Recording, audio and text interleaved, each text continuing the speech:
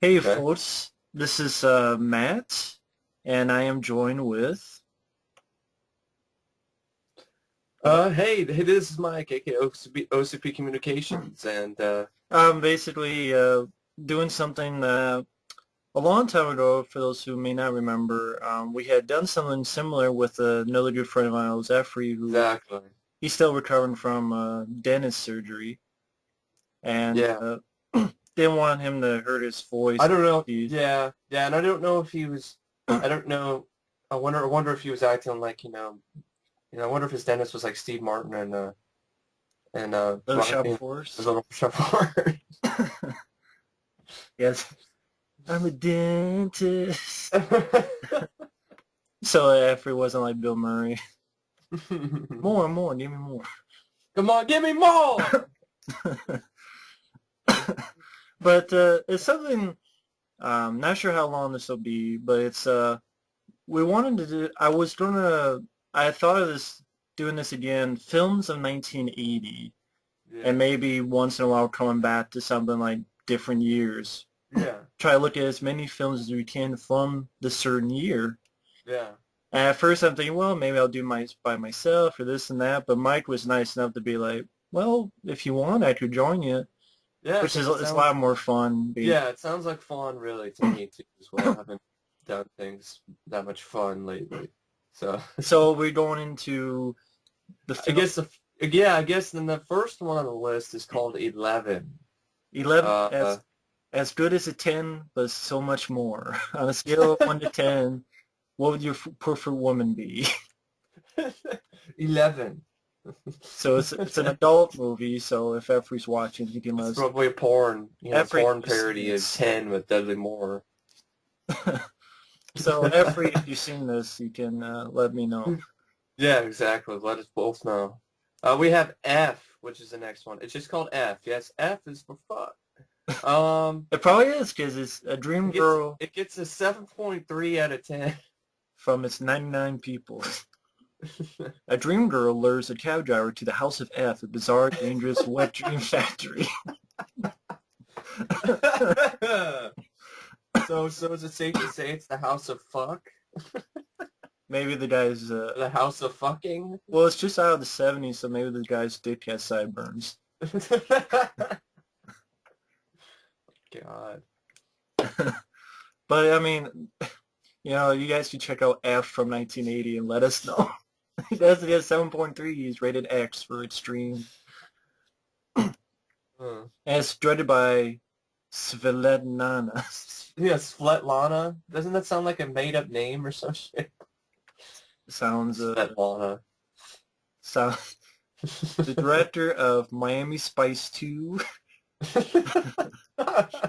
Panty Raid, Panty Raid? Oh, you got a good movie then if it's the director from who directed Panty Raid, man. and The Pink Lagoon. Is that a porno parody of the Blue Lagoon? Well, that's Sex Romp in Paradise. It must be. The other ones I've never heard of. Another adult movie called Sweet Dreams, Susan. Suzanne Some was a Z. some British movie called In the Band Played On. Yeah, don't know much about that. Excuse me. That's how I feel about freaking F. The Change of Seasons, which is I've heard about that one. It's got Alan Alda, I think, in it. Shirley MacLaine, Anthony Hopkins, Bo Derek. Yeah, it's all marriage, Mar- drama. Marriage takes a sour turn when a middle-aged husband falls for a young and sexy woman. Things get even more complicated when his wife starts a hot affair with a young lover of her own. Ooh. So, whatever. A Scent of Heather. A girl leaves the nunnery and marries the gardener's son just for the money. But before the couple consummates their marriage, she finds out he's her half-brother. Oh no! The porno. It's rated X. It's for stream. Well, I'll pass on that. Just the title alone just sounds dirty. Maybe she smells like BO, so. Yeah. Rob Cohen? A Small Circle of Friends with Brad Davis and Karen Allen and Jameson Parker from Prince of Darkness. Directed by Rob Cohen. Yeah, the same guy who would direct. Directed Triple X. Yeah, and wow, this is, I believe, the must have been the first film. Yeah. Yeah, Totally different, movie for that guy. We're not. yeah, Daylight, Thought all this Dracula. guy did was action. Yeah, and this is a pretty much a drama, but I like Karen Allen. Harvard in the 1960s, a time of social upheaval and student unrest. Three students bond together, challenge the system, and begin to lose their ideals. Hmm. Also has Shelley Long and Daniel Stern. Huh. Might be an interesting drama or something. Yeah, never heard of that. Never really heard of that one either. Porno starring Samantha Fox called, didn't she sing a song called Touch Me or something like that? Which It's one's called that? Afternoon Delights. Afternoon Delights. I remember the song. I don't know the movie. 5 husbands, 5 ex-wives, 5 anonymous stories during poker night. They're seducing construction workers, being raped by a hygienist and a dentist, seducing guys in a porno theater, being a dominatrix, and a would-be porn star. Wow. What a fucking description. That I sounds think I'll like pass on that one. sounds like a night at the Playboy Mansion. Yeah. You got Agency with Robert Mitchum and Lee Majors. Oh, the $6 Million Man. Mysterious millionaire buys an ad agency and begins to replace its employees with his own people who don't appear to be advertising types at all. A copywriter begins to suspect that the man isn't interested in selling products as much as he is in inserting his own sinister political briefs into the commercials the agency runs on TV in order to subliminally brainwash an unsuspecting public into supporting the causes and candidates he wants them to. When the copywriter confides his suspicions to a friend and soon afterwards is mysteriously killed, his friend begins his own investigation. Huh. Sounds like it might be interesting, but then again, that kind of plot could end up being boring. Yeah, especially for a film that I'm sure no one has ever heard of. So, Yeah. but it's got a $6 million man. Next up, we got Airplane. Classic. Classic comedy. Where an airplane crew takes ill. Surely the only person capable of landing the plane is the next pilot afraid to fly. But don't call him Shirley. That's a classic. Jim Abrams and David Zucker. Jim Abrams, he also gave his touch to the Hot Shot films. David Zucker, though, he ended up with his brother. I don't remember what his brother's name is. Jerry. They ended up doing Jerry. They ended up doing Scary Movie 3 and 4, and yeah, not great. I think they also had a hand in Top Secret. Yeah, Top Secret. And the Kentucky Fried Movie. Well, I have fun with Kentucky Fried Movie. It's a 70s flick. But their point is a classic. Leslie Nielsen. Yeah. And don't call me Shirley. Robert Hayes. He was good in that too. You had the inflatable pilot. That's a fun, that pilot thing, try and get with Julie Haggerty. Exactly. Kareem Abdul-Jabbar, the kid keeps telling him that I am not who you say I am. And Yeah. Lloyd Bridges was a lot of fun. Yeah, Lloyd Bridges was good. And then there was that one guy who was like, what can you do with this? You see, you can make a hat, you can make a sailboat. Oh, yeah. I remember that guy, yeah.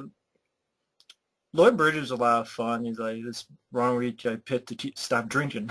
Yeah. Stop smoking. Looks like I picked the wrong week to quit smoking. Looks like I picked the wrong week to quit sniffing glue. Looks like I picked the wrong week to quit amphetamines. I like that lady gets hysterical and they all beat her up. Yeah. To calm her down. Including Leslie Nielsen. And then there's actually one of the lines in this If that fucking computer will stop freezing on me here. It's silly because of all the, captain, all the dialogue they have, with the planes and stuff when they talk on the towers. Flight 209 and you're clear for takeoff. Roger. Huh? LA departure frequency 123.9er. Roger. Huh? Request vector over. What? Flight 209 cleared for vector 324. Big clearance, Clarence. Roger, Roger. What's our vector, Victor? Towers radio clearance over. That's Clarence. Over. Over. Over. Roger. Huh? Roger. Over. What? Huh? Who? I remember that scene where they're trying to talk, those guys talk jive. It's like, stop giving me slack, Joe. Blood, or whatever the woman, the I know flight the attendant. woman comes in and starts talking like, yeah. The white zone is for immediate loading and unloading of passengers only. There is no stopping in the red zone. The white zone is for immediate loading and unloading of passengers only. There is no stopping in the red zone. The red zone is for immediate loading and unloading of passengers only. There is no stopping in the white zone. No, the white zone is for loading of passengers and there's no stopping in a red zone. The red zone has always been for loading and unloading of passengers. There's never stopping in a white zone. Don't tell me what zone is for loading and what zone is for stopping. Listen, Betty, don't start up with your white zone shit again. There's just no stopping in a white zone. Oh, really, Vernon? Why pretend? We both know perfectly well what this is about. You want me to have an abortion? It's really the only sensible thing to do. It's done safely. Therapeutically, there's no danger involved. That's so ridiculous.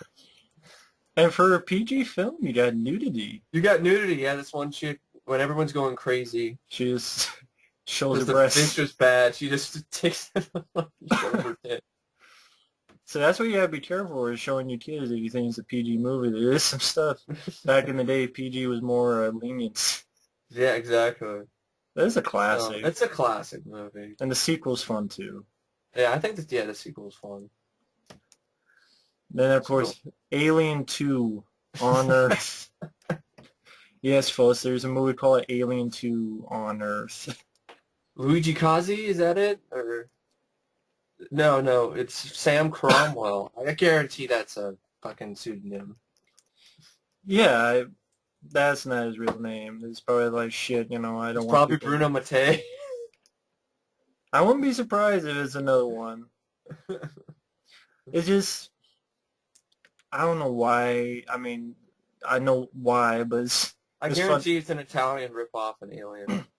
Yeah, but I've seen Oh, this is the clips. director, Ciro Ippolito. I've He seen also clips, wrote and it. this movie is more like The Descent because basically they like go in a cave, underground Um, cave. so I guess the Descent ripped on Aliens. I don't know.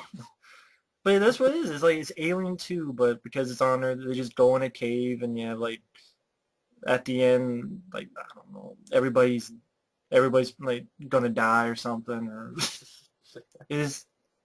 You guys can check that out. I'll But that's not pass. the only Alien ripoff that came out in 1980. There's another one called Alien Contamination that, Oh which for yeah, some reason they don't list here. it's under C for contamination. Oh, okay. It Yeah, has that's another one. We'll, name. we'll get into there, yeah, But later. you do have the Alien Dead. Oh, fuck that movie. Have you seen 2.2 out that? of 10. Yeah, it's been a long time though. It was awful. It was so bad. Just forget it. One of the first films directed by Fredo and Ray. Basically, the DVD, there's a 20th anniversary DVD or something that 25th anniversary, yeah. has features on it. Last This is, appearance of Buster Crabbe, who was the original who Flash was Gordon. original Buck. He was also the original Buck Rogers. Um, Oh, a meteor Buck strikes a Rogers house. too? Yeah, I thought it was Flash Gordon. both. Oh, that's cool. A meteor strikes a houseboat in the swamps near a southern town populated by Yankees with fake accents. And a bunch of crappy-looking zombies that just, look like The really... zombies feed on the alligators in the swamp. When they run out of alligators, they start going for the citizens. When the people start to disappear, a local scientist tries to figure out what's happening and how to stop the zombies from killing more people. Production by Fred Olin Ray. And it was a $12,000 budget estimated, and I heard that basically he got that money by basically borrowing money from his parents to produce this movie, or borrowing money from the people who lived in the town he was filming this movie in. They got ripped off. A pretty forgettable movie with shitty looking effects and just I could tell from the cover. Of course, Alligator. What a classic movie that is. I saw that again recently. Still haven't reviewed it yet. Need to get that on DVD. What do you think that's the best film with a alligator? Definitely. I mean, Yeah. really, there's no contest. You got Crocodile. It's so bad it's good at points. The reality show angle, but Yeah, I mean, compared to the Sci-Fi Channel stuff today, I mean, same guy who directed Cujo. Louis after. Teague. I think the script was written by John Sayles. John Sayles, who wrote Piranha as well. Robert Forster is excellent. Robert Forster is great in this. Robin Riker isn't too bad either. You have Henry Silva as this Hunter who thinks he's untouchable, basically. Basically, the plot is a bit of the plot is this. A baby alligator is flushed down a Chicago toilet and survives by eating discarded lab rats injected with growth hormones. Small animal grows gigantic, escapes the city sewers, and goes on a rampage. And it's a good blend of actual alligators and practical effects, mechanical, effects. Maybe the people who did Jaws 2 should have hired the people who did Alligator. Maybe the shark would work better. I don't know. But this film, I mean, it's 1980, it still works. I mean, Sci-Fi Channel should look at films like these. It's got a good satire bit to it as well. Good tongue-in-cheek to it. With the whole thing where you have when the alligator attacks I think it was a wedding, right? Yeah. At the end, they attack a wedding party. Fucks a whole limousine up with its tail. It's a rich fucks eaten alive. And Robert Forster's like, he throws his keys up and gonna go and kick his ass. Kick the alligator's ass. And the sewers looked well done, well photographed. Exactly. Director knew what he was doing. It's likable. I like the idea of the girl. They had the prologue of a little girl who had this alligator as a pet, and it was her asshole parents who flushed it down the toilet. Yeah. I know you mentioned it would have been nice because it would have been nice to kind of connect that a little bit. That's what I always thought. I really liked the movie, but I thought it would be an extra interesting, to see if Robin Riker could actually find out that that's actually her pet. Yeah.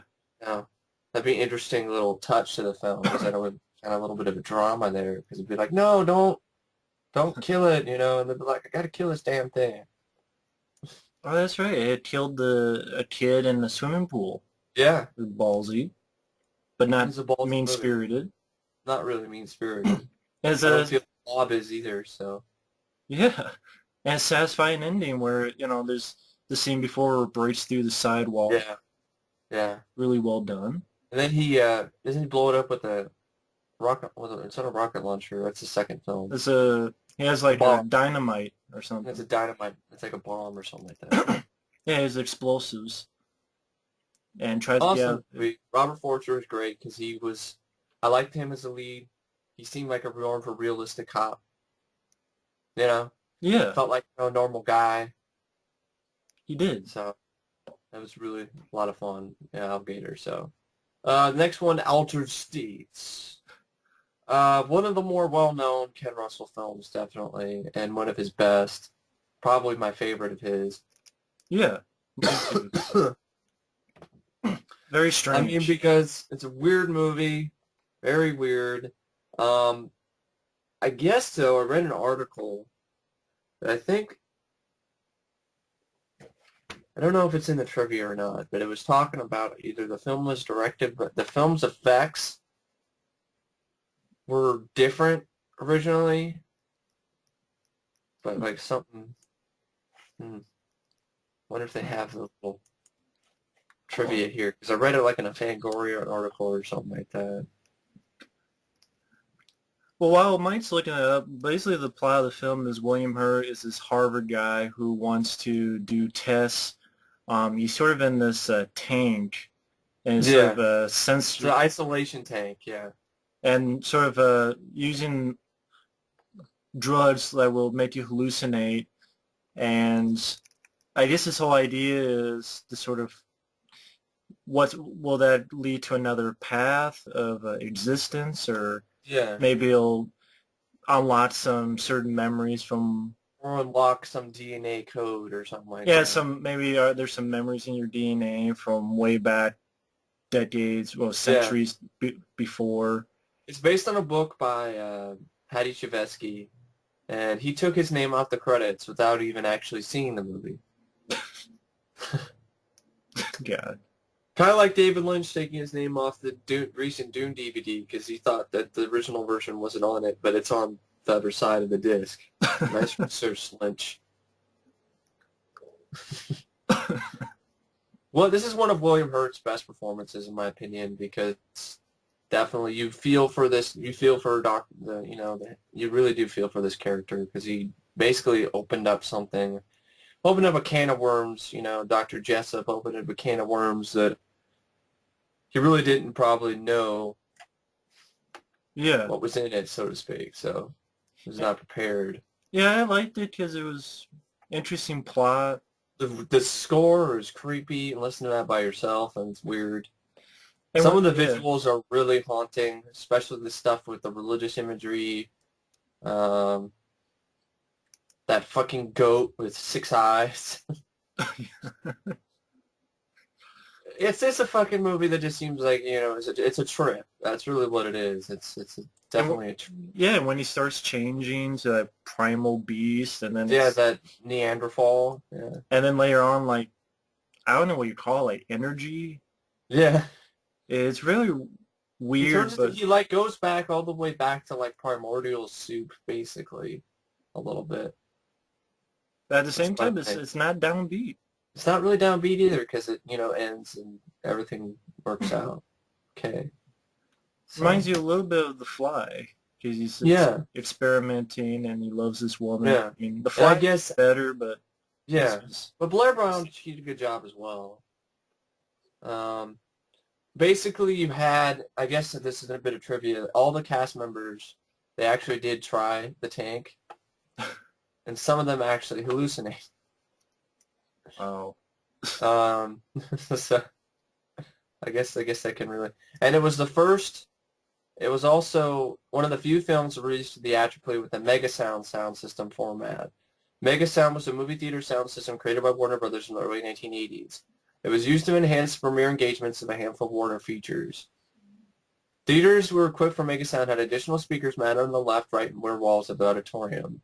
Selected soundtrack events with lots of low-frequency content, thuds, crashes, explosions, were directed to these speakers at very high volume, creating a visceral effect intended to thrill the audience. Hmm. Oh yeah, and Dick Smith did the Yeah, effects. Dick Smith did the effects, but originally, I think there was a different effects artist that did the effects originally, but then they spent too much money, and I don't have the article with me, but then they had to end up scrapping it and starting over from scratch and hiring Dick Smith. And the film was nominated for an Oscar for the music by John Yeah, Corigliano. yeah, John Corigliano. So, Deserved. solid movie that needs a better DVD. It's still bare bones. It's ridiculous. Yeah, it gets high marks on here, 6.8, so it's not like we're So, alone in it. yeah, I mean, Very well, very interesting film. definitely. Next one we have American Gigolo. Richard Gere is a slut. Richard Gere is a slut. He's a hooker. He's a male hooker. The role of the male hooker was turned down by John Travolta, a bunch of other actors, It's directed by the same guy who wrote Taxi Driver. Paul Schrader. And It's kind of hard to believe, right? Not a film I ever thought of I watching. mean, I guess it's supposed to be good, but it just doesn't sound like a movie that. Yeah, I Richard. guess Christopher Reeve was offered $1 million to play the lead in this, but turned it down. Rightfully so.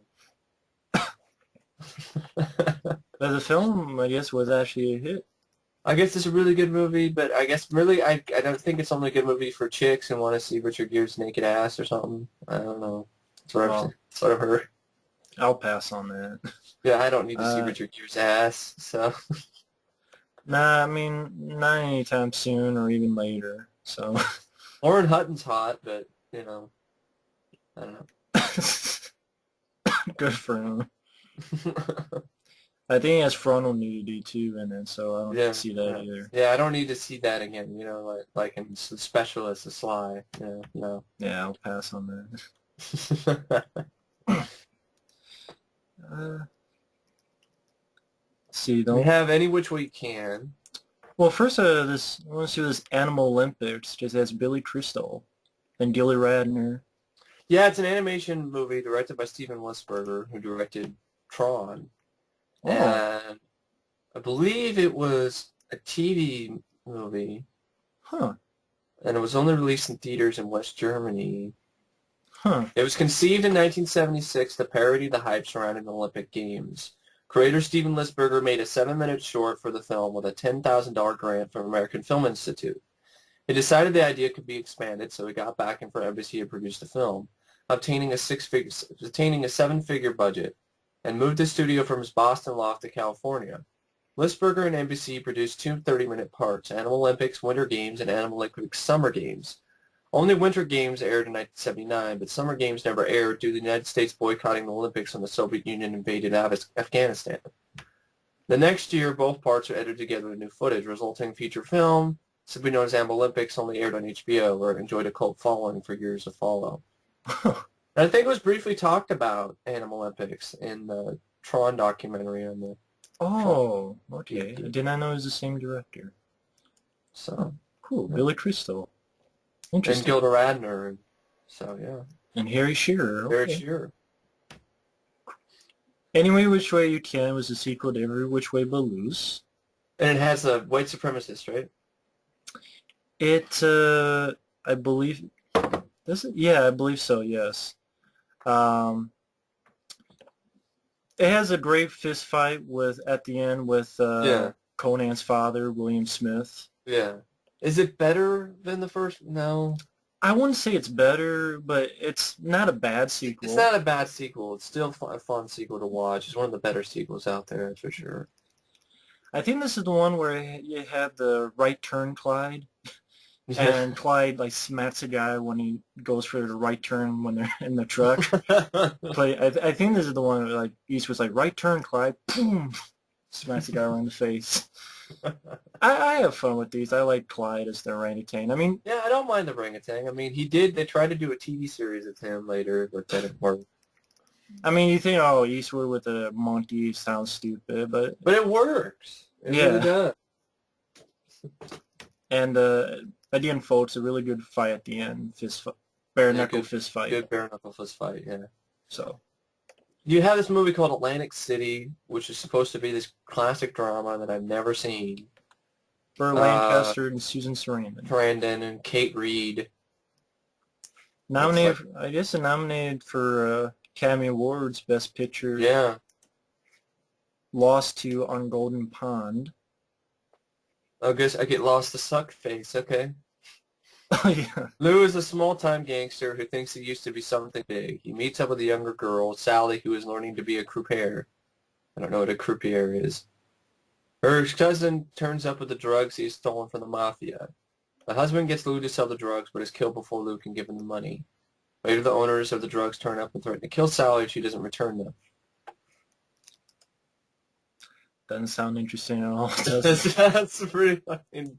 I just Right? never grew up with Burt Lancaster. I don't watch his shit. Yeah, never grew up with him either. So for those who want Atlantic City, whatever.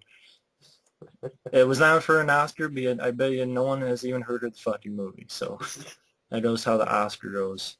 Nominate shit that no one fucking remembers. Porno called Aunt Peg. Hollywood adult film producer tries to get by financially while having numerous sexual encounters to satisfy her insatiable lust for sex. I just think of Peg. When I think of Peg, I think of Peggy from Married with Children. Wasn't there a peg in King of the Hill? Yeah. Bad Timing, A Sexual Obsession. Directed by the same guy who directed Young Sherlock Holmes, Nicholas Roeg. From Sherlock to Come Originally, the Saints. setting is Vienna. A young American woman is brought to a hospital after overdosing on pills, apparently in a suicide attempt.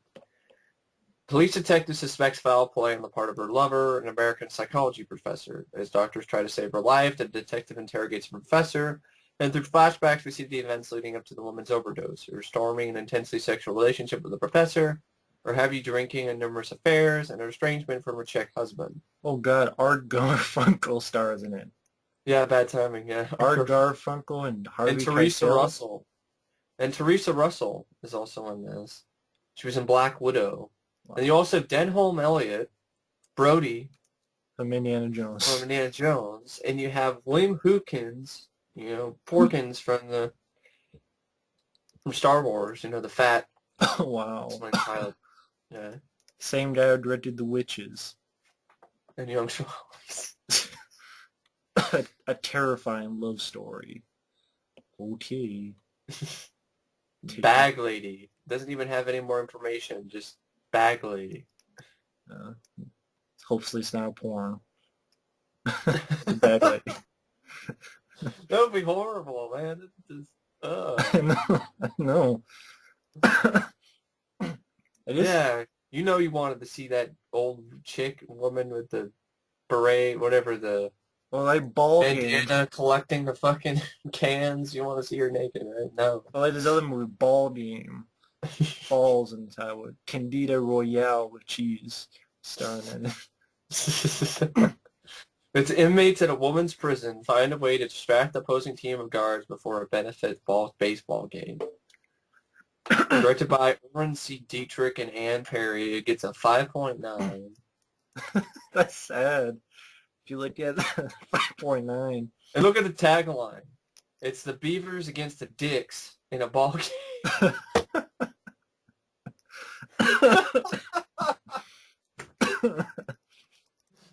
Wow. That's what you had for taglines back in the day, folks. Beavers versus Dicks. Oh my god. I guess the next one is Battle Beyond the Stars, which I have not seen yet. I have a lot of fun with that one. Cheesy, fun, good score by James Horner, actually. I remember the score. I like the score. There's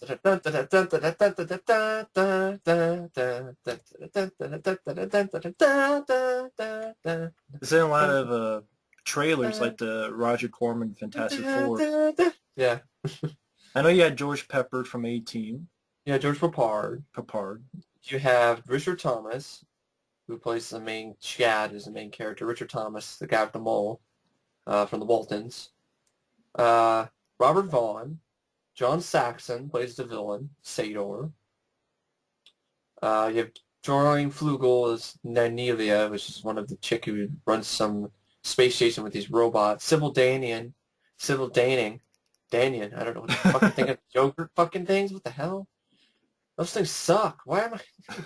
This is one with the ship has tits, right? Yes. Ship has titties. You want to explain that? I can't explain that. The spaceship, for some reason, has tits. It has a voice. The voice of the ship is a girl, but do we really need that? Why does the ship have tits? Why does the ship have tits? It has tits, but it doesn't have any other. It's just really. It kind of does look like a woman's body, though, if you look at it a little bit better. So, is the beaver like that's the landing thing that goes down and you walk up? They don't have that in there? I don't remember, but I know that Battle of the Stars is really basically sort of like a sci-fi version of the Seventh Samurai. Mm. And it's got it also has there's this The Cayman, which is like a good effect, this lizard man. Says here John Sayles helped write this story, Yeah, John Sayles. and James Cameron was the art director. Jane Hammond, yeah, he was the art director. Jimmy Cammy. Oh yeah, John Saxon. He's like the villain. Yeah, he's Sador, he's the villain. Hmm. And this was Roger Corman's most expensive feature up to that time, costing $2 million. Most of the budget was spent in salaries for Robert Vaughn and George Peppard, who had both had high asking prices. They're probably like, no. Future director James Cameron and future producer Galen Hurd met on this film and decided they wanted to work together. The deal was that Cameron would direct and Hurd would produce. This would lead up into making The Terminator. Their marriage in 1985 before they did The Aliens, and their divorce of both marriage and creative partnerships during the making of The Abyss. That's probably just a really, really stressful. According to an interview with Star Richard Thomas, the wardrobe department had a difficult time keeping the top of Sybil Daney's costume on. They had to resort to using Band-Aids to prevent the top from slipping off. Band-Aids. That's when you know you're on a Roger Corman production, when you gotta use fucking Band-Aids. Like, not even like rubber bands. Or even tape. Yeah, or Scotch like, tape. packing tape, right? Duct tape, or... Not only are the effects reused in Space Raiders, but the entire James Horner score is reused as well. It would later be lifted again for another film, Wizards of the Lost Kingdom. So I have here is something about there were clips you used for Bachelor Party. I don't know how. It says in Wikipedia, Bachelor Party too. Prior to production, a Hollywood trade paper announced that John Wayne would star in the film under the direction of the stars. Ingmar Bergman. In all likelihood, this was a joke either by the trade paper That's and the film's publicist. That's gotta be a joke. So, wow. But it's a fun B-movie. It's one of the better Roger Corman, produced films, that's for sure. Jimmy T. Murakami also directed, I think, Humanoids from the Deep as well, right? Roger Corman was uncredited as director as parts of some of the scenes in Battle Beyond the Stars. Oh, this is how a clip from the film is shown during the movie theater fight scene at the end of Bachelor Party. Yeah, he directed Humanoids from the Deep. He was uncredited as the director, though, but because the girl got the most of the credit for directing Humanoids from the Deep, but he's the one who came in and directed all the topless sequences and Oh, there was a prequel comic book. Gore. Oh, comic book. Interesting. In 2010, it's a 4-part miniseries that tells the story of how Zed, the old man played by Jeff Corey, began his adventures from the planet Akir with Nell. Yeah. The one thing I do remember, though, it's kind of, some of the people die, some of the... Oh, yeah. But they die, heroically, though. They don't die, Some of the warriors, they die heroically, at least. I had fun with it. It's a fun B-movie. I have to check it out sometime. Fun time waster. It's getting harder to find. If I saw that on DVD, I'd buy it in a heartbeat. But I'm pretty sure buybacks... Well, they do it with features, usually. Yeah, I'm pretty sure buybacks would overprice the ever-loving hell out of that, so I don't know. Yeah. So, that's a fun movie. Fun B-movie right there. Balling for dollars. Wow. Balling in your mouth. Yeah, becoming teabagging. Becoming orgasmic. A sexual growth program for women. Why not men? They're the ones who won't buy it shit. I can't see many women. Belt. A New York City waitress decides to become a professional wrestler. Wow, and this is rated R, so it's not. Maybe it's a comedy. Yeah. Wow, this must be a shitty comedy. Really, no one I've heard of in the film either. But I guess it's 6.0. Because the very few people who saw it liked it and gave it free. Really? That's why this website is pretty much shit usually. Yeah. Beyond Evil. I think that's a little low of a rating for this movie. I have fun with this movie. It's corny, it's cheesy, but it's a cheesy, fun, light show.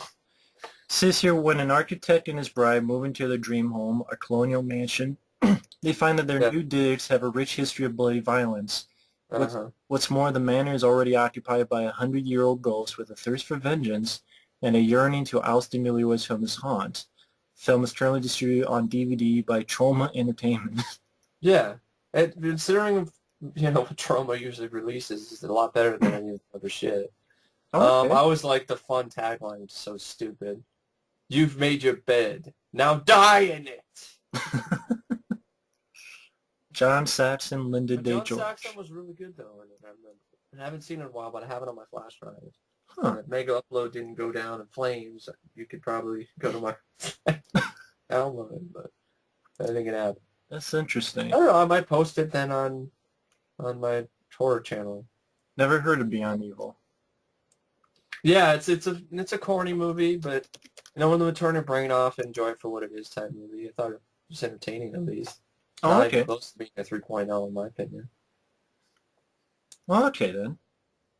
I don't know. A movie called Blank Generation doesn't really sound like a movie. More like you basically, well, look who directed it. Uli Lamel. One of the worst directors since Uwe Boll. Or had Ed Wood. I wouldn't be surprised if he's Uwe Boll's father. God damn. The plot is basically nada. A, a beautiful French journalist on assignment in New York records life and work of an up-and-coming punk rock star, Billy. That's just his name, Billy. Is it Billy Idol? Bye-bye. Soon she enters into a volatile Bye-bye. relationship with him and must decide whether to continue with it or return to her lover, a fellow journalist trying to track down the elusive Andy Warhol.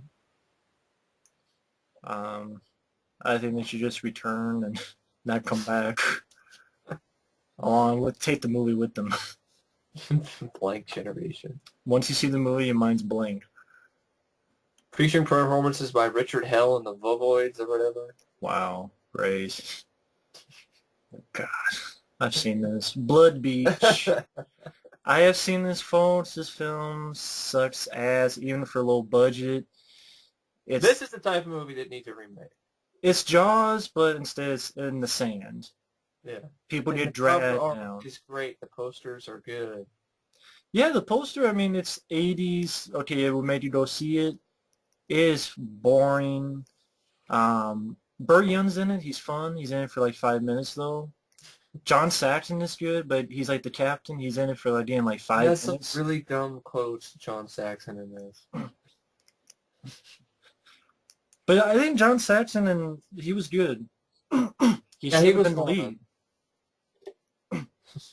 The guy who was the lead, David Huffman, cannot act to save his life, even with a gun It was pointed. reminding me of the Scanners complex, when you got an actor who can't act worth shit, And it's just incredibly boring. Not much happens, folks. I mean, people get dragged down to the sand, and they're like, "Oh, what's going on?"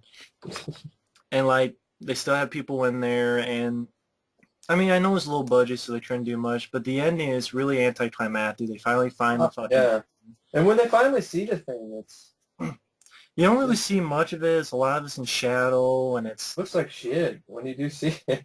and then like all of a sudden, Buryan just decides, "Oh fuck it, just blow it up," and he hits the button and it blows up, and then the ending is basically they're right back on the beach, and then you see, like you get the idea that a kid's been taken down there, and it would be much a remake. Put some gore in there, put some nudity Yeah. in there. That's what I said, like a remake, like kind of make it like Piranha, you know?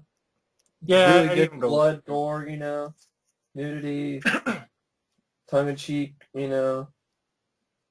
Yeah, or get some good actors in there, and the leads. Yeah. It just Because, Scanners, and, is just one of those films as well that has a lead that... and I don't buy this as on Wikipedia. It says it's the film has become a cult classic. I mean, you have quotes like this on Crouch Bunnies, John Saxon, So if any of you Crouch Bunnies thinks that me and my men are going to go on protecting and serving the interests of Amen snorters like you got to start forking over the coin. Right now. Same guy who directed. Did he direct that? No. Jeffrey Bloom. He. I guess he was a writer on Nightmares Huh. with That's, Emilio Estevez and that's a such. better movie, that's for sure. I guess he did something called Flowers in the Attic. Oh, he did the Flowers in the Attic movie. It wasn't too bad. And he did that movie, Starcrossed, that TV movie with Hmm. James Spader, where he found some alien chick he fell in love with. So I guess the guy's done better. It's just good, interesting poster. Just the movie doesn't deliver. Doesn't deliver. I don't even think I've even seen the whole film. I have, and it's forgettable. It's not worth your time. But Next is Blood Eaters. also known as toxic zombies. After drug crops are sprayed with chemical by a passing airplane, the growers of the crop are poisoned by the chemical and turn into zombie-like mutants. So it's marijuana crops, folks, that get sprayed by fucking asshole, airplane. Yeah, instead of killing the plants, hippies grows. Yeah, the hippies become zombies. So Wow. it's like don't do drugs or you'll become a zombie. This sounds like shit. The Really. only bit of trivia on here is, unfortunately, the director, he was actually in the office of the World Trade Center on 9/11, Oh, man. which is too bad. I mean, Yeah. it's a shitty movie, but he didn't deserve that. No. Sorry, I'm trying to make a joke. I mean, the movie sucks. I don't even need to see it. Just the idea. Oh, hippies become zombies. Woo. Cheech and Chong become zombies. That would be a good movie, though. Cheech and Chong zombies. Maybe them versus zombies.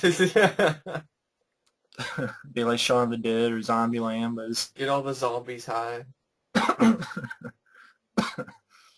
I'd go for that. You have go to the next page here. Start off with another adult film, which I don't even know what the plot is, but the title is Body Candy. Well, you probably guessed is sucking and fucking. And here it says, this one melts in your hand and your mouth. Is that really the tagline? That's when I clicked on it, yeah. Oh my god. Melts in your hand and your mouth. Now, I don't know. They must have medical problems. My dick doesn't melt. Maybe theirs do. Maybe It's that's like body melt. That's it. street trash. My dick doesn't melt, so I don't know what that means.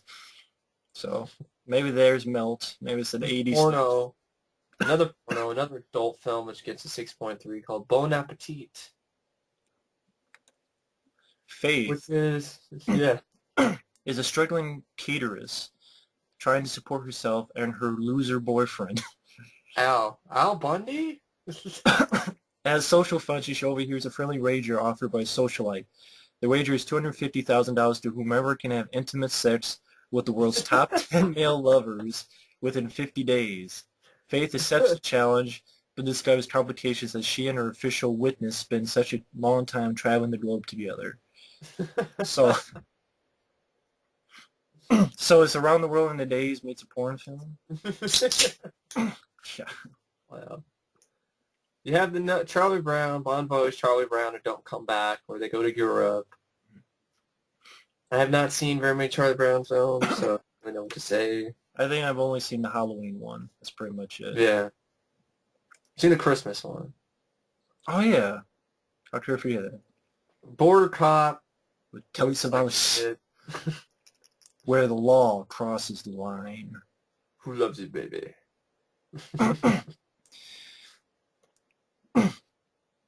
Oh, this is interesting. The picture represents one of a handful of films released during the 80s that had the word border forming part of the title and examining immigration across the Mexico-U.S. border, many dealing with issues related to corruption, profiteering, border protection, illegal immigration.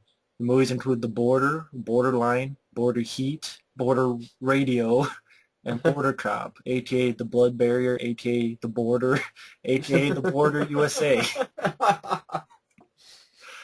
It's like That's what four names. Machete should be called, the Border, right? Yeah, the Border, boredom. But That I don't know. Border Cop, no thank you. Danny De La Plaza, that name sounds familiar to me. On which one? Danny De La Paz on Border Cop. Danny De La Paz. Oh yeah, he was Cinco on 315, that's why. And then he was in Oh, he was in Free Jack. Free Jack, and he was also in Miracle Miles, the transvestite. I can't remember the transvestites. Oh come on! I thought that you'd seen that movie know that movie like the back of your own hand. Well, I'm not going You weren't looking for the transvestite. This film too was distributed by Trauma Entertainment. Border Cop. Savalas plays a U.S. immigration officer who had a close run-in with a dangerous organized crime boss. Wow, this says a lot. Sounds like a boring ass TV movie. Yeah. Borderline, which is one I can never find a trailer for anywhere for some reason online. I almost said Chuck Norris. No, it's a Charles Bronson film. Oh, Bruno Kirby. He plays Jeb Maynard, who is a patrolman guarding the U.S.-Mexican border, whose partner and buddy, Scooter, has just been murdered. Scooter! Scooter! Maynard knows that a smuggler of illegal aliens is responsible for Scooter's death, but the feds insist that the drug dealers have committed the crime. This villainous smuggler is going to be caught. Maynard's going to have to do the dirty work himself. You killed Scooter. What are you talking about, Scooter? I don't know. Killed Scooter! Why'd you kill Scooter? I mean... Wilford Brimley plays Scooter! Oh my god. Wilford Brimley. God, I can't... And Ed Harris plays a guy named Hotchkiss. Hotchkiss. What kind of names are these? I mean, come on, folks. You're supposed to take this film seriously, but yet they don't have stuff like this. Scooter and Hotchkiss sounds like a bad pilot for a cop show that was never sold. Movie was the second film a three-picture deal Charles Bronson had with Lord Lou Grade's ITC Films. Oh God, ITC. Love and Bullets was the first. Evil That Men Do was the third and last. Wow. I cannot believe Ed Harris was in this as well. I cannot believe that. It might be good. I don't know. I've never seen it. He said, I think that films should be educational and entertaining. Borderline fits both of these categories. Why do I want to not buy into that? All of that. This was the first big lead role for Ed Harris. Wow. Got to start in Borderline. Well, yeah, I guess the idea is start somewhere. Yeah, exactly. I'm going to skip Breaking Moran, even though I guess this would be some classic war movie. I just... That's fine with me. Brian Brown? Okay. Yeah, Breaking Glass, which is actually directed by Brian Gibson, the guy who directed Poltergeist 2. And I've heard it's pretty good. You got Jonathan Bryce, who was also in Brazil. It's like a movie about rock, some rock singers who have a good sound. Oh, okay. So I have it on my flash drive. I haven't seen it yet, though. And a few more mentioned, because I have another page just in case Wikipedia didn't have anything. The Big Brawl. Yeah. The Jackie Chan film, also known as The Battle of the Brawl, where they wanted Jackie Chan to be big in the U.S., so they got Robert Klaus, who did Enter the Dragon. Yeah. But I know Jackie Chan didn't like... I guess they slowed him down, meaning that he had a lot of experience doing action scenes, but then Robert Klaus is like, no, I don't care about your ideas, Jackie. Do it this way, do it that way. And Jackie Chan is like, no, I know what I'm doing. It's like, no one will pay money to see Jackie Chan walk. Yeah, that's what Jackie Chan said, because he would want to do something, invigorating, want to do something Well, it's fun. understandable. That's something he should have done because I don't really care for the big brawl. Whatever. But they sort of hindered him on that. Um, Have another you one, seen the big brawl? I saw it once. I didn't mind it. I thought it was better than The Protector. Yeah, it's better than Protector because Protector's just Um, but I mean, the fight scenes were okay, but when yeah, you compare it to what he's done now, it makes sense that, he was sort of hindered by them yeah. thinking they know what they were doing. And then the other film is a film called The Big Red One, Yeah, this is the one that has Mark Hamill in it. It's a war movie, World War II film. Lee Marvin and Mark Hamill. and Robert Carey. It's considered one of the best war films out there. But it was heavily cut on its original release, and the restored version was released, premiered at the Cannes Film Festival, and then it was released 7 years after the Fuller's death. Hmm, that's too bad. I've never seen this film. I haven't seen it yet either. I've been waiting to try to catch the.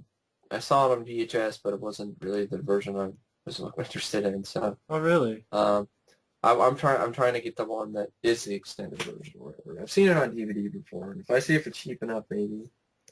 But I've heard about the Big Red One. The Black Marble, which is a mystery comedy directed by Harold Becker, written by Joseph Wambaugh, who wrote a lot of mystery novels. And It stars Rob Foxworth. Harold Becker did Taps and Vision Yeah, Quest and The Boost and Sea of Love, I believe. yeah. Uh, has Harry Dean Stanton in it. Sergeant Natalie Zimmerman of the LAPD is paired with Sergeant Valnikov, a man detective of Russian origin, who's going through a midlife crisis. They fall in love while solving the case of the kidnapping of a valuable pet dog. While containing more humorous elements than most of Joseph Wambaum's stories, it continues to explore Wambaum's common theme of the psychological burdens of police work. There's a slow-mo chase sequence through a very messy dog kennel. Huh. God. I don't know. Oh, they don't have the Blue Lagoon. I think they probably might be organizing by this. They might be organizing it by the time you get to T. They probably get the. Oh, the Blue Lagoon and the Blues Brothers. Yeah, stuff like that. Okay, I'll wait for it then, but that's very If silly. not, if not, then Okay, just go back. well, IMDb, that's stupid. Breaking Hey, Glass. books do that too. Well, Breaking Glass just looks like an interesting movie, musical drama about boxing the, you know, trying to be a star. Huh. Bronco Billy. I've seen the trailer for this, never saw it. Never cared to see it. Just, I don't know, something about it. A circus. Clint Eastwood. Yeah, I mean, doesn't he have like a alcohol problem or something like that? I'm not sure what the story is. Brothers and Sisters, directed by Richard Woolley. There's no info about this. Wooly. Wooly's gone ape shit. Starring Carolyn Pickles. I hate pickles. Really? Yeah, I never liked pickles. Oh, You can like pickles if you want. I hate pickles. I like pickles, especially with peanut butter. Yes. I No thanks for me. know. Might be surprised. It's pretty good. I'll take your word for it because I hate pickles. We go from pickles to Brubaker, which is directed by the same guy who directed that movie Horror, Stuart Rosenberg. Written by the same guy who wrote Buckaroo Banzai, Yeah, W.D. Richter. it's actually a good drama. I remember I haven't seen in a while. It's a good prison film with Robert Redford. One of the few Robert Redford films I actually really enjoyed because I don't really think the guy's that all that anyway. Okay. But he's good though. He's better than, for example, Warren Beatty. So Never seen this film. I know it's yes, a the prison Tracy film. still sucks. And I'm sorry, asshole left a comment today.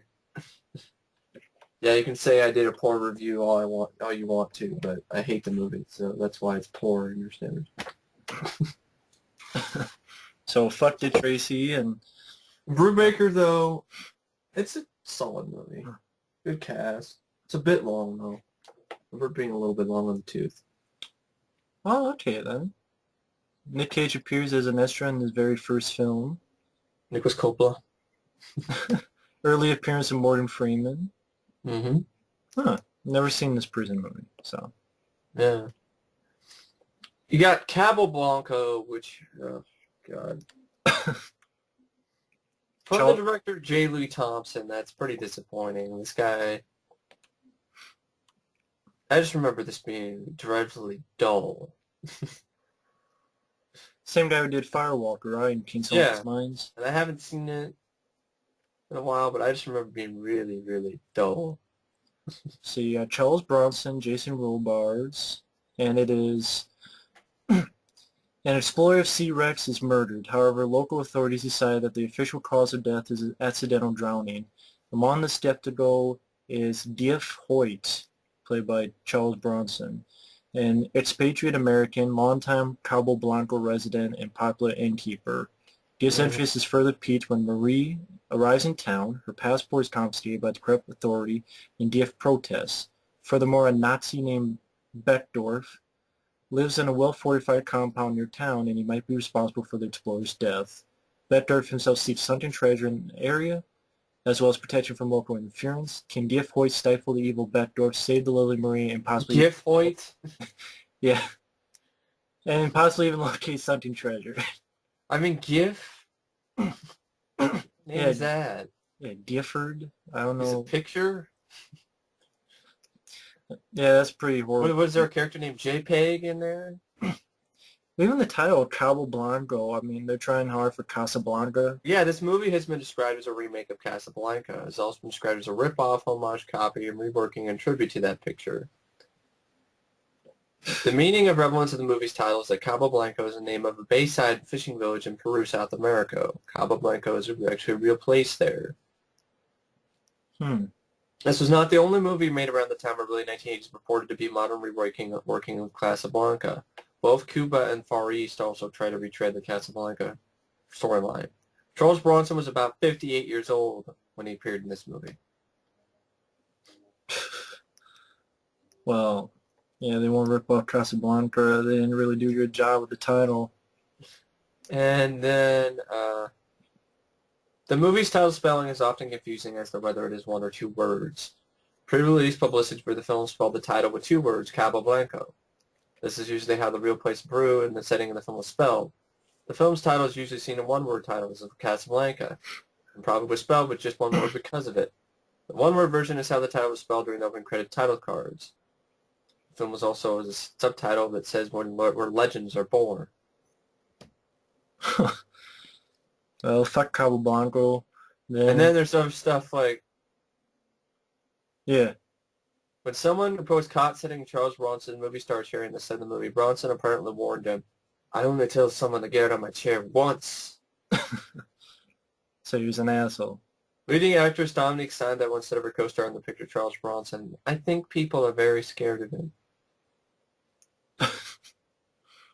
Once asked about the comparisons to his character in this movie, Humphrey Bogart's in Casablanca, Charles Bronson replied, "I played Charles Bronson." During the production Well, you didn't lie about that. the movie, Charles Bronson said, "It's not the role I accept. It's the possibility of the picture being entertaining. I work for the whole, not for myself. I work for the audience. I've always felt that people deserve that much when they pay to see a picture. This is why, when I choose a role, I believe in giving what I feel is worth the price of a ticket. I believe in giving service." Filming for this movie started as early 1978, and the picture was not given a wide release until 1981. Huh. Wow. And from your take, it's boring. Yeah, I did not care for it that much. Oh, fuck that. Next one is a Well, classic. you know, I'm alright. Don't nobody worry about me. Give me a thing. Dun, dun, dun, dun. Caddyshack is a Caddyshack. classic. Classic movie. Great Uh, cast. Chevy Chase, Rodney Dangerfield, Harold, written by Brian Doyle Murray and Harold Ramis. Um, the best movie about golf, period. Yeah. Happy Gilmore is fun, but it's no Caddyshack. Yeah, I mean, you also got the gopher in there, which apparently, I guess the noises were actually vocalized by a dolphin. Dolphin sound effects were same ones using Flipper. Yeah. This Um, Rodney Dangerfield just stole the show with all of his. Last time I saw a mouth like that, it had a hook in it. my favorite was Bill Murray. Who's Bill in the Murray hole? was good too. Who's in the It's in the hole? hole. It's in the hole. And the whole Cinderella He's going to his story. final hole. It's about 455 yards away. He's going to hit it about a 2-iron, I think. It's in the hole. It's in the hole. Cinderella story. Out of nowhere, a former greenskeeper, now about to become the Masters champion. Looks like a miracle. It's in the hole. It's in the hole. It's in the hole. And then he tries to blow out the gopher with like these. He's like, with an explosive, like takes C4 and makes them look like rabbits and stuff. Another great movie. That is License to kill yeah. gophers by the government of the United Nations. Man, free to kill gophers at will. To kill, you must know your enemy. In this case, my enemy is a varmint. A varmint will never quit, ever. Like the Viet Cong, varmint Kong. So you have to fall back on superior intelligence and superior firepower. That's all she wrote. Yeah, entertaining mainly because of that cast. Yeah. That is, those guys would only be cameos, but then they started riffing so much, it's like make them bigger, make them bigger. Because you had that lead kid, And and Chevy he Chase, sort of yeah. gets put in the Chevy Chase background. was good too. With that song, I was born to love you. I was born to love you. Na na na I na was na. born to I was born to lick your face. That's see na na na na na Na na na na na. na. No, that's funny. Harold Ramis wanted to score the music to Pink Floyd, but the studio won't allow it. You take drugs, Danny? Every day. Good. Then what's your problem? I don't know.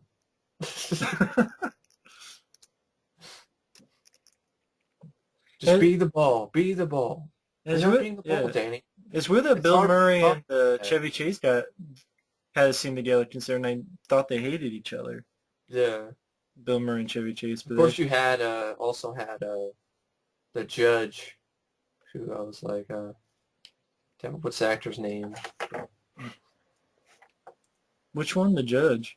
Oh yeah, the main The oh main. yeah, it was Ted Knight. Oh, Yeah, yeah, Ted Knight. man. Yeah, Ted Knight. Michael Keith played the kid. I thought he did a good job. Just Yeah. all around good supporting cast, fun actors and everything. Classic that really just stand the test of time. Definitely doesn't seem like it's aged that. It's aged really well. Of course, you have the whole the Baby Ruth singing in the pool. That's It's like, oh no, with the Jaws music, where it looks like a piece of crap. And then, Bill Murray is like sniffs it and takes a bite out of it, like, oh, it's just a candy bar. What? I'm going to put it right in the line. There's been a lot of complaints already. Bowling around the course, bad language, smoking grass, poor caddying. If you guys want to get fired, if you want to get replaced by golf carts, just keep it up. very fun movie. Very Love entertaining. movie. Classic comedy. Good DVD too. Good commentary. Good making of brief featurettes, on there. So Yeah, exactly. shitty sequel though. Yeah. I gotta admit that, yeah. Pretty bad. We got Can't Stop the Music. Yeah, starring the Village People and Steve Gutenberg. In the pseudo-autobiography of the Village People, Jack Morrell, a thinly disguised character of the group's founder, Jacques Morali, He is a struggling composer desperate to gain fame with his songs, but all he needs is a group to sing them.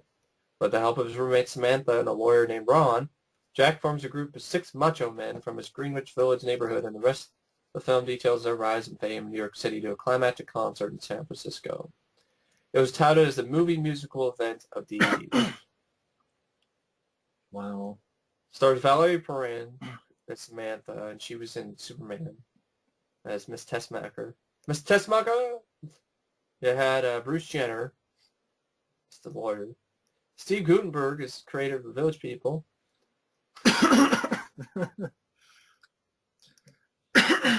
God.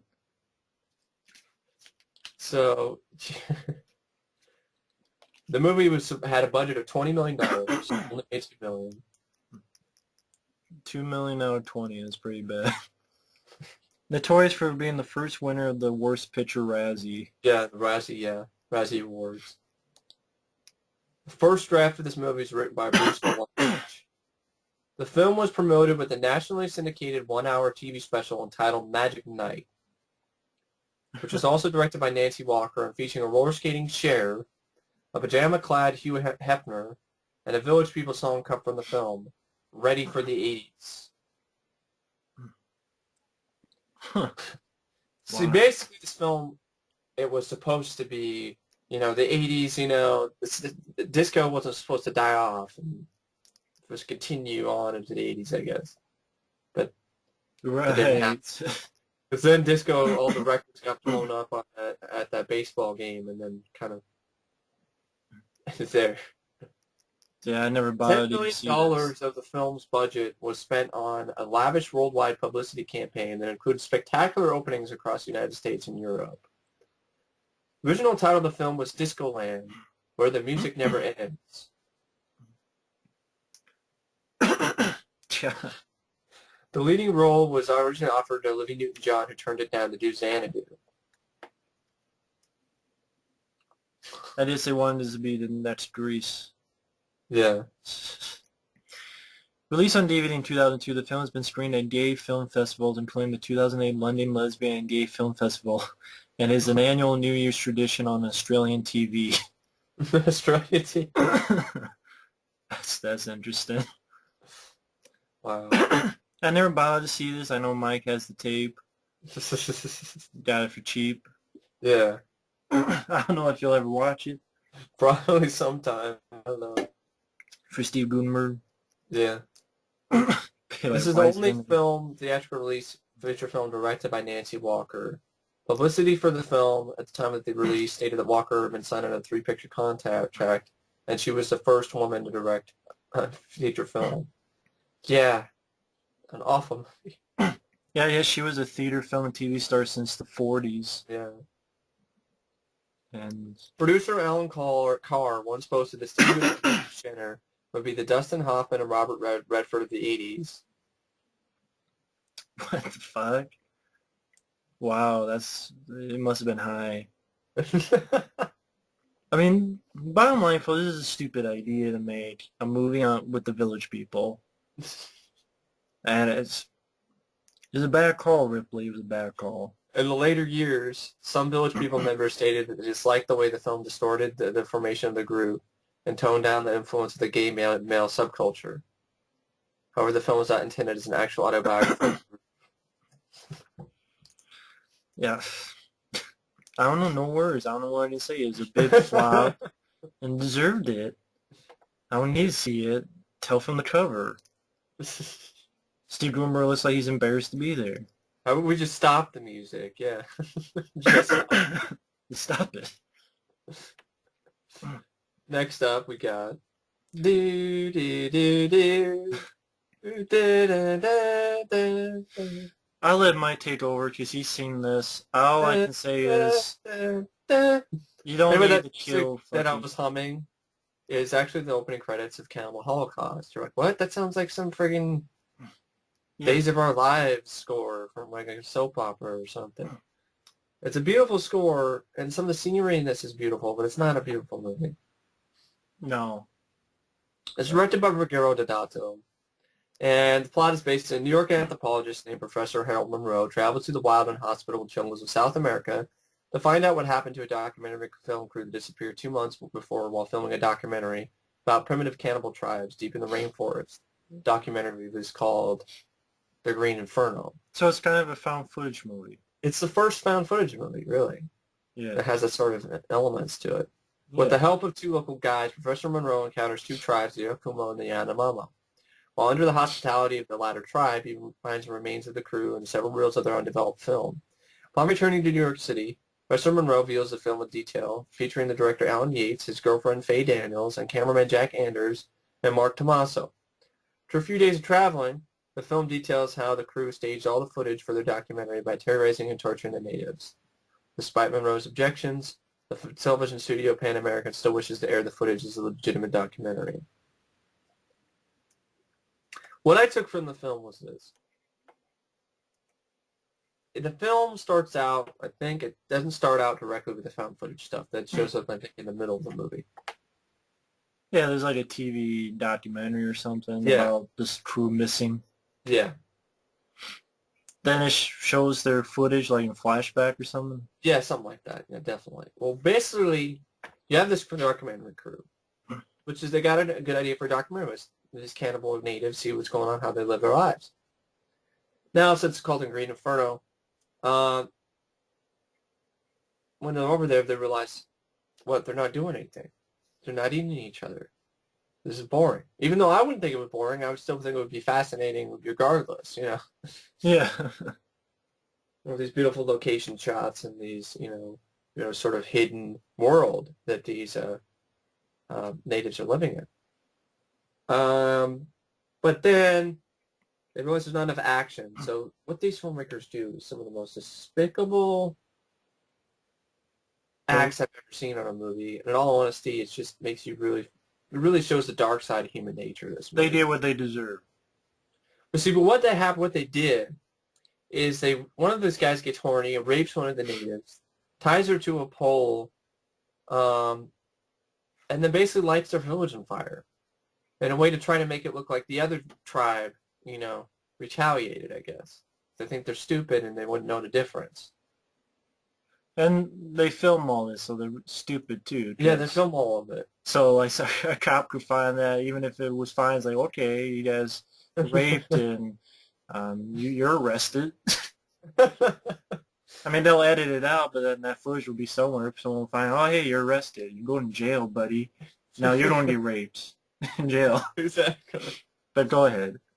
So basically, these cannibals, they basically hunt these filmmakers down one by one, and they do these horrible things to them. They eat them alive, and you have that scene with that girl on the pole, and shit, the guy gets his balls cut off. Now, do the effects look cheesy or no? I mean, the effects look pretty, I don't think they look cheesy. Like, are they more intense or more... I think they're pretty much intense, but I mean, you can definitely tell that some of the blood doesn't look the right color at points. But, it's definitely, in my opinion, it's 10 times better than Cannibal Ferox, which is considered to be, it's not even considered to be as good as this. But the only reason why I saw it is because my dad, when I was over in Oklahoma, I was downloading stuff on the internet. My dad's like, oh, he wanted to see Cannibal Holocaust, Cannibal Ferox. So that, blame my dad again. So would you say, in seriousness, you like it or not? I did not like the film. I got to say, I do appreciate it for what it is, though. Okay. But that doesn't mean that I like the movie. Okay. For one, it's really, really tough to sit through. It's disturbing. You have the sequences. Now, with the turtle, I did not mind it as much because, in all honesty, that was actually the real natives. They're actually really natives. That's how they actually eat the turtle. I didn't really have as big an issue with that sequence as a lot of people did because I'm kind of like, well, they actually were filming real natives in this sequence and what they actually do. They didn't tell them to kill this turtle. They're hungry and... You think maybe a lot of people didn't know that? They thought, well, these are maybe just actors, like the cannibals. Yeah, I think they didn't know that. Because that's what I thought to this point. I thought, everybody was just actors. Even the cannibals were actors. The cannibals, I think, are actually real natives. Okay, I didn't know that. They might not be the cannibal tribe, but I think they're real natives. So, of, the jungle.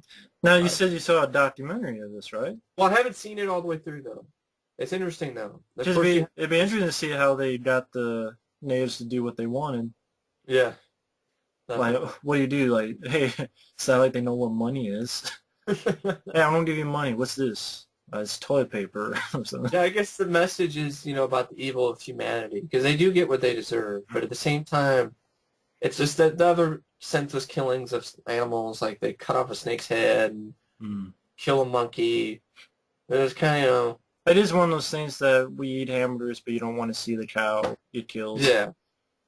Yeah. Oh, the film's documentary is actually The Last Road to Hell, not Green Inferno. I think that's the title of the Cannibal Ferox documentary. Oh. Um, the movie has garnered the title of one of the most notorious movies of all time and is often claimed to be banned in over 50 countries worldwide. Hmm. Deodato was inspired to make the movie after seeing his son watching violent news on TV and noticed how the journalists focus on the violence. He also believed that some of the news angles were actually staged to capture more sensational footage, hence the similar angles seen in the film. The animal slaughterings in the movie were real. The killed animals were coatimundi, which is what was referred to as a muskrat in the film, a turtle, a snake, a tarantula, a spider monkey, and a pig. Hmm. The film caused some scandal in Italy at the time of the release. 10 days after premiering in Milan, the film was seized by the courts, and the director Ruggero Deodato was arrested and charged with obscenity. He was later charged with murder and faced life in prison on the belief that several of the actors were murdered for the camera. Deodato contacted Luca Barbareschi and told him to contact the three other actors who played the missing film team. He presented the actors alive and well to the courts, and thus the murder charges were dropped. The film remained banned in Italy for another 3 years. Huh. There's definitely a film that has an interesting history, you know. Yeah. So I mean, one day I'll suck it up and give it at least one watch. I Like wouldn't be this. surprised if you don't end up liking it, but I don't like the movie. It's not one of my favorites. A lot of people put this in their favorite lists. Hmm. I just honestly, I really, I Yep. guess Ruggero Deodato reviewed hours upon hours of real snuff/execution footage to create the Last Road to Hell sequence. Mm. Uh, I think I know one time he wanted to do like a sequel or something to this. there are sequels to it, but they're like unofficial sequels. I know he wanted to actually do an actual sequel, but in the city. I guess Cannibal Holocaust was the second grossing film in Japan in 1983, Wow. behind only E.T. There have been 6 unofficial sequels to Cannibal Holocaust. Cannibal Holocaust 2 was the first movie to call itself Cannibal Holocaust 2. Other movies in trying to incorporate themselves to Cannibal Holocaust were White Slave, Cannibal Holocaust 2, Decapher Mile Story, European DVD, Eaten Alive, Holocaust to Cannibal 2, and an Argentinian DVD, Cannibal World, known as Cannibal Holocaust 2, beginning in Japan, and Land of Death, also known as Cannibal Holocaust 3, Cannibal vs. Commandos. Commandos. If all these movies are considered actual sequels, Cannibal Holocaust would have 4 part 2s in series. Cannibal Holocaust, this was the second part of Ruggero Deodato's Cannibal trilogy, which also included Last Cannibal World and Cut and Run. Huh. Well, one 10 day, days after yeah. its release, the movie grossed approximately $1.9 million in February 1980. That would be about $5 million today before the film was seized by the courts and Deodato arrested. Because of infamy and several subsequent re-releases, it's claimed the film has grossed $200 million worldwide. Well, this has never been verified. And then, there's basically claims of this being a snuff film are still rampant. Even as recently in 1993, authorities at a Birmingham comic fair seized this film on this belief. Wow. Imagine the cops. God. Like, what are you doing? You gotta take the film. This is not real. But I'll give it one watch one day. Because I did for those out there who knows, I did a whole series of found footage, series of reviews, but I didn't include this one. If I ever decide to go back on that, I'll give this at least one watch. I mean, for better or for worse, at least to say that I've seen it. yeah, I mean, I like the score. That's probably the best part. The best part I can I actually admit I really What do you like. say, like the message? I like the message. It's Okay. about that. It opens your eyes to the evil side of of man, Hmm. but of what we're capable of. You know, Which they I'm doing a lot of found footage today. and it's kind of like crowd. It's not. I wouldn't say crowd pleaser but kind of when these people get what's coming to them. I was kind of I don't really feel bad. In that part maybe Because is they my part deserve it. of the film's subversiveness too. That all these horrible things being done to other men, and you're like, I don't really feel that bad because it's like you fucking burned down their village and raped some chick Entertainment. for entertainment. I get what you mean. So Hmm.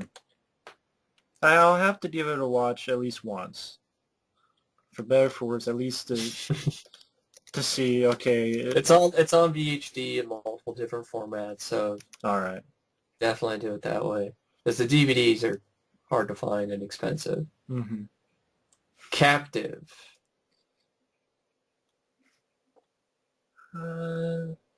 Earth and the planet, how do you say, Thyrolia?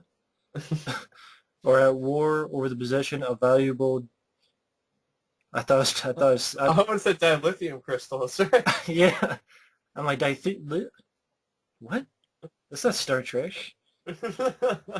Dirathium crystals.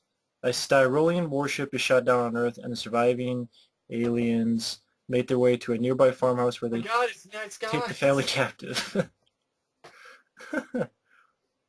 Cameron Mitchell stars in Nice Guys, also known as Captive. For some reason, needed two directors. Yeah, no photo for it. That's not a good sign. Wow. So, anyone who's seen Captive? Cardiac arrest. Ugh, God.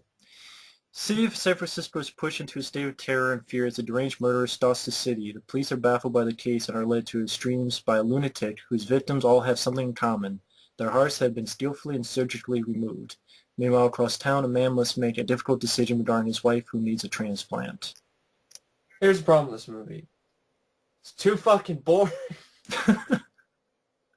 I've never seen it, so. I'd rather give myself a cardiac arrest than sit through this again. I mean, I love the cover art. I look at that. It's Yeah, it's pretty. enticing. Medical science needs donors. Dead ones. It definitely looks But interesting it's on the just cover. fucking boring. It's dull.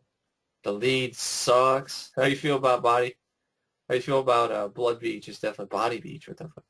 Body. Feel about Blood Beach is definitely how I feel about Cardiac Arrest. And Fred Ward is in it, but doesn't do anything. Oh, he's not So into that much, maybe? no. But it's one of those you also don't see the murders happen at all. Oh, cutaways. It's the aftermath or whatever. Oh, Kind of fucking lame. that's lame, yeah. So Well, I won't look for that movie then. I guess you Dr. got Giggles Carney. better. Oh, Dr. Giggles kicks Cardiac Arrest ass. Oh. Carney, which I've always been curious about, because I Oh, don't know for some Jodie reason. Foster and Jodie Foster. Crazy Busey. Yeah, Gary Busey. Huh. Jodie Foster stars in this. Meg Foster. Jodie Foster and Meg Foster. Yeah. Tim Thomerson. Huh. Basically, what's about a carnival comes to a small town. 18-year-old Donna meets Frankie and Patch, two carnival hustlers. They earn their living by mercilessly taunting spectators and try to dump one of them into the water by throwing balls. Donna is tired of her work as a waitress and follows them through the South. Huh. Yeah, Donna is bored with her life at home. Donna strays up her friendship with Frankie. The dark and brooding Patch, played by Robbie Robertson, persuades others that Robbie Rod. persuades others that Donna is capable of much more, implying that she would even consent to prostitute herself to make money for the traveling show, as others clearly have. Donna doesn't go that far, but Frankie, Gary Busey, does catch her in bed with Patch, straining the relationship of all three. Fred Ward also has a small role in this film, too. It's hard to find that movie. I don't think it's on DVD. Hmm. It has a good rating, and I'm I was just very bad when I saw the trailer.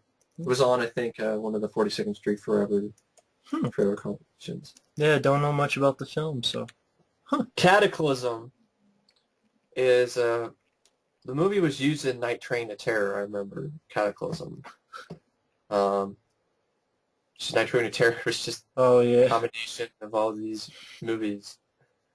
Police detective Cameron Mitchell is investigating the death of a victim of a Nazi concentration camp. Discovers a night-coming playboy has strange powers over women and is seemingly ageless. I actually liked the sequence with Cataclysm in there. I try to It was remember that interesting. scene in Night Train to Terror. That's the one where you have the old guy. He's talking about like he has some writings on the from these like there's some writings on the wall or something like that, and it's the one with that young guy who kind of reminds you of Cillian Murphy from Batman Oh, Begins.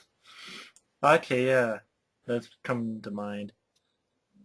Then he's had like But didn't that part lead to like big giant monster? Or was that another? yeah, like a really bad stop motion monster, and then like a shitty downbeat ending where I wonder if that was part of this movie or was that another movie?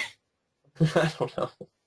Oh, okay, then that's this I one. know that I do remember this movie though had that shitty downbeat ending where the one girl or whatever, the one guy, he manages to, you think he's got the bad guy, right? He rips out his heart, right? It's over. Dead. Yeah. But no, he shows up again, and you're like, what the, he's dead. What the hell is this? How did that fucking God, another one of those endings. happen? The bad guys win. Well, shit. So, not really fantastic, but one of those movies you watch once, put it down type thing. Okay, I'll take your word for it. Because I wasn't a big fan of Night Train to Terror except I that know, song. yeah. Forget what the hell that But song was. Like, everybody but you. you, yeah. Dance with me, dance with me. Dance with me, dance with me. Everybody's got Buddy something to but do. you, Everybody but buddy you. but you. So it's insulting the people on the dance floor. Of course, you got the Cheech and Chong sex movie, which is a classic. I Good see. I love this movie to death, folks. It's I will be up there in my top. Kind of under, I mean, 5.6. I mean, It's excellent. I mean, so many wonderful things. Mexican American love kids, so, education, so they go to yeah. high school and take Spanish and get a It's B. E. Well, he's going home and Tommy Chong is blaring the guitar and he can't get in the fucking door. He's like, "Hey man, hey man!" Chong like he has to literally break the whole fucking stereo system. Yeah. He's talking to a girl on the phone, and he's like, Cheech is like, you want to come over to my place? Okay, I'll be here with balls on.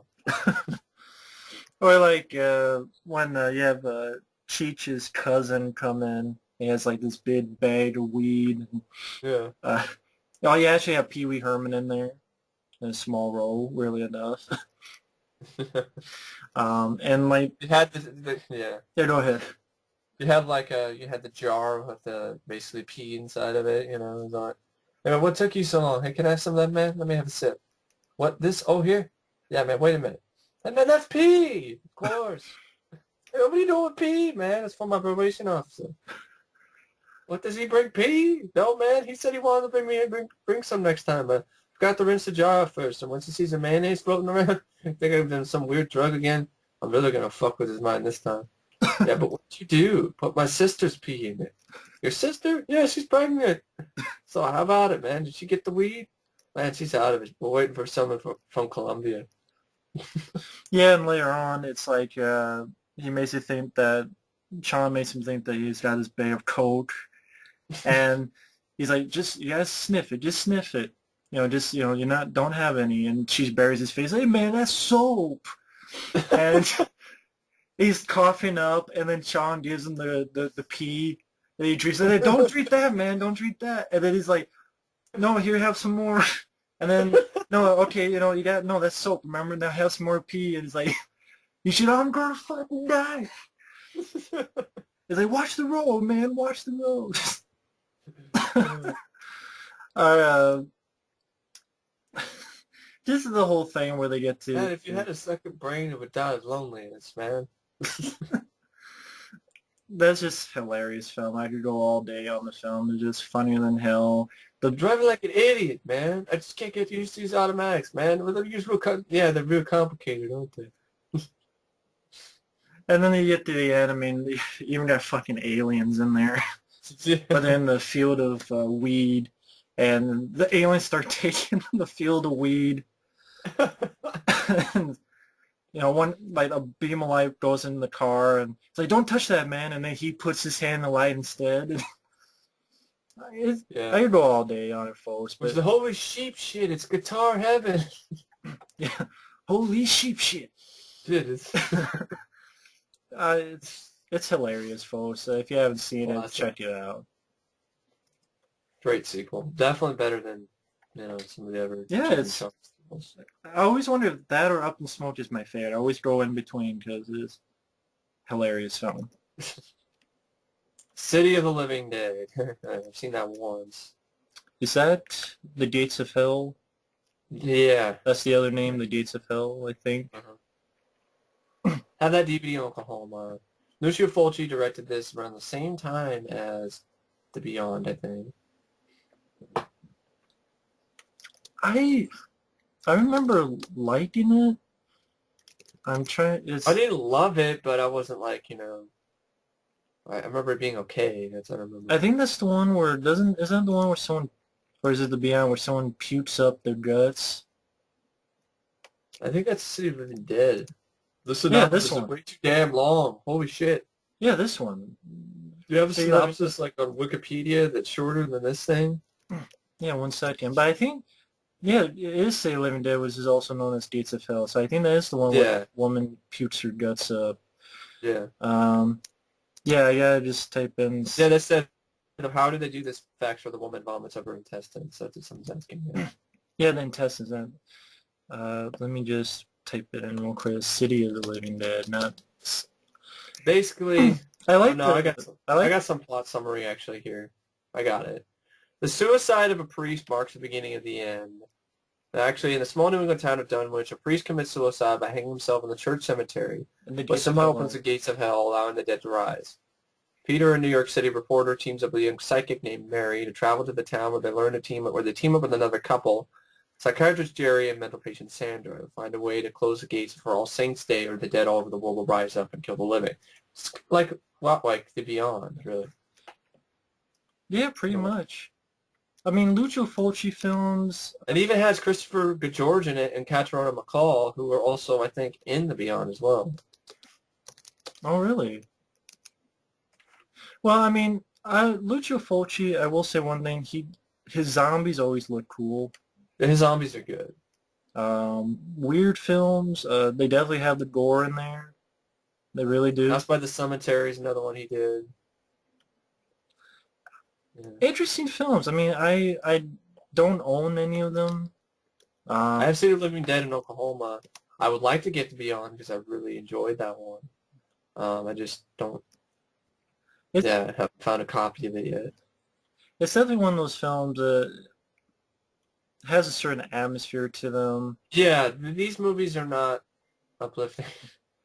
You know what I mean? I think you have a scene where a guy puts another guy's head through a drill. Yeah, Very graphic stuff. some really graphic effects in this one and the I Beyond. think it's a downbeat ending. I think both of them Both of them do. like Yeah. disappear, or is Mhm. that the Beyond? That's the Beyond, I think. Yeah. I can't tell the difference. It's been so Yeah. long. But I remember liking Gates of Hell alright with the gore, and Yeah. zombies always look cool in them. So Creepy music too. yeah, I always like the music in Lucio Fulci. Like my favorite's probably Zombie. Yeah. I still haven't seen that one, surprisingly enough. This is because it's the more straightforward. Like the others are kind of confusing. Yeah. Zombie's probably is most straightforward plot wise. We got Clarence and Angel, which is Clarence, a boy in school, recently arrived in New York from the rural South. Angel is already there, Hispanic and proud of it. Clarence has dyslexia, reading difficulty. Angel Angel is Salvatore. hyperactive. Both disturb their class and are punished by exile out of the classroom to the hallway. They meet, talk, share experiences and hopes. Angel's activities translating into teaching Clarence to read. Together they build a school friendship that transcends race and ethnicity, the lack of understanding of themselves by the system. Huh. Uh, Sounds lame. so boring. Yeah, it's climb. Movie I've never heard of that gets a 7.2. Which one's that? Clarence and Angel. Oh, I thought it says it's 6.5. 6.5, that's what I meant. Whoops. That's true. Cloud Dancer. David Carradine, Jennifer O'Neill, Colleen Camp. Huh. Fictionalized account of a competition aerobatic pilot. I guess David Carradine just plays a pilot. It doesn't really say too much about it though. Sounds like an interesting movie to give a look if I ever saw it somewhere, but not for too much. Yeah, exactly. Yeah. Let's see. Brad is a world champion aerobatic pilot, but now in his early 40s, he faces many challenges to maintain his position. His physical struggles are heightened by the presence of a youthful competitor, played by Joseph Bottoms. Intertwined with Brad's professional struggles is his relationship with Helen, played by Jennifer O'Neill. Hmm. Technical advisor was former world champion aerobatic pilot Tom Pebersny. Crowd scenes were also shot at actual air shows in the Phoenix area. Hmm. Interesting. So that's Another porno starring Samantha Fox and Co-Ed Fever. wow, a lot of them. You got Coal Miner's Daughter, the biography of Loretta Lynn. Didn't Sissy Spacek win an Oscar for that, I think? This sounds familiar. I think so. It's not really my type of movie, so I remember there was like two different two different biographies of Loretta Lynn, I think, came out the same year. She did win. There's Sweet Dreams, which with Jessica Lange, and there's Coal Miner's Daughter. Sissy Spacek did win. Yeah. It also had Tommy Lee Jones in it. And you have Coast to Coast. It's directed by Joseph Sargent, who... The name sounds familiar. Yeah, it does. It's a night. Oh, this guy directed Jaws of Revenge. Oh no. Oh no, he didn't. Oh no. Oh no. No, he didn't. Basically, it stars Diane Cannon and Robert Blake. Yeah, the guy. Doesn't that guy like a jail? Jail. Beretta. Yeah, Beretta. That guy got in trouble, I remember. Robert Blake, Beretta. Oh, yeah. Yeah, Robert Blake. Got Michael Lerner and George P. Wilbur is actually in this. Oh, wow. Played Michael Myers. Halloween 4. Maddie is a neurotic, wealthy woman who escapes from New York State Mental Hospital where her unwholesome husband had her committed to avoid the trial of an expensive divorce. Maddie hitches a ride back to California with a certain Charles Callahan, a debt-ridden truck driver. Maddie and Charles eventually fall in love while evading an assortment of bad guys, including a pair of thugs hired by Maddie's husband to prevent her from returning to California, and a repo man sent to reclaim Charles's truck. Hmm. Charles Bernstein did the score. Yeah. I know it's not on DVD. Yeah, first time I've heard of it. I've briefly heard of it. I saw a trailer for it somewhere, but that's not it. Coming out alive, though. This one sounds interesting. But it doesn't really have much else of a plot synopsis here. Has Helen Mirren and... Helen Shaver. Oh, sure. But Helen Shaver from The Believers. Michael Ironside. Michael Ironside. Woman hires a contract killer when her ex-husband kidnaps her son. That's all we get. Helen Shaver plays Isabel Gateway, whose disabled son Mickey is deceitfully taken by her husband, played by Michael Ironside. When she becomes impatient with the police to locate the boy, she tries her own methods through hiring private detectives and eventually mercenaries whose advertisements she has perused in a Soldier of Fortune type of magazine. Because she and her husband have not filed for divorce, the police do not view his file as taking amnesty as kidnapping. And as the field of mercenaries is unsuitable, Isabel at wit's end hires Jocko Riley, an assassin for hire. Well, actually, that guy stalks her and gradually convinces her to utilize her services and later of an this guy can't write. Later of an unexpected motive for her spouse. It's basically that she proves that she has to do it herself. Huh. She tries to hire a mercenary that backfires to get her son back from Michael Ironside. These cops are idiots. It's not a kidnapping. They haven't divorced yet. Yeah, exactly. Interesting idea. Yeah, interesting idea. Crocodile. Some awful effects in that movie. I have not seen that one. Some really bad effects in that, if I remember correctly. Well, I'm sure with a low rating like that, can't think it'd be any good. Oh, Cruising. When I first saw that cover, I didn't know why. I thought that was the one. I don't know either. Oh, even look at his hairstyle. It's kind of like Rocky 3. Okay, yeah. I know this is about a serial killer targeting gay men, especially in the S&M scene. William Friedkin, who got a lot of shit for this. Yeah. A lot of people got on his ass. Well, not literally. I don't mean like that. A lot of people had gave him. On his ass. A lot of people gave him problems, especially in the gay community. I know you had Karen Allen in here, and Ed O'Neill, James Remar. I know the trailer was like black and white mostly. I know in the film at the end sort of made you question whether he became a killer or if he was the killer, Al Pacino. Yeah. I didn't really understand it. Something about they had like the similar outfits, and So you saw it?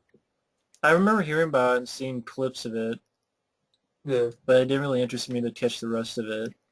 It doesn't really interest me either because I just don't know the whole idea of some seedy underground gay It just does. oyster club bar doesn't really. Just not an interesting plot to me.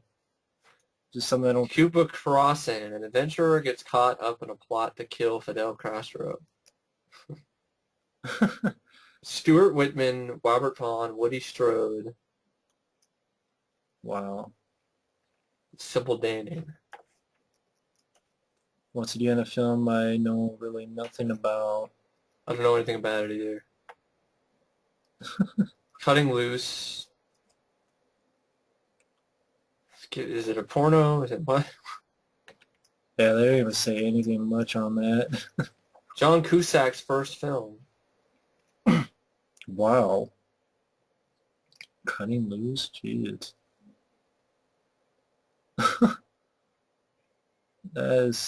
They don't even give much of a plot. Cutting Loose. Yeah, It's crazy. it's got like nothing. This is one of the more obscure ones out there. Somebody uploaded the whole movie on YouTube. It's a TV movie, that's why. Ah, I see it then. The whole movie, though, is on YouTube. Yeah, I got the plot from Movie Phone.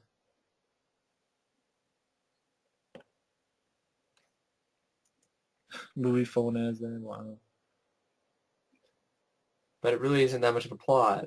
In this youthful drama, a rebellious teen tries to make changes at his high school. Something like this. The main character is sick of high school and wants to spend a second semester of senior year in Europe.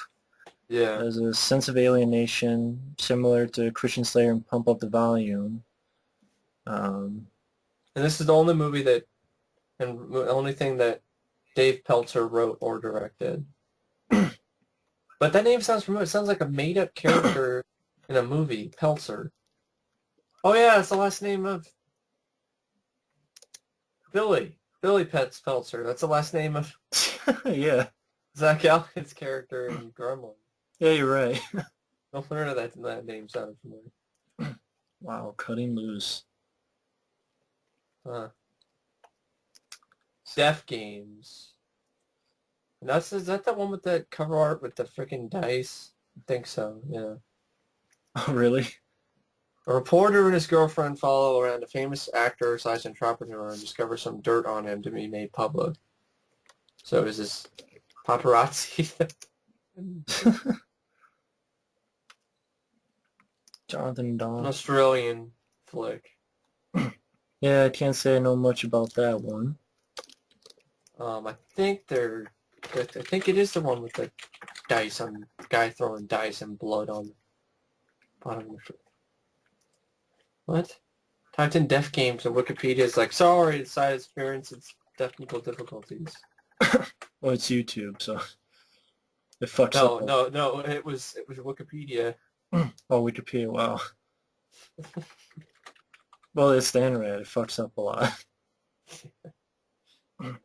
That's true.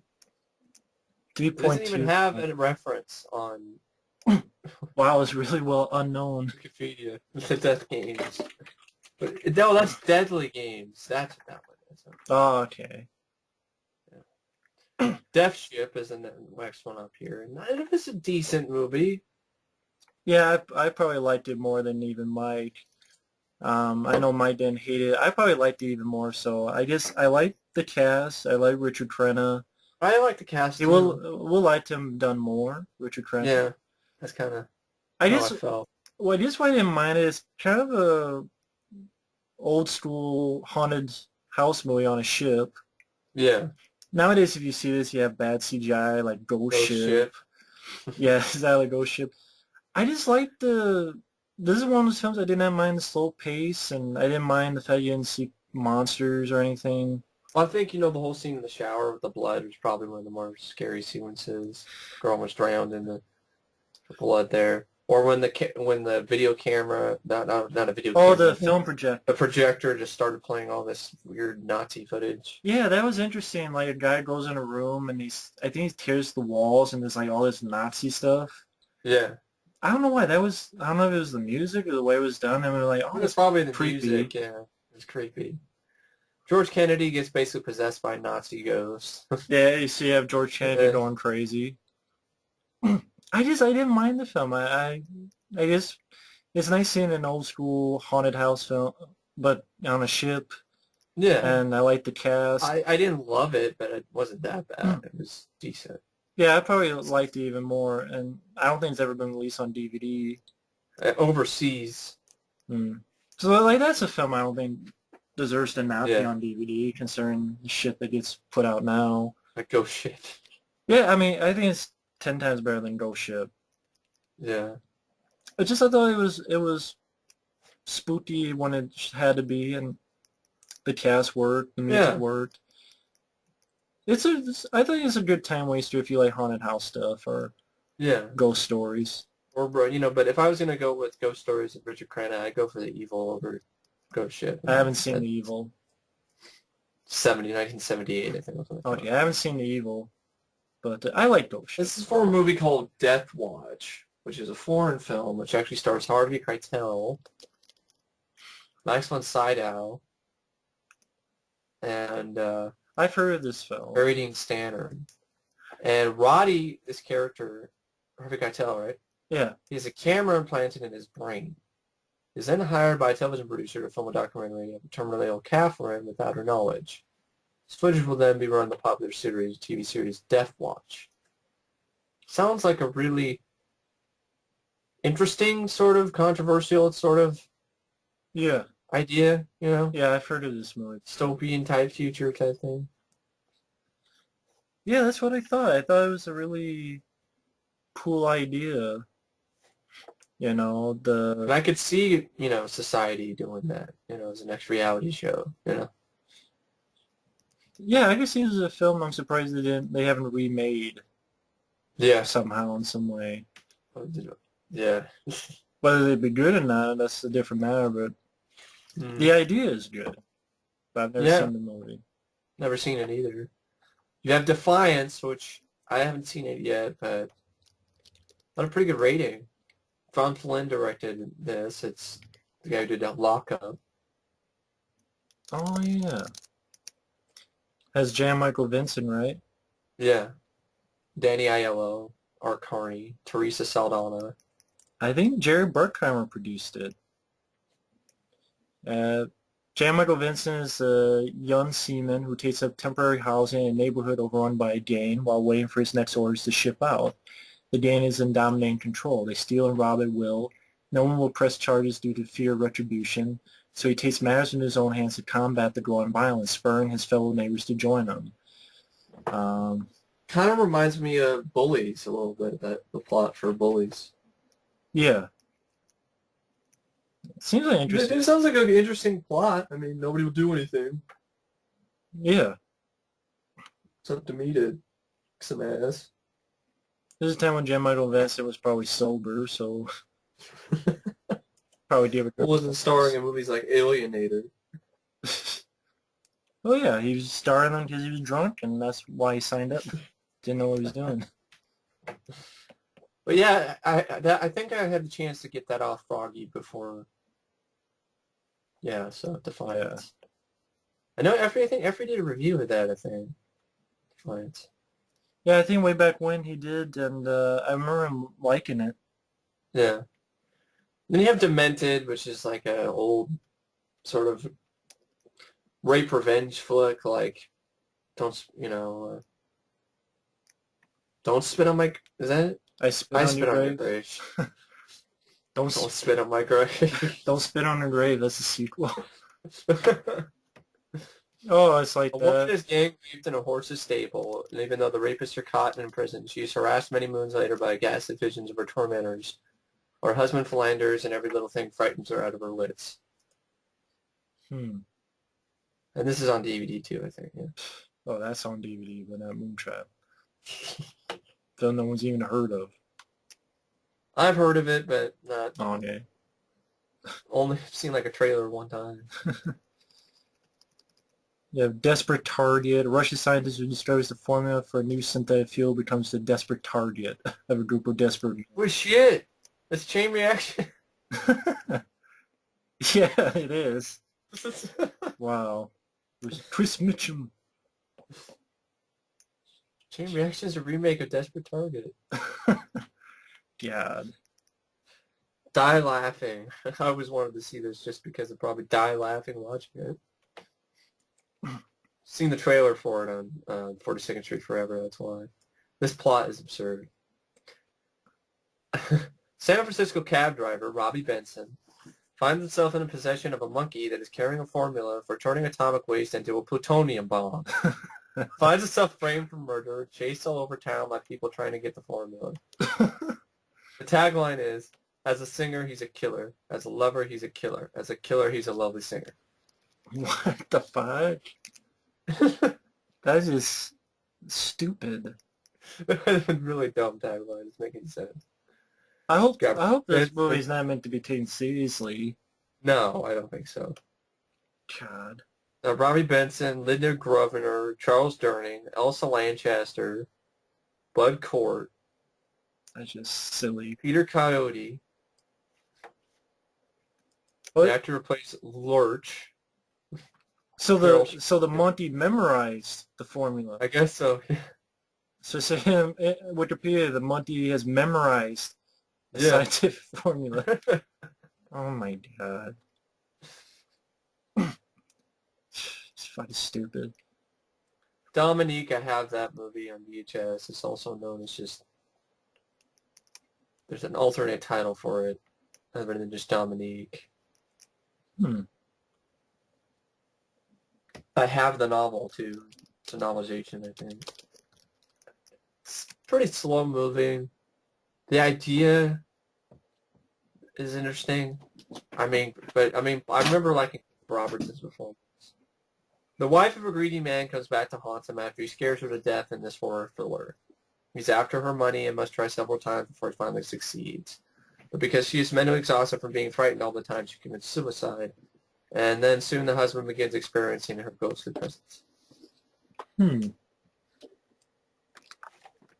Sounds a little interesting, yeah. The director has stated in interviews that the film was taken out of his hands during editing and tampered against his wishes. Well, that's too bad then. So it's like a British suspense horror thriller type thing. Huh. Don't answer the phone. Or don't watch this shitty movie. If former Vietnam vet and photographer Kurt Smith is a crazed killer who stalks the streets of L.A., picking up young women, strangling them in lurid fashion. He repeatedly contacts Dr. Lindsay Gale, the psychologist on the radio show. He targets Dr. Gale's patients, commits a murder while on the phone to her show, and eventually goes after Dr. Gale herself. Two goofy-ass policemen track him down.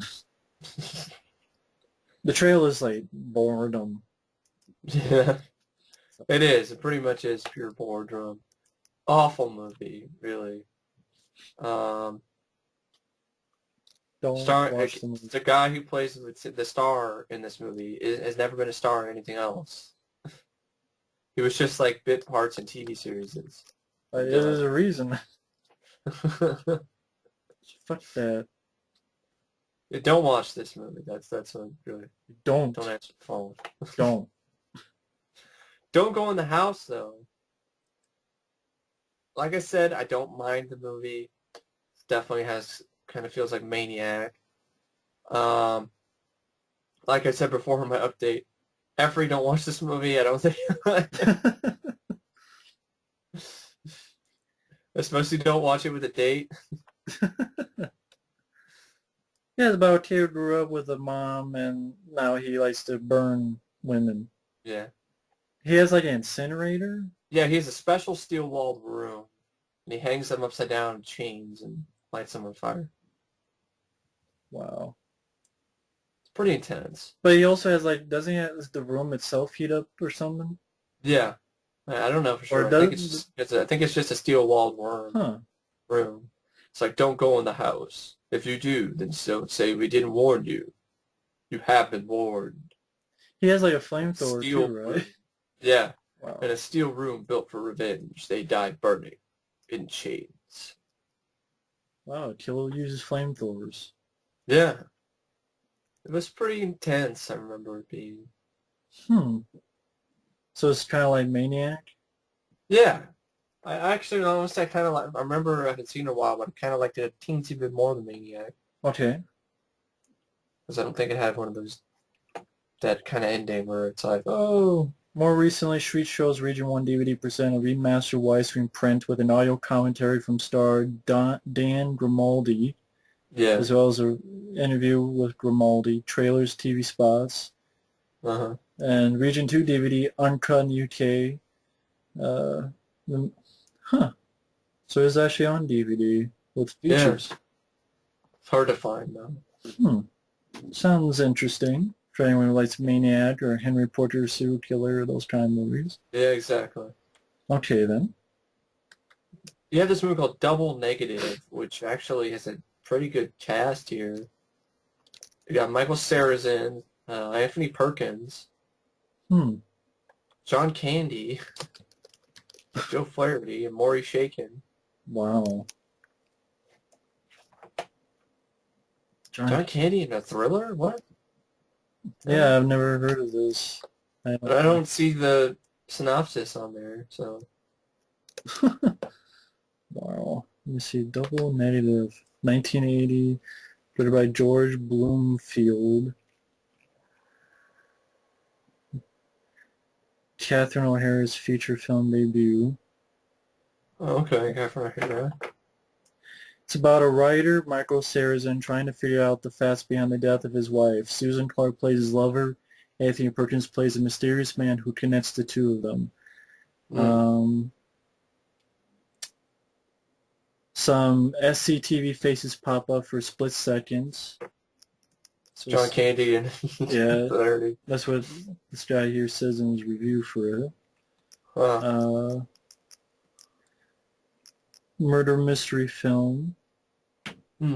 Michael Sarrazin is the journalist who can't remember anything about the night he found his wife raped and murdered on their bed. Susan It's Clark like is Memento. Susan Clark is his devoted girlfriend, and Anthony Perkins is a blackmailer. Hmm. Of course, the Those guy. Of movies I saw somewhere, I'd probably give it a blue. course, the guy goes, could have been a TV movie. Huh. Not a good endorsement there. Huh. You have something called Dr. Heckle and Mr. Hyde. Oliver Reed. An ugly, misshapen podiatrist ingests a formula made by a colleague and turns into a handsome devil-may-care but violent ladies' man. Wow. Has quotes like the starter Henry Heckle. I don't have to see the fear in their eyes. I can feel them cringing. I can feel them shrinking from my face. My one and only old unfortunate face. What they've never sees the beauty behind my eyes. They only see the colors. Mine is a face that spoils a sunny day. Luckily, I don't need a tan. If they only knew me, they would love me. But they don't know me. They don't. So screw them. I'm afraid the transplant will have to wait until we can find a donor with 2 right feet. First of all, I'm going to give you a shot of Ziboflob. But help suppress the pain I'm going to have to put you through. I don't feel pain. I'm a cop. You're dead. She's dead. And I'm still a virgin. Not for long. I want you to be completely honest. I don't think I've ever tried that. I could have taken her to a movie, to a Chinese restaurant, to a waterbed motel. Jesus. Did he have one eye, one green eye, hair like it was taken off a Halloween mask, and nose like a half-eaten carrot? Yes, he's laying on my bed making disgusting noises. That's no monster, that's my podiatrist. What the fuck? There's a Jesus. cellmate here in the movie. I'm Bad William. You're free to stay. As long as you don't step on my shadow, which is bigger than you. Let's face it, we're probably immortal. Bigger than my Why dick. don't you shoot each other and find out? You get in my way again, squid brain. You wish your mother had strangled you at birth. She tried. Yeah, bigger than my dick. The last lines of the movie were, now we're dead, and I'm still a virgin. Just like this movie is dead. Sounds horrible. Some really bad quotes that would go really well in my bad quotes if they work out. Jesus. Dracula Exotica. Samantha Fox. Again. Fucking sailing to the USA. Smuggler Vita Valdez. Fucking stabs Count Dracula, but he bites her. A necrophilia morgue attendant reveals she became a vampire. She becomes Dracula's secretary, returns a sergeant into a vampire against Dracula. Wow. Fuck that. You get Dressed to Kill, which is a classic by Brian De Palma, Michael Caine, Angie Dickinson, and Nancy Allen. It's his homage to Hitchcock, basically. Another film I have yet to see. I don't want then if you haven't. I don't want to give away anything if you haven't seen it. I know. I already know what it Especially is. so. Okay. Michael Caine's a lady killer. Yeah. Likes to dress in women's skirts. Michael Caine looks like a lady. Yeah. And he acts like one too. Yeah. Doesn't Nancy Allen die? Yeah. And Keith Gordon fucks Michael Caine, or I don't know. I haven't seen it. I don't remember. I haven't seen it in a while, but I do remember liking it though. Murder of a housewife, an investigation headed by the witness to the murder, a young prostitute, and the housewife's teenage son. But got a lot of backlash from the gay and transgender communities. Felt that the portrayal of transgender people were misguided and transphobic. De Palma was accused of being misogynistic by feminist groups. Wow. Yeah. I've heard good things about it, though. Yeah. I think you might like it. You might not. No. I like Body Double, so... Effects. A movie that was not even released in any format, not even a VHS, until it was released on DVD in like the 2000s. This is what I think it is. Yeah, I remember this being really shitty. Yeah, this is the one with Joe Pilato, who was Day of the isn't Dead. Day of the Dead. John Harrison, who did the score for Creepshow and directed Tales from Dark Side the movie. And Tom Savini is Brit part, and he supposedly did the effects. I didn't see any Now of the the I effects. Yeah, but the idea of the movie though sounds interesting, but the execution not any good, in my opinion, anyway. Yeah, horror Because movie. it's a horror movie about an insane film director who hopes his crowning achievement will be a snuff documentary about the actual demise of a film crew working on a horror movie shoot. The director's real cast and crew aren't too pleased when they find out about this project, though. I remember the ending where you think Joe Plow gets out of it okay, then he gets killed, Yeah. and is basically they finish the movie. Due to a distributor problem, the film never received a theatrical release for home video release. It never aired on television either. October 2005, Synapse Films DVD release is the film's first official release anywhere in the world. It was actually filmed and finished in 1978. Hmm.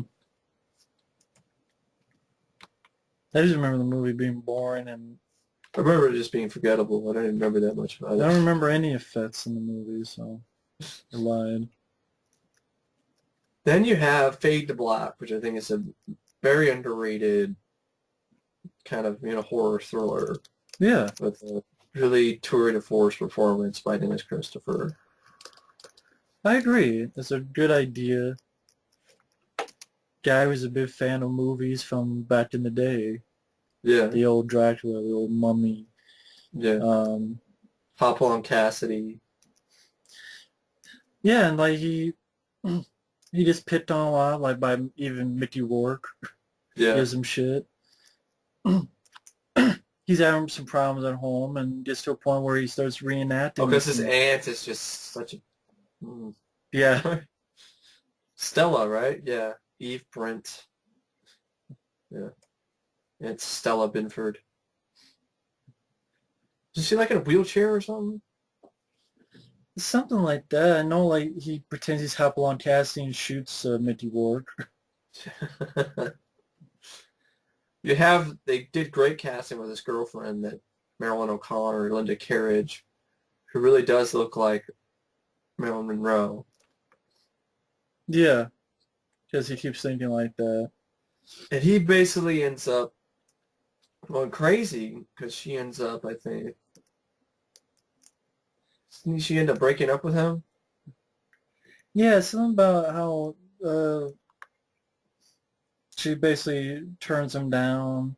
Yeah. Well, I think he gets stood up on the date, Yeah, he gets stood up on the date, yeah.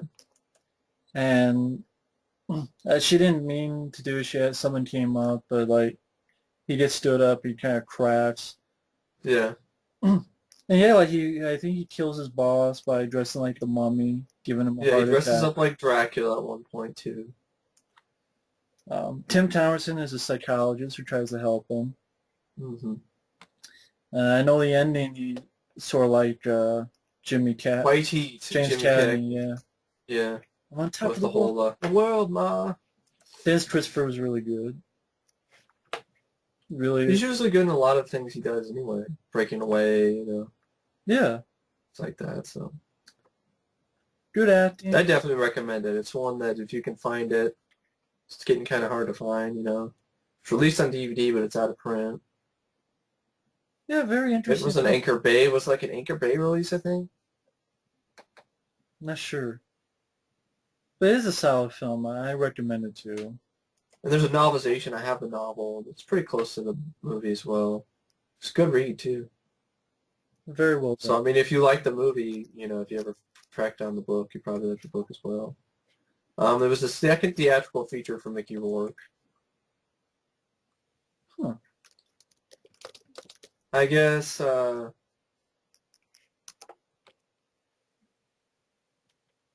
this was Dennis Christopher's first movie role after winning the Oscar for Breaking Away. Okay, I didn't know he won the Oscar. I guess so. Hmm. That's cool, man. Yeah, Very solid film. Definitely recommend. definitely.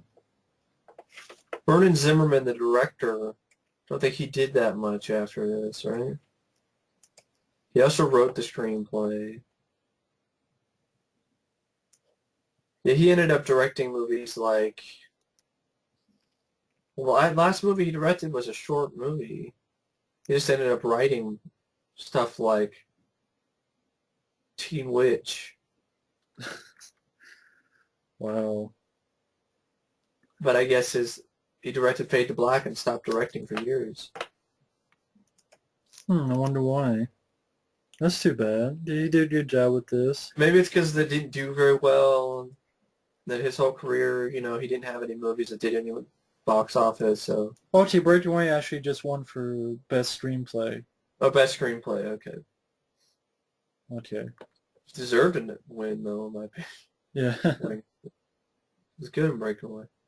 So Fade to Black, definitely recommend it. Something called Falling in Love Again with Ellie Gold and Susanna York. I could care less about. Michelle Yeah. Pfeiffer. Yeah, Fame. I never bothered to see Fame. I Which is don't actually care. kind of a depressing movie, I guess, with the girl being forced to take her top off during the movie.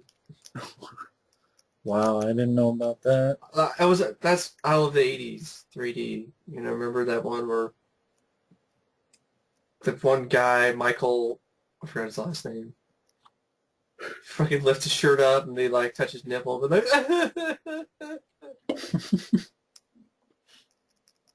God. Never bothered to see Fame. Bang! Na, na, na, na, na, na, na. Family Fun, an X-rated porno called Family Fun. Fascination, a loser with women follows the advice of how-to book on seduction. Ron Jeremy is a loser. You have something called Fast Money, which doesn't really have any info about this at all. No, not at all. Probably some three Austin-made independent semi-comedy about three amateur pot dealers and the twist in the trail.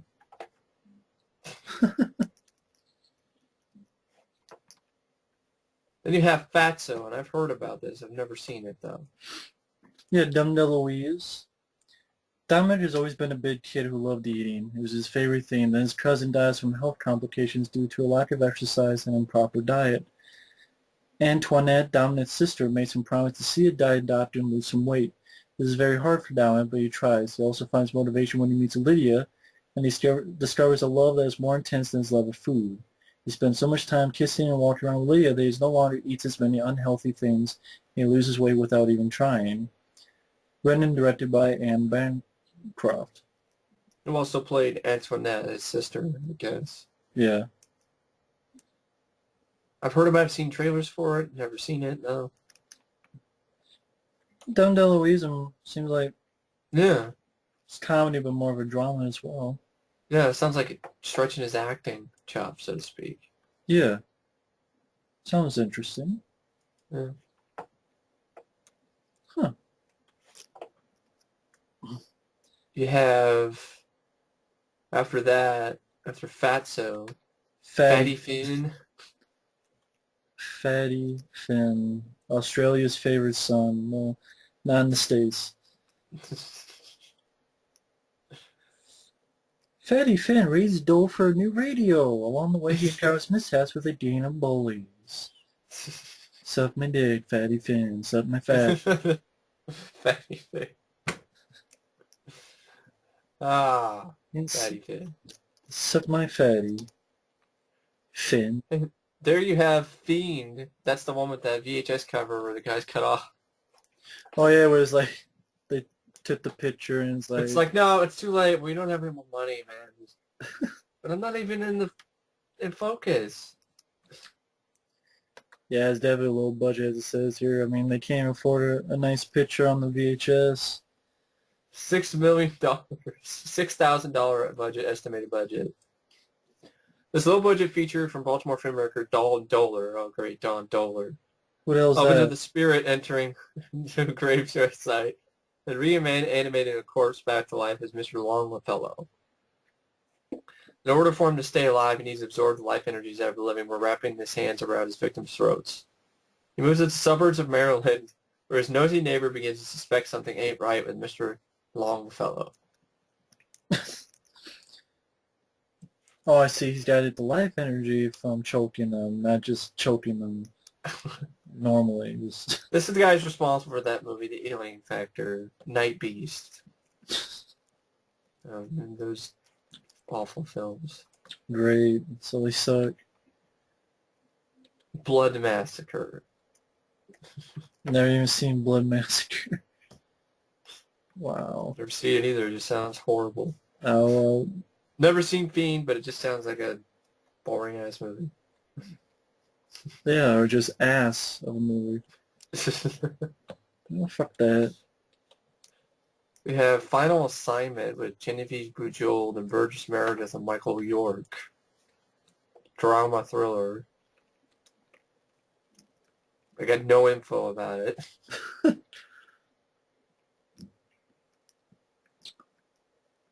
Um, I don't want to read that synopsis. It sounds too fucking complicated. wow. Not worth it. Their First Family with Bob Newhart, Gilda Radner, and Gilda Radner. See. And directed by Buck Henry. I've never heard of this movie. Bob, Richard Benjamin is also in this, and so is see. Fred Willard. Bob Newhart is the President of the United States. He and the usually tipsy First Lady, played by Madeline Kahn, have a 28-year-old sex-starved daughter named Gloria, played by Gilda Radner. The President is surrounded by a number of eccentric staffers and allies, including Vice President Shockley, played by Bob Dishy, Ambassador Spender, Press Secretary Bunthorn, played by Richard Benjamin, Bunthorn. and the presidential aide named Feebleman, played by Fred Willard. He also is advised by General Dumpston, chairman of the Joint Chiefs of Staff, Dumpston played by Rip Torn. The administration needs the support of the fictional African nation of Upper Gorm for upcoming vote and must deal with Longo, that country's United Nations ambassador. It sounds silly. Right? Unfortunately, it can find only one American who knows how to speak the Upper Gormese language, a man named Alexander Grade, played by Austin Pendleton. As best they can understand, the ruler of Upper Gorm wants in exchange a number of Americans sent to his land so that his country, like the U.S., can know what it's like to have an oppressed minority. Gloria is kidnapped and Americans are transported to Africa like slaves. First Family. Wow. And, wow. Sounds interesting. And Wikipedia actually has has a better cover. Okay. Actually, when you click on that, of course, fucked up. Nah, never mind. Forget it. It's just fucking Wikipedia. But no, I got the cover. Interesting idea for a movie. Yeah. Never heard of it before. Never heard of it either. Bob Newhart is the president. Cast alone, Yeah.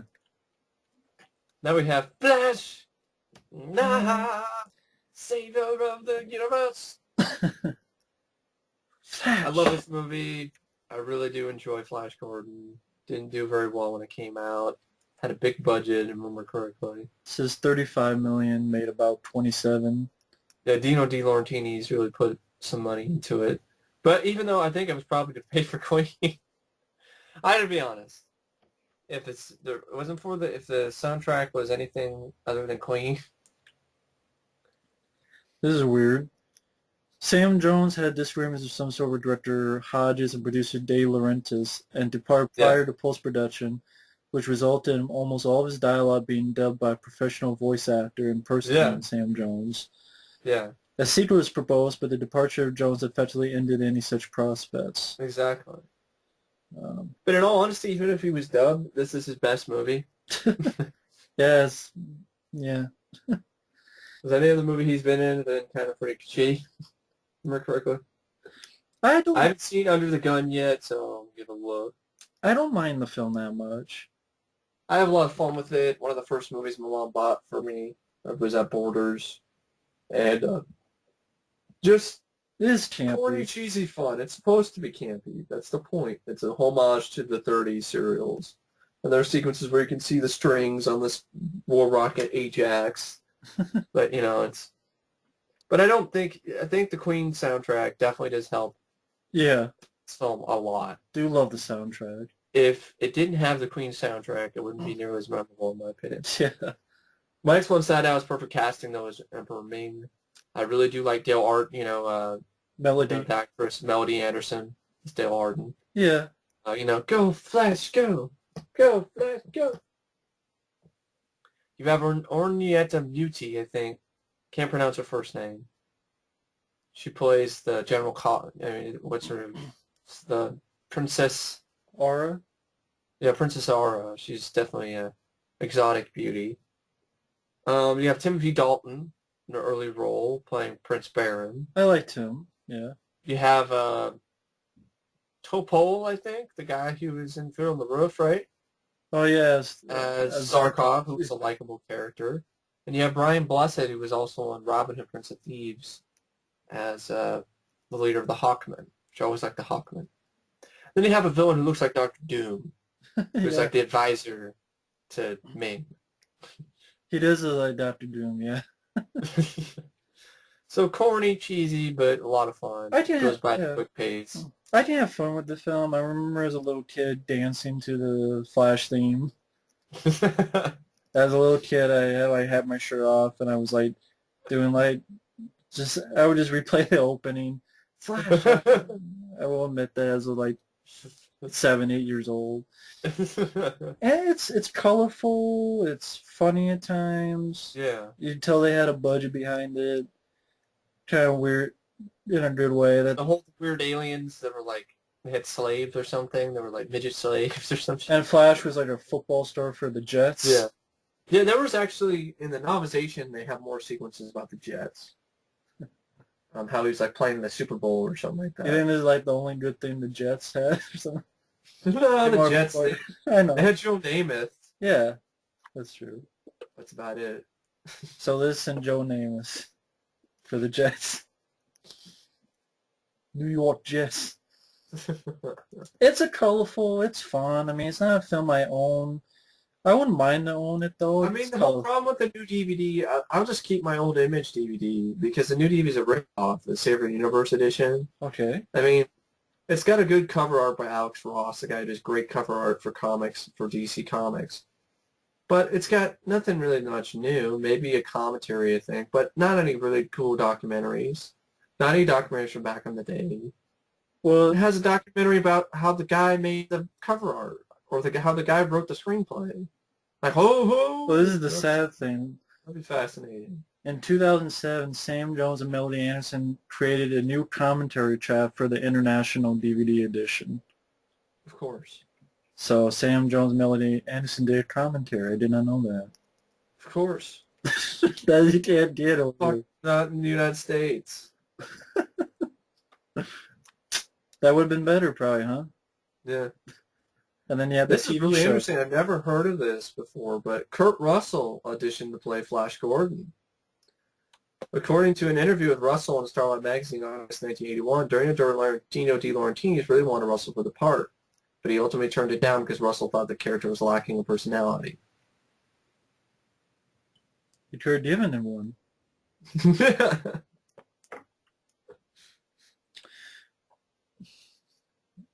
I don't know how to feel about that, Kurt Russell, right? Yeah. I don't know what he did for 1980 though, I don't know. but would have been interesting. I mean, Kurt Russell would have been good. Yeah. I guess one of the feast items in Hawkman's kingdom was Twinkies colored with food dye. Huh. Nicholas Roeg was originally going to direct, but didn't due to creative difference because he wanted to make some weird, probably Dale Arden's addicted to drugs, and now he's got... One of his proposals was to excise the trademark cliffhangers in melodrama, seeing Flash as more of a metaphysical messiah. Well, I'm glad he didn't get the job. I guess Schwarzenegger was turned down the role because of his impenetrable Austrian accent. Sam J. Jones was cast in the role after being spotted by mother-in-law of Dino De Laurentiis on an episode of The Dating Game. Dennis Hopper was also considered for the role of Dr. Zarkov.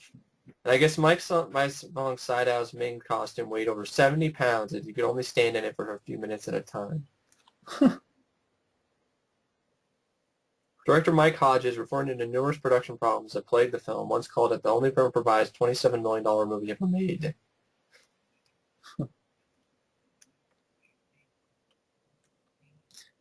Yeah, the film... George Lucas, I guess, had hoped to remake the original Flash Gordon. But when he learned that Dino Laurentiis had already bought the rights, he wrote Star Wars instead. Yeah, the film's not that bad. It's another one that they wanted Pink Floyd maybe to do the music. Considered Pink Floyd. Damn cat is meowing. Well, he doesn't like the fact that Pink Floyd would have done the music. The cat? He's glad it was Queen. I'm glad it was Queen. They really helped it. But I mean, yeah, some of this really interesting stuff, really. So yeah. Not on DVD. None of that info.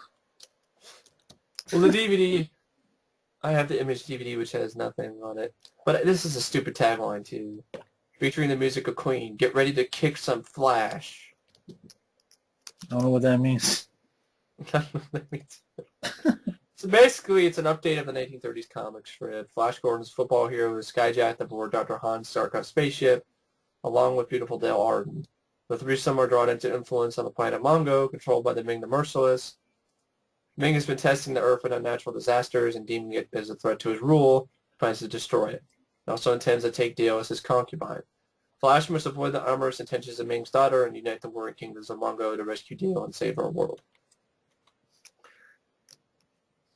So basically, he's just a man. A man. Courage. A little bit of man. It's campy. It's fun. Never fail. It's campy. It's fun, though. I mean, it has a great soundtrack. It's fun. It's a fun movie. It's not that bad. I've seen much worse. The critics absolutely destroyed it when it came out, though. Yeah. It's probably definitely better than Flashbacks, which is about a contest which is handheld in which participants describe their wildest gay experiences. Well, yeah, that's not same. Fooling around with Gary Busey and Annette O'Toole. Huh. Lana Lang from... Oh, shot in Minnesota. Minnesota.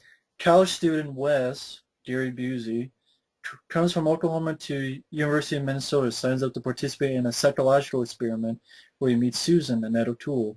Two are instantly attracted to each other. Besides the problem of the differing socioeconomic backgrounds, Susan is also engaged. However, Susan's grandfather recognizes her fiancé's opportunism. When he sides with Wes, the relationship is given more of a chance. I guess it's a throwback to the 30s comedies. Huh. Let's see. The relationship is given more of a chance in spite of the concerns Susan's mother has about social status. You also have Eddie Albert, and this Cloris Leachman, Tony Randall, William H. Macy. Huh. Never heard of the Gary Busey film. Neither have I. Interesting. Foxes, we already talked about that, haven't we? Or that, no, it's different. This is another Jodie Foster. Yeah, that was Carney. The Foxes, where a group of friends, four teenage girls in San Fernando Valley, and the usual problems teenagers have to cope with. Oh, with Scott Baio. Is fascinated by sex. Madge is unhappily overweight. Annie is into drugs, and Jeannie is tasked to take care of all of them. Like the school is a waste of time, and their boyfriends are immature, and the grown-ups have come from another planet. So you have Jodie Foster, Sherry Curry, Marilyn Kagan, Candace Stroh, Scott Baio, Sally Kellerman, Randy Quaid, Lois Smith, who is in Twister. Laura Dern. Frederick Lane, who was one of the guys in Fortress 2, Huh. one of the security guards.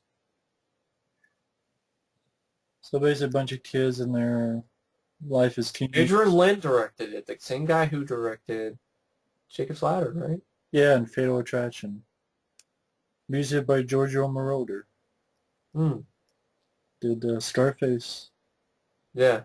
And the tagline is "Daring to Do It." Never seen it, so don't know anything about it. Never seen. I think I've seen a trailer for it, but never saw the film. Hmm. Friday the 13th. The original. Original classic. Now, it's not my favorite Friday the 13th film. Mine Uh, either. maybe it's because, I just I'm a sucker for zombie Jason. Uh, I probably am too. I mean, but I even like, say, I don't know, I mean, I like the final chapter a lot. But if I was going to choose like the most entertaining, probably choose part 6 for me. Jason Lives. if I go from 1 to 10, Friday the 13th, the original is actually pretty down there. Yeah, Like, that's the same thing for me too. Yeah. I put I it, like part 3 better. I like part 2 better than the first like, film. I put it above part 8 and part 5, Yeah, I would too. but that's about it. I mean, Yeah. I grew up with the sequels more. I like Betsy Palmer. I like Adrian King. Good The effects by kills. Tom Savini, good kills. The, It's just the mystery the ending doesn't have, does not work. It's a mystery. It's not really much of a mystery anymore because, it's one of those movies like Psycho, in my opinion. That I the like shock, this better than Psycho. I like it better than Psycho too. But the shock ending is not nearly as effective as it used to be. Yeah, because we didn't grow up with it. Yeah, Like, we watched the sequels and then we're like, okay, obviously we know it's not, we already know who it is before we see the movie. It's been exactly. talked about so many times. But Betsy Palmer is good though. The decapitation in the end was really cool.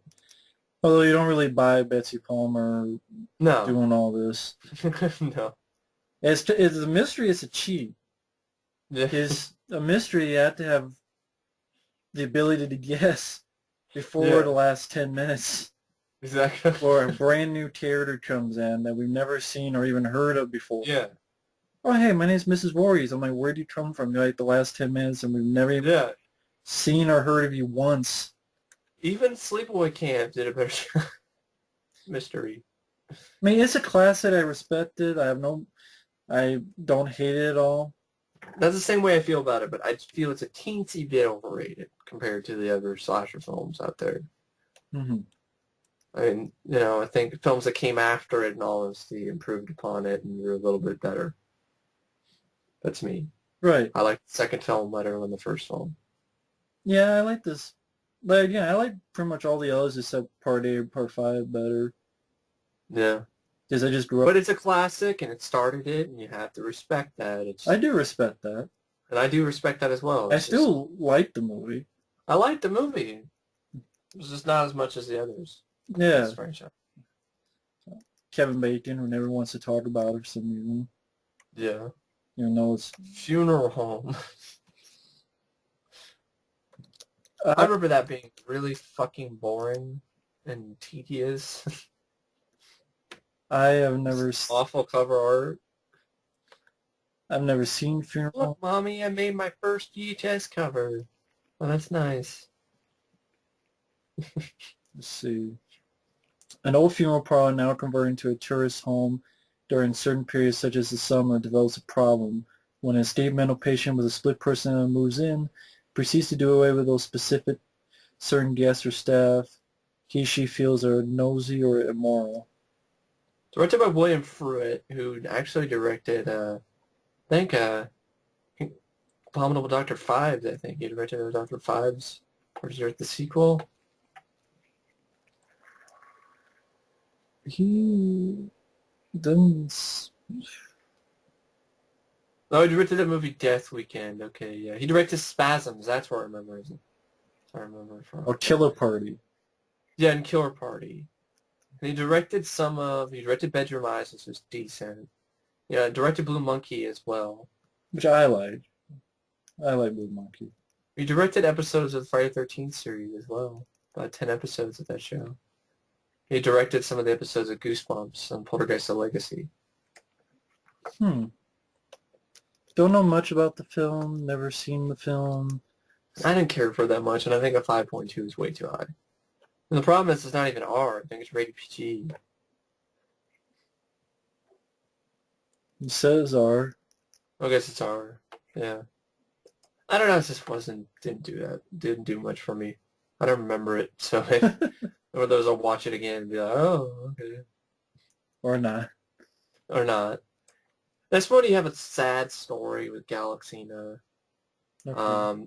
Mainly basically because of the star, Playboy Playmate, Dorothy Stratton. Doris Stratton. Oh, she was murdered She after was murdered after the film was released. completed, that the film was released.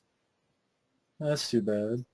It features some really cool makeup effects, these aliens and stuff. It's not a great movie. She plays a lifelike, voluptuous android named Galaxina, assigned to Mm-hmm. oversee the operations of our intergalactic space police cruiser, captained by Avery Schreiber. Well, Stephen Mocht is also on it. When a mission requires the ship's crew to be placed in suspended animation for decades, Galaxina finds herself developing emotions and falling in love with the ship's pilot, Thor, played by Stephen Mott, as Thor, as he and the other crew sleep. Thor. I haven't seen the film. And it's directed by this guy actually directed William Sachs. Incredible Melting Man. William Sachs, he directed Incredible Melting Man. And he also directed that movie, something called Hot Chili. And he directed the last hour of that one with Shannon Tweed and Michael Pare. And he also directed some kids movie called Spooky House, and it's the last one he's directed. Spooky shit. So I've kind of I've seen it one time, but I don't remember anything except the monsters. And I remember the production design pretty cool. It's just hard to look at that movie without, thinking about the tragedy that happened, after it. That's understandable. Oh, that's too bad. Galen, Galleon. like an 8.5. I think it's Galleon, not Gayan. Gay. Galen. Gay. Well, Galleon. 12 users gave it 8.5. 12 people. Probably the 12 people who made the movie. Oil tycoon hires Galleon, a jungle survival expert and soldier of fortune, to rescue his daughter and her husband from South American terrorists. Wow. Sounds familiar. Isn't that plot sort of? Most of them. Most of them. Somewhere around the 18. Sounds like Indio. Sounds like Let's Get Harry. Don't know much about Galleon. Don't know anything about George and Mildred, but getting wasted. Getting wasted. What? Brian Kerwin, Cooper Huckabee. Brian Kerwin, isn't that the guy from the King Kong Lives? No, is that the guy from King Kong Lives?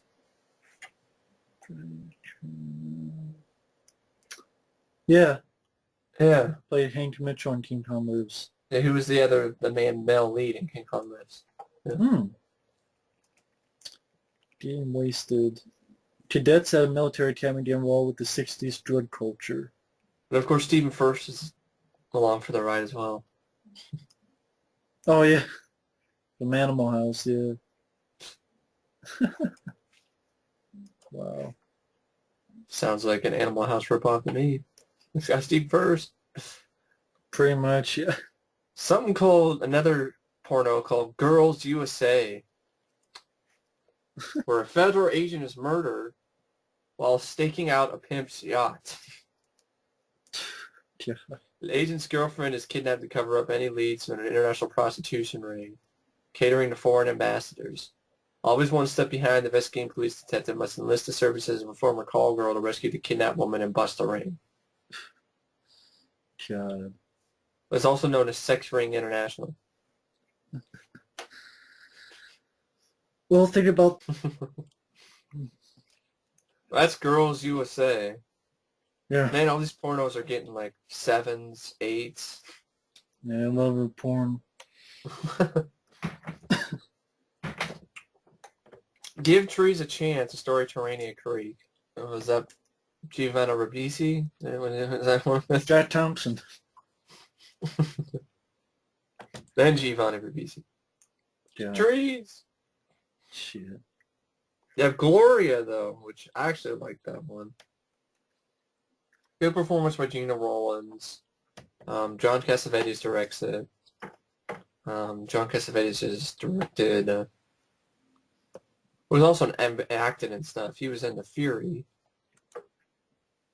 Yeah, that's right. He was also in The Incubus. Dirty Dozen. And Dirty Dozen. He directed...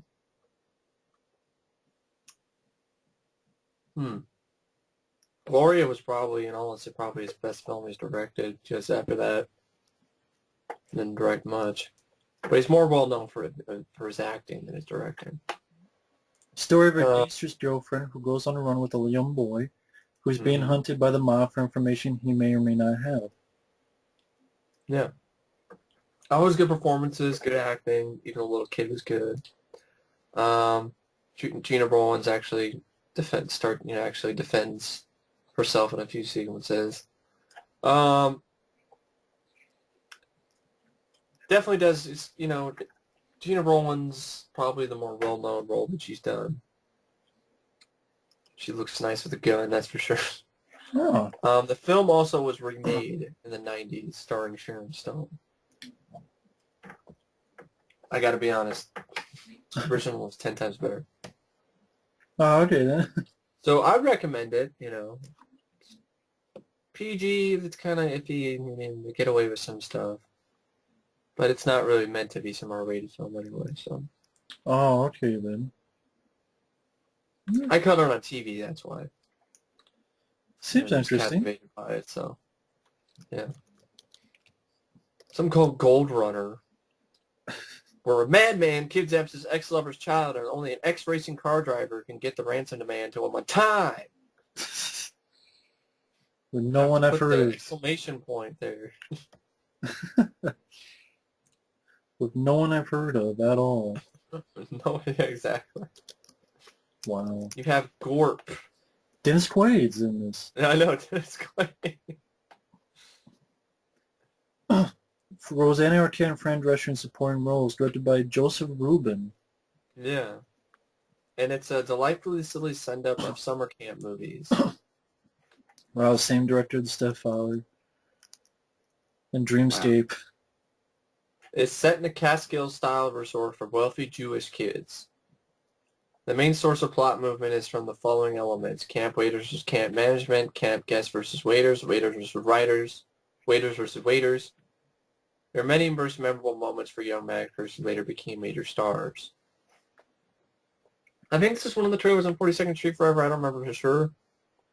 But it sounds like it might be a fun comedy. You get Dennis Quaid, Fran Drescher. Huh. Who else? The tagline is, it's War of the Waiters. They capture the kitchen, demolish the dining room, and leave Camp Oskimo in ruins. I guess it was the last release from AIP. In theaters, anyway. First time I've heard of this. Cool. Vaguely heard of it before. But then Joseph Rubin, he also directed Money Train, A Good Son, and Dreamscape. Oh. So this probably through Gorp is probably how, he saw Dennis Quaid and probably wanted for Dreamscape. Yeah. Interesting. Didn't know anything about this movie. Huh. Probably extremely hard to find. Might not even be on DVD, VHS anywhere. Oh, that's too bad, man. Or if it is, it's just out of print and hard, ridiculously expensive. But it sounds like it might be a fun movie. If I saw it somewhere, I would probably definitely give it a look. Yeah, sure. Just because of Quaid. You have Hangar 18, which is a TV movie, which I thought was really solid. Good performance of Darren McGavin.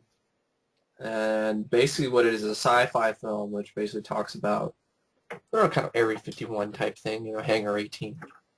Um, Shortly after the launch of a satellite from a space shuttle, the satellite collides with a UFO in front of the crew's eyes. Because of an election campaign, some politicians tried to hide the crashed UFO inside Hangar 18.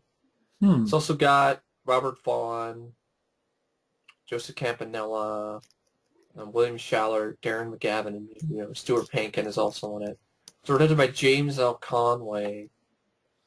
I don't think he's done that much. It's too bad. He's produced a lot of shows. So this, He's directed yeah. 38, directed the episodes of Smallville, Star Trek Enterprise, Star Trek Deep Space Nine, Star Trek Voyager. He actually directed a video game, Star Trek Borg. So I guess this was on Mystery Science Theater 3000. I don't think it was that bad, though. Hmm. That was one of the Mystery Science Theater 3000 episodes that I really didn't like because I was like, this isn't that awful. I don't really understand. I enjoyed it for what it was. Sort of like, remember Capricorn 1, which is sort of same sort of plot. Yeah. If you enjoyed that, you'll probably enjoy Hangar 18. It's just Darren McGavin was great, so that's why. So is he like the bad guy, or? You see, I think he's one of the good guys. I think he's like one of the investigators. I remember. But it doesn't star him, right? He's like supporting. I think he is the main star in I believe. Oh, okay. So. Huh. How did you ever look then? Because I've only heard bad things, but how did you ever look? I think it's on VHD. So basically, I didn't think it was that bad. I mean, because I can handle cheese, and I knew that it was a TV movie. mm-hmm. So I knew they were hampered with limitations anyway. So basically, it's a cover-up of Area 51. Yeah. Oh, okay. Kind of, cover-up type thing. There's a UFO that crashes, and I guess people just expected more out of it or whatever. I just thought it was fascinating and interesting kind of look at it, Yeah. Good performances. I did not expect it to be some blockbuster, chock full of action because I didn't feel that's not really what the movie was trying to do. Right. They have a biography of Hank Williams, I guess. Starring Sneezy Waters. What a name. Wow. There's something called Happy Birthday Gemini, and this poster is just all kinds of shit going on here. You got Madeline Kahn, Rita Moreno, Alan Rosenberg. I don't need no synopsis. Happy Birthday, Gemini. Richard Benner.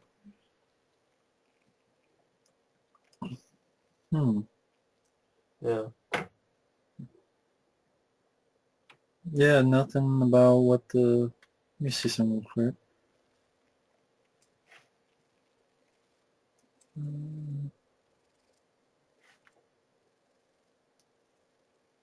No, not much. Nah, don't know what the plot is. They don't have much, not even in Wikipedia. First time I've heard of that movie, too. I mean, I do like Madeline Kahn. I mean, this type of movie, if I saw it somewhere for cheap, I'd probably give it a look. Because I've never heard of it before. Yeah. Yeah. Hard Knocks, I guess, is like an Australian film, punk movie, Australian punk film. At 16, Sam was into everything, but all she got was Hard Knocks. Well, maybe he deserved it.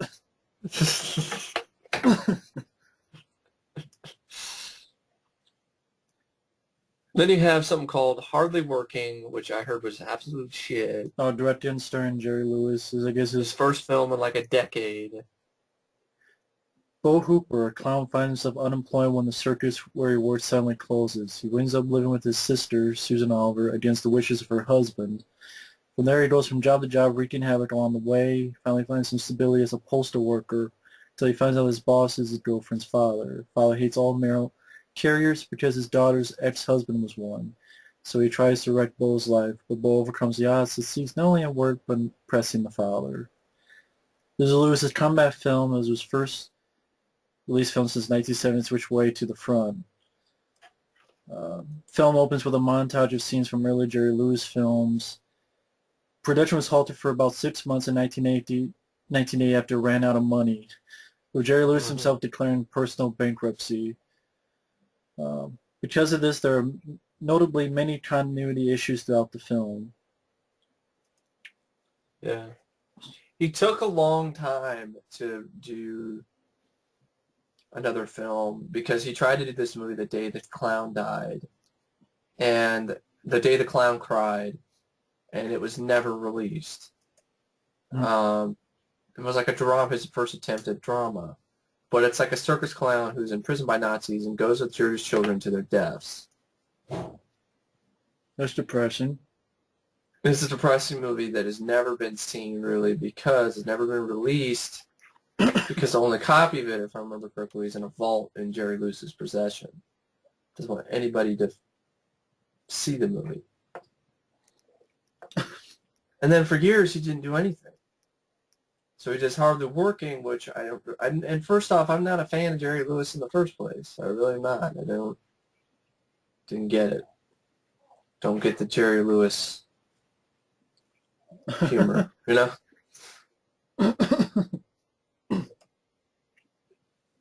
French love him. I don't get the kind of thing he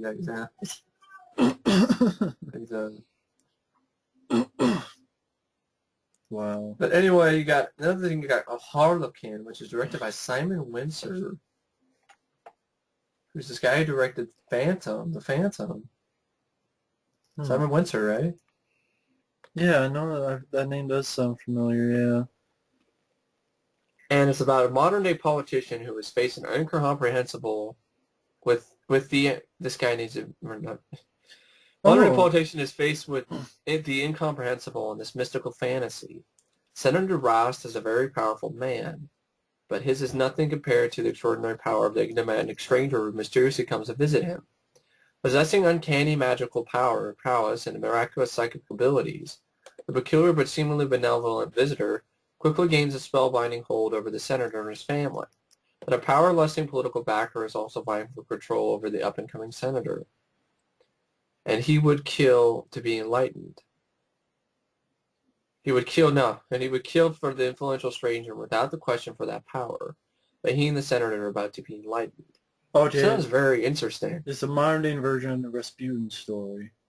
Yeah. Yeah, Faith Healer seems to cure the boy, yeah. Got David Hemmings and Robert Powell. Robert Crawford. Yeah, Sam Windsor, he did Daryl, Yeah. Cradley Down Under, Harley Davidson, The Marlboro Man, Yeah. Operation Dumbo Drop, The Phantom. Yeah. Hmm. Sounds like an interesting idea, really. Harlequin. Yeah. First time I've So heard look of out that. for that one. It's got a decent rating on IMDb. Music by Brian May, who did Mad Oh. Max Yeah. and Dr. Giggles. Yeah. First time I've heard of that. Yeah, the first time I heard of that one, too. That's the cool thing, folks. You find movies that you never even heard of. Exactly. Could be interesting.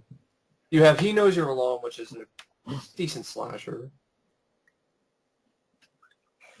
Tom Hanks in a small role. Yeah.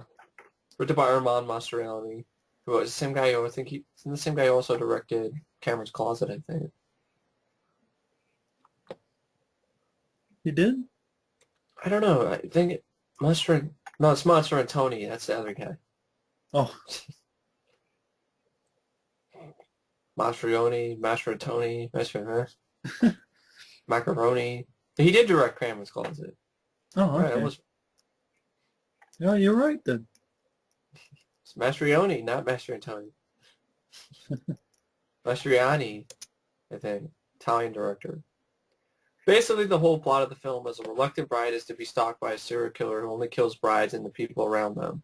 While her friends get whacked one by one, a hard-boiled renegade cop whose bride had been killed years before tries to hunt him down, or it's too late. Meanwhile, the bride has to figure out if it's all in her imagination or not. I guess they filmed the scene where Tom Hanks' character died, but they liked him, so... Yeah, they it filmed out. the scene, but the crowd, the audience, didn't like it, so they ended up redoing it. According to director Australian writer Scott Parker, the film had numerous working titles throughout the production. Among them were Bloodwedding, Shriek, and The Uninvited. The shooting of the film was done in a mere 15 days. An entire production process from writing the final cut of the film was done in 6 months. And I guess there's a DVD commentary on the DVD. Did not know that either. He says the horror fans frequently confuse this film with 1979's When a Stranger Calls because they're similarly threatening titles. Mastroianni also ironically He Knows You're Alone and When a Stranger Calls were both playing at a New York theater at the same time once. He said the theater marquee read When a Stranger Calls, He Knows You're Alone, as if it were one big movie title. So I guess actually they didn't film the scene that Tom Hanks' character died, but it was in the script. But they cut it out. Oh, okay then. So yeah, I remember it's a decent slasher flick. Some good suspense moments. One of Mastroianni's better flicks. Don't think I've seen that one. I think you might like it. Oh, okay then. You have something called Head On. Collision? No, Yeah. It's about a young couple who gets so caught up in their sexual games and role-playing that they begin to act them out in public. Horny bastards. Games can go too far. Wow. Oh, it's Canadian. Yeah. Head on, eh? They're fine with sex. Carol Burnett, Health. Why is the H capitalized? I don't know. Never even heard of the movie Health. Health H. The fuck. Robert Altman. Yeah. Robert Altman directed this? The same guy who directed Papa? Yeah, that's what it says. Also has Alfred Woodard in it as well, and Henry Gibson, Lauren Bacall, James Garner. Huh. Huh. You have Heartbeat. No, it's not. Heartbeat. Well, no. Drama with Nick Nolte and Sissy Spacek and John Hurd and Ray Sharkey.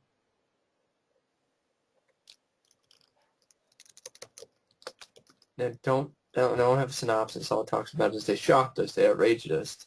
They didn't do anything wrong, they just did it first. See, the film explores the love triangle of real-life characters. Neil Cassie, Jack, and Caroline, played by Nick Nolte, Sissy Spacek, and John Hurd, in the late 50s and 60s. It chronicles John Hurd's character writing a seminal novel, On the Road, and its effect on their lives. So the film is about seminal figures in the Beat generation. Huh.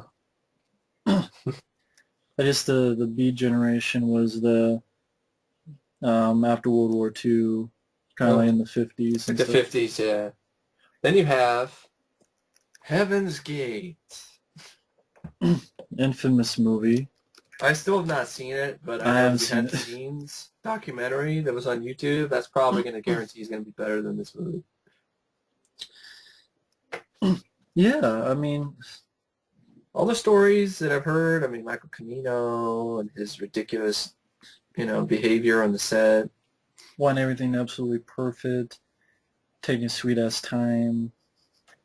Like one time, he waited for the clouds to part to get one shot. It took 13 hours or longer.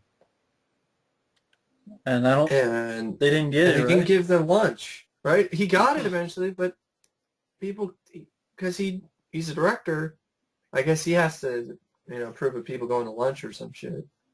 Yeah. Nobody went to lunch until afterwards. I'd be like, I'm fucking hungry right now. I don't give a shit. I'm just a fucking grip guy. You're not even using me right now. Give a fuck about you fucking clouds. I'm not going to lunch.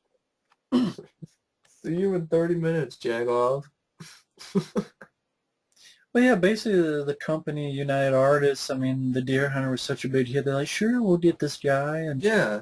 I mean, and the United Artists was a big historic company because they were built by Charlie Chaplin. And I forget who else helped build it, but it was Charlie Chaplin helped create the company back in the day. Well, I think the other guys were like Douglas Fairbanks. Oh yeah, W.C. Fields? Yeah, W.D. Griffith W.D. Griffith, yeah. and Mary Pickford. Mary Pickford, yeah. It's basically a bleak anti-Western based on events in the 1890s Wyoming. Sheriff James Averill attempts to protect immigrant farmers from wealthy cattle interests and also clashes with the hired gun Nathan Champion over the woman they both love, Ella Watson. Both men find themselves questioning the roles in a furious conflict between wealthy landowners and European immigrants attempting to build new lives in the American frontier, which culminates in a brutal pitched battle. One of those films, I guess, that looks beautiful, beautiful shots and stuff, but like It's fucking long and fucking boring. long. The original running time was like what, 3.5 hours? The word print was 325 minutes, and the premiere Now think about that, folks. 325 minutes. over 4 hours. That's like about as long as the Stand miniseries. Could you see yourself sitting through that one night? I like the Stand, but I can't even sit through that. That's about 5.5 hours. It's too fucking long. And then the premiere version was 219 minutes. And it was cut down. This film was took out of release because it was flopping so horribly badly. And then they edited it. Then put it back into theaters again, and it flopped again. It was supposed to cost like 11, and it went up to like 44. Yeah. And this is back in 1980. Because he was building these sets by hand. I guess Jeff Bridges owns the house that. Yeah, well, the whorehouse or something. It was like the whorehouse or something. Something like that. Yeah, something about like he built. At one point during filming, Michael Cimino decided the spacing of the buildings on one of the sets didn't look right. Yeah. Despite having been built to his exact specifications. Mm-hmm. He ordered both sides of the street raised and rebuilt at a cost of $1.2 million over the objections of his crew, for a reason that it would be easier and cheaper to knock down one side of the street and rebuild it twice as far away. Just because the spacing wasn't right. Even though it was to his exact specifications.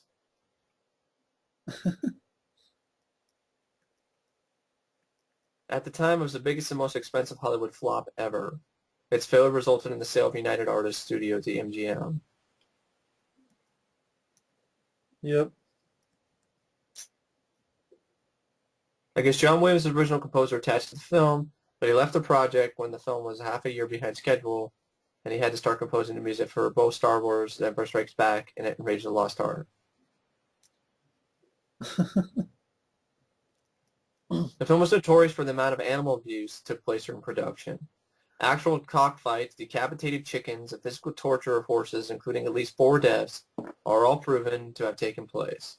The outcry prompted the Screen Actors Guild, an alliance of motion picture and television producers, to contractually authorize the American Humane Society to monitor the use of all films and all film media. I think this was the film, folks, that at the end of each movie, when you say no animals were harmed during the making of this movie, that's because of this movie. Exactly. This movie made that happen. And also, that's why studios don't give a lot of power to directors because of movies like this. Exactly, because at one point the head of United Artists, along with fellow executives, proposed selling the movie to producer Barry Spikings or to rid themselves of the financial burden, and also allow Michael Cimino to finish the film any way he liked, as long as it was not under the banner and the scrutiny of United Artists. Under the proposed deal, Cimino would have complete control of the finished product, and Spikings overseeing everything. United Artists would have looked after the distribution rights for the film in the U.S. and abroad. After looking at all the financial records for the film at that point, it reached approximately $15 million. Spikings instantly refused to take over the project. Jeff Bridges, I guess he salvaged the log cabin from the set of the film and now has it as a family getaway in Montana.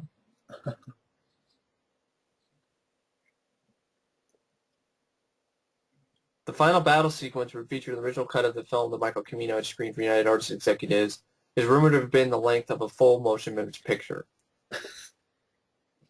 Think about it, folks. The final battle was as long as the whole movie. Such was Michael Cimino's obsession with getting the right shot that 50 takes were not uncommon for each scene. Enough film was shot for 200 hours worth of viewing, the equivalent of nearly 9 days non-stop viewing. The shot of Christopher Shofferson waking from a drunken sleep and cracking a whip at a group of men that wake was shot. The 52 takes required a full day of filming. The single shot lasts less than a second in the final film. This is all just fucking ridiculous. It's insane. I mean, that's why It's crazy. that documentary was more entertaining than this movie would ever be. I mean, It's like a second of film and you're taking a whole day? yeah, for a second, it just... And the cast is great. I mean, Chris Christopherson, Christopher... Other than Isabel Huppert, who was miscast and couldn't even speak Yeah. very well at all. But She yeah, was a main character. but Chris Christopherson, Christopher Walken, John Hurt, Jeff Bridges, Yeah. Brad Dourif, Terry O'Quinn, Mickey Rourke, Willem Dafoe. Yeah. This is insane. Building a whole town, tearing shit down because of little space that... It's like Will Smith in the set. It's Men in Black 3. But even that's not as bad. This is just insane. This is... I mean, it's just ridiculous. It's fucking, what's the word? Anal retentive and unacceptable behavior from a director. That's why Michael Cimino, he fucked up. And, I had already thought about just dropping the film. But, Michael Cimino is an Oscar-winning, I would have just dropped it and just made other movies that they had, on the shelf. Yeah. I would just forgotten failure enough. If it's I wouldn't have put up with it. I would have been like, I don't care the backlash I would get. I'd still be in business. Well, if it's an $11 million film, if it got to 20, Yeah, I'd be like, okay, you either gotta do something or it's done. exactly. But no, they went to over 40. And that's not even adjusting for inflation, folks. If we adjusted that for inflation, that would probably be, could also maybe be $60, $80 million, maybe. I think more. Maybe more. Like $100 million. So it's just insane. Yeah, it is insane. It's fucking ridiculous. And I've never seen it because I don't know. I mean, if I ever saw it, I'd have to either drag Matt along with me or something because I just don't think I'd be able to watch it in one sitting. That would be a fun day. Watching. I know we were talking about doing like a commentary one time. I know. Just Net losses, inflation adjusted for Heaven's Gate, is $114 million. damn. If you adjust in inflation, that's how much the film lost. Damn. So in a way, it was the end of directors getting creative control. Yeah. It's the end of animals being unsupervised, which I'm glad. That's one part Yeah. that I'm actually glad about. The ASPCA, that got involved because that's just wrong. Movies shouldn't be able to just treat animals like shit and get away with it. I agree. That's good.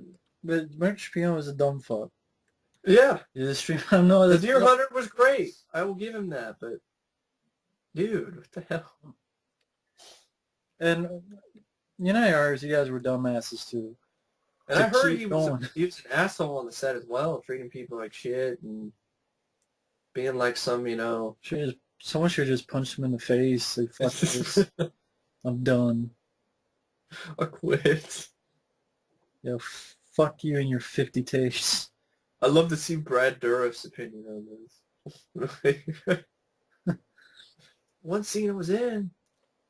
Well, he was on the documentary. Yeah. It's like 60 takes or something. Just punch him 50 times for each take. Right in the face. It's insanity. No one would ever... Oh, maybe Jimmy Tammy. Yeah, the making of the movie is guaranteed. It's guaranteed. Even the book probably would be the making of the movie. It's probably going to be 10 times better than the film. But people, it's like a work of art. It's a lost classic. It gets a 6.5 out of 10. Yeah. Some of the critics that hated it when it came out changed their mind later. Whatever. It's known as one of the first big Hollywood flops and the first film to really cause a company to go bankrupt. Yeah. So enough about Heaven's Gate. Got the other Herbie movie. I never really got into Herbie films. Yeah, it goes bananas with Cloris Leachman and Harvey Korman. You got Hero at Large, which I had a lot of fun with. John Ritter as superhero, Captain Avenger. Yeah, he's an actor, stops a robbery and becomes a hero. Yeah. About the movie that he's hired to promote. Yeah. And he decides to dabble at being a superhero only to find out it's more difficult and dangerous than he ever imagined. Had a lot of fun with it. I thought it was imaginative. Hey, Return of Captain Invincible, this is how you do this type of movie, right? Oh, okay. John Ritter was great, and Archer was good. I haven't seen it in a while, but I remember just having a lot of fun with it. Oh, okay then. John Ritter, making rest in peace. I mean, he's just such a great, likable character, and likable man. Yeah, well, That character he seemed to play, even in the worst movie, even like Americathon, he was a likable character in it.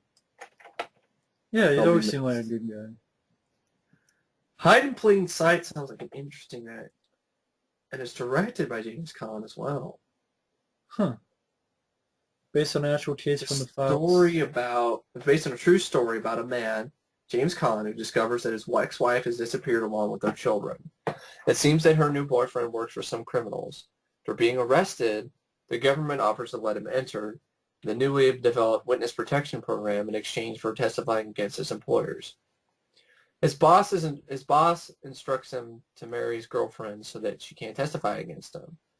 They promise that they will take care of her. When he learns that they have done nothing, he accepts the government's offer. So he and his wife and his children enter the program. Now her ex-husband goes to a lawyer and wants to sue the government for keeping away from his children. Basically took his kids away. Yeah. Huh. I mean, if I saw that, I'd probably definitely give that a look. 'Cause it sounds like, James Caan directing it. Directorial debut, I think.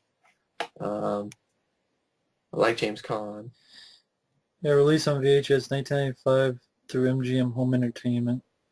Yeah. And DVD released 2010 Warner Home Video. Yeah. Sounds interesting. Yeah. Sounds definitely a lot more interesting than High Rise Donkey. Yeah. Donkey. There's something called Hog Wild. I have seen the trailer for that via the 42nd Street Forever. And looks like it might be fun.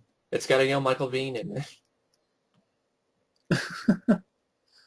Oh yeah, okay. I remember seeing that trailer now, yeah. It's a boy, Tim Warner, is expelled from military school, returns home to his father's disappointment. He discovers that a motorcycle gang has been terrorizing his high school, falls in love with the girlfriend of the gang's leader. He battles the gang and wins both admiration of his father and the love of his girl. And Michael Biehn plays the lead, Tim Warner. Tony Rosato is also in it. I think he plays Bull. Oh, okay then. Always kind of curious about it. Sounds like it might be a fun comedy, like Gorp. Yeah. Home movies. Brian De Palma? Stars Kurt Douglas, Nancy Allen, and Keith Gordon. I've never heard of this Brian De Palma film before. Keith Gordon is a creative young man who films the oddball doings of his family and peers. The maestro appears frequently to give him pointers on his techniques. It's almost a film about a young man making the film. Like me. I'm making the movie. Yeah, Kurt Douglas plays a film instructor. Keith Gordon is one of his pupils. who films everything Huh. that happens at home. Interesting. Find a Palmer comedy. Probably something I give a look if I saw it somewhere. Yeah. Hmm. First time. Then you have, or some have heard of that one, that's for sure. Porno called Honey Throat. You have the Honeysuckle Rose, which I've heard about because it's Willie Nelson's acting debut. Playing a country singer. Wow. Big A stretch. stretch. Then you have Hopscotch, which is, I've never seen it. Heard it's good. I mean, look at that rating. It's got Walter Matthau, Glenda Jackson, and Sam Waterston. It's directed by Ronald Niemi.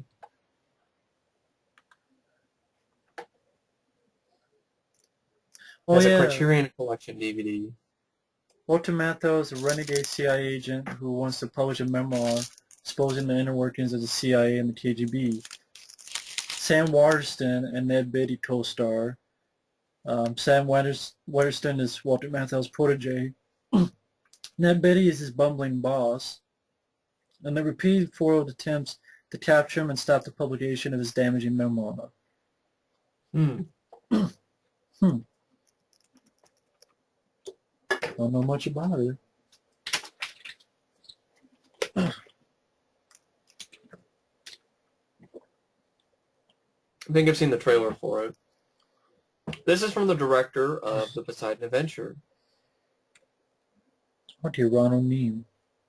He also directed The Meteor, so that was pretty shitty. So Described as a comedic version of 3 Days of the Condor. I heard it's really good. Might give it a look and see it somewhere, but not really. Yeah, exactly. Not really gonna go crazy about it. Yeah, me neither. Next up, we got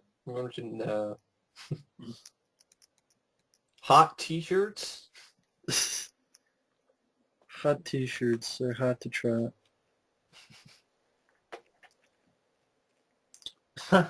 In order to avoid the closure of a bar, the owner and some friends organized a wet t-shirt competition. Wow, that's a shitty plan.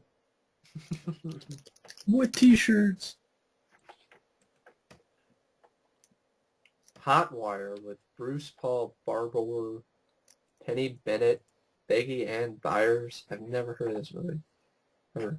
I don't know any of those people. I don't know any of them either. George Kennedy is in it. Wow. Something called The Hounds of Notre Dame. And then you have How to Beat the High Cost of Living. I've seen that somewhere, and I've never gotten it because I just don't know. Yeah, I've seen that. I saw that VHS, and I didn't get it. Oregon, 1980. Chris, I guess now I really do need to get that next time, since it takes place in Oregon. Wow. Where I grew up, where my home. It's got Susan St. James, Jane Curtin from SNL, Jessica Lange, Richard Benjamin, Eddie Albert, Dabney Coleman, Fred Willard, Sybil Danning, Garrett Morris. What a cast, right? I guess Oregon, 1980. Jane, Elaine, and Louise are all feeling the effects of inflation and cannot afford, as the title states, the high cost of living. Jane cannot afford a babysitter or get married, and if she wants privacy with her boyfriend, she has to sleep in the car. Even worse, her war veteran father comes to live with her to turn her life upside down. Louise lives a happy life with her veterinarian husband, Albert. She runs an antique shop on the side, but since it doesn't take any profit, the IRS considered it a hobby. She needs to come up with the money to keep it going, or she will be in trouble with the IRS. Lane's husband has left her for another woman, and without any money. She's in constant struggle with banks, power companies, and gas stations. She needs money to get by and also catches the eye of the police officer, Jack. The local mall is having a contest that features a giant money ball that states it would help fight the inflation. I mean, now if I saw it again, I'd probably give it a look for cheap just because of the cast. Yeah, exactly. So yeah, Human Experiments, a woman in prison film. I've heard about that one. Jeffrey Lewis in it. Demented prison doctor performs a gruesome shock therapy experiments on inmates. Oh, was that like a Ghostbusters? Oh yeah, the opening, yeah. There's a couple of waving lines. No, I'm sorry, that's wrong. You know he's right. Yeah. Oh, humanoids from the Also, with deep. Ellen Travolta and Human Experience and Ellen Travolta Experiments. Hmm. Don't know. Oh, this is disturbing behavior. Oh, Is it disturbing behavior? I mean, it looks like... oh, that later on that movie was. No, it's not disturbing behavior, but it looks like they stole a screenshot from disturbing behavior for that cover art. Huh. Hmm. Never seen that. Oh, wait a minute. Never seen That it cover before. says Louise Fletcher, but I don't see her in the credits. Yeah. Louise Fletcher is in disturbing behavior. That's why. I don't think this is the right cover on IMDb. Michael Yeah, Murphy. yeah. In there. Michael Murphy's in disturbing behavior. Strange behavior. That's why. Humanoids from the Deep. I have that. Barbara Peters. There's controversy with this director. Hmm. Roger Corman's like, it doesn't have enough TNA, so he hires Jimmy T. Murakami to put more tits and ass on the nudity in the film. More gore. Oh, okay, yeah. I like Humanoids from the Deep. A lot of fun with it. Good effects by Rob Bottin, Score by James Horner. Jim Horner. Pretty absurd idea, but Yeah, they steal women to fuck them. Get them pregnant. They steal women to fuck them. yeah, Yes. exactly. Exactly. Well, in the pussy. Basically, scientific experiments backfire and produce horrific mutations. Half men, half fish, which terrorize a small fishing village by killing the men and raping the women. You had tits, you had good gore. You had them fucking up everybody at the carnival. Yeah, that was one of the best. That was the best shot at the carnival. One comes out of a woman's stomach. Like an alien. Yeah. It's entertaining. It's a fun movie. I guess as the film was being finished up, producer Roger Corman felt that the picture needed more sex in order to change the shot that showed the humanoids attacking, first ripping the clothes off of their nubile young women. Director Barbara Peters refused to shoot the scenes, protesting that they were inserted to prove to show gratuitous nudity. Corman fired her and hired another director to shoot the additional footage. Huh. However, most of the reshot of humanoid attack scenes were deleted from the final print of the film. And there's a remake in 1996 with Robert Carradine. Yeah, Showtime. Toned down the sex and gore aspects, so no one liked it. Yeah. Director Barbara Peters once said that the humanoids were originally supposed to be played by the film's stuntmen. Unfortunately, the stuntmen found the monster suits to be too goofy looking and refused to wear them. Suits didn't look that bad. I didn't think it looked that bad either. James Horner composed the score in only 14 days. The production was originally filmed under the title Beneath the Darkness, in the hope that it would be a classier type of story and therefore attract the kind of big-name cast the filmmakers wanted.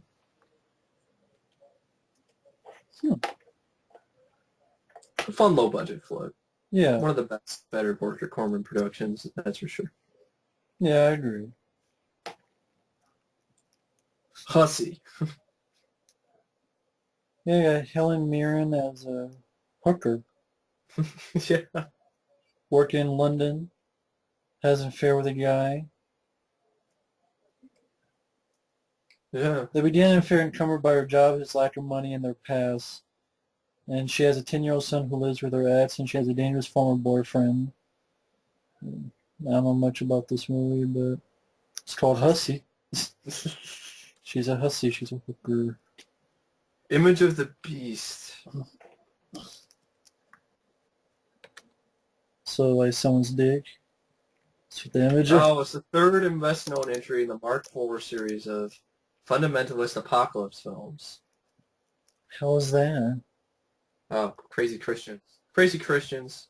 Fundamentalist Christian guerrilla David helps condemned descendants escape, attempts to subvert the computerized mark of the beast, and generally tries to survive as prophecy unfolds in the rise of the Antichrist and the pinnacle of power and the beginning of God's war on sinful man. See, I have a problem with that. Just that one line. God's war on sinful man.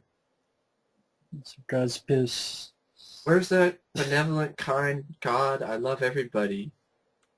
That's why I don't like Revelation. It just doesn't make any sense. It's like he just completely switches. So he's schizophrenic. God's a schizoid. Split personality. Maybe It's like, isn't that Satan does that stuff? Why are you killing innocent? So what? They don't read the Bible or whatever. It doesn't mean they need to die, right? I would think so, yeah. It doesn't mean they're Satanists either. That's what I would think, but what do I know? In God We Trust with Marty Feldman. Oh, I've seen that trailer. That's the one that Marty Feldman as the, yeah, Huh. directed by Marty Feldman. And the voice of God, and God is played by Richard Pryor. Oh, okay. Yeah. Okay, I've heard of the movie, yeah. I've seen that trailer. Looks like it might be a fun film, actually.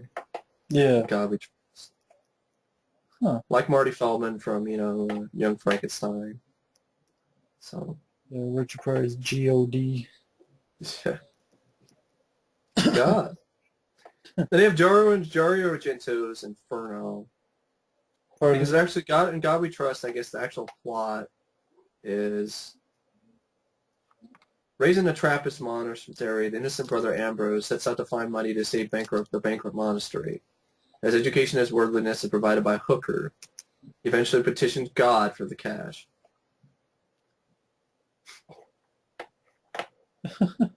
Guarantee the Christians didn't like that one. So you have, or any, religion, such as Catholics or anything. So you have Dario Argento's Inferno, which is the semi-sequel to Suspiria, the second film in the Three Mothers trilogy. Yeah. I like Inferno. I like it a lot, actually. Now, the first version I saw that wasn't an uncut version because the original VHS version on, on the key video, I don't even think was in 107 minutes. It was like 90-some minutes or something. Remember correctly. But I still like the film. Good score, good creepy atmosphere as usual for Dario Argento. Decent cast. Leigh McCloskey, who's been in some other stuff as well. Based on the plot is young poetess Rose Elliott, who is played by Irene Miracle, buys a book from a local antique dealer, a diary in Latin of an architect, Varelli. She learns of the three mothers and believes her apartment building is one of their houses. She pleads her pleads her brother Mark, who is studying musicology in Rome, to come, because she is afraid. Mark's friend Sarah reads her letter, in which he left behind in class, and discovers the school is run by Mater Licorium, is killed for this knowledge. House of Master Suspirium has already been destroyed, and by the time Mark arrives in New York City, he's investigating sister murder. Just like a lot of Dario Argento films, the plot doesn't make any damn sense. Yeah.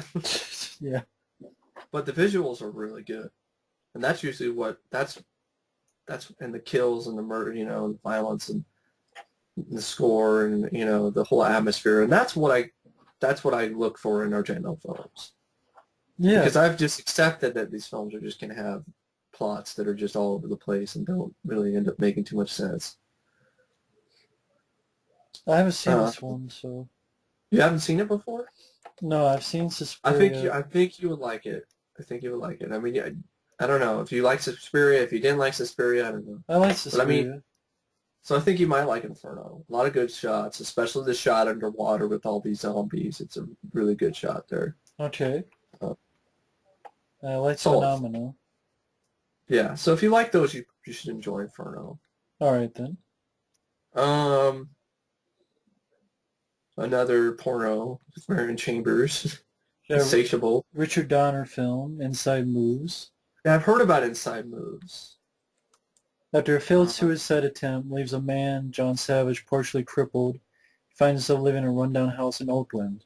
He spends a lot of time in a neighborhood bar, which is full of other disabled people.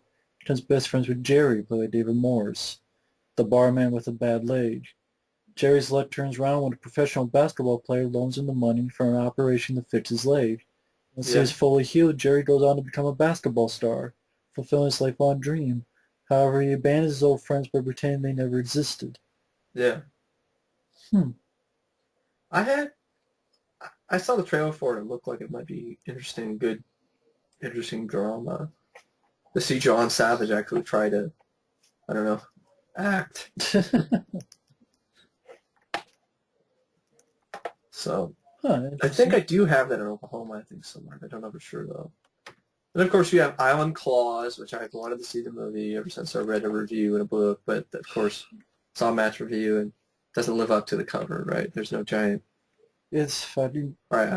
dog shit. Is it? One second. It's so bad it's taking Matt's breath away. It is incredibly boring. I mean, there's spearmint, there's crabs.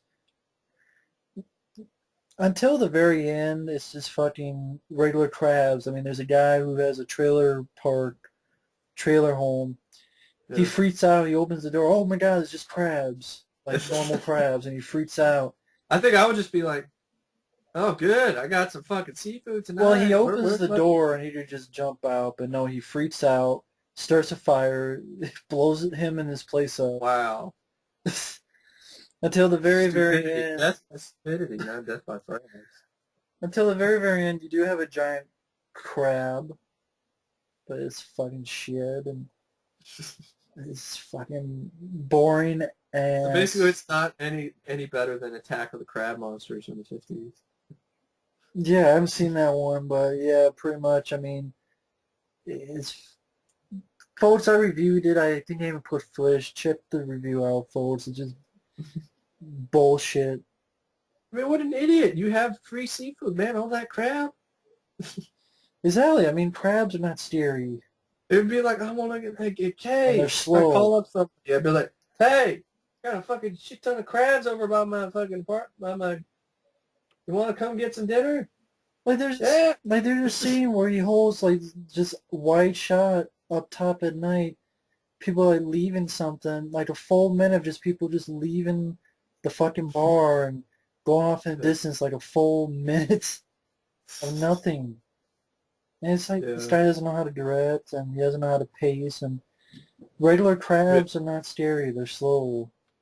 Yeah. They're not going to catch your ass. I mean, it's they're not crabs aren't scary. You know, the other kind of crabs, those are kind of scary. But Yeah, it's not those though. Let's see.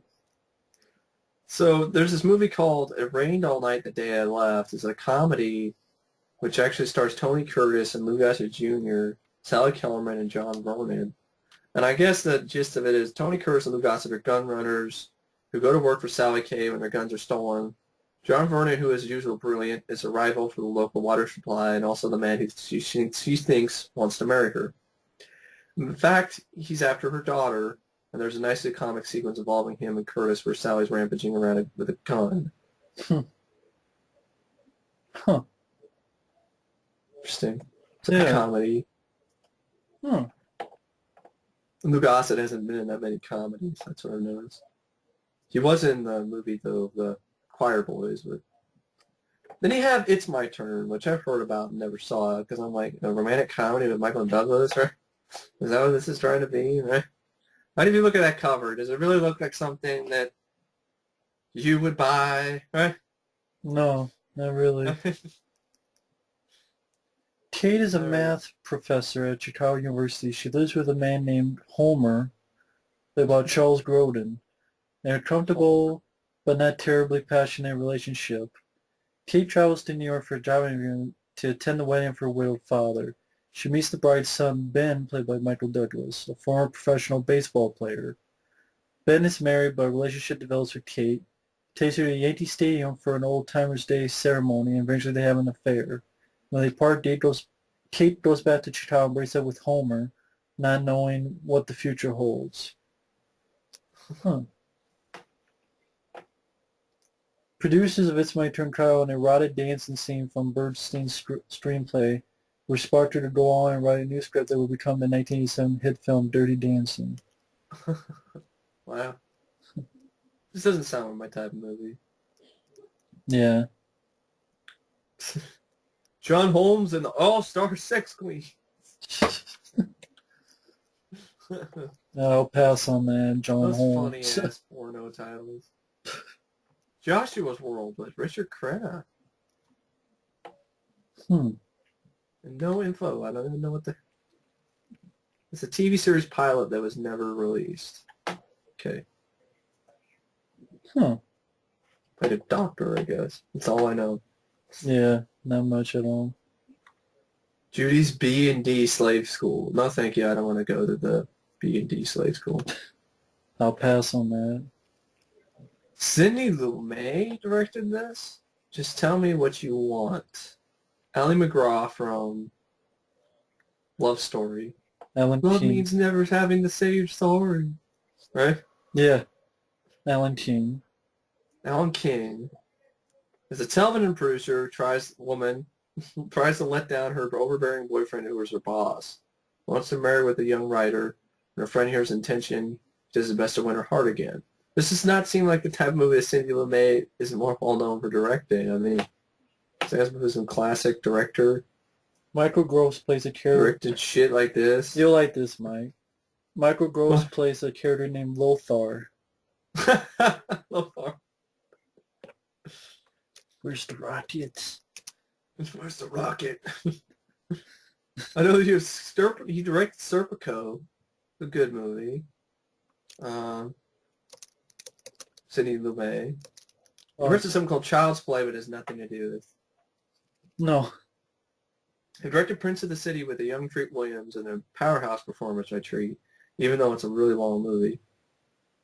He directed Death Trap, that one underrated suspense thriller with Christopher Reeve. The Verdict, it's okay. Power was interesting. He directed The Morning After. Critical Care with James Spader. He directed the remake of Gloria. I didn't mind Critical Care. Time waster. Running on Empty is a good drama. Oh yeah, he did Failsafe. Yeah. And the original 12 Angry Men. 12 Angry Men. So this guy got some good credits. He directed Dog Day Afternoon and Network. Yeah. Just tell me what you want. This doesn't... What you really, really want. What you want, what you really, really want. He also directed The Wiz, so... Take a whiz. On their forehead. Or some kinky tricks. Yeah, talking about whiz. They're kinky. Klondike Fever. I'm just thinking of freaking Klondike Pac-Man Bar. Fever song, right? I'm thinking of Klondike Fever. Actually, I was thinking, what would I do for Klondike Bar? Klondike Bar. Yeah. Jack London's epic journey from San Fran to the Klondike Goldfields. Huh. Or Jeff East. What the hell is this guy doing? He went west. Never heard of this guy, Jeff East.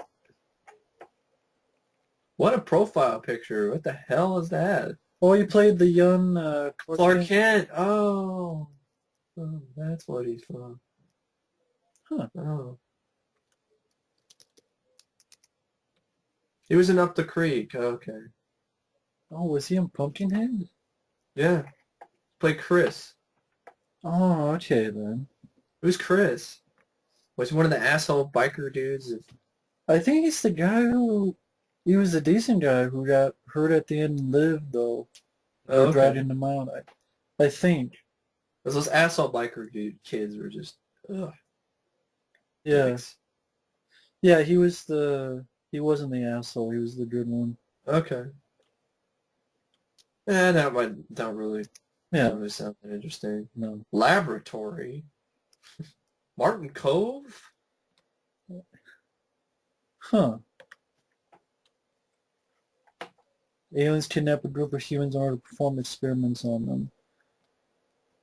That's all the information. It was one of those Saturday afternoon movies that played on the TV series, on TV. And I guess they never showed the aliens in the TV movie. Oh. Huh. Last Rites. I think there's also another title for it, I think. I'm correct.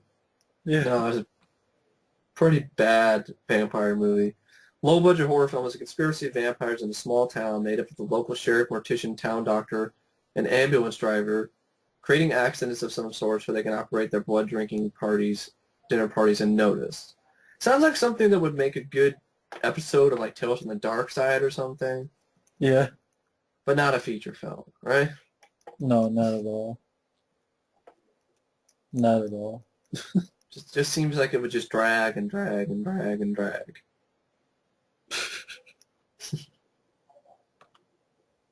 Leather Persuasion.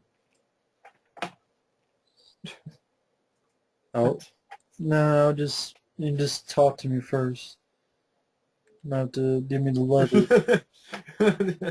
You'll have to persuade me into your leather. Bondage and shit. I don't get that.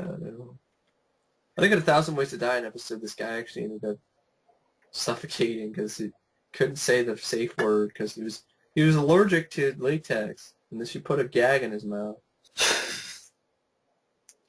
Jesus. Jeez, how many fucking limited edition pornos are there? Must not be limited if there's so many. 18? So it's not limited. Oh, Little Darlings, that movie with Tatum O'Neal and Christina McNichol talking about an Armand Assante. One of them gets it on with Armand Assante, remember? About these two girls that go to camp and want to, stop being virgins, basically. One of them goes through with it, one of them doesn't. The end. Huh. Sounds like shit. They talked about it in Isle 3D. Cork Rakes Fitzsimmons, that redheaded guy, had to be all... I don't like him. I hate his sense of humor. He's always bringing in this vulgar... Who? Rake Fitzsimmons, a redheaded guy with a goatee in the Isle of the 80s. He'd always bring up the crass crap like, oh, just tell them what it really is. Little Darlings is masturbation fodder for little kids or whatever. Oh.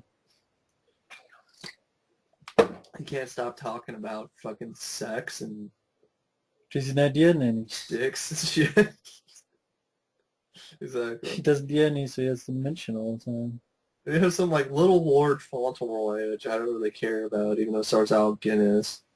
Little Miss Marker with Walter Matthau and Julie Andrews. Some called Loose Shoes at the cameo by Bill Murray. Hey, loose shoes. Huh. London Conspiracy with Roger Moore and Tony Curtis.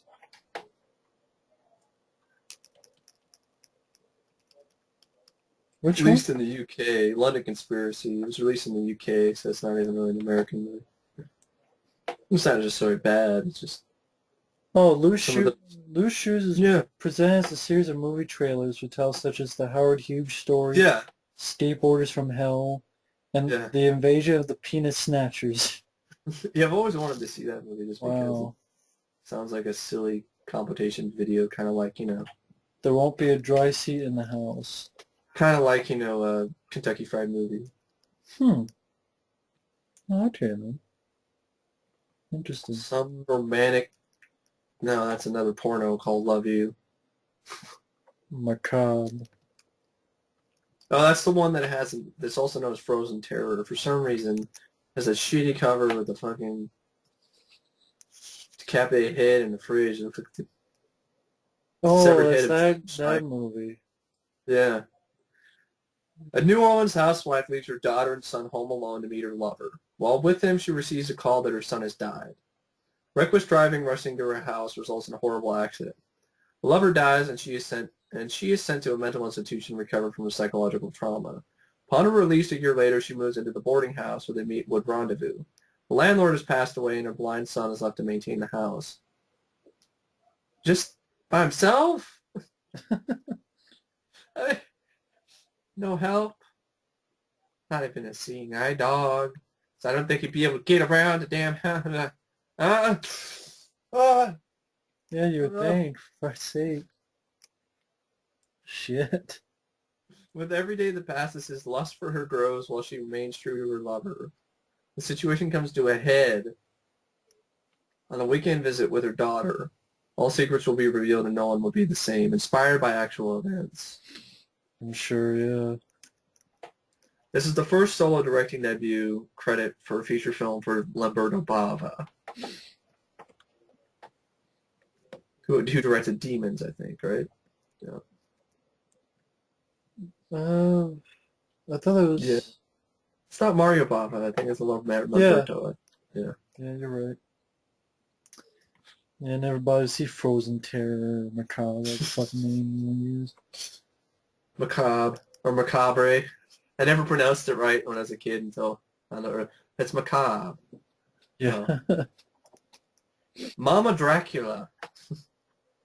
Wow. Female vampire must bathe in the blood of virgins in order to stay alive. The trouble is that virgins are in short supply nowadays, and she is running into major problems in finding one. Ha. Go to Comic-Con. Go to the Star Trek convention. Las Vegas, right? Stars Louise Fletcher. Yeah, this is what she decides to do straight off, movies like One Flew Over the Cuckoo's Nest, Mama Dracula, and An Exorcist 2. Pretty much, yeah. Of course, Maniac. 2.6, Maniac. Pit-faced lump of a man, Joe Spinell. Of course. Frank misses his mother, who was killed in a car accident years before. She was abusive to him and made money selling her body, but Frank still misses her. Tries to keep her from leaving him and reform her evil ways by killing young women by putting their scalps on mannequins, which he displays around his apartment. Photographer Anna takes a picture of them in the park, and he pursues her and befriends her. Is she the one he's been looking for, or just another mommy wannabe? Has some good taglines. Of course, the iconic, I warned you not to go out tonight. Yeah, you can lock your windows and doors, but you can't lock the madman out of your mind. But that really doesn't make any sense. And a really lame tagline like this: "Run from this man." Exactly. Run from him. It's a lame tagline, but loosely based on Ed Gein, a little bit. Yeah, a little bit. I have the laser designed by William Lustig, so I guarantee this is going to be 10 times better than the shitty-ass remake of this film starring Elijah Wood. Yeah. I really? Stupid. Like a stupid casting. Well, he was in Sin City. He played a guy in makeup with fucking yellow skin. Oh, no, that was the other guy. He was the guy with the glasses, the silent... He was the guy with the glasses, and he was Mickey decent, but I don't buy it. It's Maniac. No, not at all. You needed to cast somebody else, like, I don't know. I don't know what comes to mind. These actors that might work when you make a Maniac. Don't do it at all. That's what Don't even need to remake it. Yeah, really. Joe Spinell was good. He was good. Carol Monroe was hot as always, but I don't buy at all her falling for Frank Zito. No, not at all. I mean, it's kind of like, really? You can do better. This fat-faced lump of a man, you're all like, yeah, I love this guy. He's so sexy. Not at all. Tom Savini blows his own head off in this movie. Good makeup. Good makeup effects. Tom Savini, I guess nowadays doesn't like talking too much about this movie and its effects. She should get over it. To be honest. Yeah. I like it. I mean, it's intense. Yeah. The biggest problem with me for Maniac is the ending. Okay. If it didn't have that cheap ass cheap ending, Which part of the end? which doesn't make any sense. The The dream ending scene? after the dream sequence, which it shouldn't have been a dream sequence, it should just have been the way it was, my opinion. He's still alive. Oh, okay, yeah. He got fucking stabbed like 5 times in the chest. He's not still alive. He's dead. Oh, shit. The fact that it was all a dream. I didn't like that. I thought it would have been more effective as terms of an ending and really a final ending there for the film. Capped it off nicely for his victims to return from the grave and kill him. Yeah. End of the movie. But they didn't want to be supernatural. I liked that because it was something out of the blue. Yeah, it definitely was. It was shocking. The soundtrack, I remember the freaking disco song, which is catchy. It was like going to a showdown or something. I don't mind the film. I mean, I can watch it. I have the Blu-ray. I can watch the movie too. It's just I didn't have a bad experience on a date, like our good friend did. So I watched it first with my dad, with the tape that I borrowed from Goodwill. Oh, yeah. Borrowed Uh, tape. it was good. I liked it. I mean, it's just I don't love the movie. I like it, but I don't love it. It's like a 3-star flick for me. Not a Right. 4. Yeah. So And there are a lot of other horror films that I like more than Maniac. And they have these people who all like this also like list here on IMDb. And to be honest, I like Near Dark and My Bloody Valentine and Hellbound, Hellraiser 2, and even High Tension more than Maniac. That's just me. mhm. It's got its moments. It's definitely creepy. I like the fact that the realism is good. Yeah, it was definitely an intense film. I'd always wonder how Sly felt about his friend Joe Spinell and his. You wore the He T-shirt. actually he wore a T-shirt that said Maniac on it. Yeah, so Can never find that picture. can't Yeah. find that picture, but I know I saw it. Yeah, I know. I saw it too.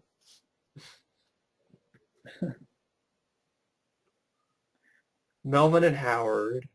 There you go, Stallone and remake of Maniac. Mom! Mom! So your mom. The sequel to Stop Her Mama Shoot. I killed her. I had enough. Enough of the stories. Sequel to Rhinestone. Enough of the mistakes. Enough of embarrassing me.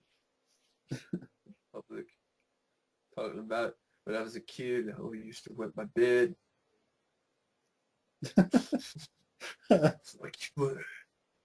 So he's got like what, Stealth Yeti scalp or something?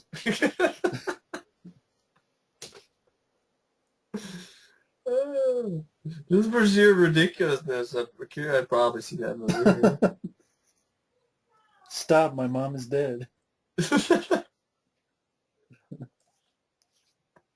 uh, Stallone is a maniac. He's got the cap on, grows a mustache. They put like makeup on him to give him like cystic acne or whatever. Who's a Schliven man?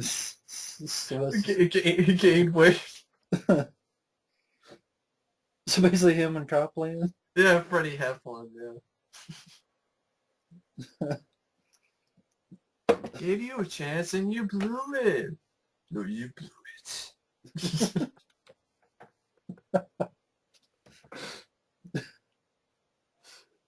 uh, got something called Melvin and Howard, directed by Jonathan Demme, actually. Hmm. Story of hard luck Melvin Demar, who claimed to have received a will naming him an heir to the fortune of Howard Hughes. Huh. Don't know much about this one. I don't know much about that one either. But I've heard of Midnight Madness, though, with a young David Michael Nod? J. Fox. Oh, The that Disney sounds movie. familiar. David Naughton, Michael J. Fox, Stephen Furst, Eddie Deason. I don't look like fucking Eddie Deason. Who said? Some people have. Film is about a group of college students who participate in an all-night puzzle-solving race. Yeah. Leon planned the Great All-Nighter by picking college students to participate in his night-long scavenger hunt. The 5 teams, each designated by colors: white, nerds who hate green; green, meat machine who hate red; red, sorority sisters who hate green; yellow, good guys who play fair; and blue, cheaters who hate yellow, are given clues to solve, leading them to the next clue site in the city. Hmm. It's released on DVD through Walt Disney. Oh, Probably okay. just fine now since Disney is so goddamn fucking lame with their DVDs. Get it now or we'll throw it back in the vault. And one quick note, folks, this one film, Victor, is basically Roger Daltrey from The Who as a bank robber. Oh, yeah. Hmm. Interesting. Yeah, Monster. Um, So I remember the cover being cool. That's a cover that not Monstroid. a rural Colombian village is tapped by a horrible sea serpent, aroused by industrial pollution of a nearby lake, based on a real event that took place in June of 1971. Really? No, I doubt it. And based on a true story? Sounds like bullshit to me. Production began in 1971, but personnel, logistical, and financial problems resulted in it being shut down. After several stops and starts over the years, it was finally completed and released in 1979. Yeah, it was shitty. That's the reason. Not destroyed. So that's why it looks like it was made in like the early 70s. It doesn't look anything like it was made in the 80s. Is it was? If it was. God. Motel Hell, that's a fun one. We got Kevin Connor directing, got Roy Calhoun, Hal Link, and Parsons. Good duel with chainsaws there at the end. Yeah, they bury them deep down till their heads are showing. It's a good kind of, there has some satire to it. It's funny, actually, genuinely funny. Farmer Vincent kidnaps unsuspecting travelers and is burying them in his garden. Fortunately for his victims, they are not dead. He feeds his victims to prepare them for his roadside stand. His motto is, it takes all kinds of critters to make Farmer Vincent's fritters. But it's also a parody of like slasher movies like Last on the Left. Yeah, he like fucks up their voice box. Yeah. They're funny, and then they'll tie like a rope around their neck and rip their heads off or something. Yeah. Tobe Hooper was originally going to direct the movie for Universal Studios, but when the studio balked this bizarre project, Hooper also departed. Screenplay was written for the film was written years before it went into production. The film had a difficult time finding backing. In 1978, it was picked up by Camp Hill Company and was shot and completed in 1980. In all, it was nearly 3 years from the time the script was written to the final release of the film.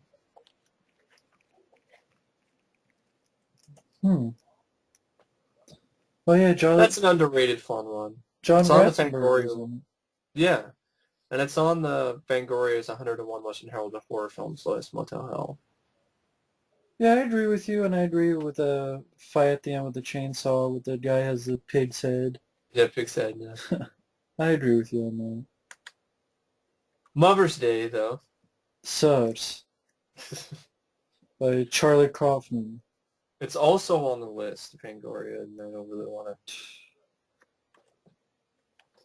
Three women reunite. They go to the woods. There's a woman or two shitty-ass redneck kids. Basically, the punks, they terrorize the women, Yeah. and then they get revenge on them. And like they slams one with a TV, and like just suffocates them on it, like saran Yeah. wrap or what the fuck it was. I don't know what the hell it was. Like I didn't give a fuck about the movie. I didn't care. That was shitty, boring. I know it was a remake. They're doing With this. Break of the Morning. Yeah, they're I like still haven't. I haven't seen it yet. I'm not looking forward to it. If you don't like it, I'm pretty sure. I've never seen the remake. I mean the original. Oh, If you don't like it, I'm pretty sure you don't like the movie. just didn't care about it. Mr. Patman. So you think it's overrated? This gets a lot Yes, of acclaim. very So much. how he feels about Mother's Day is probably the same way I feel about Cemetery Man. Yeah. Mr. Patman. John Gorman, the guy who directed King Kong. Hmm. It's about a male nurse working the night shift at a psychiatric hospital who begins to lose his own grip on reality. Hmm. Never know anything about this. Just the title is weird, right? Yeah, Mr. Patman.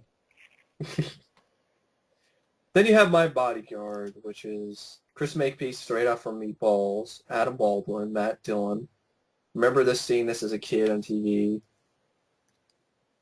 But this boy's getting harassed by Matt Dillon, requires the services of the school's kid, most feared kid as his bodyguard, Adam Baldwin. Turns out to have a soft heart, heart of gold. Become friends, and the end has Chris Makepeace beating the shit out of Matt Dillon.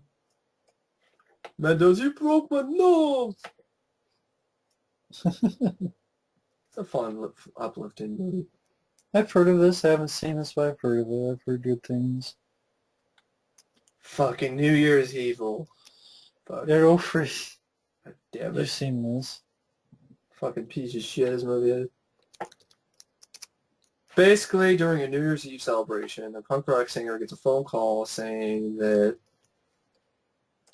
okay, New Year's Eve is on its way, and TV's most famous punk rock lady icon, Diane Sullivan, is, are you sure it's not Diane Sawyer? Is host holding a late hour countdown celebration of music and partying. All was going well until Diane receives a phone call from an odd-sounding stranger. Yeah, odd-sounding is right. New Year's Evil. I am evil. This damn voice box from Frampton comes alive. Announcing that on live, stranger announces on live television that when New Year strikes in each time zone, a naughty girl will be murdered. Punished. A naughty girl will be punished. Stole that from Silent Night Deadly Night, but that came out later, but okay. Still better. The killer leaves the threat saying she will be the one to die last. The studio crew takes precautions and heightened security, but over in America, a hospital nurse is found to be brutally butchered. Aftermath. Who could be behind these murders? A crazed fan of a psychotic, or perhaps someone much closer to Diane than the police or audience could have expected? It's her ex-husband! Oh! Trailer looked boring. Oh, it's her actual husband, not an ex-husband. Her husband. Lame-ass movie. Horrible, horrible death scenes that are all aftermaths. Ridiculous-looking killer with this silly-ass mask. Looks like Art Carney. Looks like Art Carney from fucking... Doesn't look like Art Carney. It looks like looks like Laura Hardy. From Hardy, Laura and Hardy. Looks like Stan Laurel. Not very terrifying. Suffers from the terror train problem when you have a killer wearing a ridiculous mask. Huh. And the guy, just like I've said before in the review, I mean, shit like... Something about the ending as well? Yeah, about how he's all like, you want to take my kid to the baseball game or some shit. Stupid shit. He goes on a rampage because, she wouldn't let him take his kid to a football game or something, I guess. Oh, that's all, huh? And then he gets thrown out of a window, and somehow he survived in the end, I guess. But fucking... Wow. Sounds And this is the brilliant. original call from Diane Sutherland and her husband. Blaze here. Crazy New Year to you. Happy New Year to you, Blaze. Ooh, some kind of voice you got there. You sound like the Phantom. You could call me that. You got a name, Phantom? Call me Evil. Evil? Just evil, I? No, just evil. Listen, Mr. Evil, do you have a vote for the top song of the year? No, just a New Year's resolution. Going to commit murder at midnight. Going to kill someone you know, someone close to you. Well, we're at the very interesting start, aren't we? Crazy Tricks, must be full moon. She didn't seem like a punk rock DJ either. Sounded like she was like some DJ at a country music station. Fucking horrible film. Forgettable. The only memorable thing is this song Sounds by the shitty. Punks. So, yeah. Well, fuck New Year's Evil then. We'll edit there, folks, and right now we are at, where are we at? Night Games. We're at Night Games, which is, I guess, right over Roger Vadim. Guy who directed Barbarella, I think. This is a great plot. Sexually repressed woman able to be aroused only by a guy in a bird suit.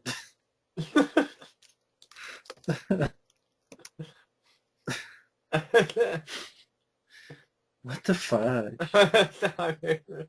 Wow. Guy in a bird suit. That's fucking crazy. You didn't see that movie? What kind of bird? Was it like a parakeet? A parrot? An owl? Cock-a-doodle-doo. Cock? Yeah, cockatoos? Cockatoo? Yeah, No, cockatoo. it's... Let me think.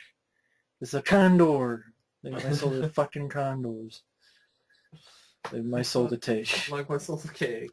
But I mean, really, dude. Yeah, if you need to be aroused by a bird suit, be my guess. What? She's a furry, right? Is that kind of a furry thing, or is it I guess? feather? She's a feather. Feather. Yeah, I guess the furry, iffy, whatever the hell thing. I wonder if she's aroused by a guy in a bear suit as well. Oh, next we have Night of the Demon, aka Bigfoot. Oh, this is classic. Bigfoot the Cock Ripper, right? Yeah, this is classic. I mean, this is probably the goriest Bigfoot movie. One of the best. Rips the guy's dick off while he's trying to piss. How dare you desecrate my forest? Ah! But basically, like, a girl gets raped by the monster, and this is the Bigfoot is the birth, the son The doozy culmination. of a right? Well, yeah, he like swings a guy around in the sky and throws him and impales him and disembowels people and just Well, it's saying Harry and Henderson. no. I mean, then he rips guys' dicks off. I mean, but anyone, if you into Bigfoot movies, you gotta see it at least once. It's definitely the glorious. I got it on my flash, on my hard drive, so. It's a lot of fun. Is it also known as something else? It's Night of the Demon, it's also known as another title, right? Yeah, I don't know what the other title is. I just know it from Night of the Demon. But it's a fun movie. Or Cock Ripper. It's not a Cock Ripper. That's what he does. Yeah, it's Night of the Demon, that's what it's called. There's no other title. I'm just thinking of a different movie. Then you got Night of the Juggler. Which sounded interesting. And by the time I finally got to this one VHS store they were going out of business, this tape had been there forever, but by the time I went there, I was thinking about getting it, it was gone, so. With James Brolin. Yeah. He's a former cop, aligns with a street-smart young clerk from the New York City dog pound, Mhm. Julie Carmen, on a search for his daughter who was kidnapped by a Isn't that the psychopath. isn't she in Friday Night Part 2? Right? Isn't that Julie Carmen, right? That Yeah, yeah. yeah, from Friday Night 2. And So then you the have James Peppermint. Brolin looking like he's straight out of Crazy Town from Amityville Horror. Mandy Patinkin, I guess, who played didn't he play the alien in Alienation, right? Yeah. I guess he plays Alessandro the cabbie. Dan Hedaya is also in this. Hmm. It's about a tough New York ex-cop relentlessly searches for his kidnapped teenage daughter who is followed by a twisted psycho after mistaking her for the daughter of a wealthy businessman. His search is met with obstacles as he runs afoul of the police in his pursuit, including a former corrupt colleague bent on revenge against him. Meanwhile, the kidnapper is just as prepared to kill anybody, including his young hostage, unless his colossal ransom demands are met. Mm-hmm. It sounded interesting.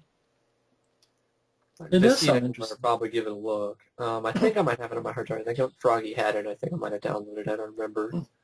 I guess there's a bit of trivia here. Before Gus takes Kathy underground, he yells to Sean, "I'm gonna fuck her," and repeats it 2 more times. But the MAA strongly advised that the makers of the movie to dub out the word fuck in that scene. They felt it was wrong for an adult male to say that he was going to have sex with an underage girl. Hmm. Instead, Cliff Gorman's quote was fixed for him to say, "I'm going to keep her." Same guy who directed Turbulence.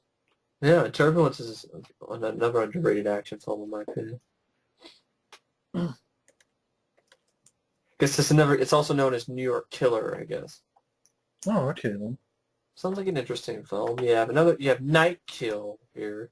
So directed by Ted Post. And it's about the wife of a wealthy industrialist finds herself caught up in a web of intrigue and murder, which was created by her own deceit. And she tries to escape the results of her actions. She too falls victim to deception. And Ted Post also did Madam Force. Oh, that was a good one.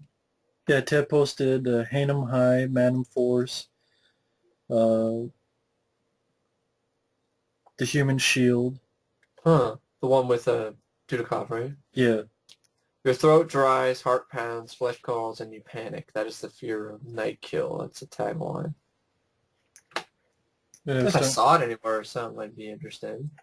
It was originally intended for theatrical release in 1981. The film was sold directly to television, where it premiered on December 18th, 1980. hmm, Hmm. could I be guess the good. Norway version has more, and I guess it's sort of like Phobia, another movie that came out this year. Huh.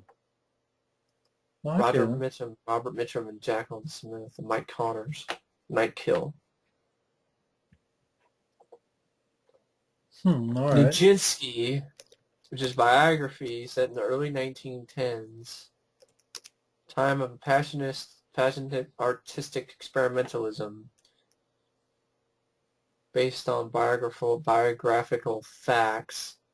This is the story of Vaslav Nijinsky, a young and brilliant but headstrong premier dancer, an aspiring choreographer of the Ballet Russes. Companies managed by the famous Sergei Diaghilev, blah, blah, blah, friend fucking ballet dancing, don't care. I'm sorry, just not into ballet dancing. Yeah, me neither. And And then 9 they to have the 5. tagline, which is like genius, madman, animal, god, Nijinsky. The hell? About what, dancers? Animal? God? Whatever. 9 to 5. Classic movie. That's one of the few chick flicks that I honestly can definitely say I like. Jane It's just Fonda, Lily genuinely Tomlin, funny. Dolly Parton. Dolly Parton. It was her first film, I think. And people were saying there's no way they didn't really think she could act. Made a shitload of money. Because, like, I've been forgiven and forgetting.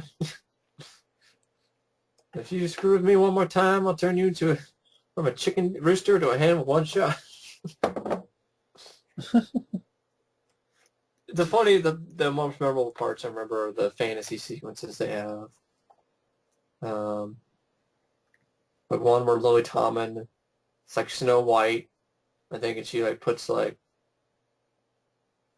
puts basically poison, arsenic in his coffee and stuff like that. This is interesting. A release on VHS for the same day as the film's theatrical release was originally planned. Huh. Video release was postponed 3 months due to complaints from movie theater owners. Yeah. Oh, they're trying to get a sequel done. But Dick never. Burnley, after seeing Hart tied up and drawn to wrong conclusions. So this is what you're into now. Bondage. What's that? Bondage. S&M. Sex games. That's right. All of it. I'm into everything. Now get me out of here. That guy is my boss. Your boss? You're having an affair with your boss? Isn't that typical? Just like you had an affair with your secretary. But Judy, you can't do this. This isn't you. What do I can't do? These days are over. And if you want an affair or play sex games or do M&Ms, you can't stop me. M&Ms. I mean, really, Dabney Coleman was great. Huh. Great asshole too. Such a such a dickhead in this movie. So you were definitely rooting for the girls to, basically. Because he's all like, he's in the fantasy, Judy's fantasy, and she's a big game hunter and hard as the prey. Judy, I think, is Jane Fonda, right? It's like, Judy, you gotta help me. The mob out there is crazy. They're trying to kill me. Now, why would they want to do a nasty thing like that? I don't know. I'm not such a bad guy. You're a sexist, egotistical, lying, hypocritical bigot.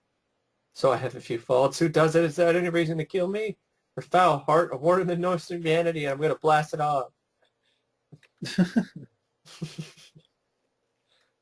This is the good cast of funny women, Yeah, decent film. Not that bad. So, yeah, so of course they had that memorable theme song. 95. All right. What's he going to go gay on us now? No, come on. 95 is a classic. It's Probably alright. blame my mom. Blame my mom for that. Nothing Personal with Donald Sutherland and Suzanne Summers. I guess they break the law in 37 states, Puerto Rico and the Panama Canal Zone. Appalled after seeing film of endangered seals in Newfoundland being clubbed to death, pot-smoking post-hippie college professor Donald Sutherland hires lady lawyer Suzanne Summers to bring cease and desist action against the heartless conglomeration responsible. Huh. I don't know how that's a comedy, but okay. Wow. You have Oh Heavenly Dog. Oh, God. Chevy Chase and Benji. Oh, yeah. Chase is Benji, I guess, in this movie. Right? Fuck. Well, this Benji was the daughter of the original Yeah. Benji. Browning is a PI with a bad cold who's sent to investigate a case by a mysterious client. He stumbles across the body of a young woman and is stabbed to death. When he wakes up in heaven, they tell him he's marginal material, and they can only decide on his final destination through one last assignment, to go back and solve his own murder, as a dog. As Benji. Yeah. Outtakes behind-the-scenes footage from this film were used in making the short feature Benji at Work, a 30-minute documentary about the career of Benji as a dot actor. An adult tale of murder, mystery, and forbidden love. This movie, really? That's the tagline. Okay, I guess. After nearly all the end titles have passed, Woof appears on the screen as the final title. Shit. Chevy Chase told Current Classic Movies host Robert Osborne that he's never seen this film, which he considers his worst.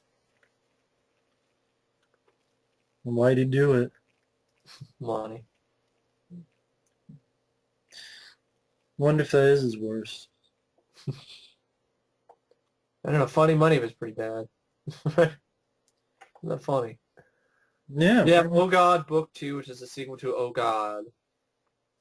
One with George Burns and God, God. God asks the help of an 11-year-old to help promote himself. Tracy creates the slogan, Think God, and soon has her friends spreading the message by posters, graffiti, and other ways. But Hmm. Tracy's parents and psychiatrists think the young girl is crazy. God is the only one that can straighten out the situation. Hmm. No John Denver. Even he didn't want to return his. He's like, fuck this. Something called On the Nickel, which is Donald Moffat. Nothing, no more information about it. Tom Waits is in it. Let me see. No, Tom Waits, he sings a song on the soundtrack. It's starring Ralph Waite, best known as John Walton Sr. on The Waltons. Sam Down Moffat is a recovering alcoholic who feels dissatisfied with his life of sobriety and goes back in search of the good times he enjoyed with his old friends on LA Skid Row. Eventually finding his best friend CG, still living on the nickel, the two You mean men computer graphics? the two men reminisce and Sam gets a fresh look at the lifestyle he had once vigorously abandoned.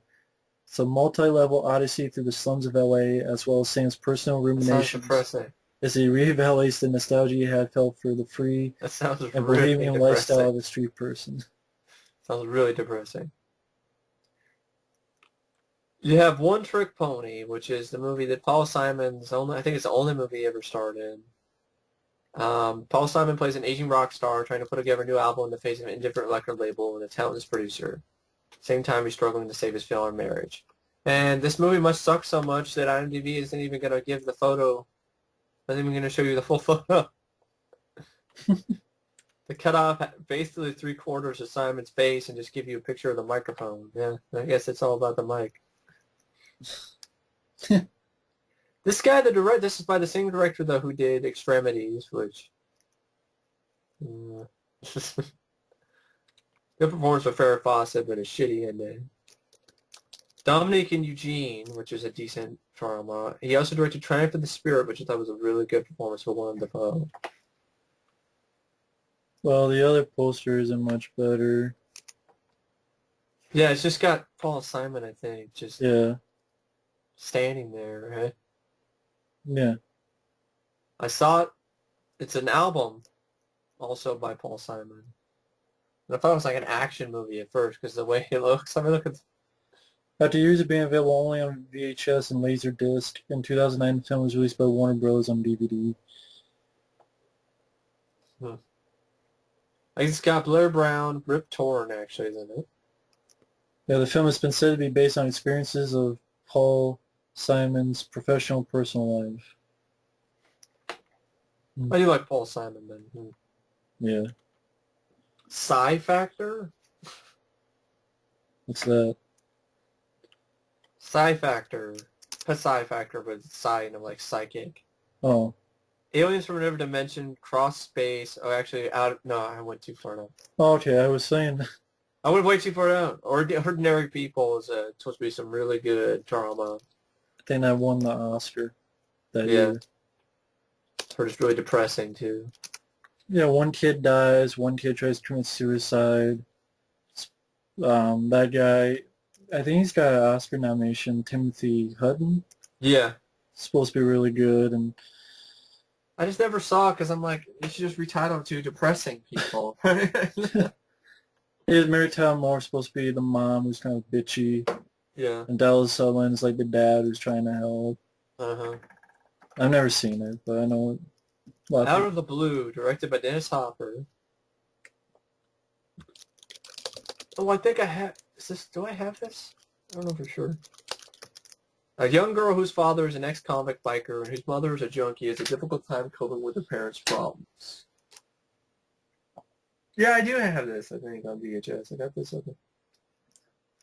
First film Dennis Hopper directed since the last movie. Since, Easy Rider, or the last movie. Step in at the last minute to replace the original director. It's got a high rating. Huh. 7.0. Oh, there's a track called Kill All Hippies. A song? Yeah. Kill all hippies! from British rock band Primal Scream. And it's named after a piece of dialogue in the movie and features a sample from the movie. So I guess it's not from this movie, but in 2000, Primal Scream made a Yeah. song. Basically, you have Psy Factor. That's what I was talking about. And there's actually a TV show called Psy Factor. Psy Chronicles of the Paranormal, which is a TV series from 1996, I guess. But the plot of Psy Factor is aliens from another dimension cross space and time to come to Earth. Scientists try to discover what their motives are. Doesn't sound very interesting. This again sounds like another one of those movies that should be just a, segment on like Outer Limits or something. Huh? Yeah. Brian Trizers. This is the only thing he's ever directed. Maybe for good reason. I've never heard of this movie, but I'm pretty sure. That's the first time I've heard of that. What?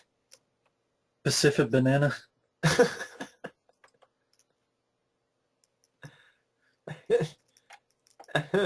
A pair of Australian pilots working for a small South Pacific airline, Paul, a wildly successful womanizer, leaving conquests at every port, and Martin, sad and lonely in his search for a true love. Together they don't do much of anything besides chase girls on various Polynesian islands. The Pacific Banana. No, thank you. I'll pass on that banana.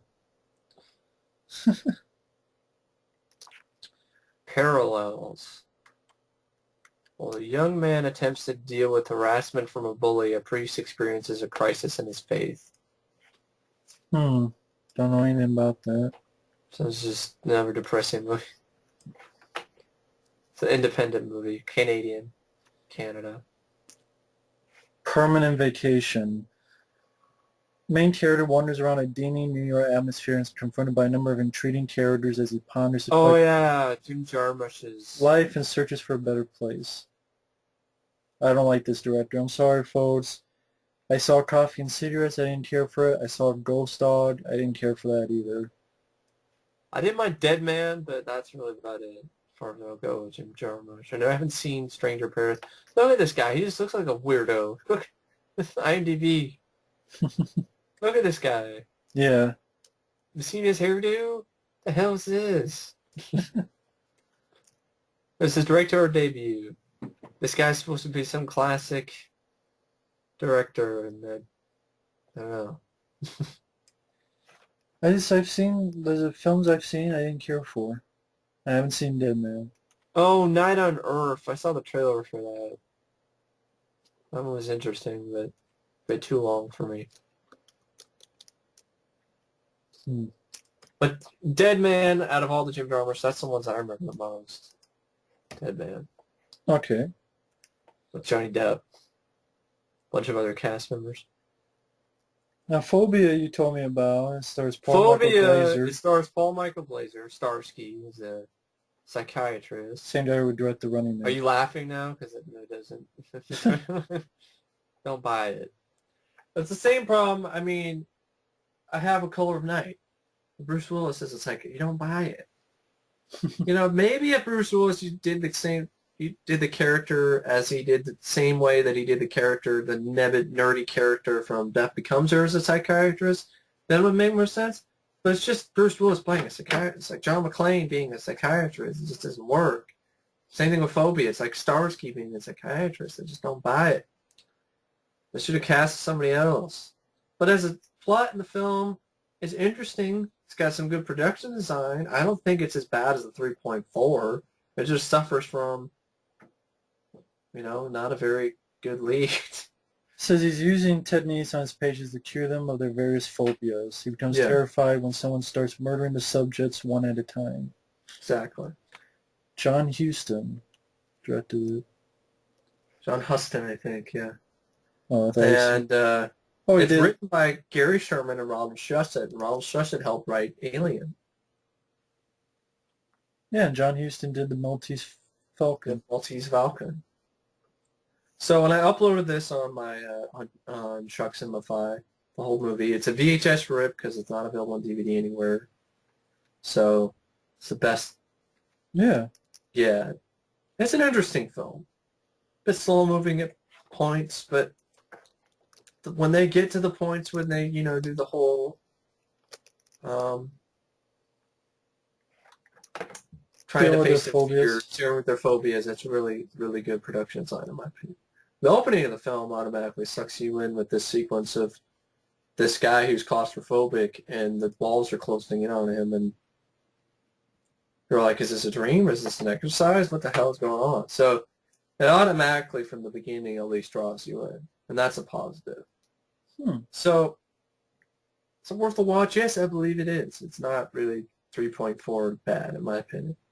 If Right. anything, it's a little bit underrated. It's just the lead, Paul Michael Glaser was really the best casting. Because we were still, Starsky and Hutch was probably still in its heyday. I mean, we were probably seeing that like, what? Starsky is a psychiatrist? Yeah, right. I feel like casting Ben Stiller as a psychiatrist. It's just, no. But would I recommend it? If you want interested in checking out something different, yeah. But Okay then. Yeah, definitely got some good visuals. yeah. Pick Up Summer, same director of My Bloody Valentine, George Mahalka. Okay, yeah. Seems like a teen comedy, basically. Yeah. Starring Michael Zelnicker. Bunch of people never heard of. Summer fun for two teenage boys who spend their time chasing two sisters, annoying a biker gang, basically getting into typical sophomore hijinks whenever they can.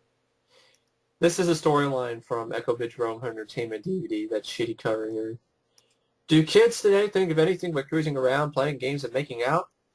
Not the kids from the suburban town who decide to live it up when their school lets out. Chief cruisers are Greg and his buddy Steve. Their targets, two bouncy, fun-loving sisters, Donna and Susie. Their hangouts, OJ's driving. OJ's driving. OJ's driving? Yeah, yeah, OJ's driving. Where the gang meets to Gonna get eat, stabbed. and Pete's Arcade. The cast of colorful characters includes Bert and his gang of punk bikers. I just thought of Bert from Sesame Street for some reason. Dressed up in a biker uniform. So Burr and OJ work together? That's what you're saying? Yeah. Wimpy Pete's and Net Fix-It Or Man. maybe it was Ernie. Wimpy, who's Pete, Net Fix-It Man. Sally, an appetizing waitress. How far she goes, nobody knows. The town flasher who risks catching pneumonia every chance he gets. And two cops who spend all their time keeping with the local loonies. Anything and everything goes. Flasher, that's tits. You hope.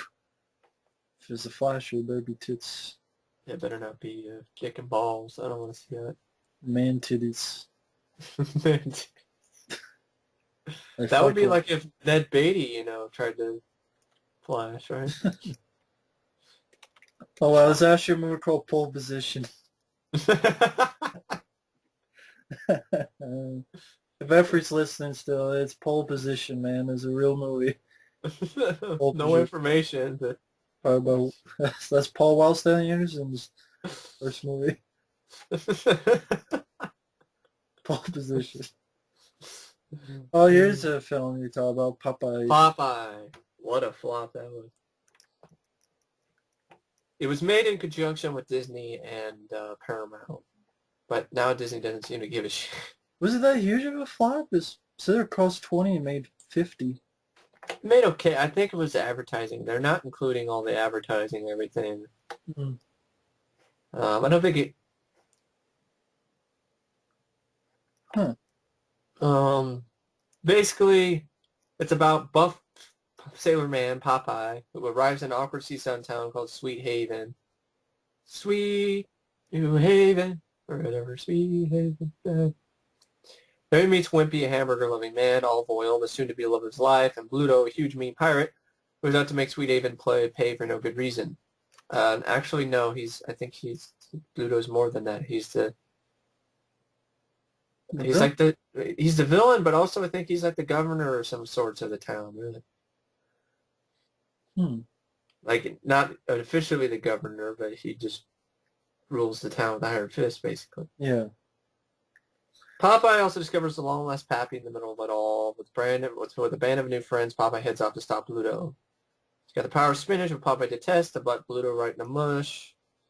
Popeye moves up forward the punks to the burger joint, stops at greedy taxman, takes down a champion Now, boxer. before Mike goes on a rant, which you, I'll just say this: I don't mind Robin Williams. Think he was fine, good I agree. He choice. was a good choice. He was good. He was a good One or two songs I like, I'm Popeye, the Yeah. sailor. I am what I am, what I am. I am what I am. I like Yeah. that. Um, and what I don't think they should have done, I don't like the deal with his dad No. subplot. I Ray Walston. Yeah, and the fight at the end is lame. It is. And why make Popeye a musical? Yeah, exactly. So you can go ahead. I mean, pretty much everything he said is the reason why I don't love the film. Yeah, I don't really, honestly, would say I like it that much either.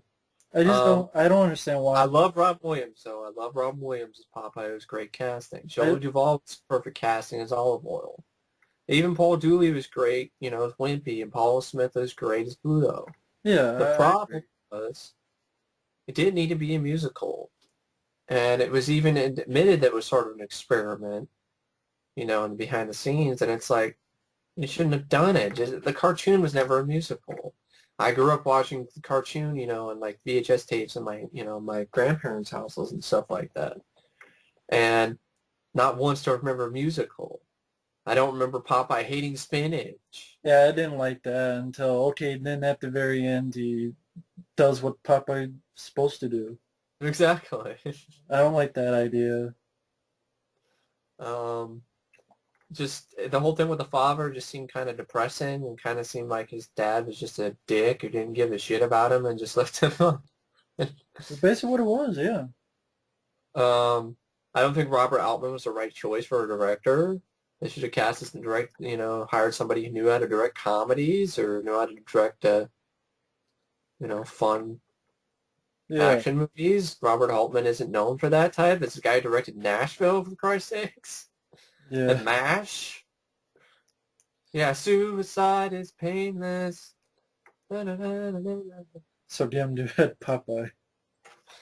Oh, I mean, it's suicide. just now the production design was good.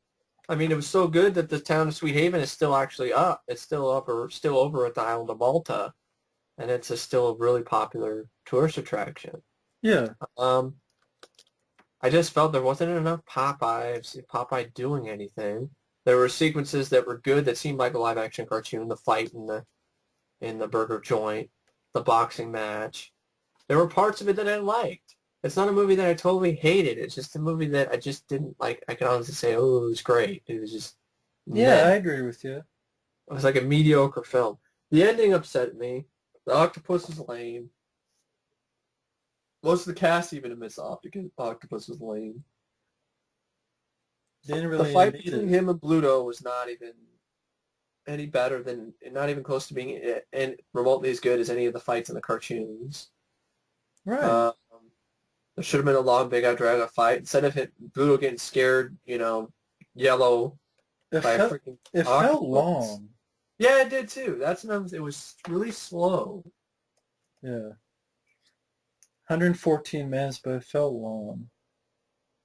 And I guess most of Robin Williams' muttered Popeye voice is discovered to be inaudible once filming rap, so he had to redub most of the dialogue. The parts of Popeye and Olive Oil were originally intended for Dustin Hoffman and Gilda Radner. Jesus. Well, that would have been shitty.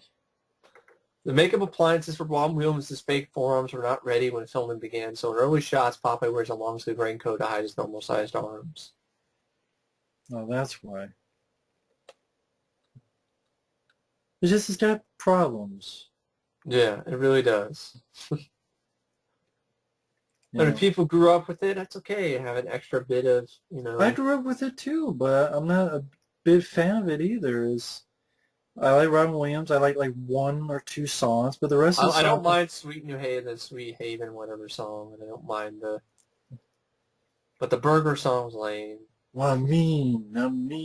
That was terrible. I don't give a fuck if you're mean. Stop singing.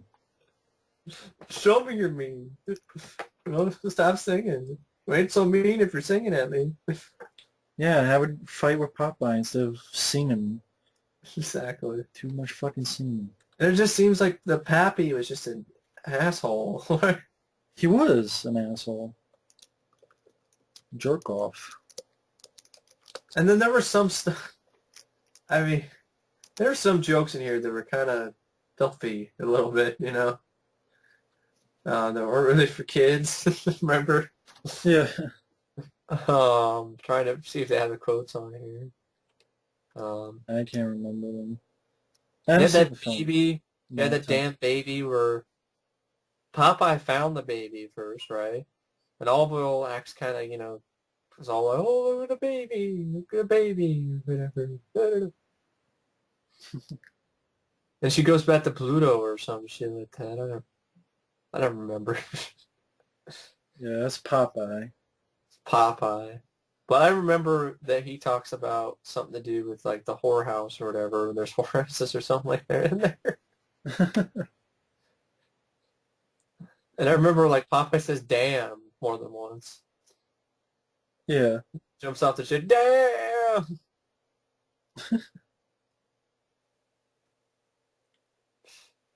That's Popeye. It's a misfire. The making of is probably more fascinating than the movie. I got the book, The Making of. Oh, this has got to be a fucking a porno, Powderheads, but it has Catherine Mary Stewart in it, though. What is Powderheads? Is it about cocaine? Semi-religious experience. Uh, hmm. What in the hell is this? Powderhead.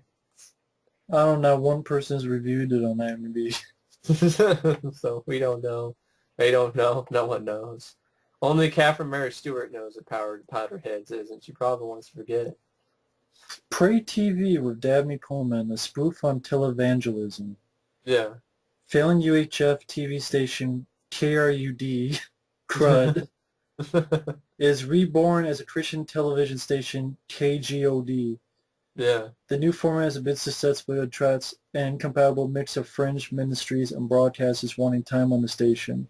A Yeah. series of humorous vignettes show the different religious shows the station broadcasts. A faith healer, a radical black nationalist preacher, a preacher with a drive-in church, a Christian game show. The film is very similar in both plot and style to the film UHF, which would be in Oh, 1989. great. I think I'd love it then. I need to track this movie down. Stars Dabney Coleman, Paul Cooper, Louis Arquette, cameos by Paul Rubens and the band Devo, Yeah, Devo. Yeah. We are Devo. who play a Christian rock band named Dove.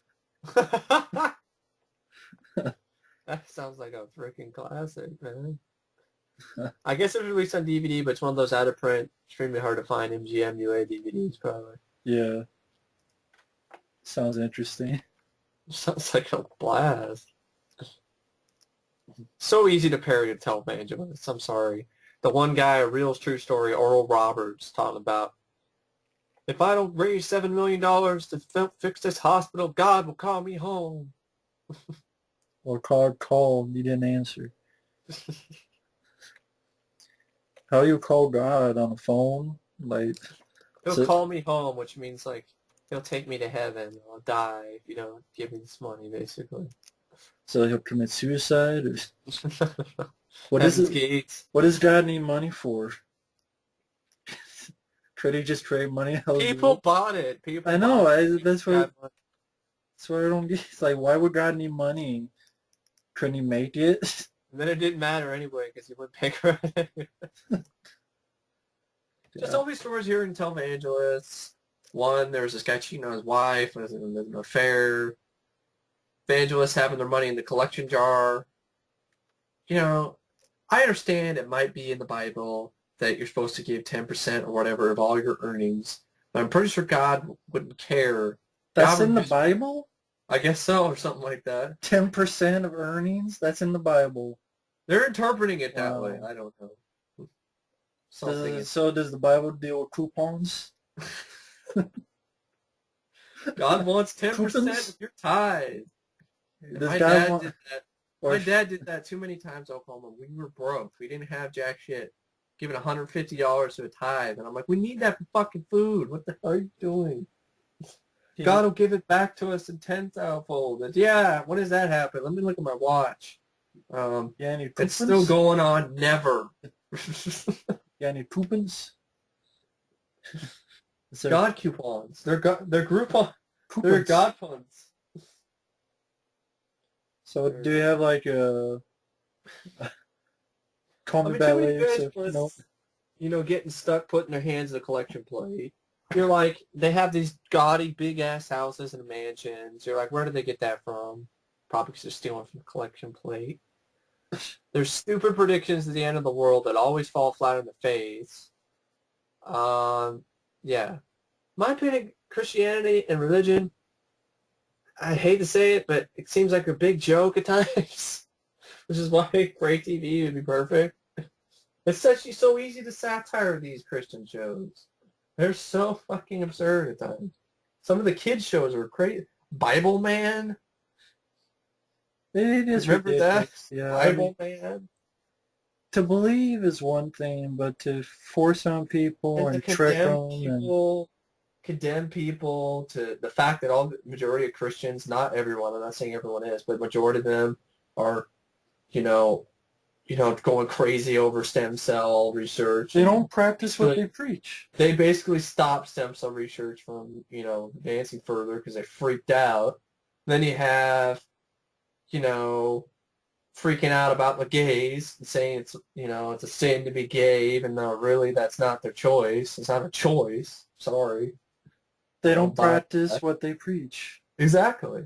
Supposed Because to it be, says in the Bible, you don't throw stones, he who casts the first stone, and that kind of thing. God, Jesus was looked down at, his own Christians reacting to Jesus would be explosive images. pissed. He'd be pissed. Probably is pissed. Probably like, I didn't ask you to hate other religions and say there's only one religion. Did I ever say that? I don't remember. Hey, that's a movie in the making. Jesus comes back, he has like a baseball bat, it looks like a crucifix. Going to the televangelist beating the shit out of him. Like, why do you pick and choose my word? You're not interpreting it right. Ah. You're taking my word and shitting it down their throats. It's not the way to do it, dude. I don't know why he would say dude, but I mean, Jesus. If Jesus is cool, he'll say dude. there's some churches I've been to. Some of the pastors, they were nice. They were, they made the experience somewhat interesting, but and they were, they weren't, crazy God fearing, burn in hell. I remember the thing that Homer Simpson says, like, Yeah. what if we keep going to the wrong church? Won't we be making God angry and angrier each week? But it's just, if you I believe don't them, buy. yeah, I don't think you have to go into a church. yeah. I mean, the prime example of this, I lost a job because nobody in the church wanted to give me a ride, which had taken 10 minutes, 15, maybe that, to the mall so I could go work the day after Christmas at JCPenney. And if that didn't happen, I probably would be still in Oklahoma because I wouldn't have fucking had the last straw of losing my fucking job because no Right. one wanted to give me a ride. When you think about it, their excuses were, oh, we're going to go to church. God would look at you or Jesus would be like, what? I'm going to help a fellow man who's in need? That's prideful. That's the whole thing. It's pride is a sin. Well, you're being prideful over going to church over somebody else out. May I mean, I God, don't consider you have to go in a church to see. I believe may God flatten your tires. we're getting controversial subject here. Religion is always controversial. It's like politics. Well, that's the thing. I mean, it I starts believe fight with people. it It starts does. wars. That's ridiculous. That's not. Crusades. That's the whole. Crusades was all about Charlemagne. Charlemagne went in and broke into people's place and just forced them to believe in God. The Spanish Inquisition. All in the name of God, torturing people. I mean, Believe in God. it all defeats the purpose of the bottom How line. Christianity came to be popular was with the Romans when they forced people to freaking be Christians. It defeats Or the we'll whole kill your purpose. ass. Yeah, I mean, the I yeah. believe that, like my parents believe, that God is not just one. He spreads himself along different religions. I don't believe there's just one true religion and that's it. I believe all these other religions that people believe in, whether it be Buddhism, whether it be, you know, Whatever's in Hindu, Asia. or the stuff they do in the Middle East, Islam, whatever that is, Or that's God's their yeah, belief. And they God's believe, I also might believe, and this is controversial, that God was around even before the New Testament times with the Egyptians and stuff. He just separated himself. He's a higher consciousness. And he for the Romans and the Greeks, he just separated himself into what they wanted to believe. So they wanted to believe in all these multiple gods. So, that's they believed in. See, I don't completely discount all this past history. Like, it's just bullshit, like, there's just this, all that, those are sinners and this and that. and And the most Bible yeah. itself is not meant to be taken with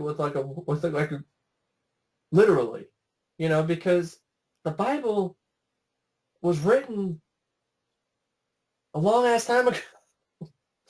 And there's been multiple different reinterpretations of the Bible over so many thousands of years that there's just no way to actually get the right interpretation, and people just interpret the wrong way half the time. Um, Yeah, a lot of this stuff was defeats written the back in the purpose. time of the New Testament, back in the time when it was like, some of this stuff doesn't work now. It just doesn't really translate properly in today's, generation. But people don't seem to agree with that. And what See, most people do is defeat the purpose of the bottom yeah, line. And maybe God is like, fucking chill out, relax, enjoy life. yeah. That's it. Be Maybe he's decent. not. Maybe he's not. He's just. That's what the message of the Bible is. It's like Aesop's fables. The Maybe Ten it's Commandments are like, don't kill people. be decent. But be a good person. That's the bottom line. Everybody like starts wars and go to battles. I'm like, you don't even know the point.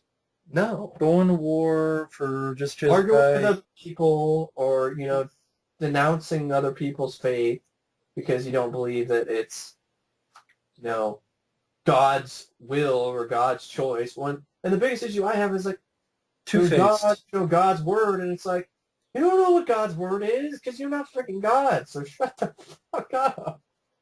Stop being two-faced. And the people who say stuff like mental illness is a bunch of demons in your head and just denounce science like it's just some, you know, the crazy people. I'm going to call them crazy because if they think that evolution is some bullshit, I mean, explain dinosaurs and freaking Neanderthals. They're demons. I don't know. Demons are Dinosaur demons from crazy hell. shit. They're just crazy. It just religion and crazy go hand in hand, in my opinion. They're just people get too into it, but there are other people that they're good with it. They use it to the right way they're supposed to.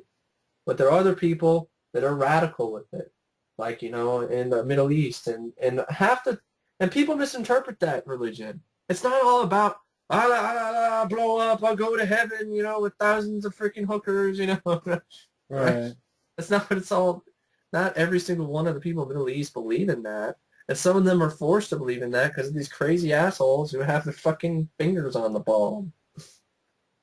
So it's just it's very controversial, just like politics. Yeah. But my opinion is as long as, like you agree with you, just be decent, be a good human being, and believe in whatever version of God you want to believe in, and there's nothing wrong with that.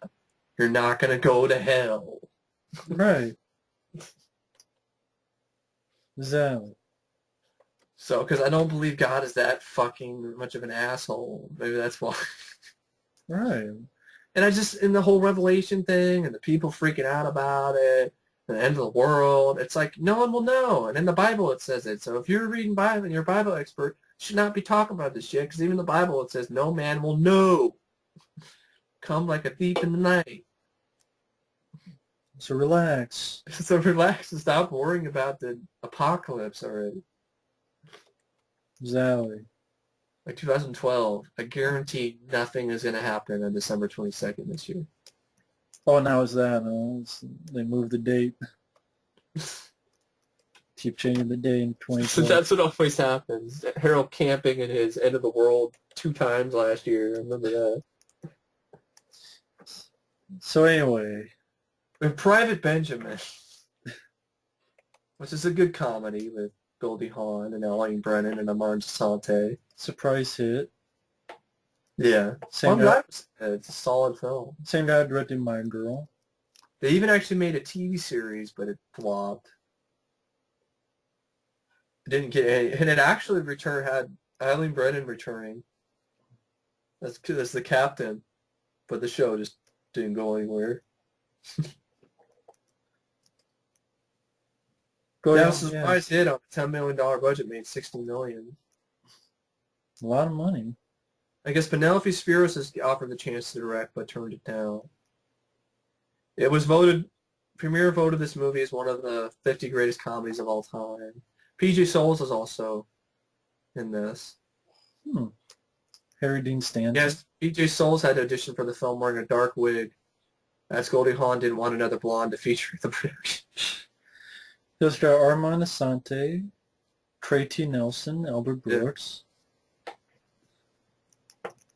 Basically what it is about a sheltered young lady. And when her husband dies in the wedding night, basically while they're making love, really, it's literally, she's making love, and then, on the wedding night, she's like, Sam? I mean, really? I mean, how horrible would that be? That would scar some people for life. And then Goldie Hawn's like, I'll just join the army. Wow. Decides to join the army. What looks like a bad decision at first, decides not to be so bad at all. That is until her superior makes sexual advances, which is Eileen Brennan. She's transferred to NATO and headquarters in Europe and re-meets the Frenchman with Henry. Judy and Henry decide to marry, but will they? And Armand Assante plays the Frenchman. One of Goldie Hawn's best in the classic comedy. Oh, okay then. It's really good in this. And you haven't seen Private Benjamin? Mm. Just check it out sometime. It's a fun movie. It's like a kind of female sort of Stripes in a way, if you think about it. Oh, okay then. Yeah, Prom Night. The original Jamie Lee Curtis. Jamie Lee Curtis. Leslie Nielsen. Same guy who would make Humongous and... that corny-ass song. Prom Night or something. God, the prom. Oh, Paul Lynch also did that movie Bullies. Yeah, isn't there a song? Oh, Bullies. Yeah, that's an underrated one. So I guess for 6 long years, Hamilton High School seniors Kelly, Jude, and Wendy, and Nick have been hiding the truth of what happened to 10-year-old Robin Hammond the day her broken body was discovered near an old abandoned convent. Yeah, they taunted her until she fell off this sort of abandoned place they were at. Kind of like I Know What You Did Last Summer, right? The foursome kept secret how they haunted Robin, backed her in a corner until frightened she stood on a window ledge, fell to her death. Though an accident that then 12-year-olds feared they'd be held responsible vowed never to tell. But someone else was there that day, watching. And now that someone is ready to exact murderous revenge on prom night. I mean, in retrospect, it's a decent slasher. It's a decent slasher, but it's not fantastic. I know this is the one bit with the red herrings. Yeah. Like who's a killer and who's not. That night's guardian decapped. That's pretty much the only... Not really that gory, though. That's pretty much the only gore in it. It's that sequence. One thing I never understood what the fuck happened to Leslie Nielsen. At the end, he disappears. Yeah. Like, he's the... Isn't he Jamie Lee Curtis's father? I think so, yeah. He's like the teacher or principal or something. Yeah. He disappears. Like, he's at the end, says bye to Jamie Lee Curtis, and he disappears, never comes back. He's like one of the stars. And you never know what happened. I'm like, what the fuck? It's like, and you find out it's his son, Jamie Lee Curtis's brother. Yeah, exactly. And I'm like, where the fuck is... This is like an important character. Where is he? He just dropped off the face of the earth. He went to a black hole or something. The airplane came and picked him up. That's just really bad directing or writing or whatever it is. That's a It's bit. a so-so flick. Yeah, I've heard Jeff Wincott is actually in this. Oh, oh yeah, it's decent. It's 10 times better than this fucking remake. I mean, Yeah, yeah. Jamie Lee Curtis is good. she's good. The soundtrack really dated. It's dated badly, in my opinion. Disco. Um, but in all honesty, I like Prom Night 2 better than this one. Yeah, Primates is it's one of those films from the '80s boom of slasher films that it's decent. It's not gory. It's not bloody. It's one of those films that uh, I didn't really give much credit to when it first came out. I didn't give much credit to. It is a decent kind of film. Paul Lynch didn't go on to do too much stuff. I mean, it was a film made in Canada, and I think the last film the guy did was in The Keeper, Okay. 2004, with Dennis Hopper and Aja Argento. And it's a decent film. I mean, the sequels, Sorry about that. that's fine. The sequels are okay as well. Yeah, I like Prom Night 2. It's like a Nightmare on Elm Street type ripoff in a way, but It's a decent it's film. still a solid film. Prom Night 3 is okay. Prom Night 4, but in all honesty, I could say Prom Night 3 might be a little more enjoyable than the original too. It's just original, like you said. Leslie Nielsen falls off the face of the earth, and it's just It's not that it's gory. okay. Yeah, It's not really. I don't think it's a slasher classic, in my opinion. yeah, it's decent. It's decent though. It's not the bloodless, titless, horrible waste of time that is the remake though. What is that one? Prostitute. Hmm.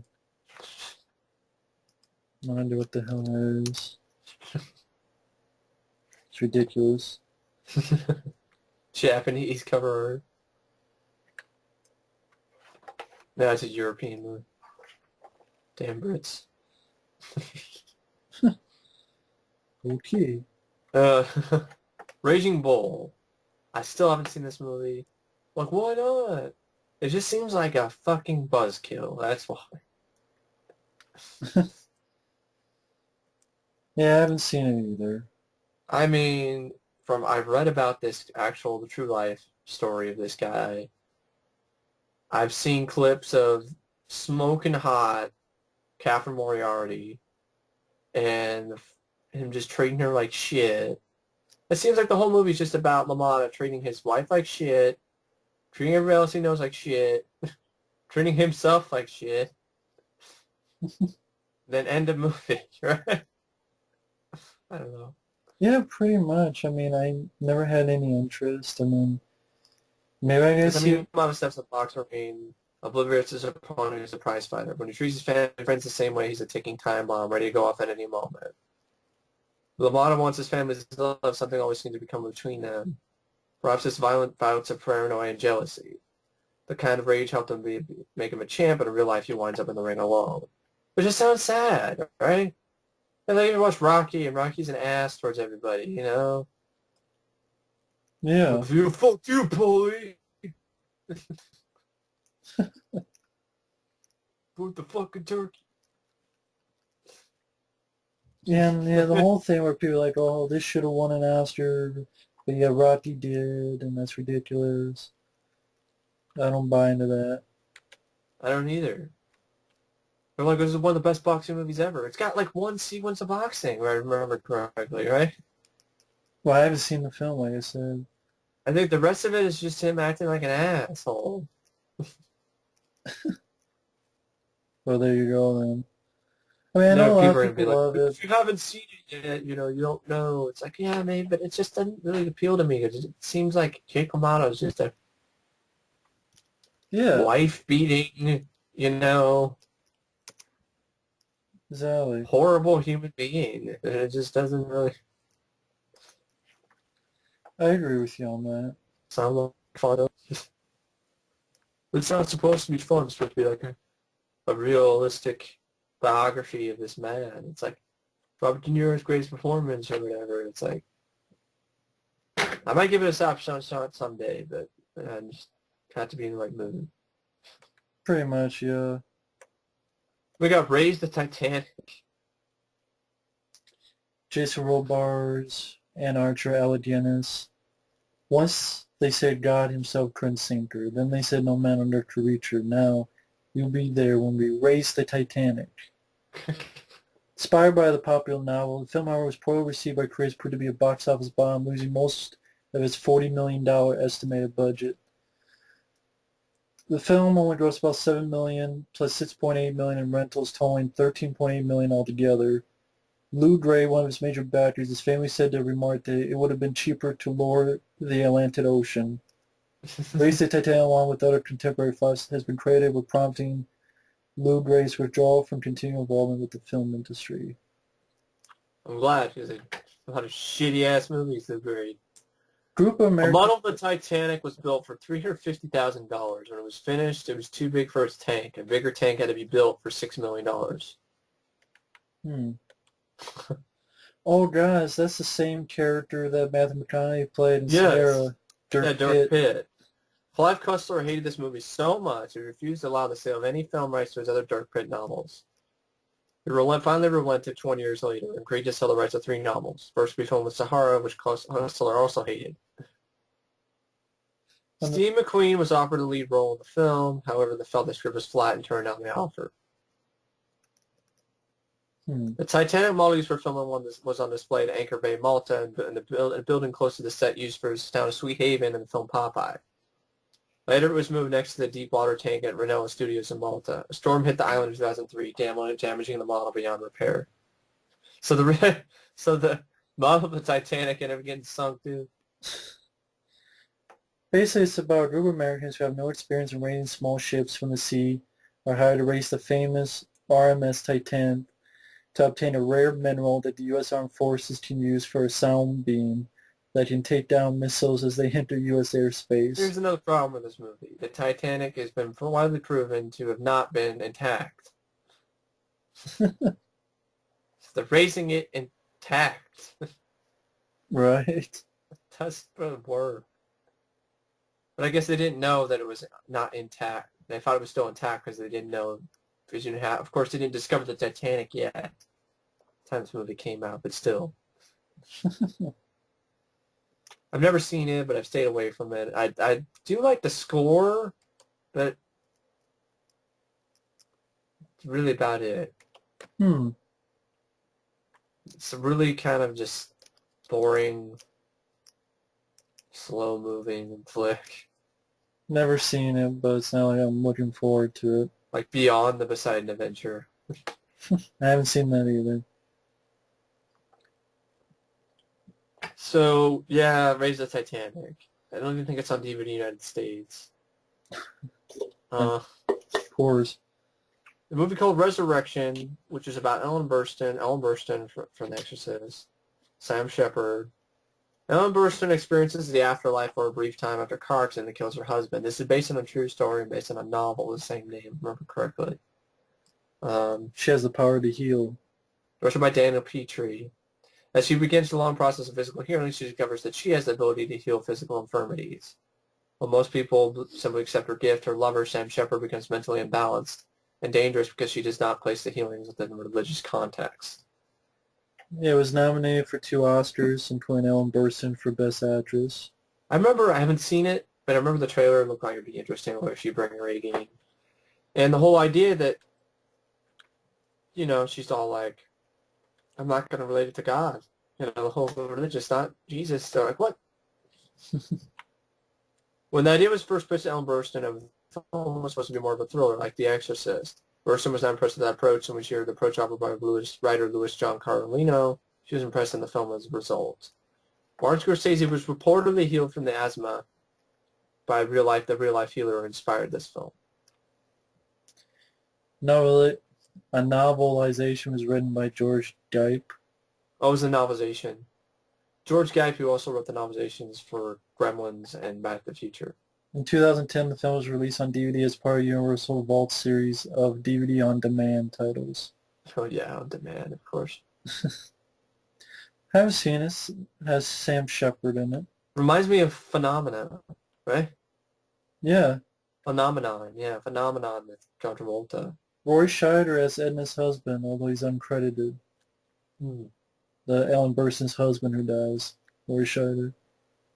You basically have this director, Daniel Petrie. He directed Sybil, the TV movie that showed, Sally Field's acting chops. He also directed The Betsy, which is an awful film.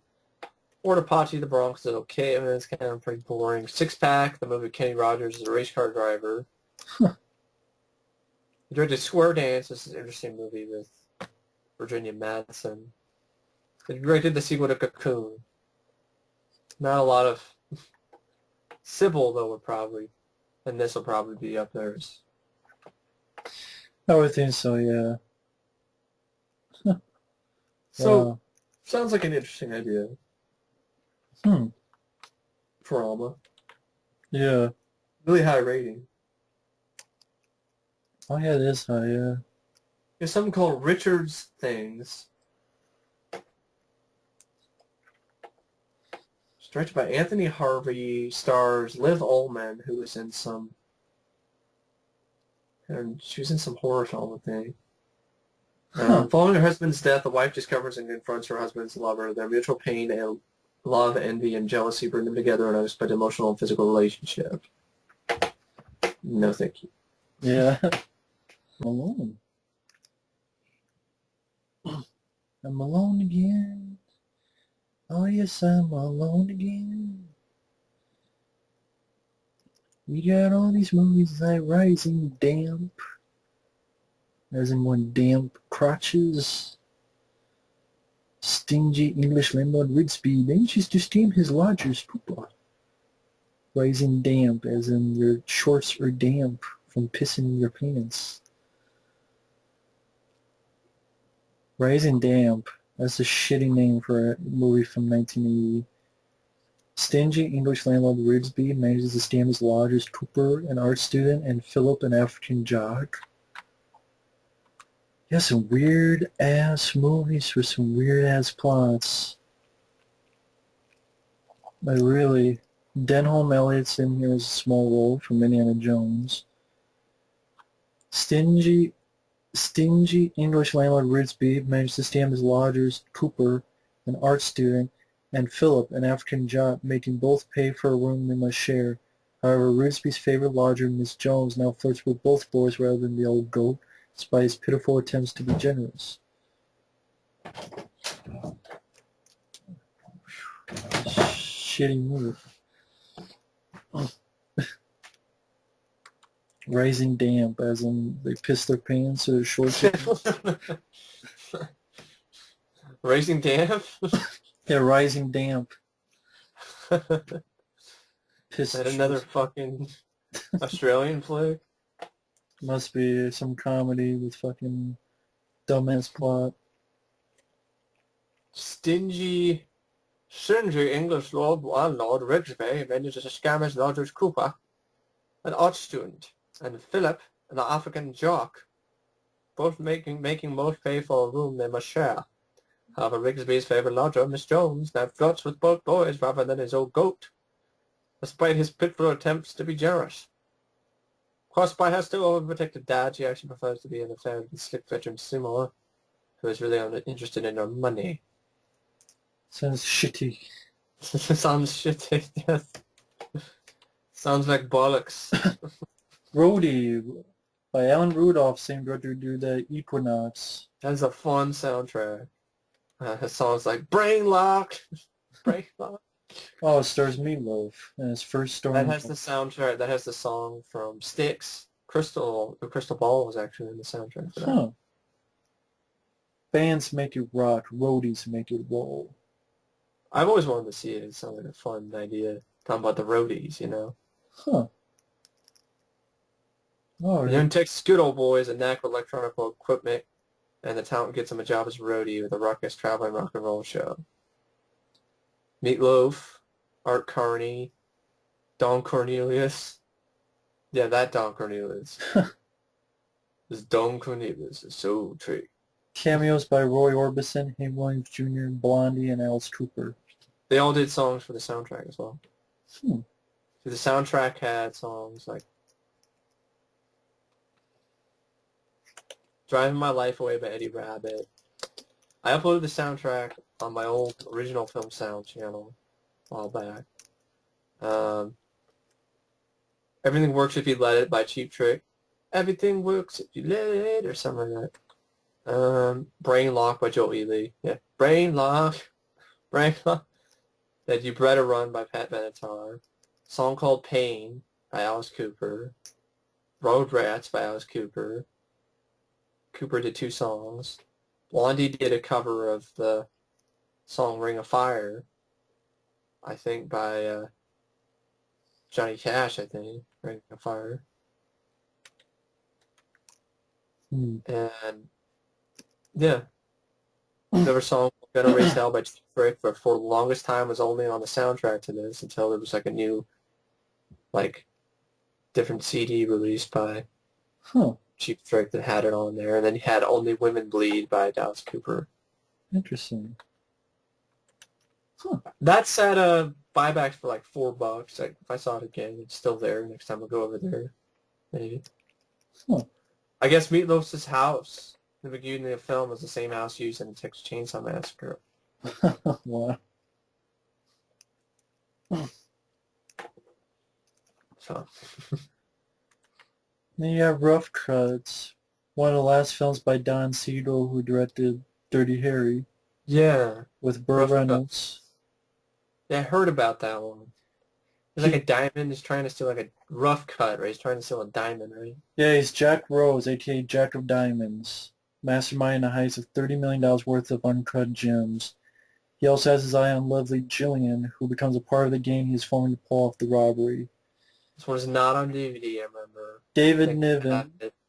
David Niven is a chief inspector of Scotland Yard, however, who's blackmailing Jillian, threatening her with prosecution on another theft if she doesn't cooperate in helping him bag the elusive Rhodes, the last jewel in his crown before the chief inspector formally retires. Yeah.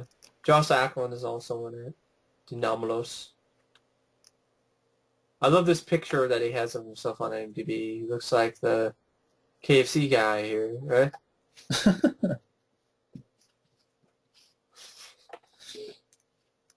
Rough Cut, though, I think I have that on my flash drive. Gotta have some sites with some Rapture links before they got dead dreadfully slow. Sounded like an interesting idea. Yeah. Give a look sometime. Burt Reynolds. The 80s were when his career, though, was kind of starting to... Yeah, I've never even heard of this film, though, so... Rough Cut. Rude Boy. Young British punk and roadie for The Clash navigates life in socially torn 70s England. England. What the fuck is this? What? Security. Sheet.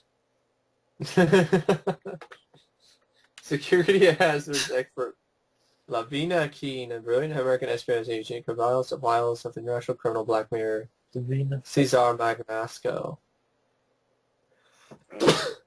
That's how I feel about that. Sheet. Son beach sheets. It's a telemovie that was a pilot for a potential TV series. A sheety one. Fuck that. It's very sheety. Sam Marlowe, Private Eye. Whatever. With Franco Nero. Great fucking Sam Franco Nero. Oh yeah, it's that one. The guy who gets what? Plastic surgery to look like Bogart. Wow. To make him, yeah. Then he changes his name to Sam Marlowe. Yeah. What's the rest of his plan? Hires a ditzy blonde secretary and opens up a detective agency. His first case is one that would do Bodie proud. That's a weird plot. There's a plot like Tales from the Crypt episode that was like Oh, that. it's also known as the man with Bogart's face. Yeah, that's the one I remember, the original title. Hmm. I think there was something. I know there was like a Tales from the Crypt episode with the guy who like wanted to look like Bogart. I don't remember liking it that much. It really doesn't feel like a Tales from the Crypt episode. Sammy's super T-shirt. A young boy's lucky T-shirt is transformed through a power surge and gives it wearer superpower. Wow. Great. Satan's Black Wedding. Oh God, what a terrible movie that is. Never saw that one. Or just look at the picture there. Oh, it's on the same DVD as Gracie Fat Ethel. Yeah. Or Criminally Insane, I Yeah. should say. But Plot is a man travels to another city for his sister's funeral to try and find out why she killed herself. He discovers that she's actually a vampire and returns from the dead to take revenge on her family. from seeing this movie, that's why she killed herself. So shit her head exploded. Look at scanners. Saturn 3, you've seen this. Oh, and what? Kirk What? Douglas's pasty white ass? Yeah. Yeah, Kurt Douglas, Farrah Fawcett, and Harvey Keitel. It's got some good parts about it. The design for the robot is well done. Although the robot is Well, what's it horny. about? A horny ass robot that wants to What's the fuck Farrah Fawcett that Harvey Keitel controls, or? Yeah, he did control one point until the robot killed him. Because it's like trapped between unnatural love and human desire is a tagline. Huh. Does it have anything good? I like the robot design. The score wasn't too bad. In a distant future, a single man and a woman. Fucking learn how to write, you idiot. Anonymous. The distant future, a single man and a woman what the hell? The distant future, a man and a woman.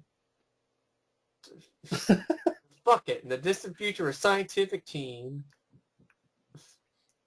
I'll try. A huge Living space. on- Yeah, this huge spacecraft that goes orbit around Saturn.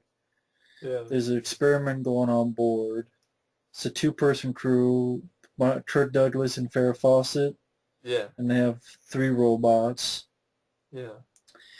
The captain of the craft is murdered by Harvey Keitel, Yes.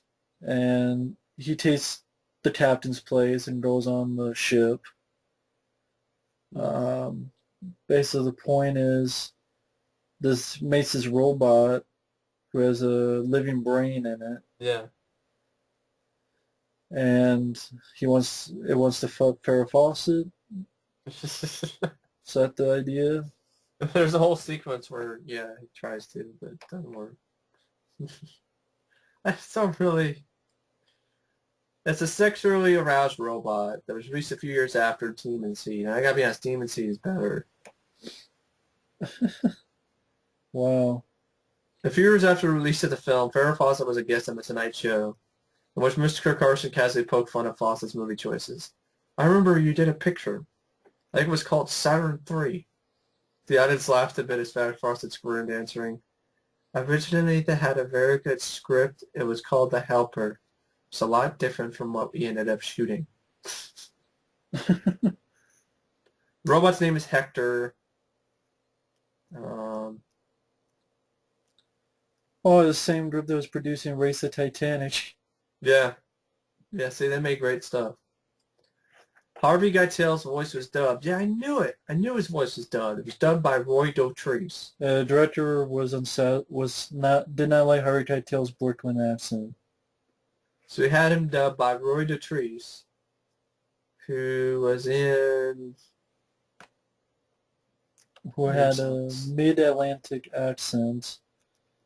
And this is the same guy who...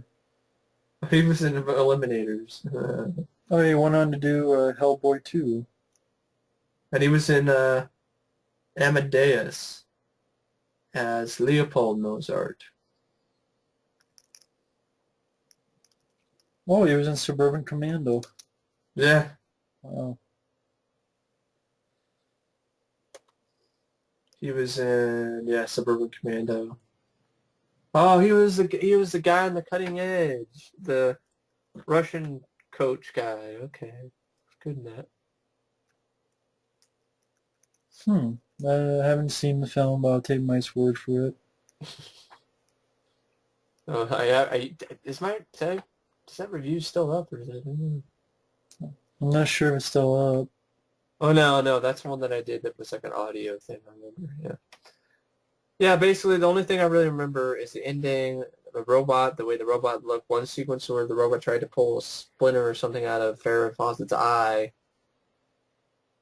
and the robot, basically the most memorable thing is Kirk Douglas's pasty white ass, and that's not a good thing. No one wants to see some old man ass.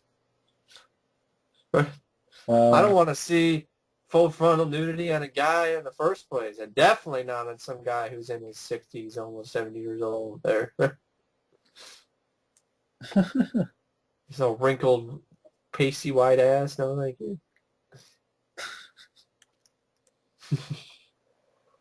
No, I'll pass on that then. Schizoid. Oh yeah, Klaus Kinski. Klaus Kinski's crazy ass. Yeah, he's insane. Someone's saying that on the set of Fisher Caldo, or Aguirre Wrath of God, either one. I think it was Aguirre. They had these natives, the director Werner Herzog, and the natives were talking to Werner Herzog. I was like, do you want us to kill him? We can do it. Yeah. It's like, no, no. Is that crazy? The natives, they don't even know the guy very much. Are like, you can kill him. I guess Julie is an advice columnist. Julie is played by Mariana Hill. For the city newspaper, begins to receive anonymous notes threatening murder and worse. At the same time, female members of the group therapy session she attends are being stabbed one by an unknown assailant. Is there a connection? If so, why did the notes talk about murder with a gun while the murder victims are being stabbed? First, the police, her ex-husband, her therapist, and her friends are all sure that notes are probably unrelated and hoax, but with time it becomes apparent that someone close to her is responsible. Is it her therapist, Peter, who has sex with his patients before they're murdered? Or Peter's daughter, who resents Julie for Julie's romantic involvement with Peter? Stefan Peter? Fucking Stefan Peter's ass? Or is it Julie's ex-husband, Craig Wasson, who never really wanted their divorce? Or maybe Gilbert, Christopher Lloyd, the Yeah, I eccentric know. building maintenance man. Yeah, early performances by Christopher Lloyd and Craig Wasson. Klaus Kinski, of course, he plays Peter. Yeah. Purple People. Given limited release theatrically by Canon. Yeah, Canon Films. Oh yeah, Golden Globes produced it. Never seen the film. I had it on my blog, but that's. Yeah. I have it on my flash drive, so I'll watch it sometime. I'm pretty sure it's probably better than Sammy's Super T-shirt. You would hope. Seems like a Boaz Davidson directed this? Seed of Innocence. Is this the same Boaz Davidson? I mean, wow, Rob Cohen and Boaz Davidson now directing soft, harmless. What? Well, he also Yeah? directed American Cyborg Steel Warrior. Yeah. Boaz Davidson. I don't think it was that bad, but No. he directed Hospital Massacre. Oh, Something it's, called oh, it's Fat Bitches. T.K. Carter from The Thing. Yeah. Two teenagers fall in love, have a child, and escape from their families and attempt to make life for themselves in New It's York about City. teenage pregnancy. Oh, great. And Vincent Chiavelli's also in it too. Creepy ass. I haven't seen anything in it he isn't in that he's in creepy looking. Right? Yeah. Yeah, pretty much, yeah. What interesting Boaz Davidson early film. Yeah, it seems like old times, which I've heard good things about it, never saw it. Another film with Goldie Hawn and Chevy Chase. And Charles Grodin. Lois Grodin. After Nit, Chevy Chase is forced to rob a bank and becomes a fugitive. He seeks help from his ex-wife Glenda Goldie Hawn, a public defender. Her new husband, Ira, Charles Grodin, is a district attorney who dislikes Nick. Well, I guess Robert Guimami is also in this, as well as Chris Lemon. Huh. Just Neil Simon. Yeah, Neil Simon wrote it. Oh, really? Okay. For the longest time, I thought it was Paul. They did Paul Simon. I thought those two were the same. For some reason. Don't know much about the film. Haven't seen it. I've heard it's good though. You got a porno version of Cinderella. Oh. Wow. Where Cinderella this time gets sold into prostitution by her evil stepfather. You have Serial, which I have. VHS. Yeah, we're more and more. Yeah. Sounds like an interesting idea. That's why I got it. It's into the 70s. Hippies are assimilating. Women are raising their consciousnesses. And men are becoming confused and ineffectual. Don't expect to be able to keep track of all the names who sleep with who. The picture very skillfully conveys the hopeless muddle through which many characters move as they try to find themselves.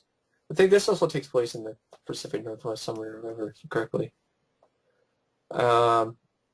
Good cast: Martin Mull, Tuesday Weld, Sally Kellerman, Christopher Lee. Huh. So, Well, that's cool then. I guess this film was referenced briefly in Fade to Black. And Martin Mull looks like he's playing like a fun character, kind of like the character he played in WKRP. Oh, yeah.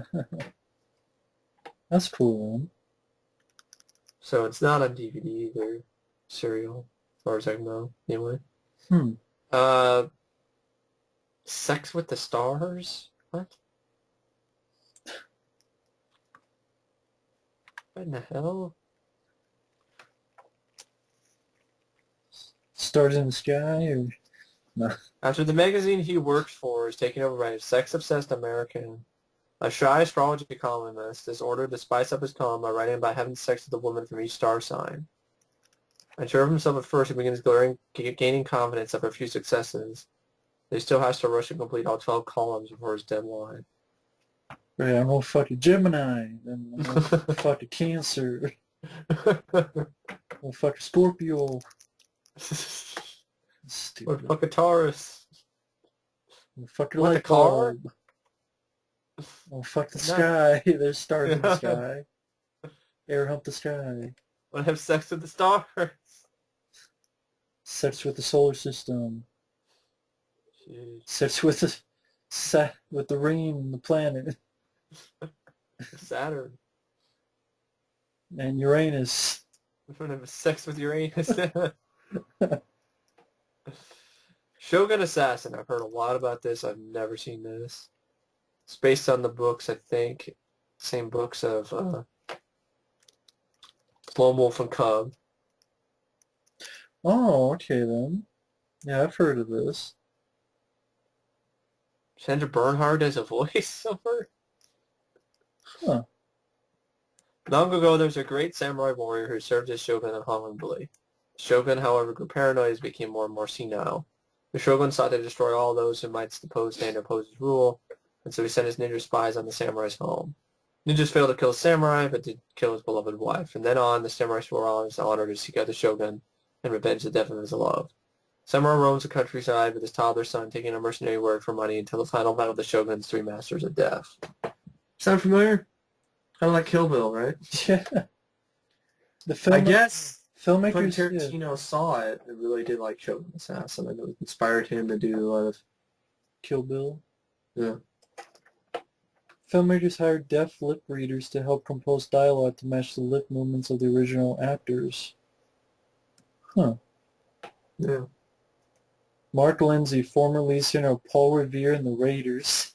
Co-wrote a new musical score. That's a weird name for a band. Paul Revere and the Raiders. Silver Dream Racer. A young, hot-headed motorbike enthusiast inherits a prototype for an incredibly fast machine designed by his brother. Beau Bridgers is in this. David Essex, cast Christina Rains. To turn the race at the He British... successfully gets the finance for it and uses the bike to challenge for the World Championship at Silverstone. Huh. I didn't even see that many, motorbike racing movies, so... Yeah. I'm curious about that. I just saw it somewhere. Interesting. Yeah. I don't know about the title. Silver Dream Racer. Sounds like a bad English, right? Sounds like a really bad Japanese knockoff toy. Silver Dream Racer.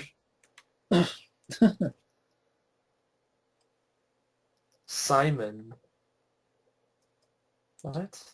Group of scientists with an unlimited budget and a propensity for elaborate pranks brainwash a psychology professor named Simon, played by Alan Arkin, who is abandoned at birth and manages to convince him and the rest of the world that he is of extraterrestrial origin. Huh. Simon escapes and attempts to reform American culture by overriding TV signals with a high-powered TV transmitter, becoming a national celebrity in the process. Huh. Also had Austin Pendleton and Wallace Shawn and Max Wright, Fred Gwynne. Madeline Kahn. It's got Fred Gwynne as well. Huh. Huh. Weird. Yeah.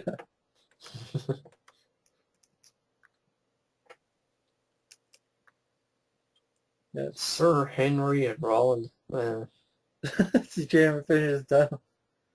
I can, but I don't really care. Sir, how did this... The Sitting Ducks. I thought it was just sitting sucks.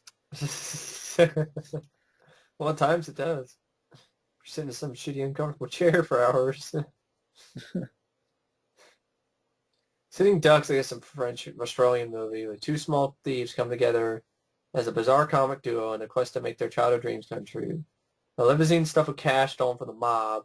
They take off from Miami where they plan to fly to a safe haven, Costa Rica. On the road, they pick up a singer/chauffeur, plus two likely and unlikely women they meet in the Holiday Inn. Then the fun begins. A zany, hilarious screwball road comedy about sex, money, and vitamins. With an exceptional cast that delivers comic performances managed perfection. Never even heard of these actors, so I don't know. No. Except for Richard Moranis, I've heard of him. Got it. Smokey and the Bandit II. Ugh. Which I know you didn't like. I don't hate the movie. Yes, okay, it's not Rip Torn, all right, the guy said in the review, but come on, it's totally it's acting like Rip Torn, definitely. Jackie Gleason's gay twin brother. The biggest issue with this film is Burt Reynolds doesn't seem the least bit interested, in my opinion. The transporting elephant. Transporting an elephant, which is silly. They don't actually transport at the end. They don't finish the job. Because Sally Field gives Burt Reynolds this, guilt trip, and then, I just didn't care for it. Some of the car crashes were good. The car chase, especially the one in the desert with all the different trucks, that was good. I got some backup, all right? That was cool. But it didn't have the same sense of fun that the first film had. The elephant thing was silly. Soundtrack wasn't nearly as good. You got a song about making a love song for an elephant. For Christ's sake. Charlotte's Web or whatever. God. Do you remember that? I don't remember Smoking the Bandit 2, really. I know I've seen it, but I don't remember it. I don't own it. It's like it's been a few years since Cletus and Bandit made the famous 20-hour run to Texas for a few cases of Coors. Bandit is now a washed-up has-been living in the past, and I didn't like that aspect. That sucks. So Big Enos and Little Enos make him another offer. Transport a live elephant across the country in 3 days or less. I didn't like that element. Drunk, half has been bandit, It was just That's pretty stupid, yeah. Jackie Gleason was fun to watch again, but just Sounds half-assed. it really is. Well, forget it. After critics panned the film and his work as a director, Hal Needham took out a full-page ad in Variety, depicting himself sitting on a wheelbarrow full of cash.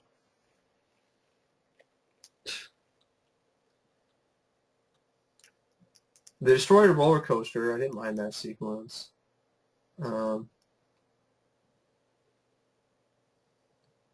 guess Honky Tonk Freeway also featured the same thing. Reportedly, this movie is first released, but Reynolds was planning to star in Smokey the Bandit Part 3. But he only makes a small cameo in the third film, which makes hate the movie even more. It's just like, oh, here's the real bandit. What? It's just a dream. It's a hallucination. Okay. I mean, he had good stuff like Close from Richard D. Justice as usual, Let me tell you something, Junior. Embarrass me like that again, I'm going to get an axe. Then they're going to have to open your fly again. Who's Dumb Louise in this? He was just an annoying doctor. Oh. He was just there for the ride. It wasn't funny at all. Like, I mean, the funniest part was the fucking outtakes. I mean, I don't like Smokey the Bandit 2. I mean, it's just a fucking love song for a fucking elephant. Yeah, sound lame. I just didn't like the idea. Why didn't they just do the same? Why didn't they take off where the first one left off and then deliver clam chowder, right? To New England, right? That's well, yeah. Yeah. Oh, I guess there's a porno parody. Oh, it's not. It was nothing to Smokey. It's Smokey and the Judge. Wow. It's somewhere in time. Christopher Reeve.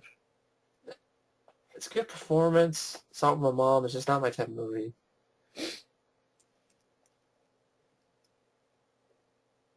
Okay. Directed by Jenna Swark, who directed Swark. I don't know how to pronounce his last name. The same guy who directed Jaws 2, which is an underrated sequel in my opinion. It's super But he also directed Supergirl. So.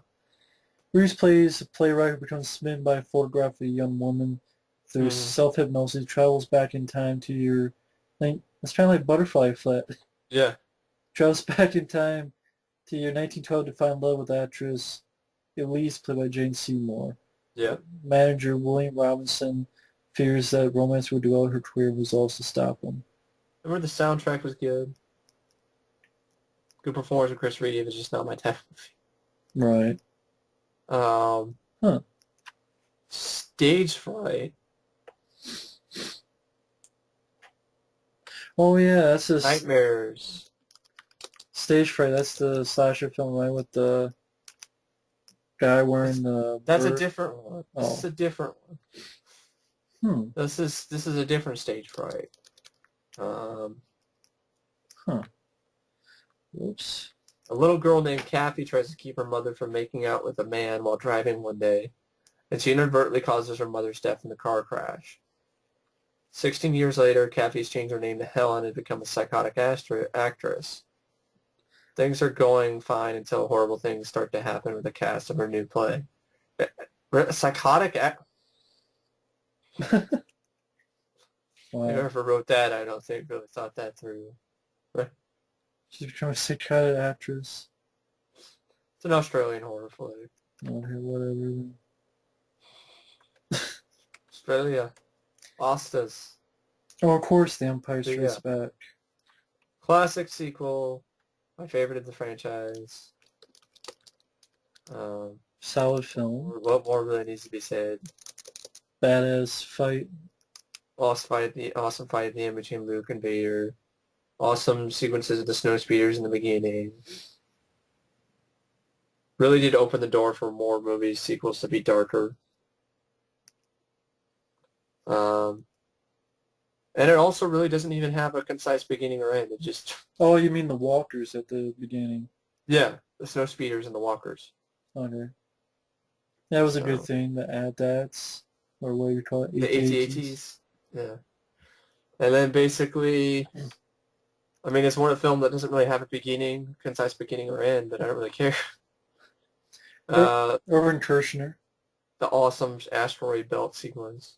Chances of us surviving this are da-da-da-da-da one. The whole sequences with, watch this. Watch what? Well, I don't know. Chewie! And then she was like, well, don't give me that. Yeah, the line, "No, I am your father." Exactly. It's not, Luke, I am your father. Right. Blame the damn novelization and the fucking storybook for that. No. Credit to Irvin Kershner, who's along I with am your us. father. Yeah, may he rest in peace. Herbert Kirschner did a great job with this one. And this is also another case of when George Lucas didn't really have as much creative control. Either it was his wife or Irvin Kershner or somebody was like, no, it's like, no, we're not doing that. And no. That's just not, it's not even sounds like Yoda. Of course, you had the first appearance of Yoda. I think George actually actively tried to get Frank Oz nominated for an Oscar. Oh, yeah, it didn't work. It didn't work. Oh, the "I love you, I know." Yeah. If he wanted to have it like different, I think. Huh. Um, Says here Tree Williams portrays several background characters, including a trooper in the Hoth Rebel Base and a trooper in huh, Cloud City. huh, Huh. wow. And John Ratzenberger has a small part as Deck Officer Major Bren Derlin. Yeah. I guess in the DVD commentary, Carrie Fisher, the late said during some of the DeHunted filming, she stayed at a house rented from Eric Idle. Idle and the Pythons were filming Life of Brian at the time. One evening, Idle had a small party, including Harrison Ford and the Rolling Stones, and served a potent liquor, which the Pythons had been distributing to extras on the film to help boost morale, which that he referred to as a Tunisian table cleaner. They stayed up most of the night drinking and having fun. First scene shot the next day were the rival Cloud City, which she says helps explain why she and Ford were so happy to be in those scenes. Idol is said to be pleased that he had a small hand in how the finished film turned out. They're so happy because they're drunk. Makes sense now. A radio play adaptation of the film was written and done. Mark Hamill, Billy D. Williams, Anthony Daniels carried for the roles. John Lithgow presented the voice of Yoda. This radio play was designed to last for 5 hours of radio time, usually presented more than one part. Yeah. The original start date of shooting at Elstree was stated to start in March 1979. It was delayed for 3 months because at the time, set 3 of the studio which was used for The Shining was burned down and had to be rebuilt at a higher scale.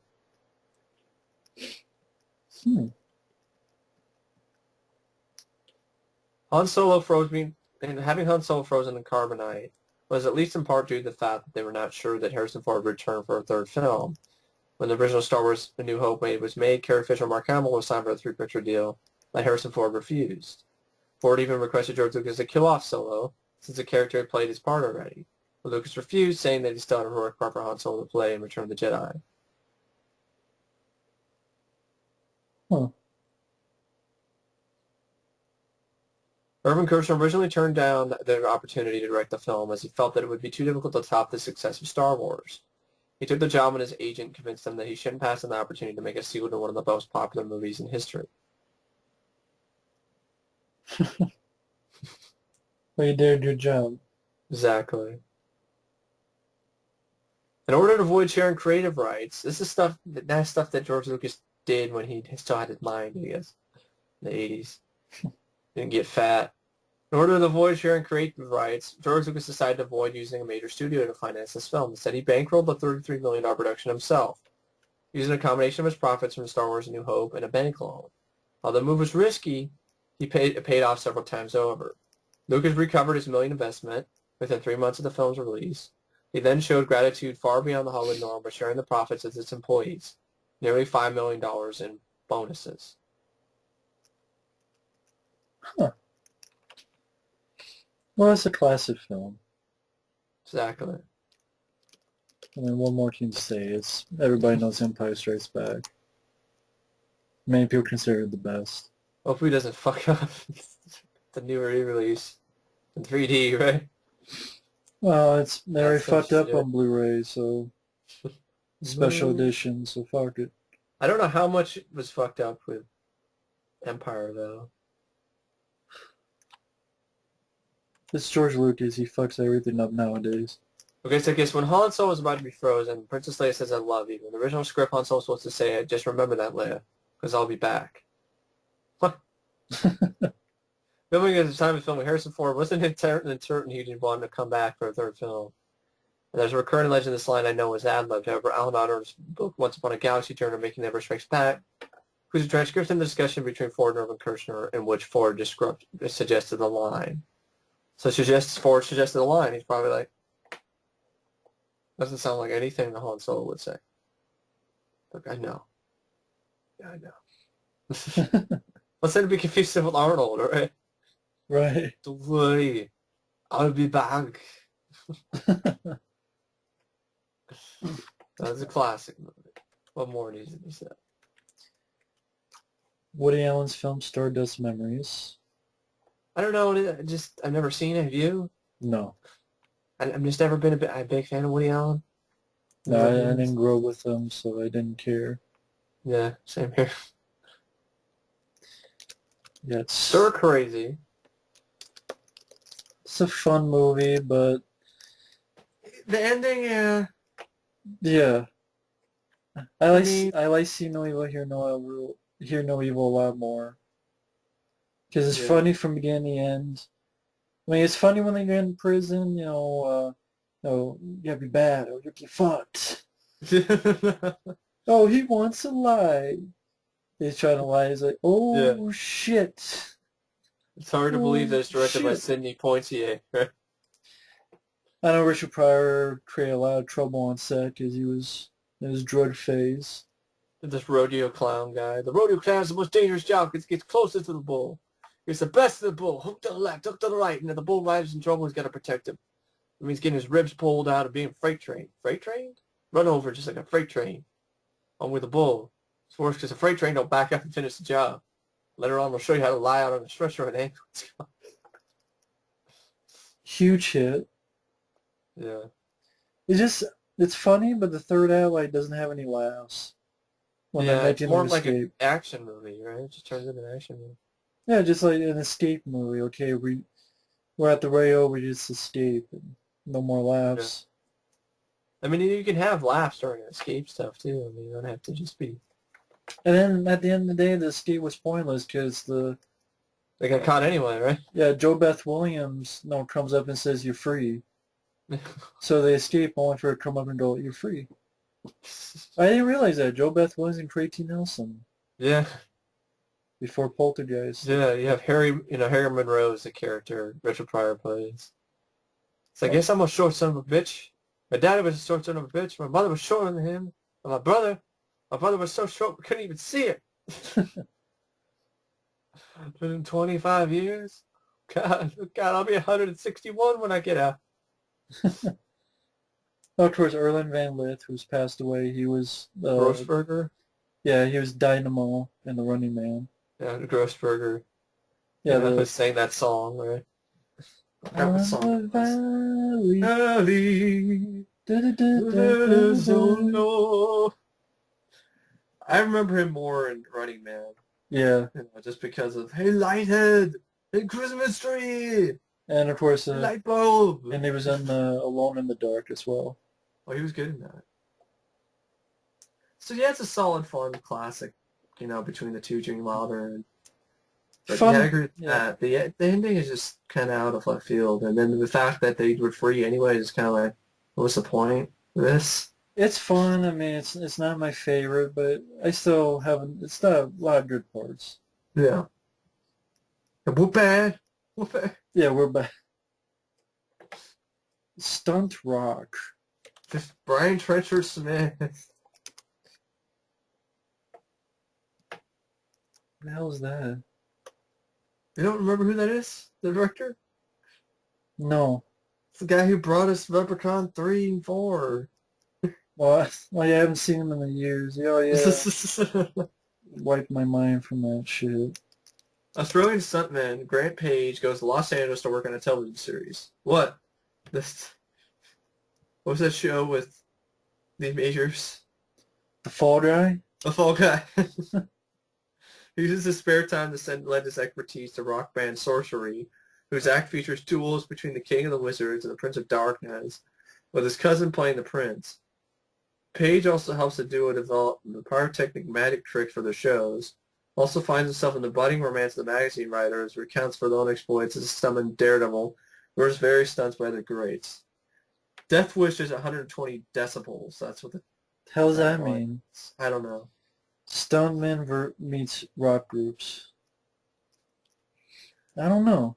It sounds better than friggin' It's probably his best movie. Yeah, it does sound much better than Leprechaun and Fox.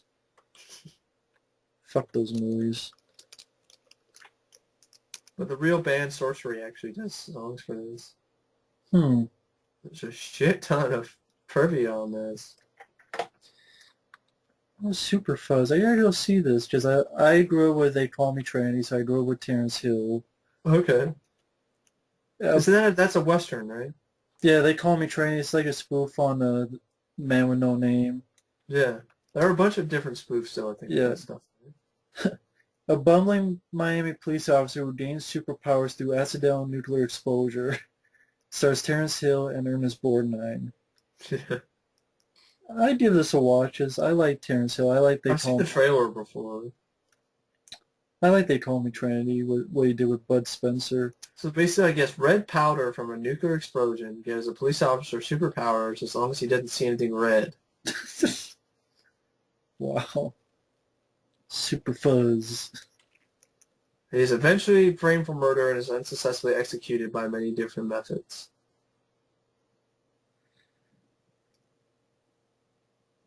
That part does not sound very...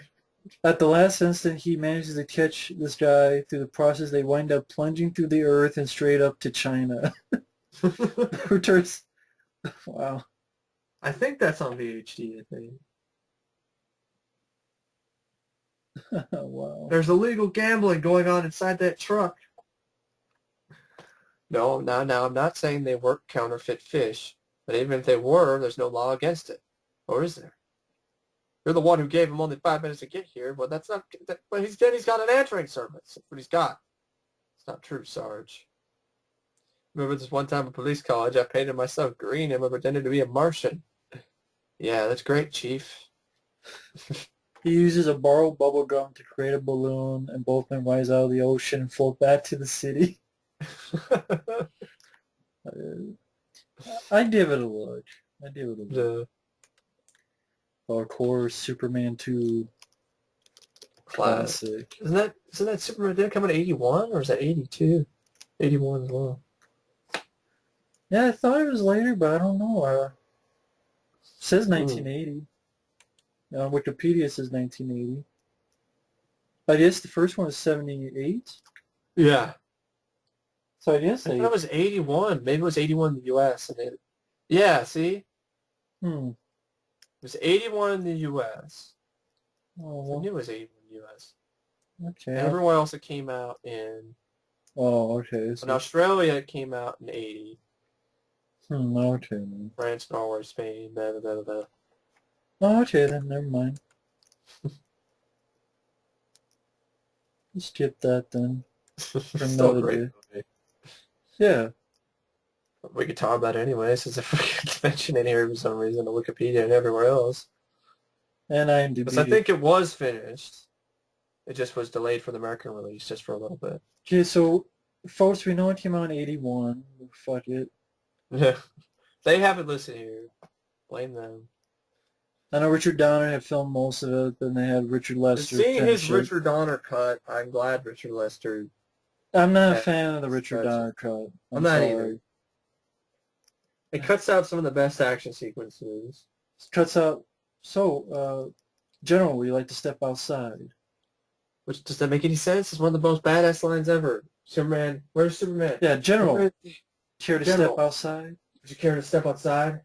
Like, yeah, kick his ass. Why he cuts that? I don't know. And then the ending, it's the same It's the spinning around the world. same ending as the first film. I mean, I know the whole point was Superman 1 and 2 is going to be one movie, and that the ending of that one movie was going to be spinning around the world.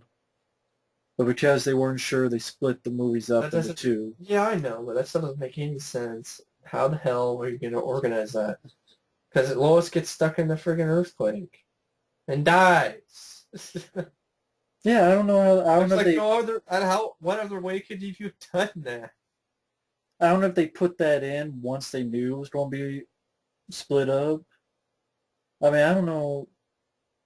They didn't really specify. Not even the commentary. But Although Superman. Superman 2, the original theatrical cut's got a good DVD with the good documentaries on it, some commentaries. It's my favorite Superman movie, in all honesty. I watched that one the most as a kid. Action-packed, great Action villains. packed, great villains. Christopher Reeve's fantastic. Terrence The Stamp. opening with the Eiffel Tower and the terrorist attack. Yeah. That was exciting.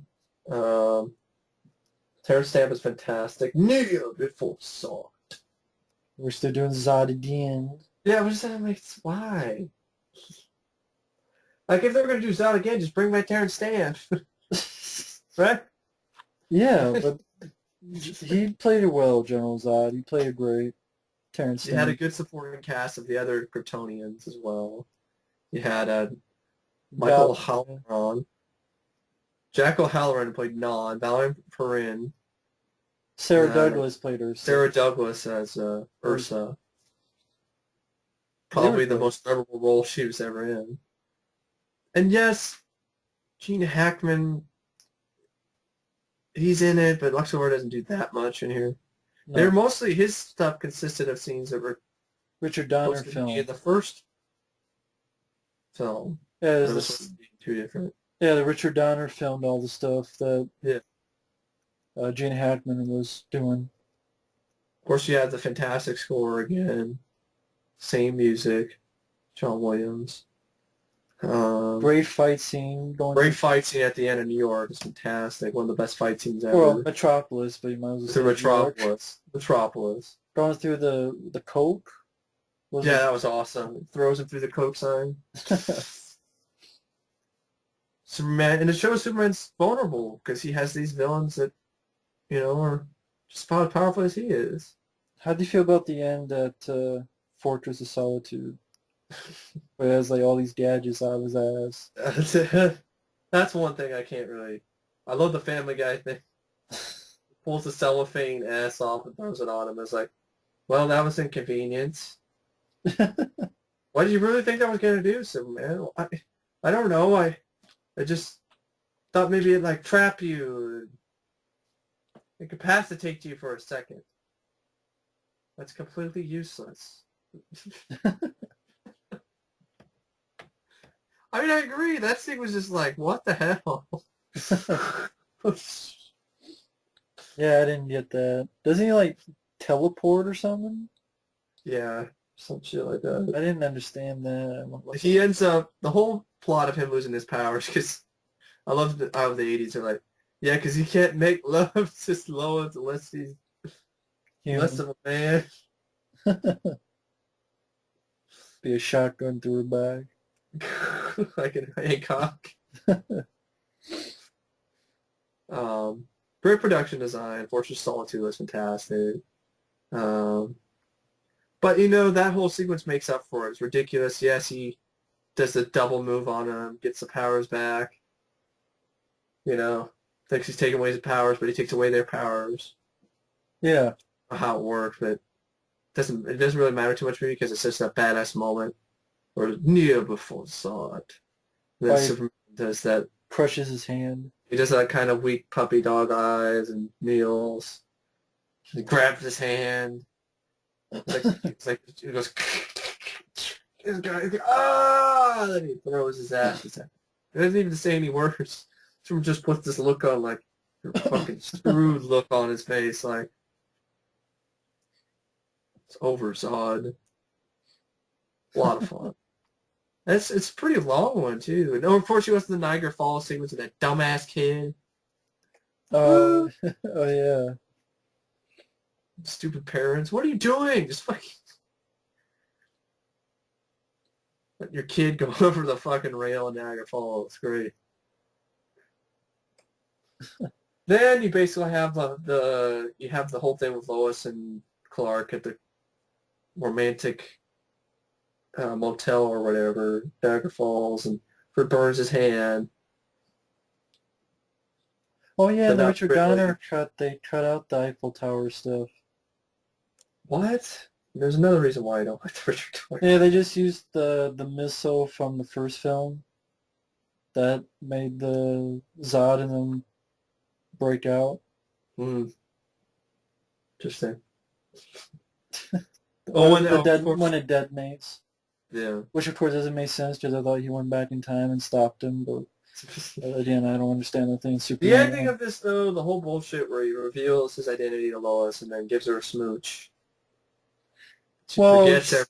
she found out because she Yeah, she put found out. no, he fell in the fire, and Yeah, he fell in the fire. which was better than what they wanted with her shooting. Yeah.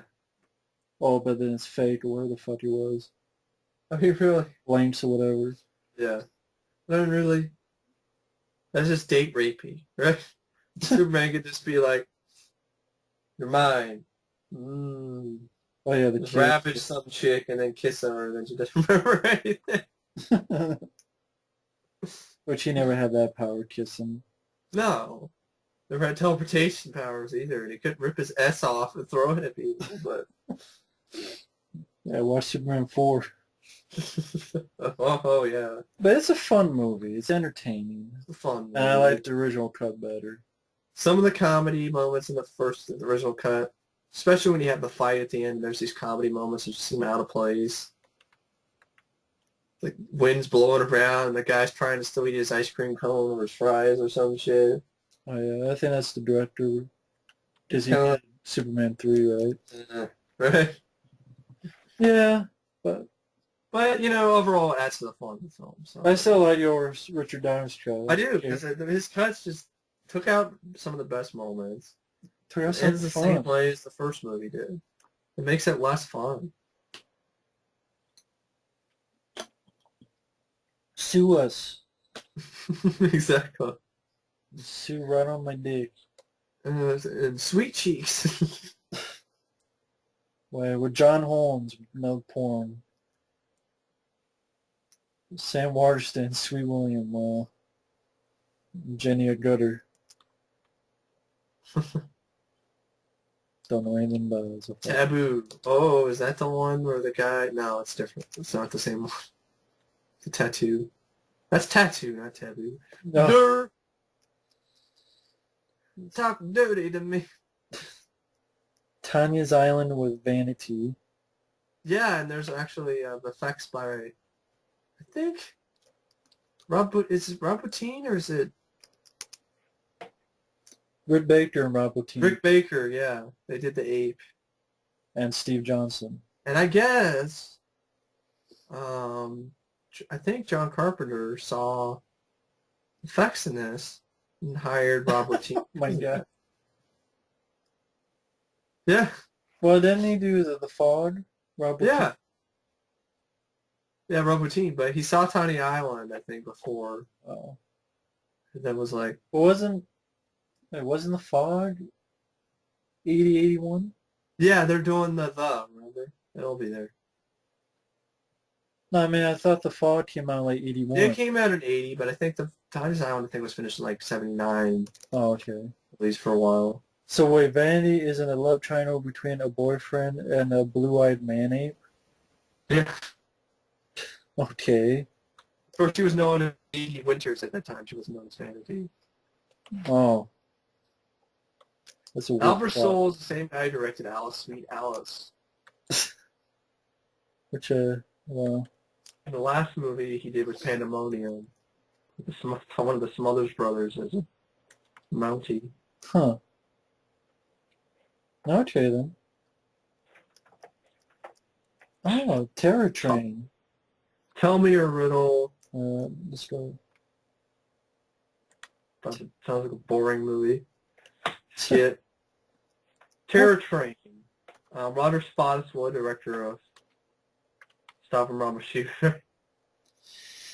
Yeah, yeah, he did that. He did shut Stub him on Mashuria. Did The Sixth Day. Tomorrow Never Dies, which I like. This is his first directorial film, so for a first one, it's pretty good on Terror Train. Featuring magic effects by David Copperfield. He directed The Pursuit of D.B. Cooper, which is a really hard to find movie with Treat Williams. Um, Under Fire, which I didn't mind with Nick Nolte. Think, right? No, it's not Nick Nolte. Just Nick Yeah, Nolte. It's Nick Nolte and Gene Hackman, right? yeah. Shoot to Kill. Shoot to Kill, just a solid one with Tom Berenger and Sidney Poitier. The Air. Best of Times, he directed The Best of Times with Oh, Kurt Russell and, just throw me the goddamn ball, Robin Williams, yeah. Yeah. Turner and Hooch. That TV movie, Third to Reborn, with Treat Williams and Virginia Madsen. And he also directed, The Sixth Day. Tomorrow Never Dies is probably the last movie that he did was really good. But I The like, Terror Train, I like Jamie Lee Curtis. I like some of the the gold effects, and the deaths and stuff like that, but I find it hard to take the killer seriously, this Groucho Marx thing. It was just me. Uh, I didn't mind it because I like the fact the guy keeps taking other people's masks. yeah, Like, he tastes like one that's more of a lizard type because yeah, it's a costume party on a train. yeah. And I haven't seen it in a while, so I, can't really give the best opinion on it. Time I, being. I liked it more. I liked the beginning more because this poor guy does this horrible prank where I Yeah, think they put like a dead body, a corpse on a bed. He doesn't know it, and yeah. they tell Jamie Lee Curtis to do something. She doesn't know it either. So Uh-huh. when he finds out, she tries to help him, but the guy freaks out. I I mean, for a directorial debut, that's pretty I impressive. I like this film. I would like to get it one day. I don't have it. I'd Yeah. like to see it again. I really liked it though a lot. I I remember like the movie. I haven't seen it in a while, though. I need to check it out again. I think I have it on hard drive. I probably So, say this film I'm probably interested more than Prom Night. yeah, that's what I remembered about it, too. So, Liking this better than Prom Night. I mean, Prom Night is still like okay, but for some reason I like this film better. Maybe because it was on the train, and I don't know. I have to see Clever it. magic sort of effects, by David Copperfield. Yeah. Um, I guess Derek McKinnon, who also played Kenny in this movie. Derek McKinnon, who played Kenny, also played 10 different characters, making it 11 in total. He played 11 characters. Wow. The idea for Terror Train came from a dream that Daniel Grodnick had, one weekend night after seeing the film's Halloween Silver Streak. Dan woke up and said to his wife, "What do you think about putting Halloween on a train?" His wife answered, "That's terrible." He jotted down "Terrible Train" on a piece of paper on his nightstand. In the morning, he changed the title to Terror Train, wrote out 22 pages, and made a deal on it with Sandy Howard's company at 3 in the afternoon. For 22 pages. Wonder how his wife felt. He stuck it to his wife later. It's not so terrible now, huh?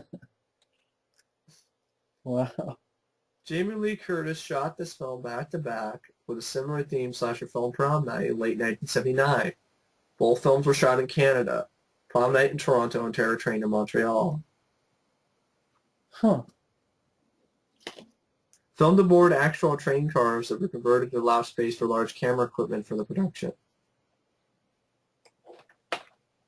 Hmm. Oh, okay. Solid film. I've heard people talk about Terror Train, so. Yeah. A rock Better band. than the Jamie Lee Curtis slashers in 1980, in my opinion. Yeah. Terror on Tour. Rock band called the Clowns comes under suspicion of murder when several prostitutes are killed by individuals made up like members of the band.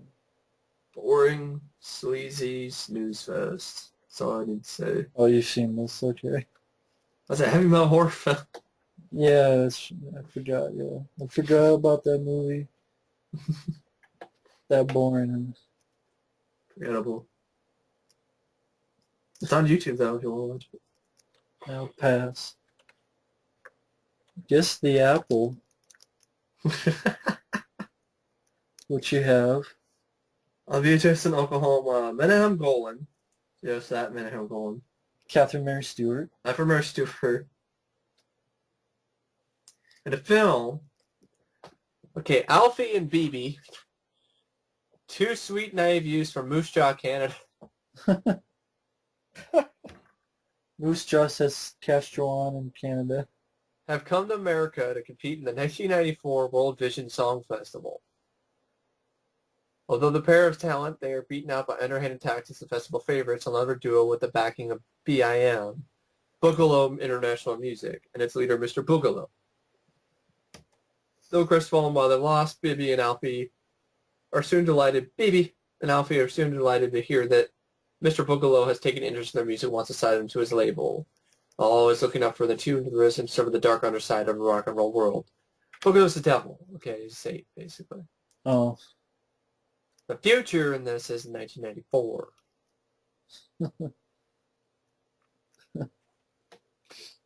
Yeah, the future looks nothing like the Apple. Film was a low-budget attempt by young Canadian studios to capitalize on the success of Saturday Night Fever in Greece. Set in America but filmed in Germany. It was released in West Germany as Star Rock in '79. It was panned and box office bomb. Because of Star the Rock. However, in later years, the film has gone to enjoy a small cult following. It seems like the songs might be, the soundtrack might be. Oh, it's directed by Menahem Golan. Yeah, I showed Matt the trailer before. Yeah. It's the film they reportedly during its premiere at the Paramount Theater in Hollywood. Audiences threw for their free souvenir soundtracks at the sneak screen, causing extensive damage. They didn't have CDs yet, so it was records. So they're all like, Fuck this shit. It's a film debut of Finola Hughes. She would go on to star in a more famous movie related to disco, Staying Alive. The film debut of Catherine Mary Stewart. Huh. Yeah, I've seen the trailer. It looks like something I will never see. Don't need to see. Like, reminds him too much of Staying Alive. He's probably like, no! Yeah, I pass on this. Fuck that. Star Rock.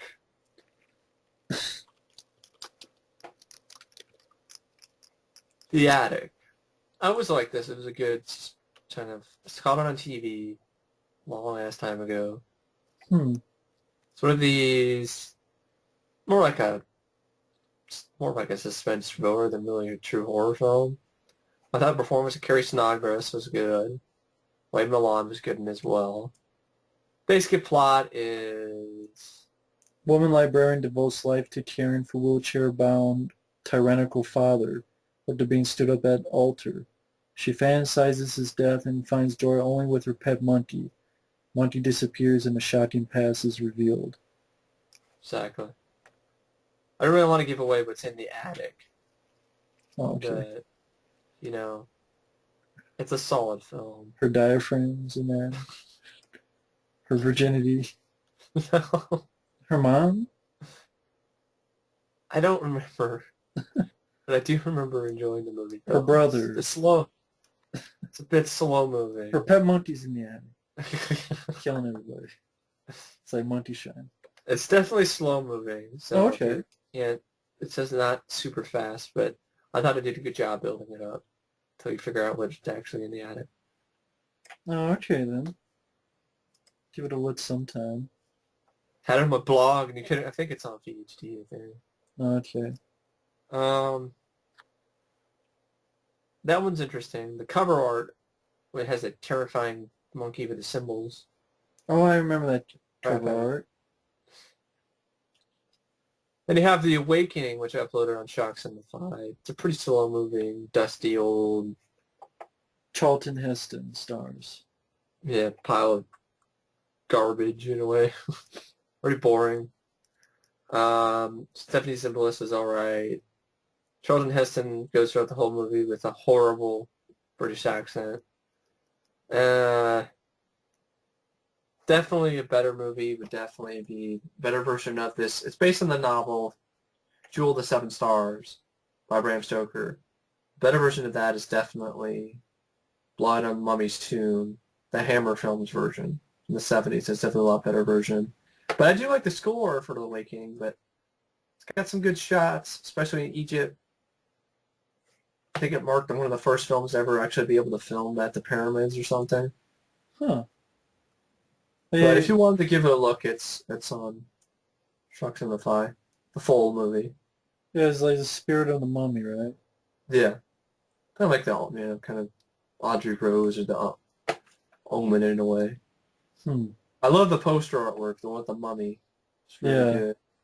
But the movie's not nearly as good as that. But it's not a total waste. Like I said, it's probably garbage. It's not really that. It's not a total waste, but it's still pretty, it's an old, dusty mummy that would probably just be left in a sarcophagus.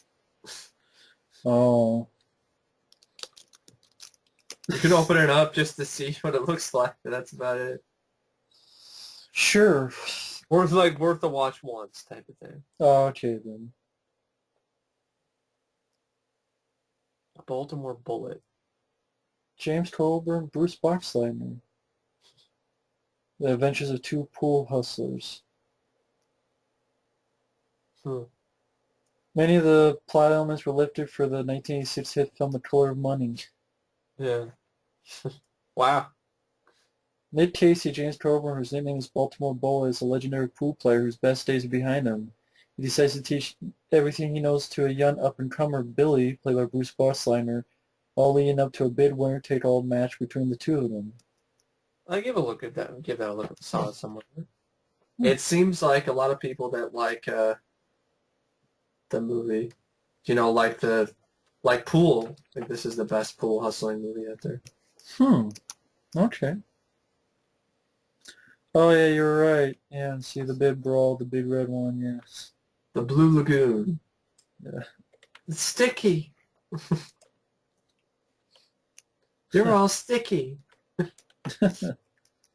Yeah, the Blue Lagoon. The one with the poster that looks like a book, right? I don't know if I'm reading a book. Yeah, I Is it a didn't bother. movie? I don't want to read this book. Basically, it's on a journey to San Francisco. Richard, his father, and cousin Emmeline, find themselves on a ship about to explode. Rush to a lifeboat with Patty Button. The two children escape while their father and uncle are in a lifeboat. The chaos following, the lifeboats are separated. Patty, Richard, and Emmeline find themselves with no food and no water, stuck in the middle of nowhere. After some time, the three come across an uncharted paradise. Patty quickly teaches the children fishing, hunting, and building. For maybe a month or two, Patty gets very drunk off a barrel of rum found on the island. First arrive. Rum! And drowns in the middle of the night.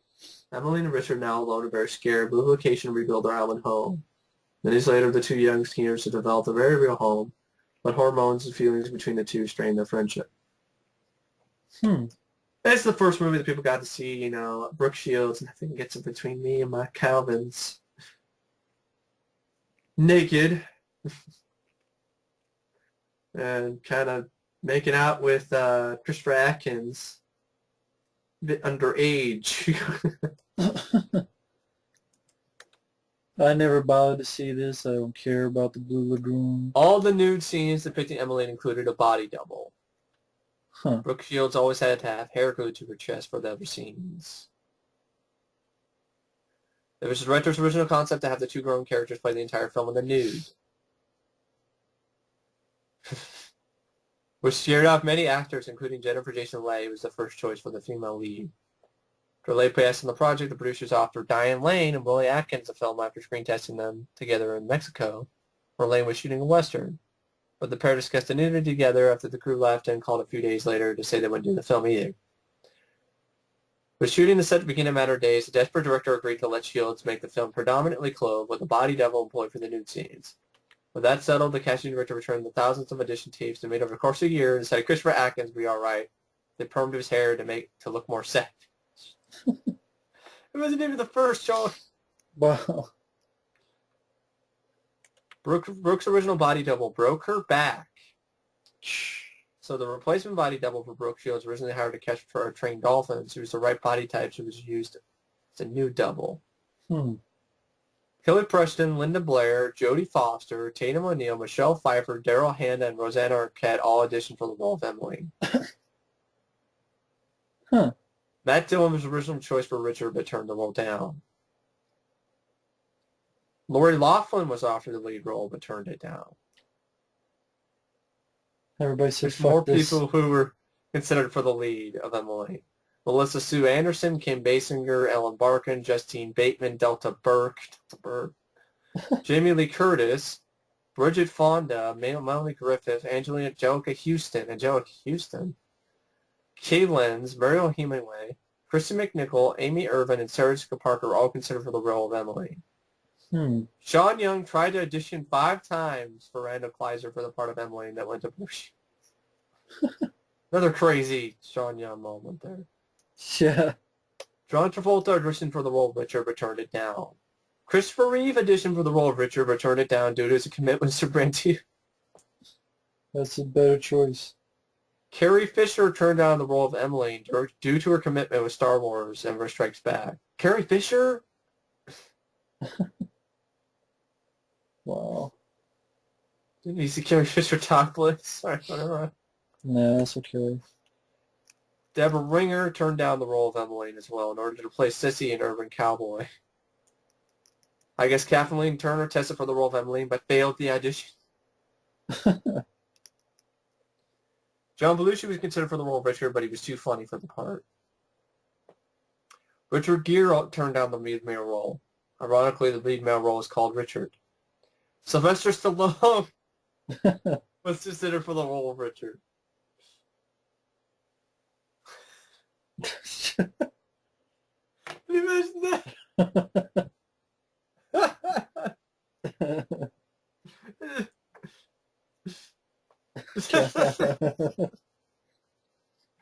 Stallone, really. And the Blue Lagoon. Jesus. That would not have worked. I mean, I don't even care about the movie, and I know that wouldn't work. You have a mango. They're good. I would never care to see Blue Lagoon. You're all sticky. Yeah, so sweet. Sean Penn lost out to Christopher Atkins on the final day of auditions for the part of Richard. Huh. Wow. Now, one quick note, I know we already mentioned, but I just want to mention one more thing about the bid brawl, if that's okay. Yeah, that's fine. It was also known as the Battle Creek Brawl, and again, I can watch the film. I would like to get it one day. It's just not up to par with his recent ones. Yeah. For those who don't know, it was his first attempt to break into the American movie market. It was directed by Robert Klaus and featured much of the crew from Enter the Dragon. It was set in the 30s, and it follows his character going to a sort of a tournament. It was a bid brawl was a flop, led to Chan being advised to try supporting roles such as in the Cannonball Run. He made another attempt to break into the American market with in 1985 The Protector, who suffered the same fate. It was until 1995, when Born of Bronze, that Chan was able to bring signature humor with impressive stunt work to American audiences. In an interview, Chan discusses the difference between Chinese and American styles of action. In his early U.S. films, The Big Brawl and Protector, Chan had to perform the typical American fight scenes involving punches, kicks, and taking few takes all the way to the end of the action scene. Yeah. It wasn't until Rumble in the Bronx that Chan was allowed to use more of his preferred action style. In his autobiography, there was a scene, yeah, you mentioned this, where he was not interested in Chan's idea, which is to flip out of the car and had wanted to just walk out. Yeah. Chan says, "No one will pay money to see Jackie Chan walk." The reason he believes this film failed because he wasn't given a chance to direct the action scenes the way he wants for the film. And this is the main problem, folks. Despite training in martial arts since the age of 6 and having choreographed his own fight scenes, Jackie Chan was assigned a fight choreographer with only 6 years of experience. So yeah, this guy who knows his shit Come since. on, it's Jackie's like, no, yeah, that's not. So yeah, people who's You only don't been do there. that. It's like if you've been at a job for 10 years and then a guy who's been there for 2 years is telling you what to do, it wouldn't make any Yeah, sense. it'd be kind of like, did you suck some dick to get this job, dude? So yeah, I could watch the film. I mean, it's some decent fights, but just not to par with what he does Well, today. it's kind of like the guy who's, I don't know, sucking up to the work. Those people suck up to the boss. Yeah, Lick their feet. fuck him.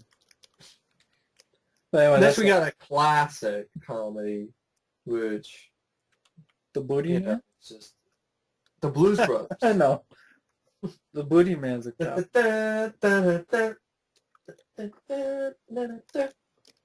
Yeah. Big movie. The soundtrack was huge. First time these two were paired on the screen. Of course, Blues Brothers is an SNL thing. First ever SNL movie. John Landis, great job. One of the few films with music in it that I really, honestly, just really, really enjoy. I know you have Carrie Fisher in this, right? Yeah. I just think she plays like she plays like a girlfriend of, she plays a mystery woman. I guess they're named Mystery Woman. Yeah, you got John Candy. You have, as one of the police officers. Frank John Belushi, of course, you have John Belushi, Dan Aykroyd. You have a great soundtrack. A lot of car crashes. I mean, by a shitload of car crashes. Tons, yeah. After the release of Jake Blues from prison, he and his brother Elwood go to visit the Penguin, the last of the nuns who raised them in a boarding school. They learn that Archidose will stop restoring the school and will sell the place to Education Authority. Only way to keep the place open is that the $5,000 tax on the property is paid within 11 days. The group drivers want to help and decide to put their blues band back together and raise They're on a mission from God. They set off on their mission from God. They seem to make more enemies along the way. Just a crazy, crazy movie. One of the last few good memories I had, in Oklahoma. Watch this on Christmas with my dad. I'm surprised like, why is this on Christmas? Is there anything Christmassy about this movie? Not that I know of.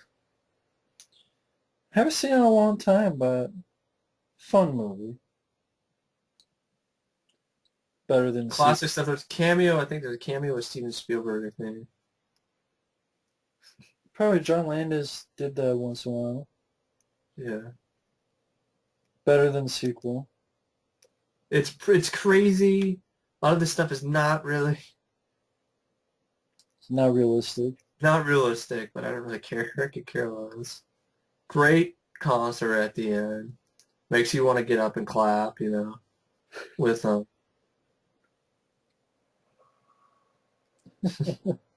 Trying to find some of these.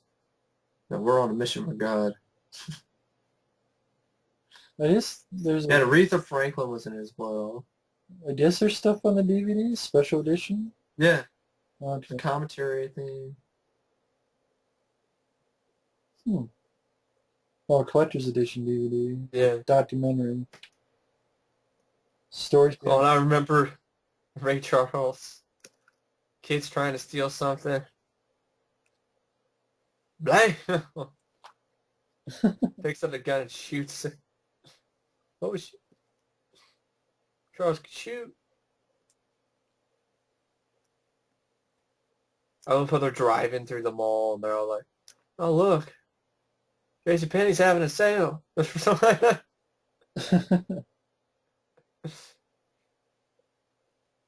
Classic movie. Entertaining film. Nun starts smacking him with the rulers. Ah, ah, ah, ah. I guess you basically have some trivia here, like, yeah,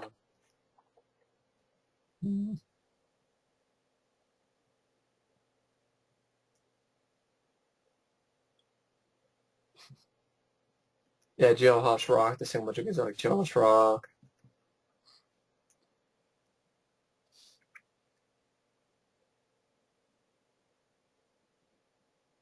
Hmm. Producers rented the Dixie Square Mall in South Suburban Harvey, Illinois for the mall chase sequences. The mall had been closed for over a year. False rumors began in the community that the mall was being refurbished and would be reopened after filming was complete.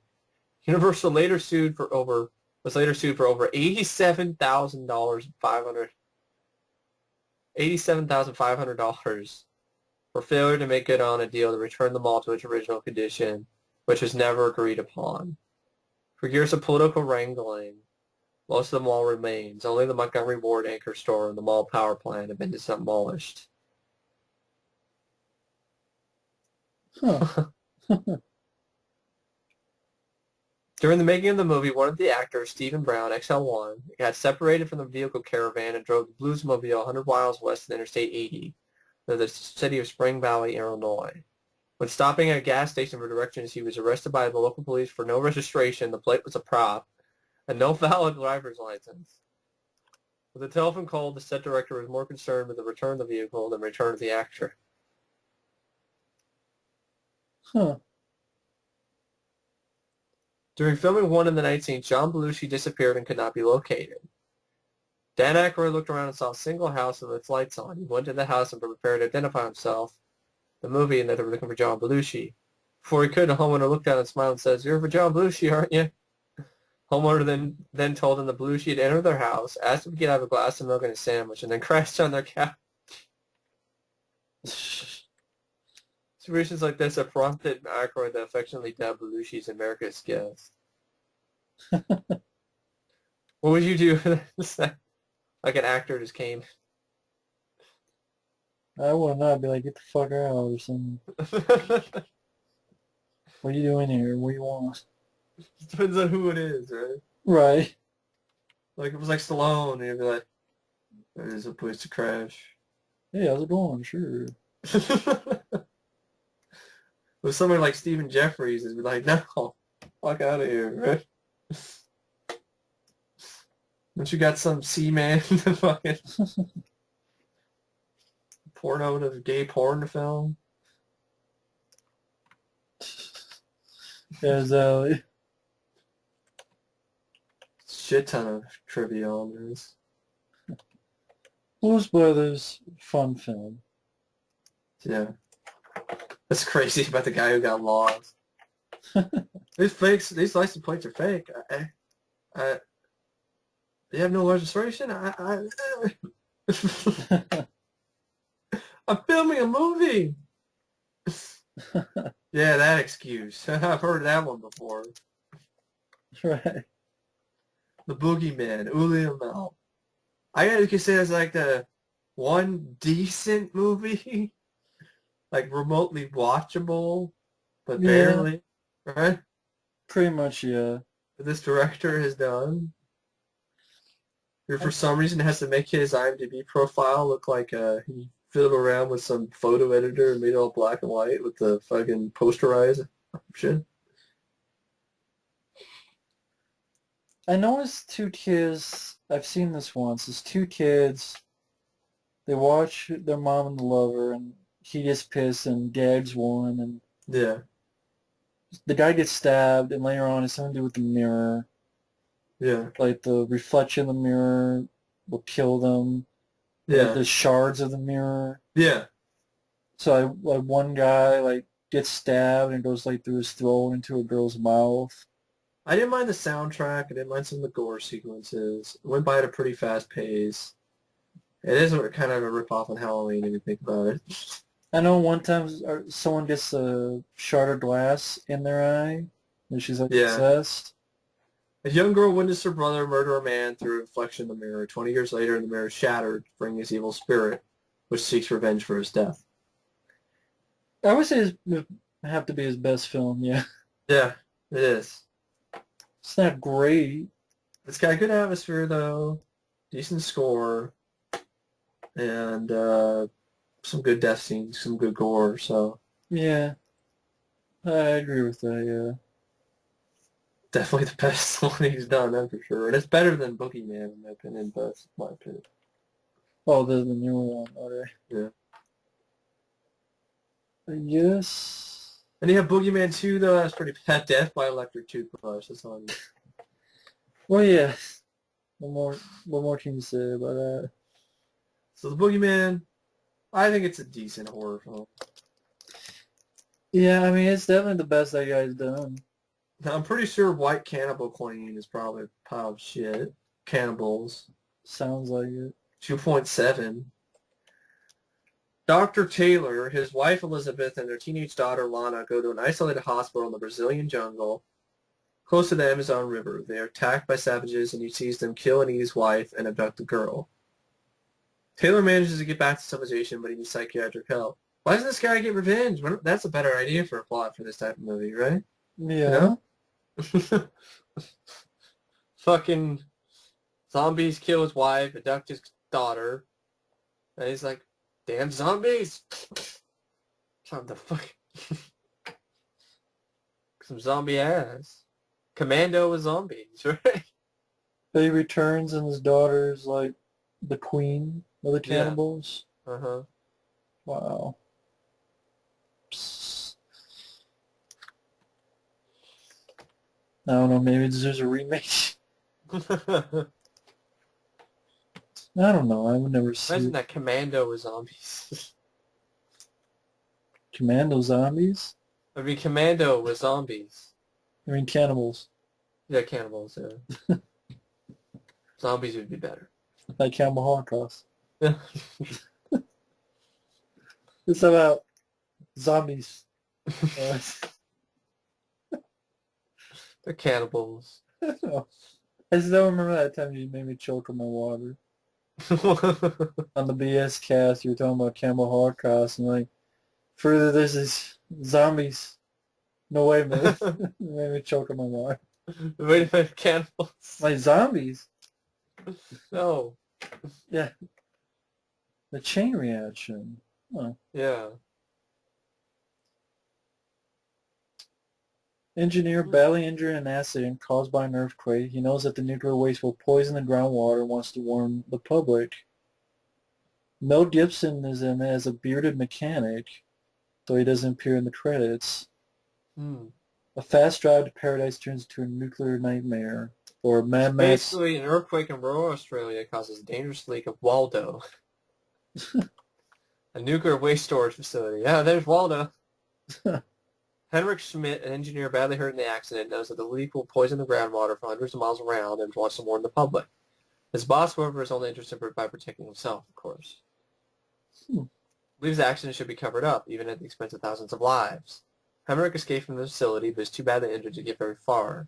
Lost in the woods and suffering from amnesia, he's rescued by Larry, an auto mechanic on a vacation with his wife, Carmel. As Henrik tries to piece together his memories of what happened, his bus's thugs quickly closing in on the trio. Mad Max meets the China Syndrome. Huh. Never heard of this one. Sounds interesting. Movie's working titles were The Man at the Edge of the Freeway and Nuclear Run. Nuclear Run. Producer... Corny but badass at the same time, right? Nuclear Run. Huh. George Miller was originally scheduled to direct this movie, but Miller withdrew from the project but ended up directing uncredited stunt sequences and second unit. Huh. Ah, the children. Oh, what about The Changeling? Oh yeah, I forgot. I don't know how I did that. classic. I know Change it's It is a classic horror film. It's actually next on the list for the 101 Fangoria horror films. one of my favorite ghost Uh, stories. I had to say it's probably my favorite haunted house story. I like The Haunting, but this So one I has thought it'd that. be Poltergeist. I like Poltergeist. Yeah, probably Poltergeist. Changing probably number two. Uh, Session 9 is really good as well, though. oh, you saw that. Yeah, it was a while ago, though. George But I C. remember it Scott. being good. George C. Scott is fantastic. I love this movie. Great atmosphere, great direction, great story. Peter Medak might be his best movie he's ever directed. Um, Creepy, but it's not like, No, in your face, shock sequences, it's more low key. more low key, and it works to his advantage. Yeah, it's not cheap. It was a perfect family vacation for composer John Russell and his family when a freak automobile accident claims the lives of his wife and daughter. That's a good scene. Consumed by grief, John, at the request of his friends, rents an old turn-of-the-century house. Mammoth in size, the house seems all the room that John needs to write music and reflect. It's not realized that he is not alone in this house. He shares it with the spirit of a murdered child who has homed in on John's despair and uses him to uncover decades of silence and deceit. With the help of Claire Norman, the one who aided John in returning the house, they race to find the answers and soon learn that a devious and very powerful man guards them. Well, I don't really need to give away who that devious and very powerful man is. But, I mean, it's just really clever. It's a mystery. It keeps you going, interested. The slow moments, are more likely about trying to figure out what's going on. The girl's trying to give him clues. One of Um, one of Martin Scorsese's favorite horror films. yeah. Score's good as well. Um, you have two sequences that are still creepy to this day. The ball. Oh, He the threw the red ball. bouncing ball. He threw this red bouncy ball, which I think was his daughter's, right? I believe so, yeah. Threw it off the side of a bridge. Oh wait, well, was it that or was it kept? Was it that or it kept? I can't remember now. Might have been. I'm not sure if I it was remember. I bouncing. remember he threw the ball off the bridge, Yeah, and then he comes back to the house and he hears his noise and the bounced it ball down the steps. bouncing down the stairs. That's creepy. I don't care who you are. Like, how the fuck did that ball get here? What was the other scene? The wheelchair, because you see that on the cover. Oh yeah. Um, and it's really well done. There's no music in this sequence, if I remember correctly. This is a scare that works because it doesn't really reveal itself. It doesn't have one of those scores that, something's happening, right? Yeah. And I feel those kind of scores kind of ruin movies sometimes, Yeah, you see what's coming before it does. Yeah, exactly. This isn't one of them.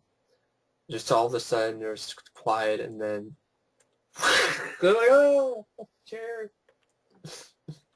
Just a very solid Solid film. atmosphere. And near the end, doesn't like the house start to come apart and Yeah, stuff like there's that. fire and there's Yeah. Solid movie. Very solid film. yeah, I have no problems with the film. It's very, very well done. Better not be remade. There's no way they even come close to being good. Yeah. Now you have The Children, which is about I remember being pretty boring, and I just remember not really liking it because, for one, it just seems like a really downbeat type of movie. Yeah, about killer kids, right? A busload of children has disappeared from the quiet New England town of Ravensback, and Sheriff Billy Hart is on the case.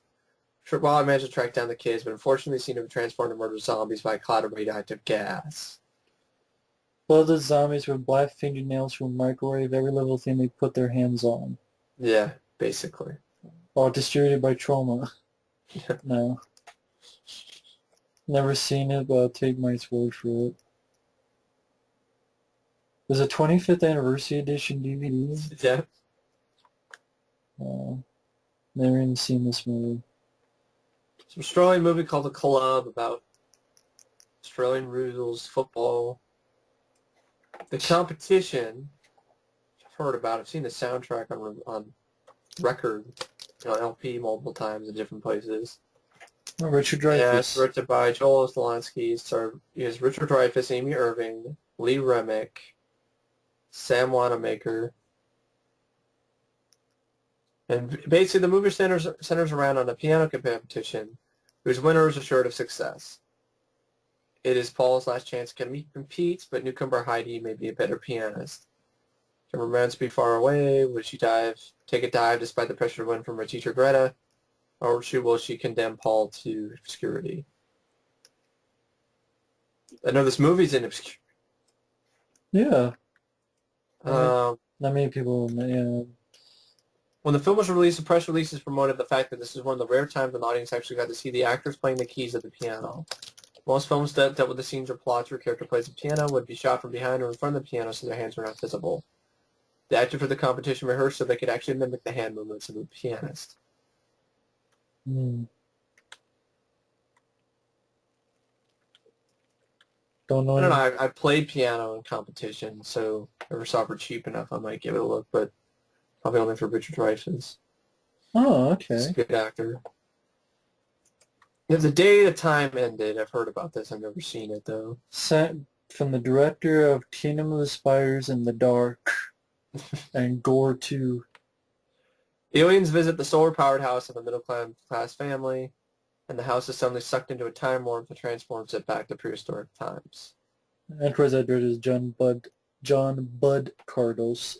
Carlos. Whatever. John Bud Carlos. John Bug.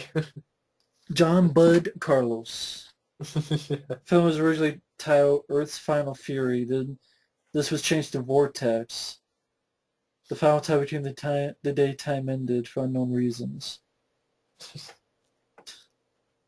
I don't know. I think it has effects by Dave Allen, I think, the stop motion guy. But Huh. I don't remember anything much. I just remember a trailer looking really, really cheesy. So you have Dogs of War, which is a solid movie, based on a novel. Christopher Walker and then Tom Berenger. Huh. Jamie Shannon is a soldier of fortune, a mercenary who will stage a coup or revolution for the right price. He's hired by British mining interests to scout out Zangaro, a small African nation with rich mineral deposits but a brutal and xenophobic dictatorship. Arrested soon after his arrival, Shannon is imprisoned as a spy, badly beaten and tortured. While in prison, he meets one of the country's leading intellectuals, Dr. Akoyoy, also imprisoned by the regime. Eventually released, he returns to London and is subsequently offered the opportunity to secretly invade Zangaro's capital and lead a military coup. Shannon accepts, but quietly has his own agenda to pursue. It basically uses the quote from I forgot what novel it's from, but I always remember this line from Star Trek VI. Cry havoc, and let slip the dogs of war. I always Oh, remember that line. I Christopher remember Columbus that, used that in Star Trek VI. Cry havoc, and let slip the dogs of war. yeah. Yeah. Christopher Walken does a good job. I thought it was one of his more underrated performances. Tom Berenger's good in it as well. Joe Oh, Florence is also in it. Ed O'Neill. oh, the same guy who directed Hamburger Hill. Yeah, John Irvin. So, solid film. If you ever get a chance, just find it cheap or anything, Oh, give it a okay look. then. Interesting. Sequences from this were edited into Stealth Fighter. Wow. Nice team film. Figures. We got The Earthling. It's like an adventure drama. Oh, that's based on that book. Okay, yeah. Spends, oh, guy's dying of cancer and spends his last days in the outback. Meets a It's like 10-year-old depressing. boy. Yeah. David Elephant Man. by David Lynch. I am not an animal. Yeah, with Anthony Hopkins. John Hurt, unbelievable, really fantastic performance. Oh, Uh, nominated for Best Picture. a tough film to sit through, though. Mm. And there's a subject matter itself, a very depressing kind of story about this man, John Merrick, the Elephant Man. I've only seen it once. Really about it. I am a human being. I am a man. Right. Good performance though by Anthony Hopkins. I mean, I guess it's one of David Lynch's not so fucking weird movies. I guess. Still weird, but it's based on a true story, so it's not really that. It's definitely slow moving, but that's not supposed to be an action film, so it's not everybody's cup of tea, that's for sure.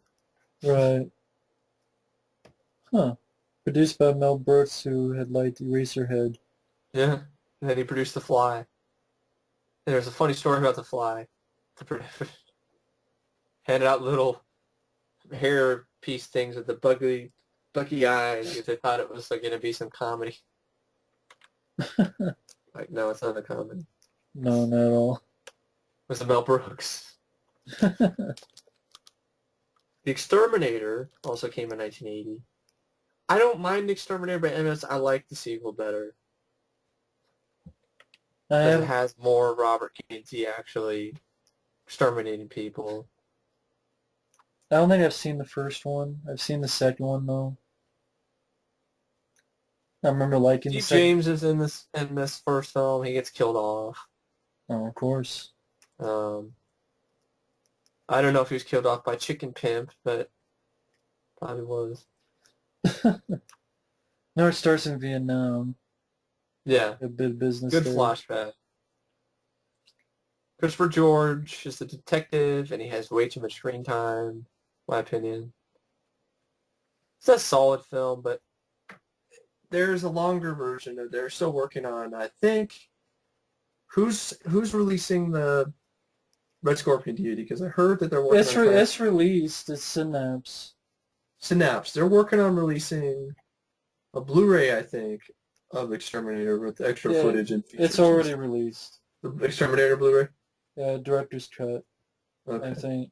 Or yeah, there's the uncut or whatever the hell it was called. Okay. Director's cut, which is 104 minutes and had no extra. I've never seen the director's cut. I know the Anchor Bay DVD was... Or at least it has the commentary with James Blake Oz. Well, it seems like there's a Blu-ray of Exterminator overseas right now.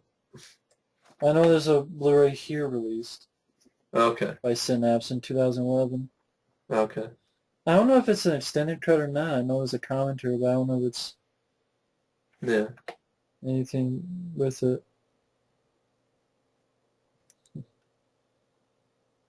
Yeah. Vietnam sequence was filmed after most of the film was completed. It was filmed in Indian dunes using special effects by Stan Winston. Yeah. Sequence was done in 5 days. Okay. It's an interesting decap. I think it was a decapitation or a throat slit. Good effect. I don't know if Stan Winston did that or not. I remember some of the stuff being good, but some of the stuff in the beginning, I just didn't give a shit about fucking Christopher George investigating some stupid... I didn't care. So he doesn't use the flamethrower on that cover in this one? I think I don't remember. I think he does, but I don't remember. I know he does in the sequel. He does in the sequel. Probably not much. I haven't seen it in a while. I do have it on my flash drives though, and I do have the music video I made with that song by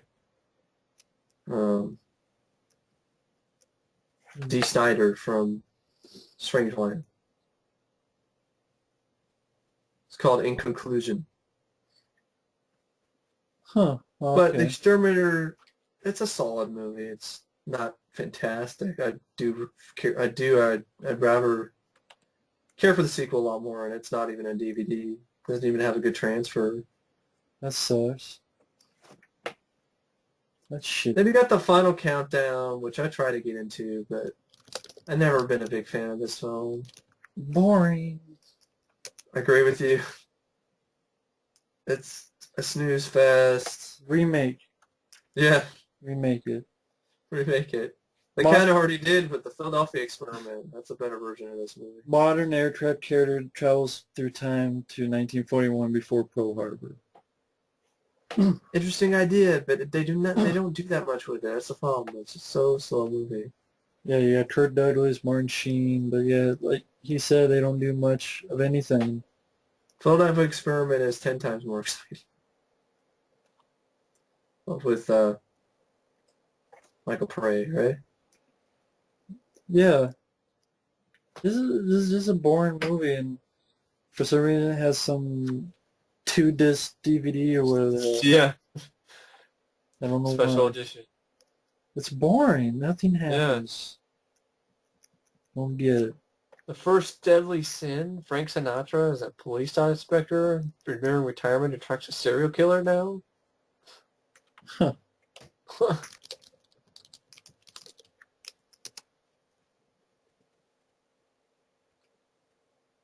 Huh. Bruce Willis in his film debut. Oh. Does he play the killer? Man eating, man entering diner. This plays man entering diner. Next up we got the Carpenter classic, The Fog. Dun, dun, dun, dun, dun, dun, dun, dun, dun. I can't. What's the theme again? Dun, dun, dun, dun, dun, dun, dun, dun, dun, dun, dun. Dun, dun, dun, dun, dun, dun, dun, dun, dun, dun. Between midnight and one. Yeah, who is that actor at the beginning? I know I've seen that. John who? John Howe. Houseman? Houseman, yeah, John Houseman. John who? Yeah, but yeah, What the theme you was can't like. see won't hurt you. It'll kill you. Yeah. Dun. I love the film. I think it's a great Classic. Carpenter film. 6.8, it's a bit low for me. It's very great cast, very Adrian atmospheric. Barbeau was great. Jamie Lee Curtis is good. Tom Uh, Atkins. Tom Atkins is fantastic. Very atmospheric. The whole sequence when the fog first rolls in and all the lights start freaking out. I know people Crazy. make fun of it because, like, it's a fog. So what? There were fucking zombie ghost pirate zombies in the fucking But people are like, oh, a fog isn't scary. Watching a fog. It's not scary. Watching a fog Have rolling. you ever seen some of the fog roll in the morning? Or at least expect it? Kind of creepy. At least I thought so. I've always thought so. I liked it. It was low key with it, Yeah, but you also had some creepy ghosts. You never see their faces that well, which which worked. added to the mysteriousness of the film. Excellent cast, score, and atmosphere Yeah. helps. I like the story with the gold. Hall Holbrook. Yeah, the priest. It makes you kind of feel for it makes you feel for these pirates. You're like, well, that's kind of shady. There's a leper colony, right? The leprechaun. Wasn't it like they were being uh, sent to a colony? Oh yeah, leper colony. I thought you said leprechaun. No, a leper colony. It was a leprechaun. No, What if we got leprechauns in the brain? It's something talking about brain damage, man. no. Yeah, it was a leper colony. Yeah, I get it.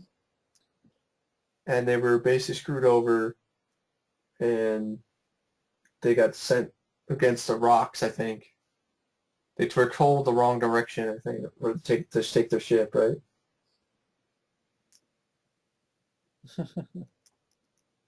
On purpose, and then it was on the anniversary of this event, which is supposed to be this historical event, I guess. That was supposed I to think 100 years.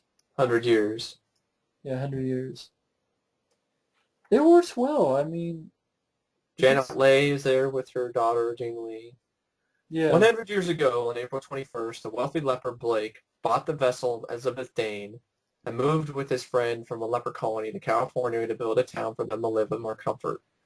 However, while crossing a fog in Smitty Point, they were misguided by a campfire on shore, steering through the course of the vessel toward the light and crashing her against the rocks.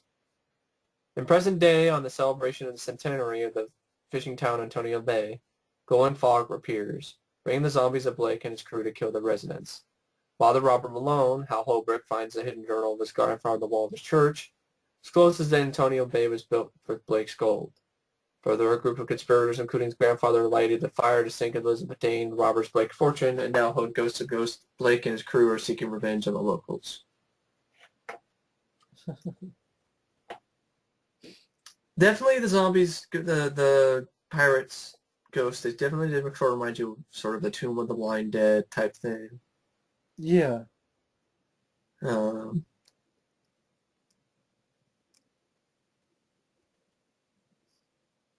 I guess, Tom Atkins played a character named Nick Castle. Right? Yeah, And there's you're right. actually some guy called Dr. Phibes. Yeah, and Charles Cypher plays Dan O'Bannon. Yeah. Adrian Barbeau was great as the radio host. Her nice, soft voice she used there is good. I don't know what happened to Antonio Bay tonight. Something came out of the fog and tried to destroy us. In one moment it vanished. But if there has been if this has been anything but a nightmare, if we don't wake up to find ourselves safe in our beds, it could come again. To the ships at sea you can hear my voice, look across the water, into the darkness. Look for the fog. I think that must have been his ode to the original thing. Yeah. Keep Look at the watching the skies. Keep skies. watching the skies. It had to be with the... Yeah. I like that. One of the best performances by Adrian Barbeau, in my opinion. Not my My favorite of hers. my favorite, I It's would a say. solid film. Great Better than the atmosphere. remake. 10 times better than the remake. 100 times better than the remake. So, classic.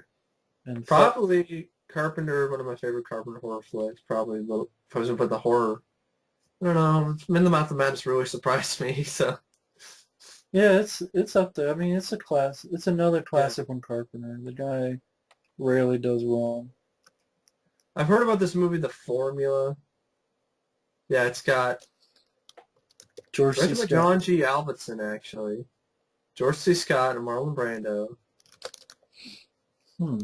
The detective uncovers a formula that was devised by the Nazis in World War II to make gasoline for synthetic products, thereby eliminating the necessity for oil and oil companies. A major oil company finds out about it, tries to destroy the formula and anyone who knows about it. Hmm.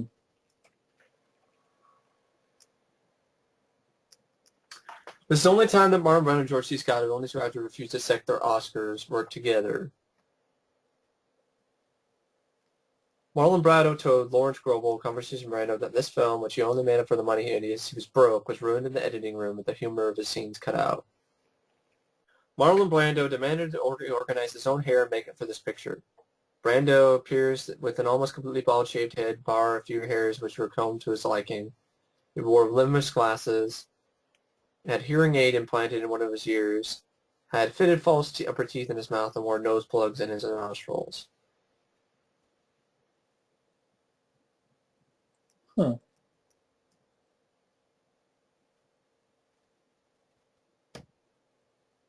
Hmm. Final film for Marlon Brando before his self-imposed retirement from acting Yeah. until a dry white season a decade later. Yeah. Hmm.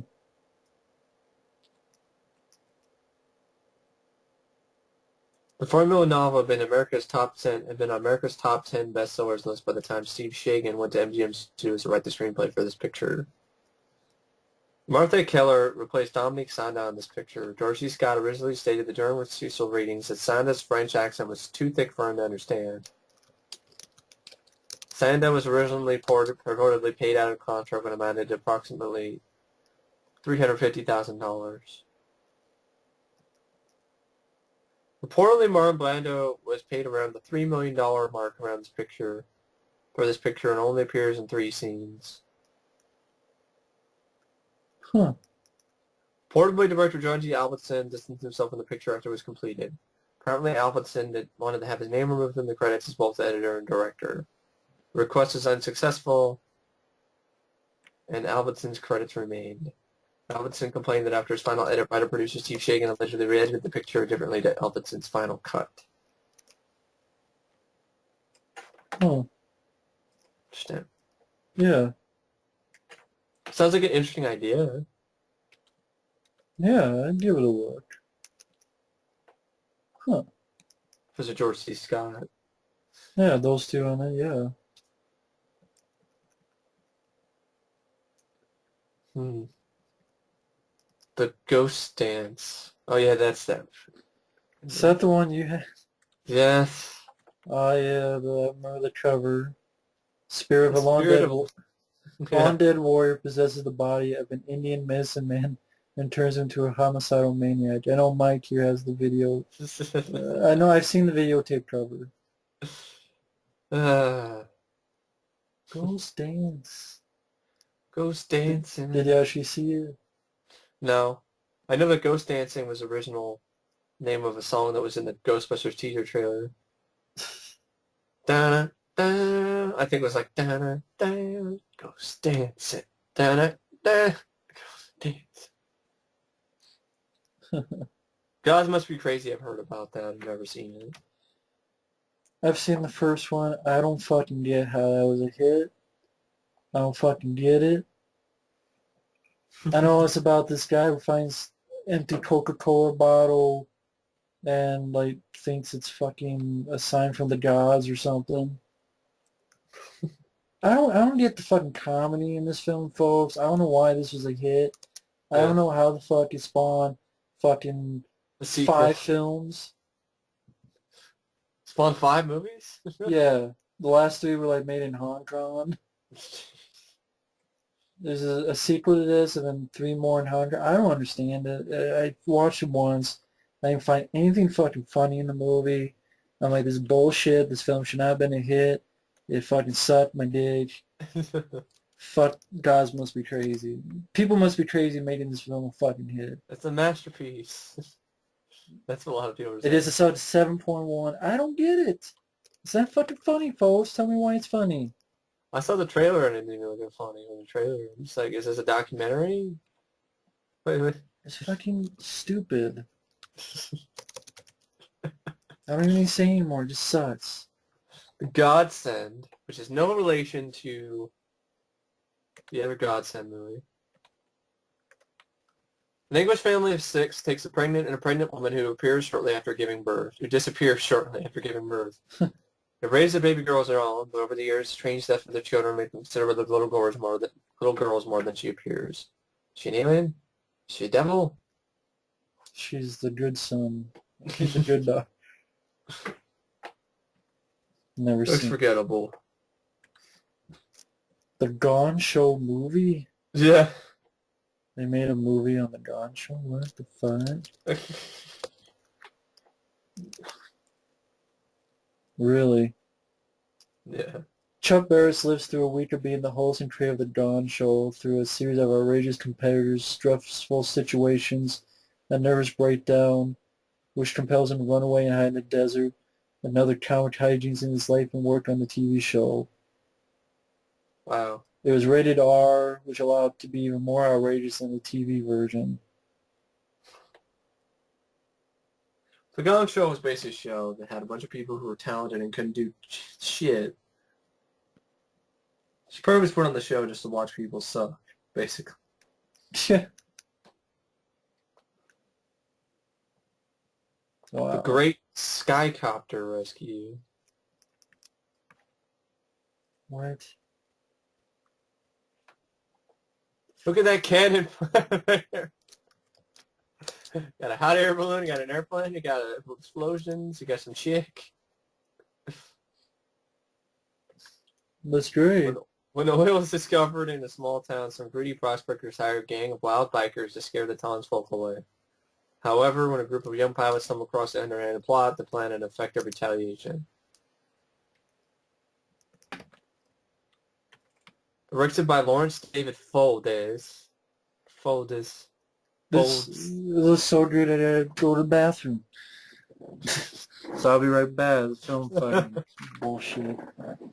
People who make these movies should like sue and die.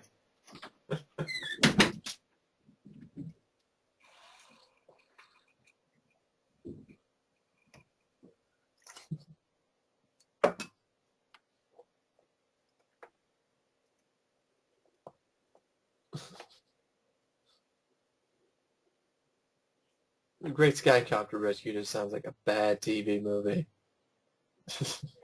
Probably was a TV movie. Skycopter Rescue. What's the difference between a regular helicopter and a skycopter? One of them has a hot air balloon attached to the bottom now. I mean, here's the problem with this cover as well. There isn't even a fucking copter on the cover. It's a fucking plane and a hot air balloon. Oh, okay, that might be the skycopter, but I don't know, it doesn't look like a helicopter to me. Unless the helicopter blew up and we're just looking at the rotor tail, then you have bikers. Craziness. Of course, you got Aldo Ray as Sheriff Burgess. Why does that name sound familiar? Aldo Ray.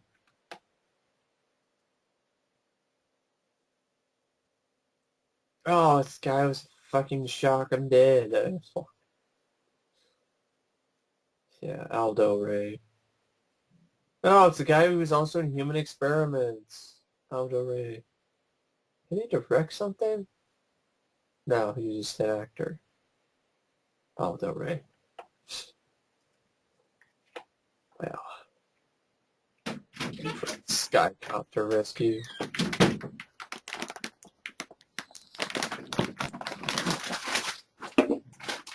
I mean, this cover is basically Photoshop before Photoshop. Which one? The Great Skycopter Rescue. Yeah, I remember this. I mean, So shitty at it, you grab a fucking potato chip. Is there a helicopter?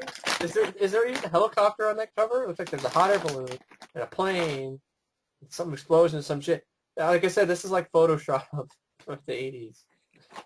Terrible. They probably made that to get out of the production. This is the same guy who directed Young Warriors. Well, that sucked. The one with the... And Night Force. Tagline, some people give a damn.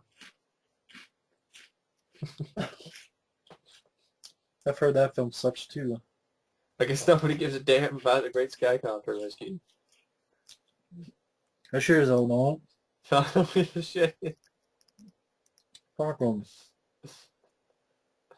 We got, Fuck the Green Lives in Winter. Another fucking porno called The Gypsy Ball. Teabagging. The Happy Hooker Goes to Hollywood. If she's a hooker, she's not happy. So she's a hooker. If you're happy, you won't have to resort to hooking. Exactly. The Hearse, which I'm sorry, I'd rather be put in a goddamn hearse than sit there just boring fucking waste of time. It's a PG-rated horror film. I mean, come on. So Unless it's a TV movie, there's no excuse. Wow. Jane Hardy decides to stay the Hummer. That'd be a better movie than Hummer. Whoops. Jane Hardy decides to stay the summer in the house her aunt left her when she died. To try to recruit from a bad divorce. Little does she know, her aunt practiced witchcraft and is still thought of very badly by the town citizens. As soon as she moves in, she's haunted by an old black horse and its creepy driver. Is she going insane or is she truly being menaced? She meets a friendly young man and becomes involved with him, but is he and the creepy driver one and the same? I don't care. So folks out there going to hearse instead of watching it. I just remember this being fucking boring as hell. So boring you died from it down the hearse. Then the tall man brought me back to life. There's a midget. Midget donkey fucker. That's a midget. Midget donkey fucker. Folks, that's a line from Commander's Gone. Movie starring Brian Thompson as the good guy. Yeah. You're a midget donkey fucker.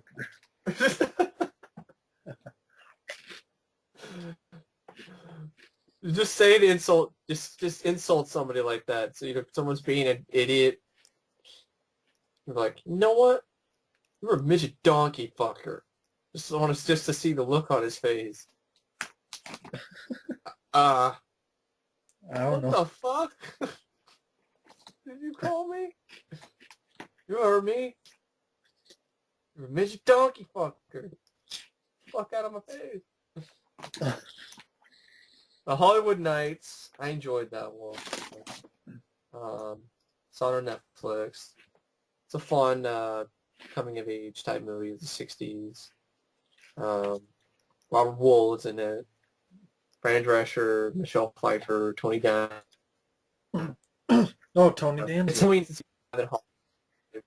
And it's the last day that a drive-in in which is the hangout of some used to call themselves the Hollywood Nights will be open. It is being closed because most of the local snobs don't like them, so they decided to close the drive-in to get rid of them. Now the Knights decide to lash back at those who are responsible and try to make the best of the drive-in's last night. They also have some new pledges, and they try to have to perform a very daring task. Also, one of the Knights is going to Vietnam, so he's making the best of his last day. Another member is having problems with his girlfriend. I had fun with it. Robert Bull was a lot of fun. Just a fun movie. If you like American Graffiti, you'd probably get a kick out of this one. Oh, okay then. Huh. Hollywood Nights. I definitely gotta Some check that lines out. like this. Let me tell you, butthole, something. This shit's way out of line, and you squirrels better have some nuts in your mouth, or you're going downtown. Of the cops.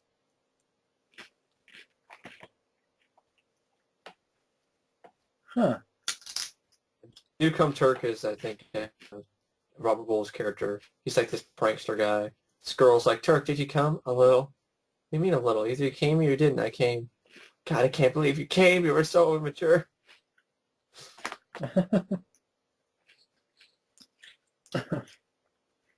So it's worth a look if you see it somewhere.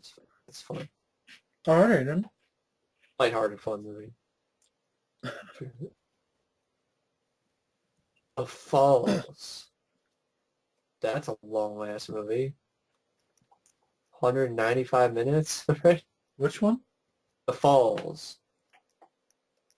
Where the hell is the Falls? Written by Peter Greenaway. And so the world has been affected by a mysterious occurrence known as the Violent Unknown Event, or VUE. It's caused immortality and disability. Sufferers have learned new and peculiar languages. Some firmly believe in the responsibility of birds. What? Oh, it's all the way up there. Okay, the Falls. I didn't Yeah, I know that. forgot mentioning it. Yeah, I forgot mentioning it. I just saw it when I was scrolling down. I Oh, was like, in this 3-hour-long film, 92 biographies are presented of sufferers whose surnames begin with the letters Fall. Fucking weird-ass movie. sounds like bullshit. People believe in the responsibilities of birds.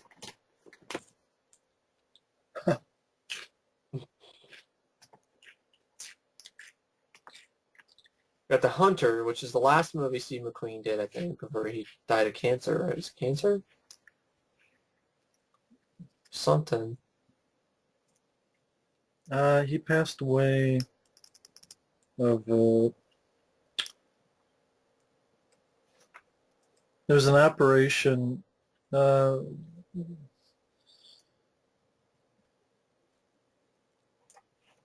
Pleural, type cancer associated with asbestos exposure. Mm-hmm. So the last movie he did was The Hunter. Yeah, he played like a Bill, not Bill Bosman, but In order to track bounty down hunter. Bill Jones, Ralph Papa Torsen goes on a series of routine and not-so-routine searches. Sometimes he takes down his core easily, and other times he's forced to extreme measures which result in injury or death of a lawbreaker. So, something like that. So I guess it's a true story of that actual bounty hunter. No, it's not Dog the Bounty Hunter.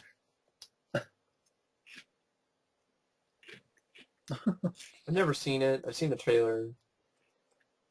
Now, the fact that it's his last movie. I heard that he really wasn't in the best of health when he did this. Mm. That's too bad. Because, I guess LeVar Burton was in the film. Oh, okay then. From the next generation. I guess his character was a terrible driver, and Steve McQueen came up with the idea. According to numerous biographies and documentaries on Steve McQueen's life, one of the first signs of the problems relating to the cancer in his lungs, which claim his life, occurred when shooting a scene in which McQueen is running down the street and turns a corner. When the director yelled cut, McQueen didn't come back around the corner. McQueen was found leaning against a wall, desperately trying to catch his breath. Hmm. Or it's got a good car chase in it. Hmm.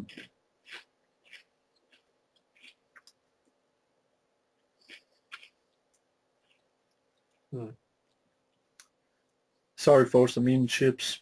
It was the final film that was directed by Buzz Kulik. Buzz. What first name? Buzz.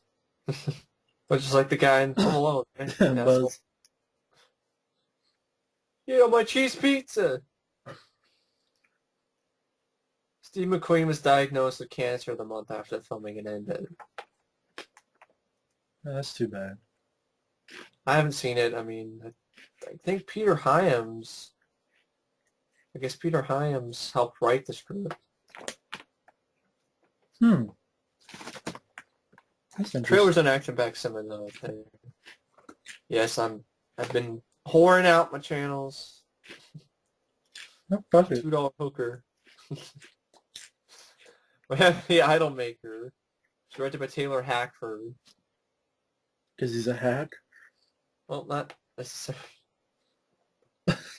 It's based on the life of rock promoter Bob Fabini or something. See what he's done.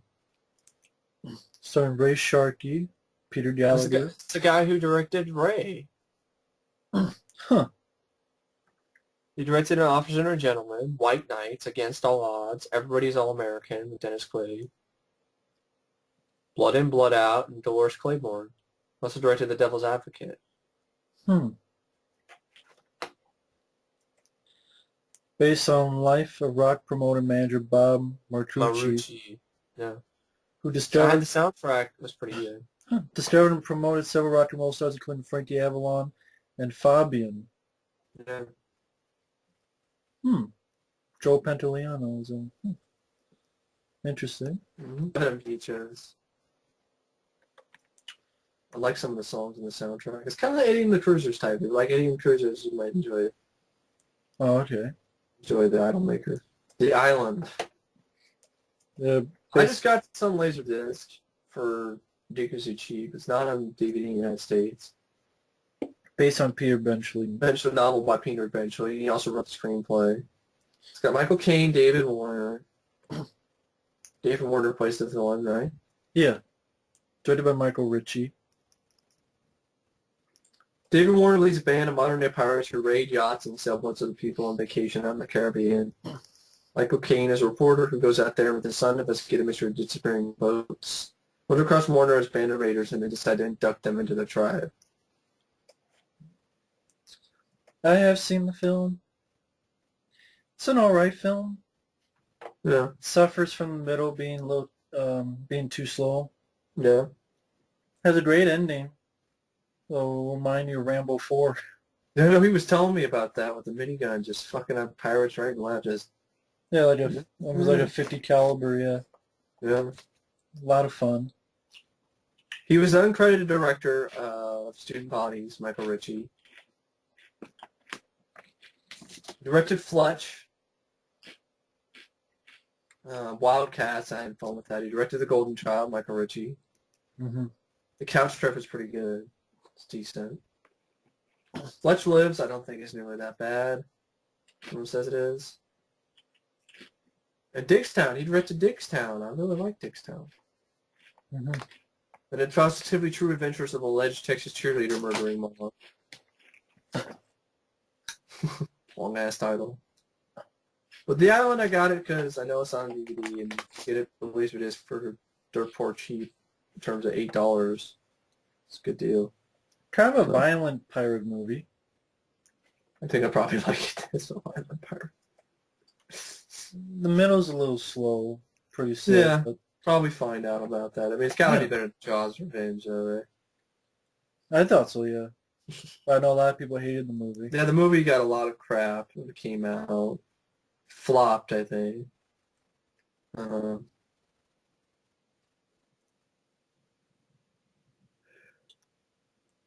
budget of 22 million, it only made 3 million. Only made 15 million in the United States. Hmm.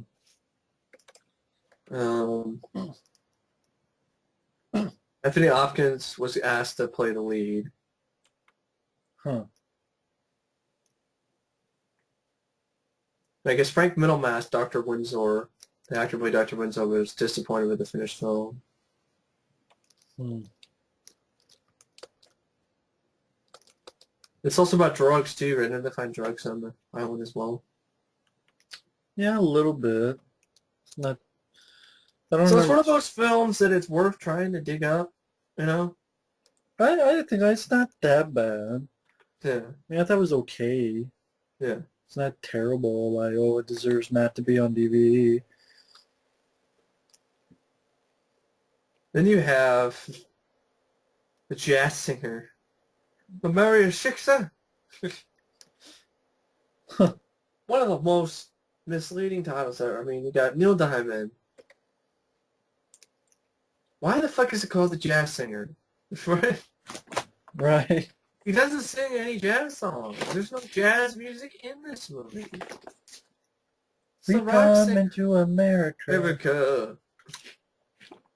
Today. Yeah, that's not jazz. Reaches to thee. Today. That's not jazz. Life of liberty. Today. I like the song. The songs are good. It's a good soundtrack, but don't care for the movie. It's not fucking. It's not the jazz singer. God, why is it called that? Is there anything in the trivia that doesn't? They have a problem getting the rock singer? I I have no idea. Was just it? wasn't interested in the whole Jewish angle of the film because I'm not a Jew, so. Yeah. I just didn't care. Sidney J. Furie was originally hired to direct this movie. During the several weeks he directed the movie, he was constantly rewriting the screenplay, and Caitlin Adams during that time had no idea if her character was married to Neil Diamond's character or not. Other scenes were ad-libbed on the spot without any idea where they would be placed. Fury refused to speak to any representatives from the production company, EMI, expressing concern about what was happening. Eventually, EMI threatened to close down production if Fury did not send them a completed screenplay within a week. Upon receiving the screenplay, EMI not only judged it to be bad, among other things, it eliminated the Cole Nedry sequence. Didn't know what the fuck that is. But it would double the budget as well as the time originally scheduled for shooting. The Fury was fired, having already shot 48 hours of often unusable footage, and Richard Fleischer was in contact to salvage the project. And isn't Richard Fleischer? He did Amityville 3D. He did Emerald 3D, and I think didn't he also direct Lady Hawk? Doesn't say it. Or was that Richard Donner? That's Richard Donner. He did the original Fantastic Voyage, 23,000 Leagues Under the Sea. Oh, he did Conan the Destroyer. He did Soylent Green. He did Tough Enough. Oh yeah, I like Tough Enough. Oh, yeah, Red Sonja. He did Conan the Destroyer. I like that. Yes, folks, I know I'm one of the only people on Earth who likes that more than the Barbarian. I know. I don't care. It's okay. It's alright. I know, I'm not you. I'm talking about the people out there. How could you possibly? It's like, it's my opinion. So, I don't give a fuck. He fucks up a creature, rips his horn, shoves up his ass. that was an awesome sequence. I gotta give it that. And he fucks up Will Chamberlain for being an asshole. For fucking so many women without their consent. Yeah, for fucking too many women. And Grace Jones kicked ass. Fuck it. She did kick ass. This No trivia on why the film was called The Jazz Singer. I never seen it. I just know the Makes soundtrack. no I'm curious. damn sense. Call it the rock singer, and it's fine. Or something like that. I don't... They can't call it the Jew singer. The Jewish singer. Yeah, you can't call it that. The kidnapping of the president. Holy shit. William Shatner and Hal Holbrook. Billy Shat? There? Yeah. A South American quasi-revolutionary guerrilla terrorist and a misled American girl compatriot managed to kidnap U.S. president during a diplomatic visit to Toronto. With a nondescript armored truck, crudely yet somehow elaborately rigged with high explosives, and the president trapped inside. Two terrorists keep the Secret Service at bay until, in the end, Asante is killed and Shatner has to find a way to find into the truck anyway. And the president's played by Hal Holbrook. I'd be interested to see how the movie goes. The movie was made and released about 5 years after its source novel of the same name. Charles Templeton was first published in 1975. The novel's original title was The Hostage. The film was the first only ever theatrical feature based on the story by author Charles Templeton. The film was released in the USA and Canada around August-September 1980, which was about 6 months before the assassination attempt by John Hinckley on the American president, Ronald Reagan. Oh, John Hinckley, the guy was like, oh, Jodie Foster is going to love me now. Yeah, exactly. I could just imagine William Shatner. The president is kidnapped. I must save the president. He may be a dick in real life, but I like him as an actor. I like him as an actor, too. I'd be willing to give it a shot. Yeah. Maybe that and Kingdom of Spiders double feature.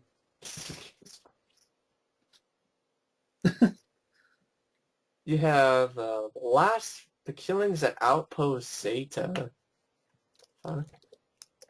Killings of Poseta. Team of men and women investigate the mysterious deaths of two previous expeditions to a strategically important but barren world. Once again, sounds like a movie that should be, a segment on Outer Limits or The Twilight Zone, not a full movie. Wow. Know nothing about this. No information at all. It's a silly title, right? Killings of Outpost Zeta. Yeah. Wow. Last Flight in Noah's Ark. I've heard about that one, and I got it on my flash drive. It's got Elliot Gould, Genevieve Bujold, Ricky Schroeder. Basically, it's when Noah Dugan agrees to fly missionary Bernadette Luffer and a cargo of animals to a remote island. It's only because he's on the run from a couple bookies. But neither of them knows that two of Miss Furr's young students got away with the animals. The Miss Furr's transistor radio is interfered with the plane's instruments, and they're all now miles off course. Before landing on a remote island, Dugan, Bernadette, Bobby, and Julie discover they're not alone. Together with two Japanese soldiers who have been stranded on the island since World War II, they must turn the plane into a seaworthy boat if they are ever to make it home. When Bobby and Julie insist that they cannot leave the animals behind, the converted plane truly becomes a second Noah's Ark. One of those Walt Disney films where they're trying to be ambitious, do something. Didn't end up doing very well. I think it just ended up falling. Elliot Made for Gross. $11. Elliot Gross said this was the finest film he ever did and the one he was most proud of. Wow. I like Elliot Gould as an actor, so if he says it's the finest one, then that'd be pretty good. Yeah. So I thought that was an interesting idea. Yeah. The last couple married in America? Last married couple in America?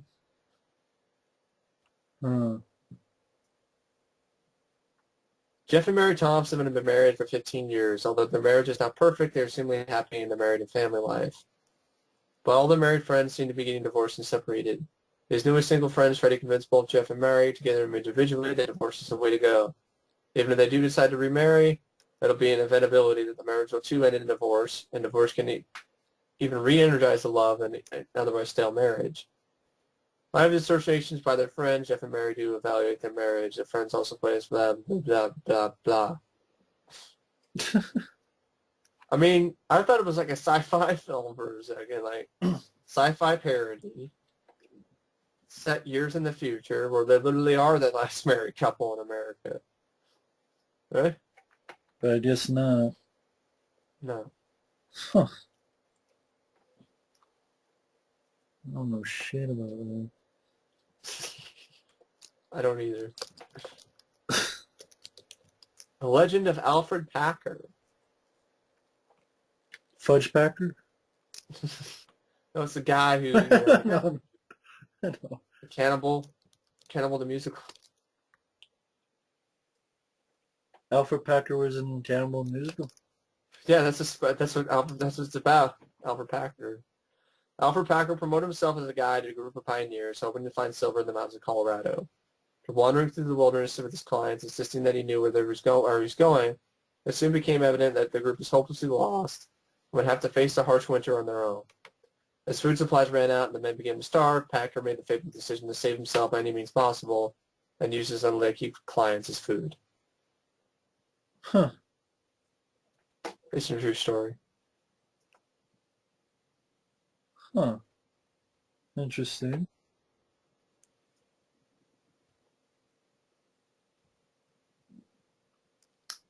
Long Good Friday, Bob Hoskins.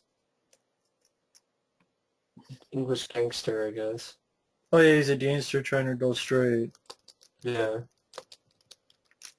I know they get him at the end though. Have you ever seen it or you just heard about it? I've seen the ending clip where he gets a limousine thinking he's okay, then he realizes he got in the... Because the guy at the front seat, I think is like Pierce Brosnan. And like, Wow. he limousine goes away, he kind of knows that, he can't do anything and kind of phase out. So you realize he's gonna die in that Yeah. car. But I didn't bother to see the film, so I was like, whatever. Yeah. Gangster trying to go straight, can't do it, whatever. I've seen that. So Done then that. now what's that, right? What's this? Yeah, I no, guess Angela Lansbury did a movie for the Murder, She Wrote series, I guess. hmm. Called The Mirror Cracked. Huh. The Mountain Men. Charlton Heston, Brian Keith. Heard about that one. A pair of grizzled frontiersmen fight Indians, guzzle liquor, and steal squaws in their search for a legendary valley so full of beaver that they jump right into their traps in this fanciful adventure. Wow. Which traps? Your bear traps or your... Sorry. Booby traps. Traps. They tripped over the ditch. Long Island Cannibal Massacre.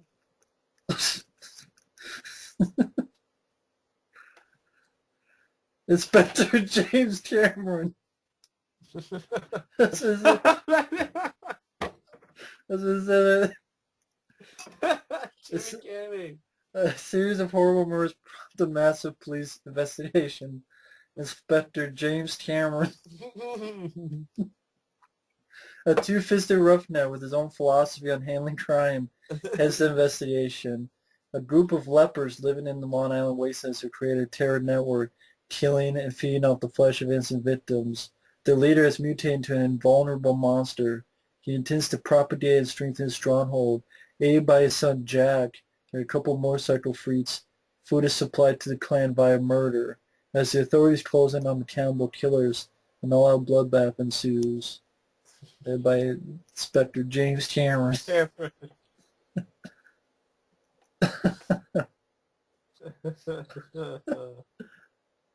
Oh, it's from the director. It's the guy who did the cinematography for Weasels Rip My Flesh. And he directed Weasels Rip My Flesh. Oh, that sucks. Shitty director. Nathan Schiff.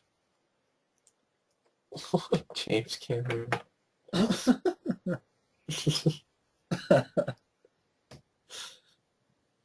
uh, that's pretty funny, James Cameron. The ninth configuration. I've heard about this one. Directed by William Peter Blatty. Oh, before Exorcist 3. Yeah. So, a new commanding officer arrives at a remote castle serving as an insane asylum for crazy and AWOL U.S. Army soldiers, where he attempts to rehabilitate them while allowing them to live out their crazy fantasies while combating his own long-suppressed insanity. Stacy Teach, Jason Miller. Yeah. It's based on the novel by William Peter Blatty. Huh. Peter Blatty. The Black. And it's known as Twinkle Twinkle Killer King. I've heard it's really good. It's really high. I think you have it at VHS in Oklahoma because I read the back and it looked interesting. Stacy Keach and Scott Wilson were last-minute replacements for Nicole Williamson and Michael Moriarty, originally slated to play the roles of Colonel King and Captain Shaw. William Peter Blatty has said that he considers the movie to be the true sequel to The Exorcist. The Exorcist novel deals with the existence of both good and evil. Ninth configuration deals with the mystery of good, and the third novel, Legion, deals with the human's punishment of evil for original sin. Captain Cutshaw is the same astronaut whom Regan warns are going to die up there in The Exorcist. Huh. The film was partially financed by PepsiCo, the makers of soft drinks such as Pepsi. The company had leftover funds and couldn't leave the country of Hungary, and to use them, they decided to co-finance the film. While Pepsi the director clauses, Pepsi was to shoot the film in Budapest. Blatty was not to have any product placement by the company. Both agreed to terms. Wow, surprising no product placement. It sounds good. It sounds interesting. Apparently it won a Golden Globe for Best Screenplay, but was not nominated for an Oscar. The only time that's happened. Strange. Yeah, it won Best Screenplay for Golden Globes, but it wasn't even nominated for an Oscar. Yeah. That is New strange. Bomb. I've heard about this. The Get Smart movie. It's pretty bad. Oh, yeah. I remember this from last time we talked about it. Way back when.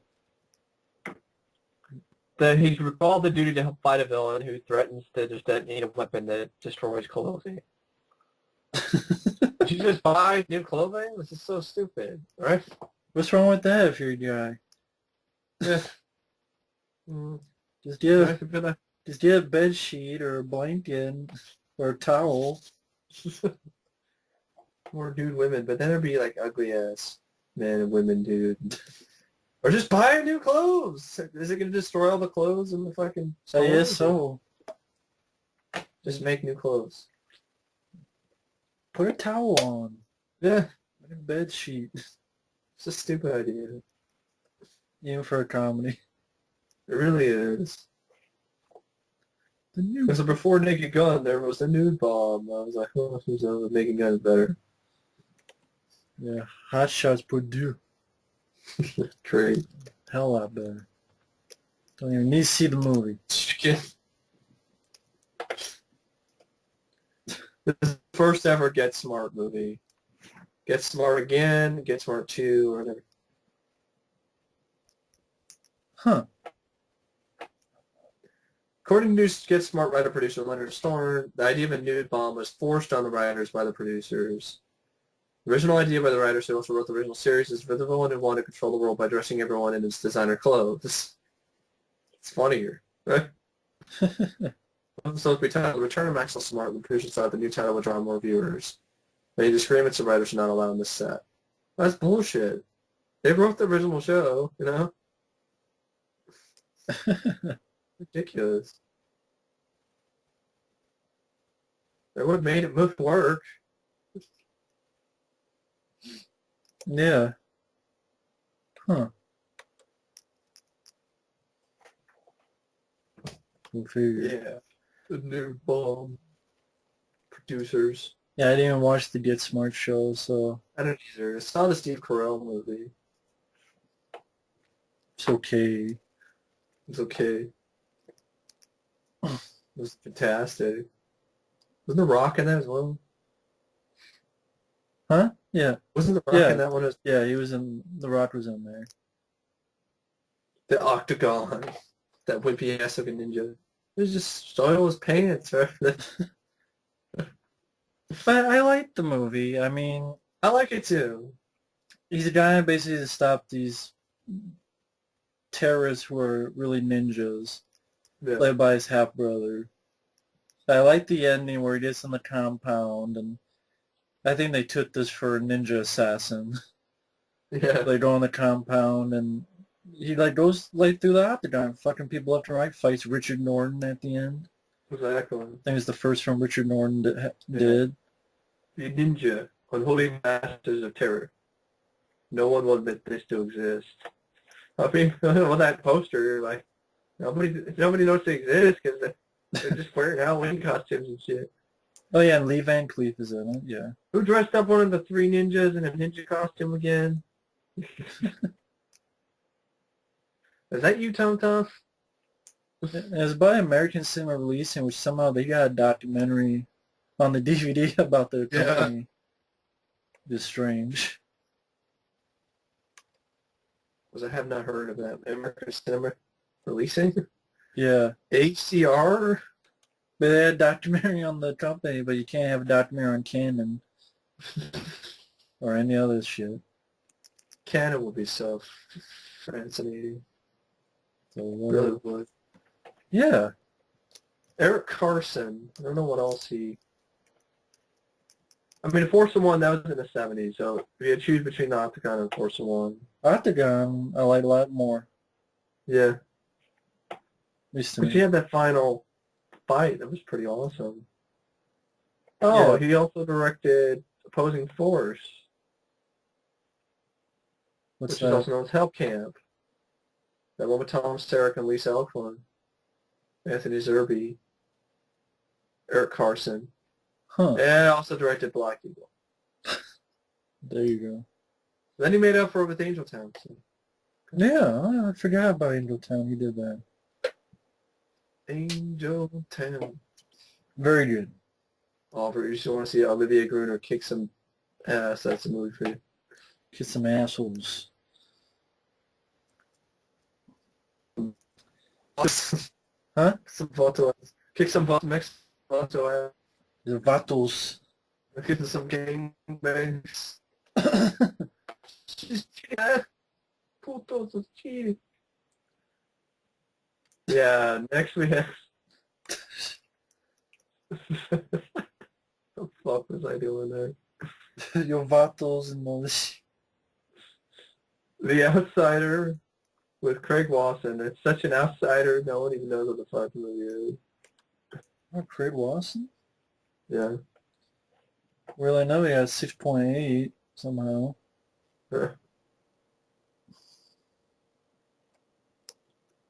Wow, no The plot. Pilot.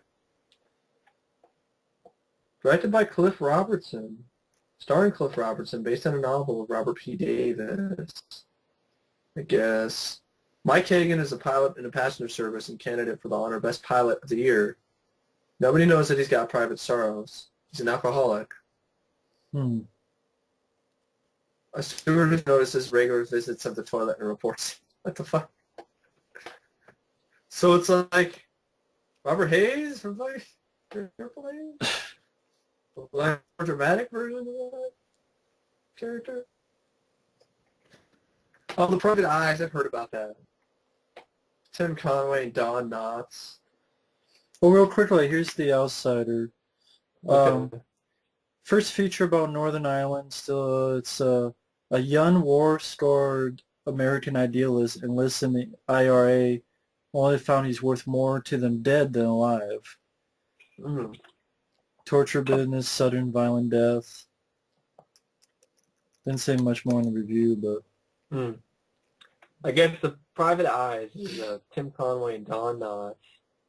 And it's Oh proven Sherlock yeah. Holmes stories, which finds Inspector Winship and Dr. Tart investigating a strange death in a possibly haunted mansion, while dealing with the beautiful Harris and the crazy staff which live with therein. This is their comeback trying to be. Yeah, guess so. I haven't seen the film, but I didn't grow up with Don Knotts I don't either. or Tim Conway. Yeah, neither did I. Um, I guess there's I've heard of it, though. The Psychotronic Man.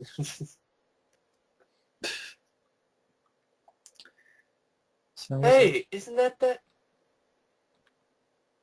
what? isn't that like a TV pilot that was not? No, I don't know. It's not. Is that like that TV pilot that was in the film? No, that was something else. Oh, okay. He kills him with whatever forces are in the subconscious. He kills This people guy's by name is will. Rocky Fosco. Name. Just as Rocky thinks the world is proceeding along quite well, he dashes out of his shop in a kind of trance, as though possessed. So outside, he's driven to hunt for a victim, and after he's found someone, he kills him with whatever forces are latent in his subconscious. What? You're like, boy! So die and he dies. Appears out of nowhere. Kills Oh, him. shit. Huh. Like a basically old actor, male version of Carrie. A male version of Terry? Yeah, I guess Yeah. so. Huh. Silly name. Psychotronic Man. The Puma Man. The Puma Man. Mystery Science Theater 3000. For the win. This one shreds. Well, from the title alone, young men Donald get Pleasance plays the villain Cobras. Not Cobra. Cobras. cobras. Low-budget superhero flick about a young man given a mystical medallion by a South American shaman in order to become a puma. A power champion like his father before him. In trying to locate the young man initially, the shaman has the nasty habit of pushing candidates out windows to test them. Nope, not him. What the f- That's serious? Yeah. Wow.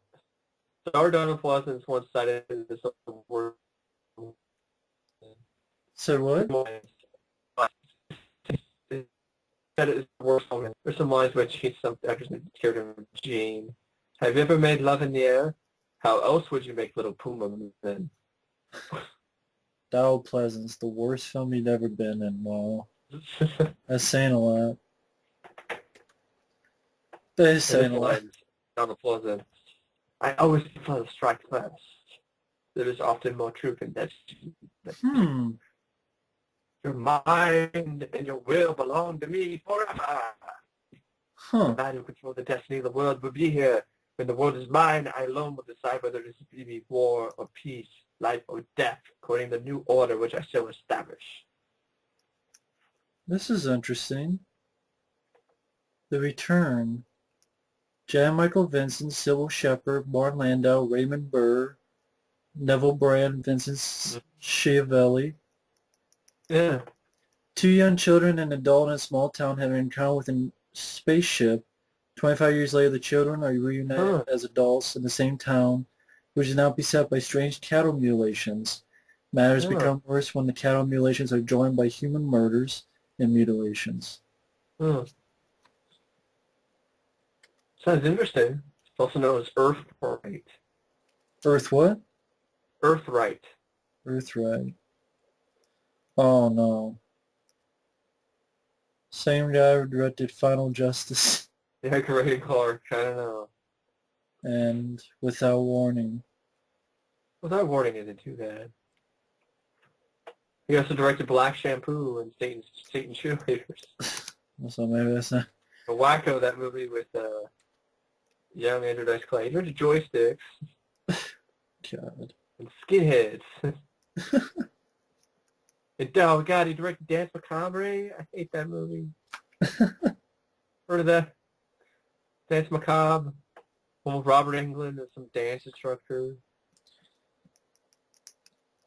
Would the next one be The Shining? Let's see. Oh, he directed Out of Sight, Out of Mind, though. That wasn't too bad. I haven't seen that one. I have it on my update. I think we talked about it. Out of Mind. Yeah, yeah. The Sea Wolves. I've never heard of it.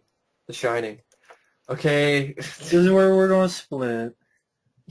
And weirdly enough, the film is split by people too. Yeah. By Stanley Kubrick and Stephen King. I didn't grow up with it. I've only seen it a couple times. So the last time I saw it was the second time. So well, it's just sort of like the first time again. You can take your side. Now, no, by no means do I hate this movie. I don't hate the film. Like I've said in the review, I don't hate it. There are parts of it I really like. That's what he said, folks. That's what he said.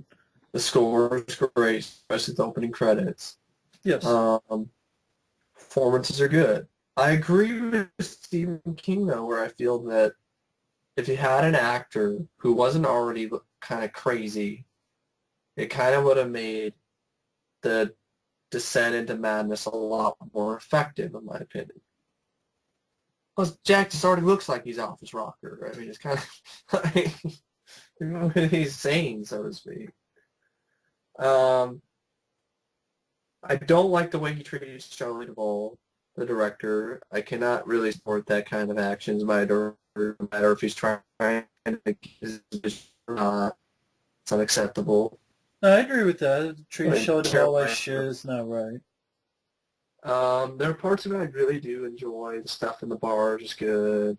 The atmosphere is good. The whole stuff with the woman in the tub is good. Of course, the famous red rum. You know, the kid, I'm sorry, I'm silly. Didn't really scare me. I know. Not more laughable than scary for some reason.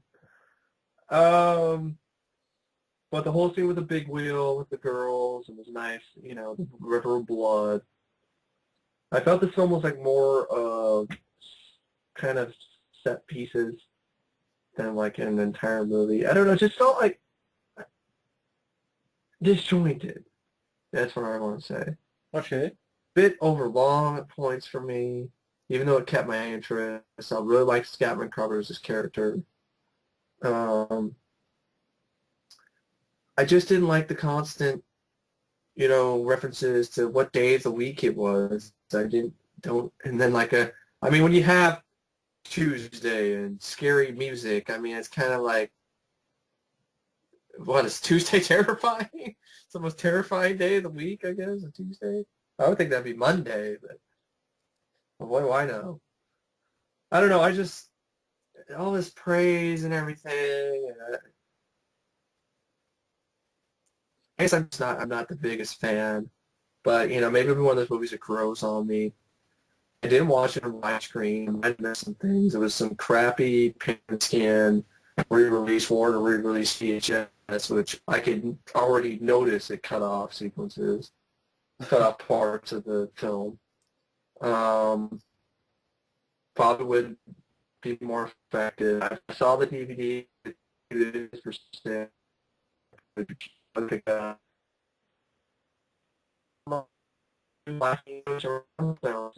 be a lot more scary. I didn't feel it was scary enough. I mean, it's one of the most terrifying movies of all time, and to me, I just didn't do it for me, I guess. There were moments I felt that were more unintentionally hilarious. I mean, the stuff why show Duvall hallucinating and all this stuff and walking around and opening doors and finding some guy dressed in a bear suit looks like he's about to suck off some other guy. I don't really need that kind of imagery. It's more laughable than scary, in my opinion. It doesn't belong in the film at all. But, you know, it's definitely better than the miniseries. It's definitely the best version of the film. I admit in the review, thinking about it a little bit more, some of the stuff I was kind of like, I don't know what I was smoking about the whole thing with the, the constant, the paper, what it says, Jack's a dull boy. That really is kind of creepy, and I don't know what I was. So I watched that clip again, and I was like, dude, what? Fuck. So, in all honesty, this is that movie that I will definitely probably give another shot again. And remember, folks, I did not like Leviathan at first. I thought it was boring and lame.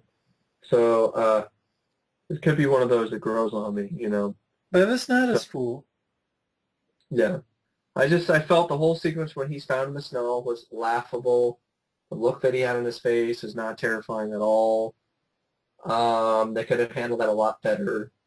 I mean, the ending is just kind of like he just, Daddy, frozen. Like, I thought it might have used a little more of a climactic type ending. Or maybe he ends up, I don't know. Like I said in the review, I mentioned it before. I just was kind of pathetic for just he's lost in the fucking maze, and but I guess it's allegory to him losing his mind. But he already lost his mind at that point. So, I don't get the, metaphor. I'm sorry. It's just, I'm not going to say it's so-so. It's better than that. It's just, I didn't find it some flawless classic of horror for me anyway. It's controversial, I know that. But I know it's one of your favorite horror films, so. Well, yeah, I mean, as for me, I do love the film very much. Can't really say I grew up with the film. I mean, if I grew up with Stephen King, Which it is was fine. it was Maximum Overdrive or stuff like that. I don't have any problem with people who consider this one of the greatest films. It's just, anybody getting on my case about it, I might go fucking I'll huff and I'll puff and I'll blow your house down. No, I won't allow that. Just relax, folks. There are a lot of people who defend Stephen King and his version as well, so you're not alone. I gotta admit the novel is better. I've never read the novel. I figure the novel's like the miniseries, so I wouldn't care for it. But I know that's me. The miniseries I think should have worked if it had a better lead. That's not. I disagree.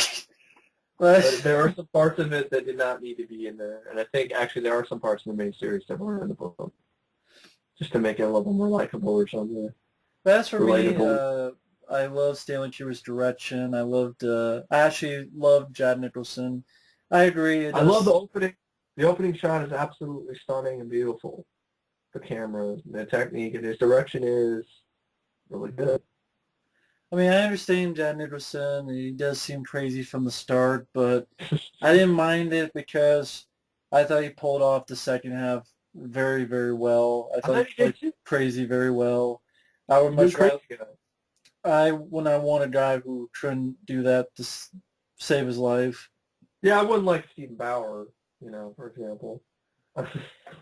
Like some of the people like with Robin Williams or fucking. But Dennis Quaid, I think, could pull off something like that. Yeah, It'd be maybe. interesting Yeah. to see like an actor like that try to pull that sort of, because Dennis Quaid is a Hispanic kind of energy anyway about it. Well, he did that movie. Beneath the Darkness. He was also the villain in Pandorum. Yeah. So. To me, I love Jack Nicholson so much. It's just for me, it's an iconic performance. It's insane. I agree. It's an iconic performance. Like I said in the review, it is a great performance. It's one but of I can't help sort of feeling like it would have shocked me more if he had an actor that was just, oh, this nice guy, and bam. I guess it didn't bother me because I knew before I even saw the film the guy would go crazy, so it wouldn't shock me. Yeah. I liked the build-up of the film, so I didn't mind the Monday, Tuesday. I thought, okay, it just means as the days go by, this guy's getting crazy It and just crazy. reminded me too much of Amityville Horror. It's set up where it just has this I like the stop. Amityville Horror. I like Amityville Horror. I didn't mind. God, I'm coming apart. No. I didn't mind that in the first movie. Um, I liked. I didn't mind Shelley Duvall seeing this crazy shit. I thought it was creepy. Someone giving Now that someone was a blowjob. creepy, but I that thought, didn't explain it. well, The baby what was. explanation could be good enough with a guy them dressing like a dog, giving a guy a I don't blowjob? know. Like, I think well, it I maybe went one day and I went to I think it's the I went to ghost the or something. hotel and I decided to make this It's guy a creepy. bitch. Yeah, it's just creepy, but this doesn't. It's just so out of fucking place to me. That's what I I liked mean, about it. It's a bit what the fuck. Like I didn't see it coming.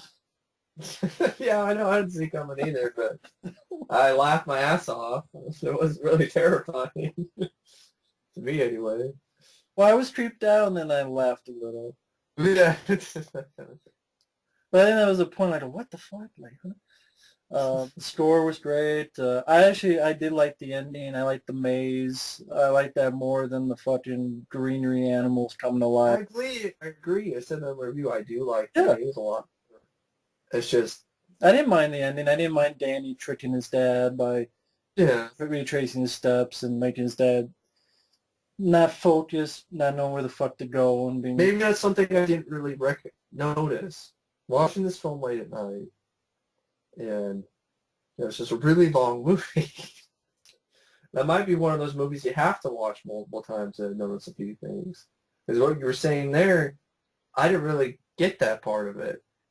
I thought the kid was just running around and he just got lost.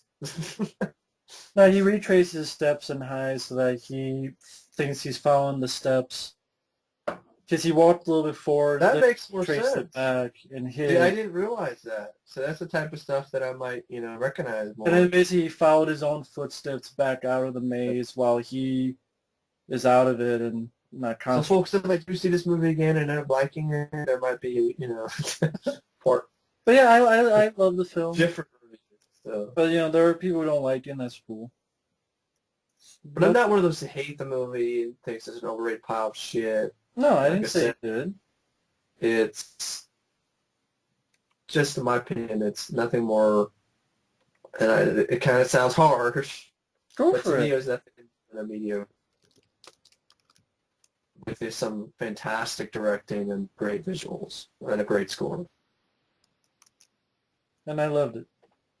The hating, the hating begin. No, don't worry about it. Fuck it. Exactly. I don't like fucking The Exorcist, so there. I love that movie. So. I think The Exorcist sets my dick. There we go. There's your hate, folks. We have the silent scream. Exorcist sets my dick. Well, didn't you want this cover? Right? It's like Silent Scream? Yeah, the big mom can suck my dick. Just like The Exorcist can suck my dick. It's like, I love you were like this cover. I don't know, it's like a dentist's office. I don't know, like teeth. It is. 4 college students unable to find on-campus housing take up residence in Mrs. Ingalls' hilltop mansion where she lives with her strange son Mason and her Mrs. daughter. Ingalls? Laura Ingalls walking. The girl from Little House on the Prairie. Strange son and daughter who she secretly keeps hidden in the attic. A botched lobotomy having left her mute and homicidal. I guess her daughter.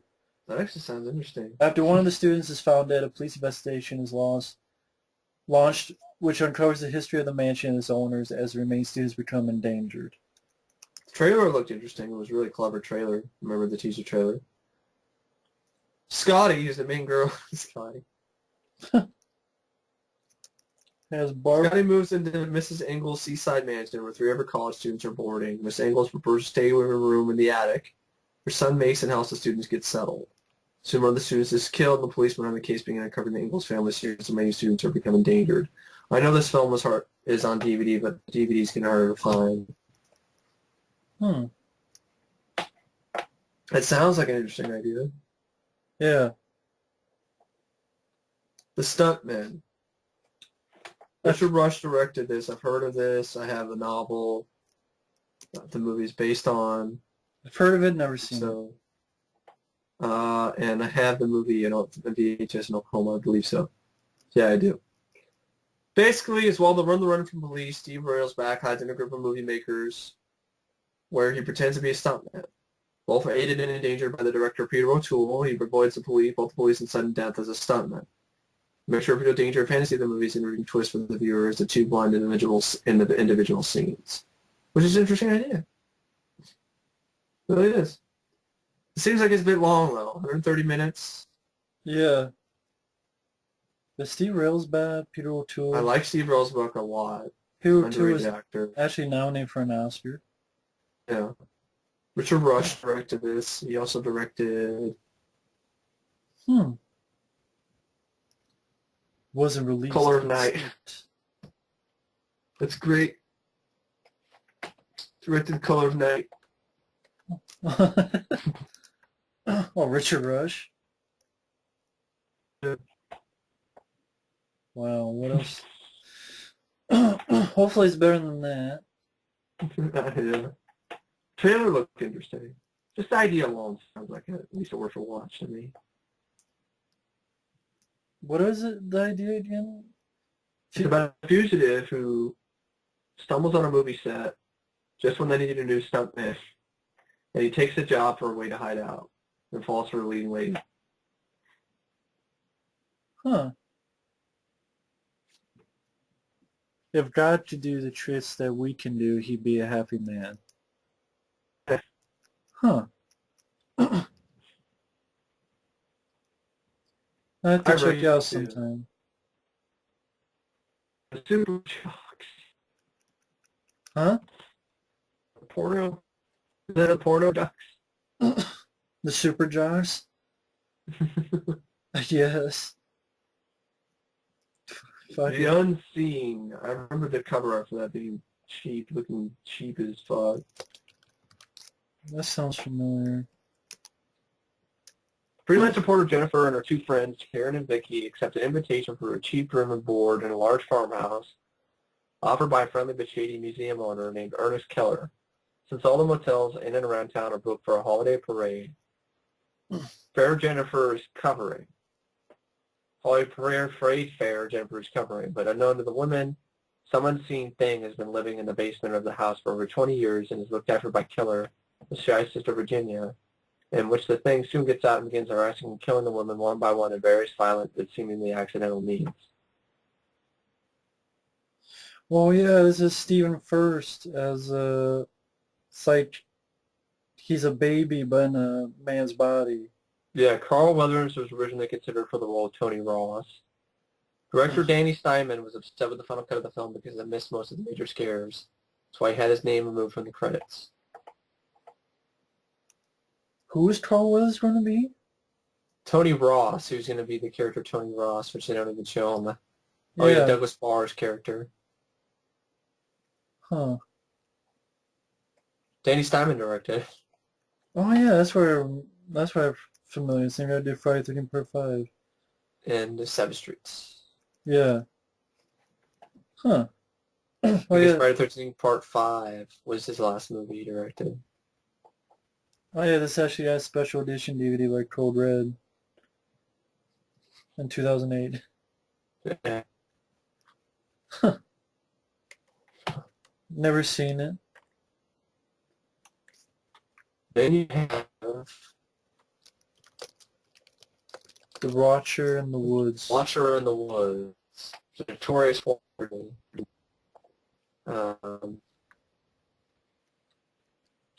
Directed by John Who, also directed Phobia, I think. Huh. John Howe. Okay.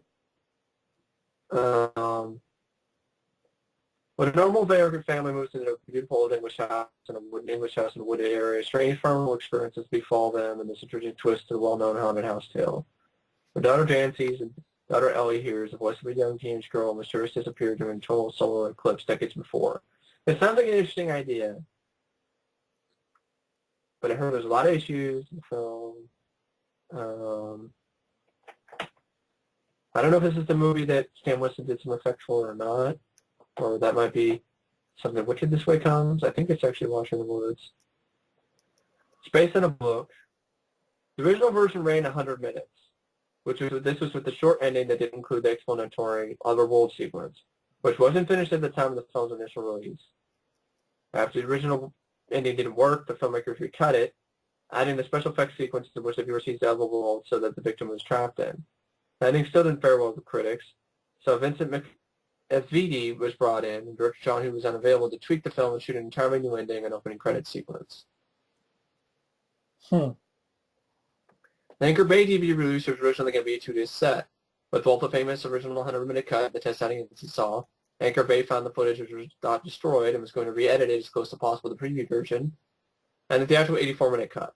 Fortunately, Disney did not allow Anchor Bay to have the original cut.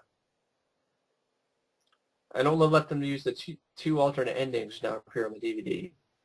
Explains what director John Hughes would prefer in a movie if the final ended the way he intended, but it actually isn't. The alternate endings, however, do provide the majority of the missing footage from the 1981 preview, save some small scenes/changes.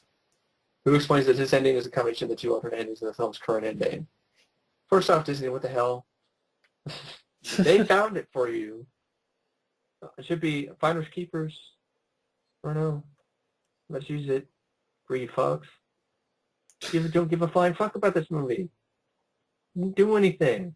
It completely flopped. So you hated this movie. Because it was for Disney's first PG rating movie. However, poor test training convinced the studio to reshoot the ending and hold the release until April 1980, and it bombed. Thus, The Black Hole became the first movie with a PG rating. Huh.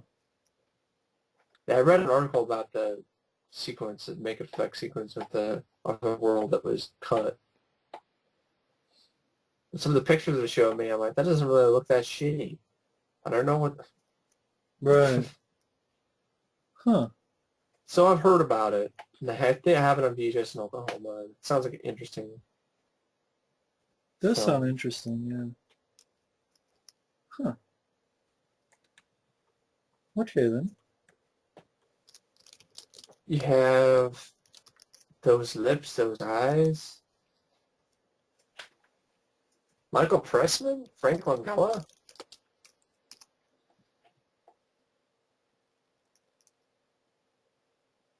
Harry Cristo is a popular stage actor of the 50s, and Artie Shoemaker is an up-and-coming actor. During Tom the Hulce. During the fixing of props, Artie is almost fired for a big mistake. When Harry takes Artie under his wing, things get complicated. Adding to the situation is Harry setting up Artie with sexy chorus dancer Ramona. Romantic comedy by Michael Pressman. That name, he's directed some other stuff. I think he did Ninja Turtles 2. Yeah, he did Turtles 2, yeah. And Dr. Detroit. Yeah, Dr. Detroit. That Quicksand No Escape movie with, what's the actor's name? What movie? Quicksand No Escape with Donald Sutherland and Tim Matheson, which is a decent TV movie. Oh. Turtles 2, the guy who directed Turtles 2 directed his... I think it was his directorial debut, too. He produced it as well. No, his directorial debut was actually Direct Texas Dynamite Chase. And then he directed Bad News Bears and Breaking Training. I think it was a sequel of Bad News Bears. Huh. I think it looks like it's a reference to Chaplin in a way, Frank Langella's character. It's like sort of Charlie Chaplin-like character. Yeah, seems familiar. Times Square. Curry? Two ill-matched teenage girls form a punk band and soon have New York by its ears. David Margulies is also the mayor from Ghostbusters. Huh.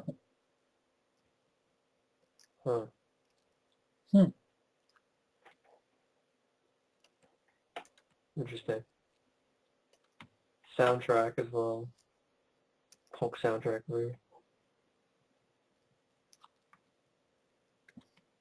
So All Good Night, directed by David Hess. Oh, Who, that's the one with that cover.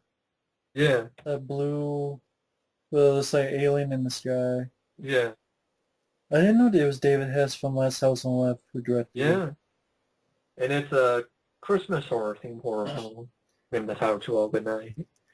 It's Christmas break at the Calvin Finishing School for girls, and the students are planning a big party while the president of the school is away. A group of boys show up and the fun begins until the mysterious killer starts bumping off a couple from about.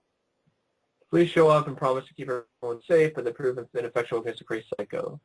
Could the killings have anything to do with the girl who was killed in an initiation stunt at the school a few years earlier? Okay, Jennifer Runyon, and that name sounds familiar for some reason. And they're dressed up as Santa Claus, right? Yeah. Oh yeah, Jennifer Runyon was the girl who was in. She was the psychic. She was the girl in Ghostbusters. You know, the one that Bill Murray was trying to get a date with. Oh, wow. Huh. She's also the one that ended up. I think she ended up committing herself. So they dressed up as Santa Claus before Silent Night Yeah. Midnight. Yeah. But this didn't get the hate. And I guess niece Jennifer Runyon is an in-law of Roger Corman and Julie Corman. Huh. That's too bad about her life, though. It really is. Her life. It kind of seems, I heard like or that was a different person, I guess. She didn't do anything else after that film. Or Carnosaur, I guess. Oh. Well, cars were suds, so that's... If you were in Carnosaur, would you do anything after? No. If you're in Carnosaur, you're like, fuck this. I quit. Yeah. Yeah, so what I was talking about earlier, folks, I was completely wrong. That was a different actress, I think. There's somebody committed suicide. I don't remember who it was, though. Oh. It's always sad, though. Yeah. But she stopped doing movies after Carnosaur. Yeah, she's like, fuck this, I quit. Tom Horn was another Steve McQueen movie in 1880.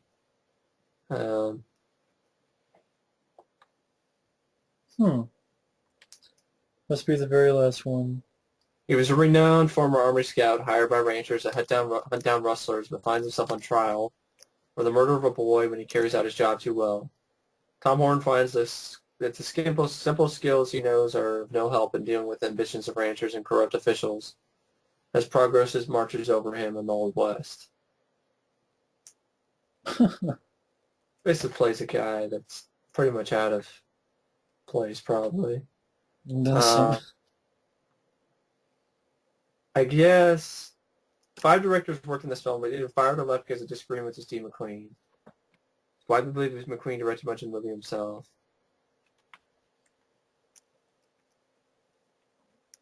Based on another true story, too, Tom Horn. The film was a critical and commercial failure on release. And it was filmed at the beginning of 1979, where Steve McQueen was already very ill with cancer. It's this type of movies I don't know if I can watch him, cancer-ridden, Yeah, exactly. and sludge through this for filming a movie, Exactly. Wouldn't bother. Touch and Go, some comedy I've never heard of. I know there's another movie called Touch and Go with Michael Keaton, but it's another Australian film. Huh. Tribute by Bob Clark, starring Jad Lemon. Now you're going to talk about Treasures of Bruce Lee? Treasures of Bruce Lee. A young man called Wayne Loon has to find his uncle Mike Chung? who holds a key to a hidden treasure. He has to battle a lot of opponents to reach his goal. It stars Bruce Lee. Not Bruce Lee. Thought it was pronounced Bruce Lee. I guess it is, man. Bruce lay down and fuck yourself. I hate those movies that are Bruce Lee, but they're not really Bruce Lee, I hate that. There's dozens of them. Yeah. Fuck that. Yes, yeah, he was talking about trivia with Bob Clark, Jack Lemmon, and Robbie Benson, Lee Remick, Kim Cattrall. Sounds depressing, right?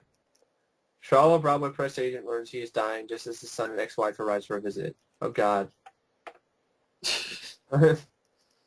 Yeah, it sounds depressing as shit. Sounds like one life sucks and then you die. Pretty much, yeah. Ultra Flesh. An alien comes to Earth to save the planet by curing its men of impotence. Well, there's Svetlana again.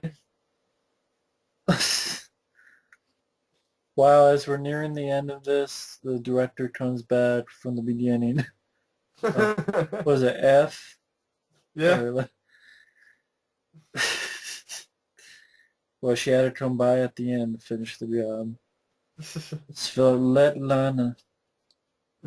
Ultra flesh between the legs. Under Siege. From 1980. Wow. So Under Siege is a remake. Of a Rennie Cardona Jr. film. Is there any plot for us anywhere? Stuart Whitman is the inspector. Rene Cardona Jr. writes a lot of awful movies. There's a long plot, but I ain't reading it. Yeah. Most of them he did a lot in his hometown. Oh, he directed Beaks. That wasn't too bad. Yeah. I didn't mind Beats. Better than this movie. Probably is better than Under Siege. This Under Siege. This Under Siege. Come on now. Even though my case is... Union City, which is another Criterion Collection film. Never heard of. Even though Mike hates Under Siege, it's okay though. I don't hate it. I know, I'm just Steven trouble. Having fun. Union City, a man so upset to find the person responsible for stealing his milk bottles. He ignores his beautiful young wife. There's other ideas in his mind. I'm sorry. Fuck the milk bottles, right? Yeah, someone stole his milk bottles, now he's pissed. What kind of plot is that? It's a film called Union City. No one fucking knows about Union City. Oh, with Deborah Harry. Blondie. Man, your wife is Deborah Harry? Fuck the milk bottles, right? Up Academy, the movie that Mad Magazine took their name off of, even though the DVD has their name on it. Directed by Robert Downey's dad. Yes, Robert Downey Jr.'s dad directed this movie.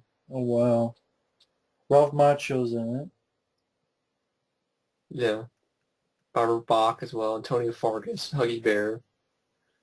With a plot... This puber comedy is a kind of mixture between Animal House and Police Academy. 4 boys are sent for different reasons to a Sheldon R. Winberg Military Academy. A life of discipline asks a lot of the 4 geeks. Of course, these boys know how to make a party out of hard times. Would they be real men after 1 year? Don't know.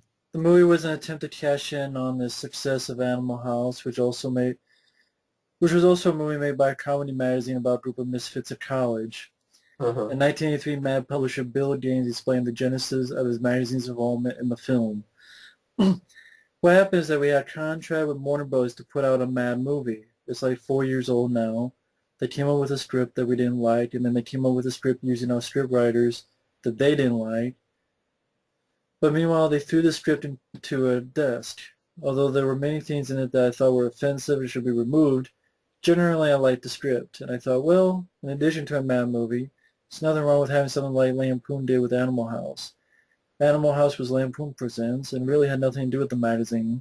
They were just using their name. It was a good movie and it was very successful. Made Lampoon a lot of money. So I guess we're going to do the same thing. Mad Magazine completely disassociates itself from Up the Academy. Yeah. But that was too long for them. They can't think in that many words. They put the damn thing out without all the deletions they had promised to make, which means they're liars. I'm talking about one of my sister companies. And there we were connected with it, and there wasn't much we could do about it. I paid Warner Bros. $30,000 to take Mad's name off for TV. So for $30,000, we got out to be associated with it on HBO. It won't say Mad Magazine Presents, and Alfie Newman won't be in it. That is well worth $30,000. I guess Rick Baker, though, created the Alfred E. Newman mask used in the beginning and the end of the movie. Hmm. So I guess they thought it was too raunchy or something? Yeah, it's Ralph Macchio's film debut. Huh. Robert Downey's dad.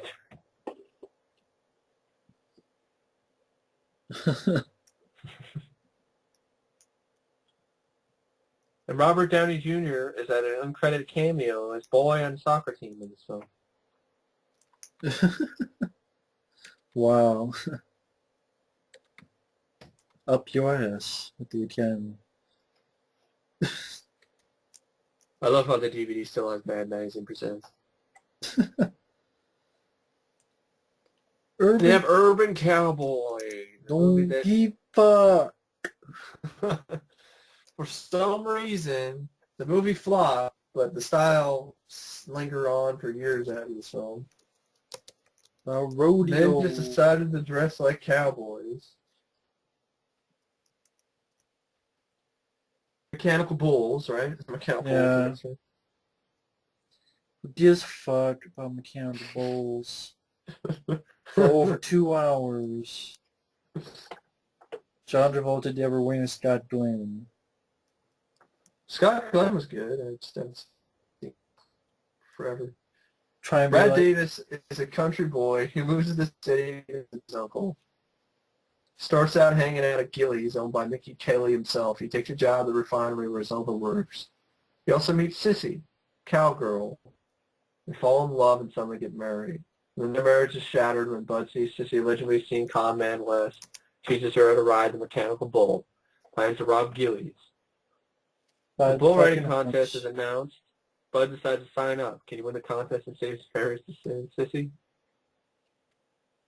who gives a fuck? It's mechanical bulls. I don't want to ride one. I don't want to see someone ride it.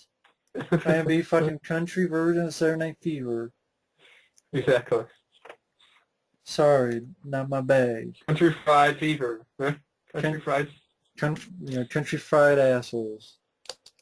Country Fried... Yeah, Country Fried Fever. Used cars, though, I'd say.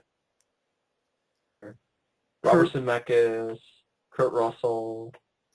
I would like to get the DVD because there's actually a commentary. Yeah, it's at Walmart. With Kurt Russell on it.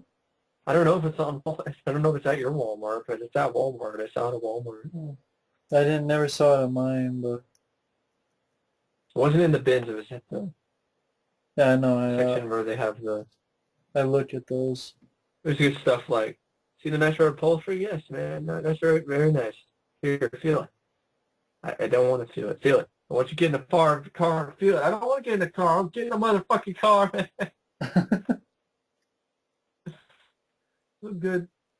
Good dialogue. Fun movie. Robert Zemeckis. It's great to see Kurt Russell play this type of role. Jack Warden's great.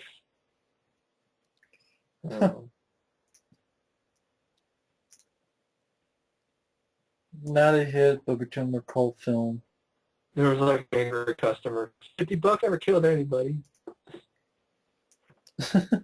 Maroon car, my ass. This motherfucker's red. Jim the mechanic. That was actually Frank McRae, who was that's the guy from Lockup. Yeah. Call my ass. This motherfucker's red.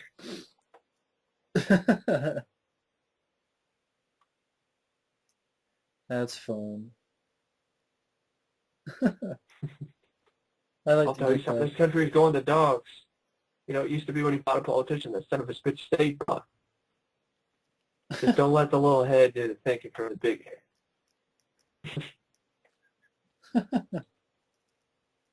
That'd be fun to see. Huh. Yeah, so just to follow Robert Zemeckis, you can definitely see the talent that he has. And yes, the next one would be, other than Wet Dreams and Wet Shorts, When Time Ran Out, Oh yeah, I heard about that one. Paul Newman.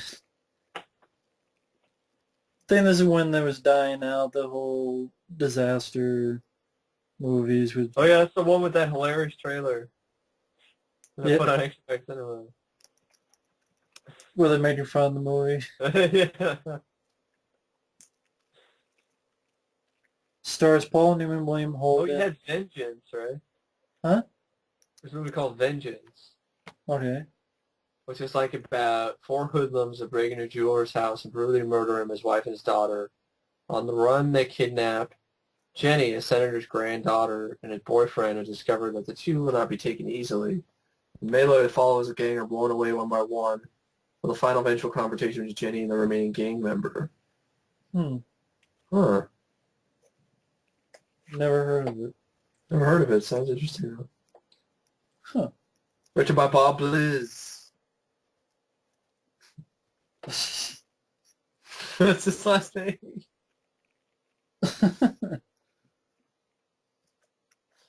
Yeah, When Time Ran Out. Active volcano threatens the South Pacific Island resort, and his guess as a power struggle ensues between the property's developer and a drilling foreman. Stars Paul Newman, William Holden, Ernest Borgnine, and Red Buttons were all under contract with Irwin Allen and appeared in this film to void their contracts.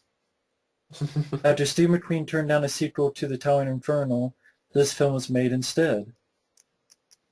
Did not know It they were has thinking $20 of. million budget. It only made $1 million.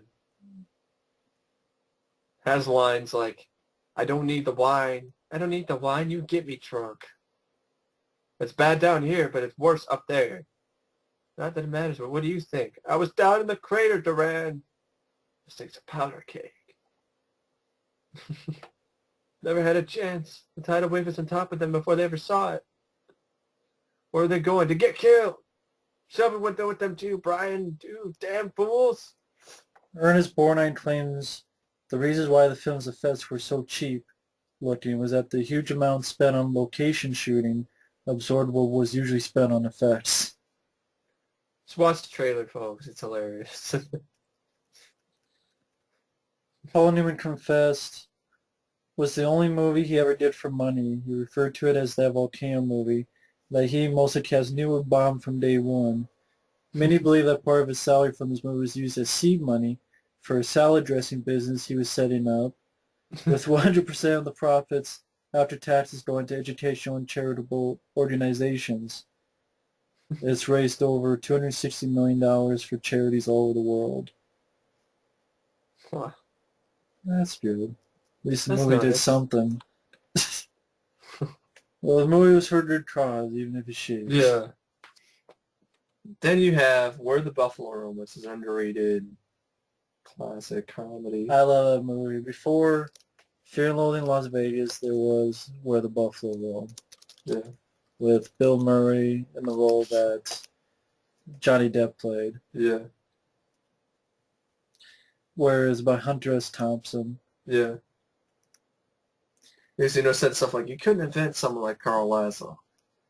It was one of a kind. He was a mutant. A real heavyweight water buffalo type, who could chew his way through a concrete wall and spit out the other side covered with lime and chalk and look good doing it. It's just a hilarious movie going through his...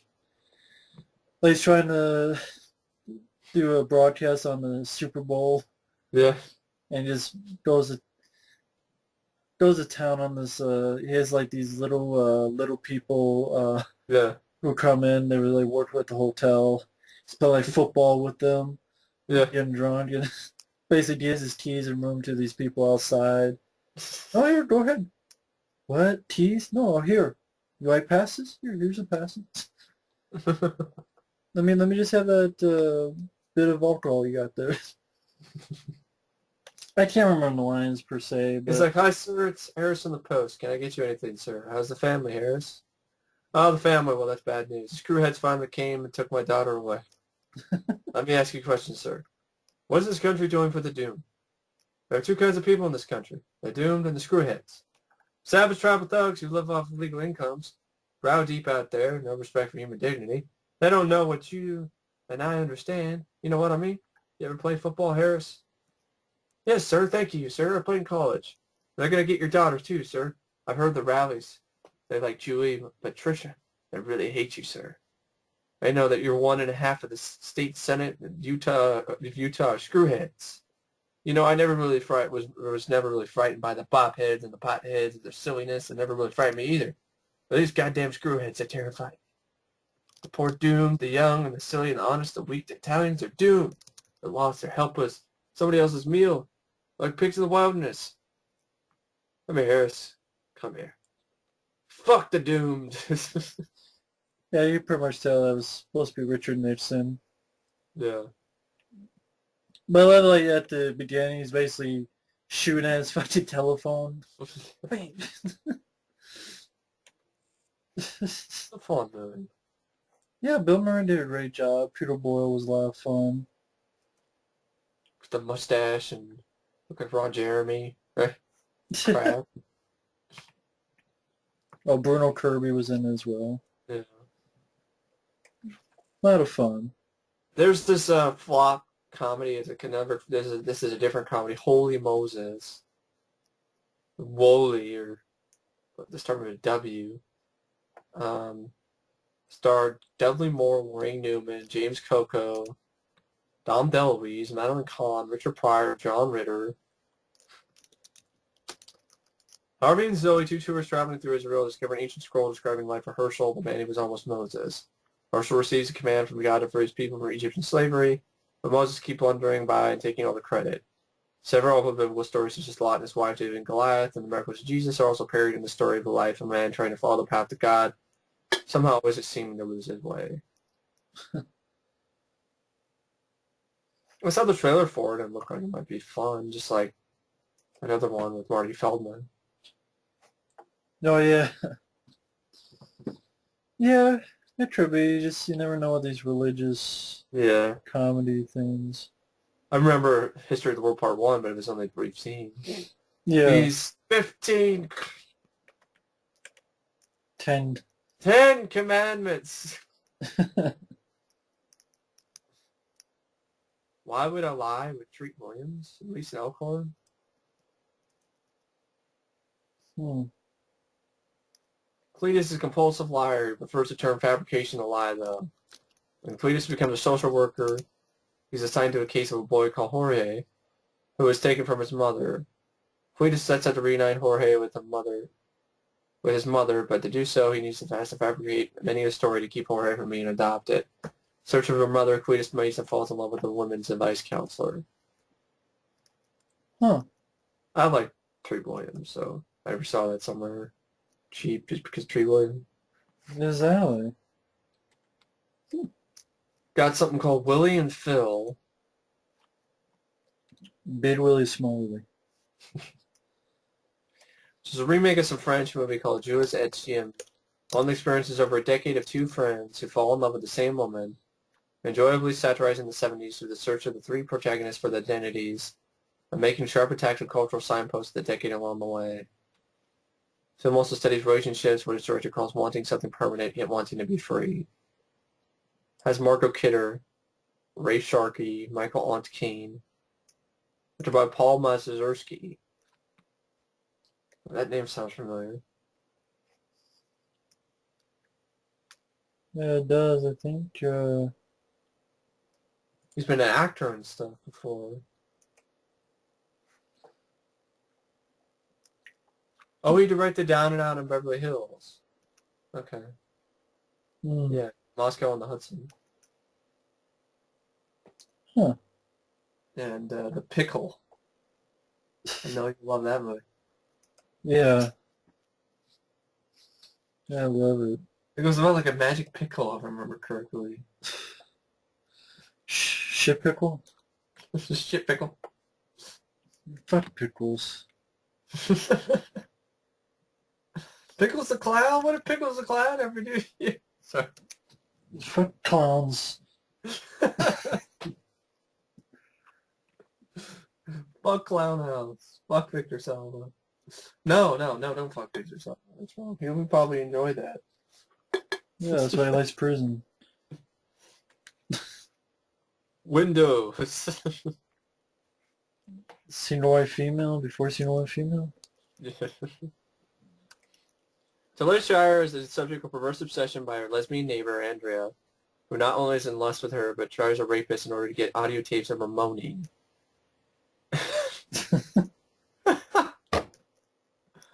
Ashley turns Peeping Tom and watches Shire telescope as she begins to affair with Detective Cortez. Whenever I saw last, because we talked about this and that, Yeah, and I remember this. I was just like, what if Rocky, it was like, fucking, with Adrian, it was Adrian. It was like, who's that Windows? I can't remember exactly what I was talking about. It was funny, but I can't fucking for the life of me remember what the fuck I was talking about. But yeah, it's lesbian. I guess Adrian's into women. I don't know. Or someone else is Yeah, hot for his Adrian. is like seen a white female. Yeah, Way, way before them. exactly. Dad directed. Gordon Willis was a cinematographer for films like Godfather 1 and 2, All the President's Men, and Annie Hall. First and only attempt at directing a movie. And got nominated for Worst Picture, Worst Screenplay, Worst Actress, Talia Shire, Worst Wow. Supporting Actress, and Worst Director. Wow. Think I'll skip the windows. Windows. Bring the windows! It's that window! These windows. Adrian's gay. Adrian! Yo, Adrian, why you gay? Left me for No, Brigitte Nielsen. I don't know. I didn't reach it. Virati 4. Yeah. That's the real ending. Turns around with the flag. Yo, Adrian, where are you?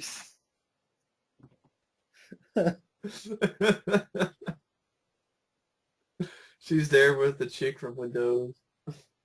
No, she's there with, she went with Brigitte Nielsen. Yeah. What? What? No. Witch's Brew, which is like a remake of a Lon Chaney film, Weird Woman. It's more of a horror spoof, which as three women use witchcraft to help their professional husbands further their careers. When a higher position becomes available in the university, they turn on each other, known as SAVE. It's got Terry Garr, Richard Benjamin, Lana Turner, and Angus Scrimm Huh. as another name he had for himself before Angus Scrimm. Lawrence Guy.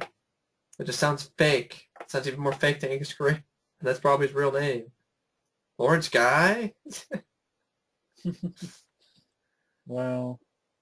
And of course you have Without Warning. Predator. Yeah.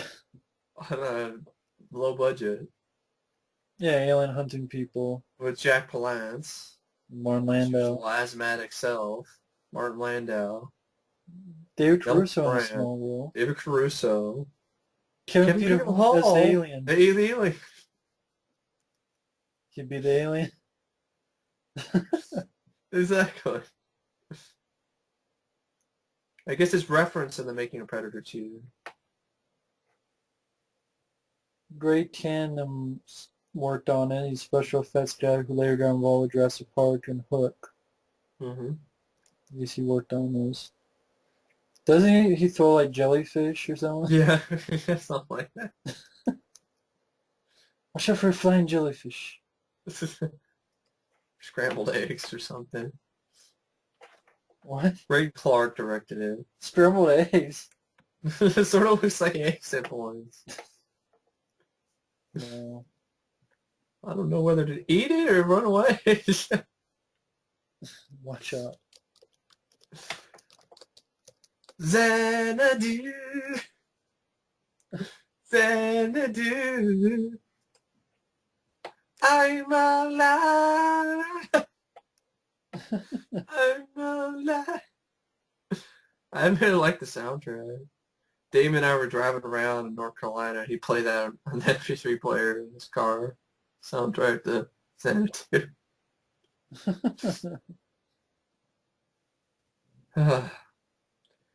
Notorious flop, even though it did make some money. It made like $2 million extra. Wow. I've never seen Xanadu. I'm glad. Probably just Faye. Faye and more Faye. That's more Faye. On the top. Wow. More Faye. It's probably just like I Can't Stop the Music. You just probably saw the cover and like, no.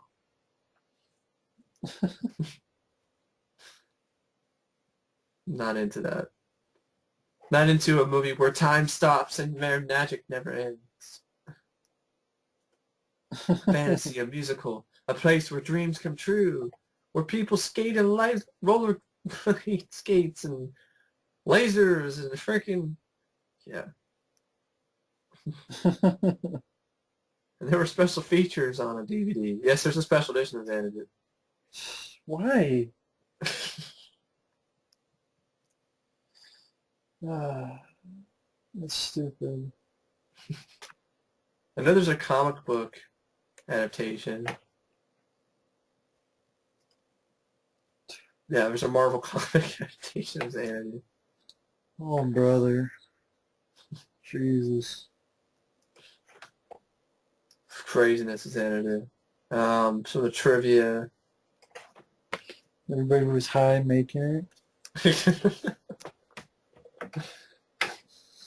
The set of the Xanadu Club cost $1 million to build. Gene Kelly took the part of Danny McGuire because filming was a short drive from his Beverly Hills home and he could be close to his family at the same time. Huh. Playing on a 99-cent double feature with Village People and Can't Stop the Music. This inspired John Wilson to create the Razzie Awards. It's Gene Kelly's final feature film, which is kind of sad. One aspect of the special effects that proved difficult is the fact that Xanadu is an earthbound fantasy. Many of the elaborate matting effects had to be successfully worked into naturalistic settings, freak scenes, etc. And one of the muses even exists as a live-action targeted tampered streak from within the metal superstructure of a large building to excite a particular whatever. Further into completion, Joel Silver, Robert Greenwald, and Victor J. Kemper started wanting more movie effects, fancier effects, and heavier effects. Then with the Christmas 1980 release, moved up Universal Pictures Summer 80, it was now unattainable. Joel Silver? No, that fat fuck. Fat fuck asshole. Who was like, oh, I don't Charles James. It's too white.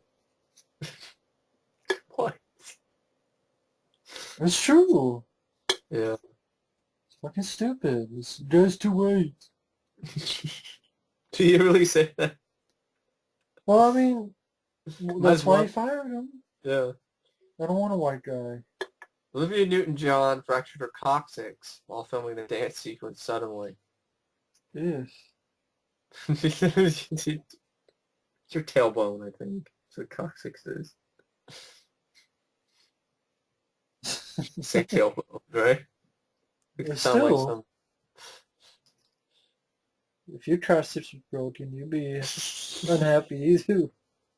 The original budget was $4 million, but as producer Joel Silver developed it, cost rose to $13 million. This is a dumb fat fuck. He used all the money for food.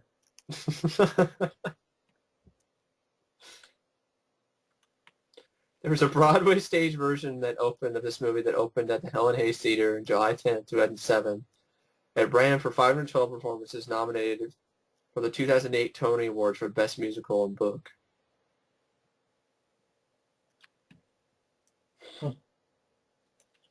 Wow. According to DVD special features, the movie was originally conceived as a low-budget roller disco movie.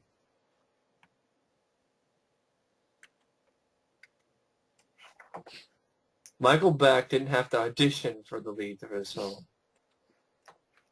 Hmm. Didn't even have to audition. I'm here. Right, you're in. What? That was easy.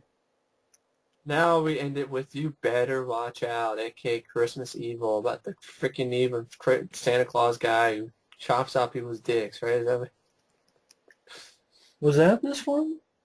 I think so. Chopping off dicks? I don't remember that. No, that's Don't Open Till Christmas. Oh, that's Don't Open Till Christmas, sorry. This one is, if I understand, it's like Taxi Driver. Or yeah, but with like Santa Claus. Well, like a guy, he was a kid, he saw his mom and who he thought was Santa Claus, but it was actually his dad, Widely being recognized as one of the intimate. best Christmas horror efforts. Christmas Evil is the story of a boy who loves Christmas. He's scarred as a boy when he learns Santa's not real. Throughout the rest of his life, the toy maker tries to make the Christmas spirit a reality because of obsessive behavior of children and the quality of the toys he makes.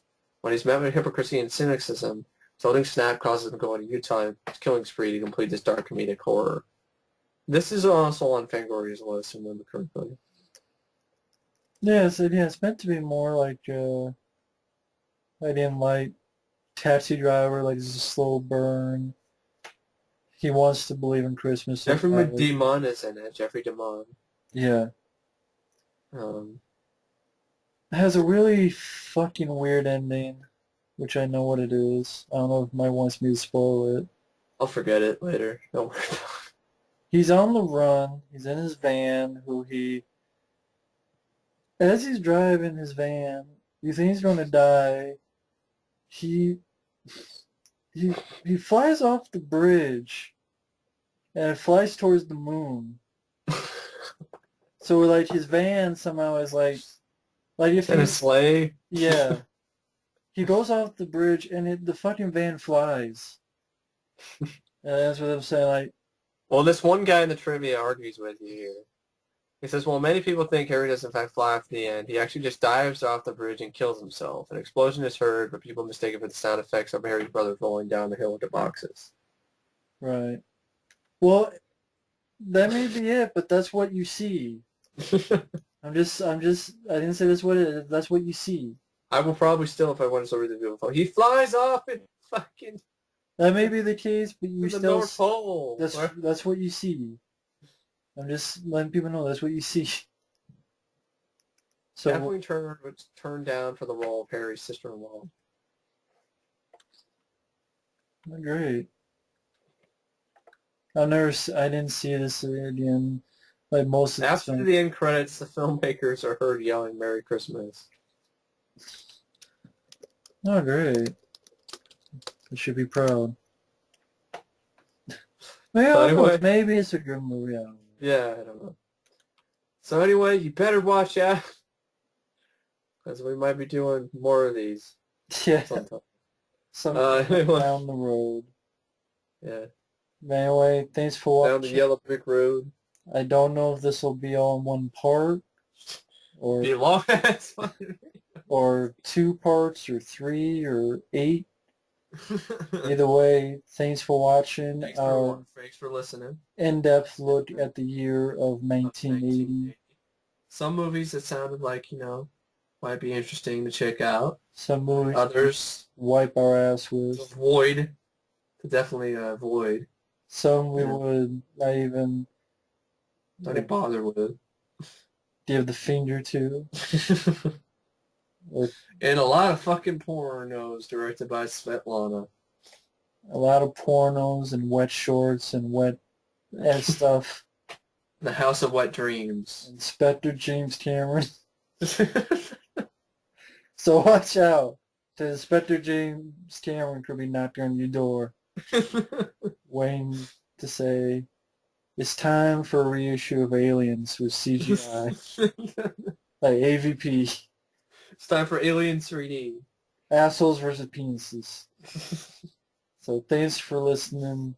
Yeah. Take care, and we'll See ya. see you later.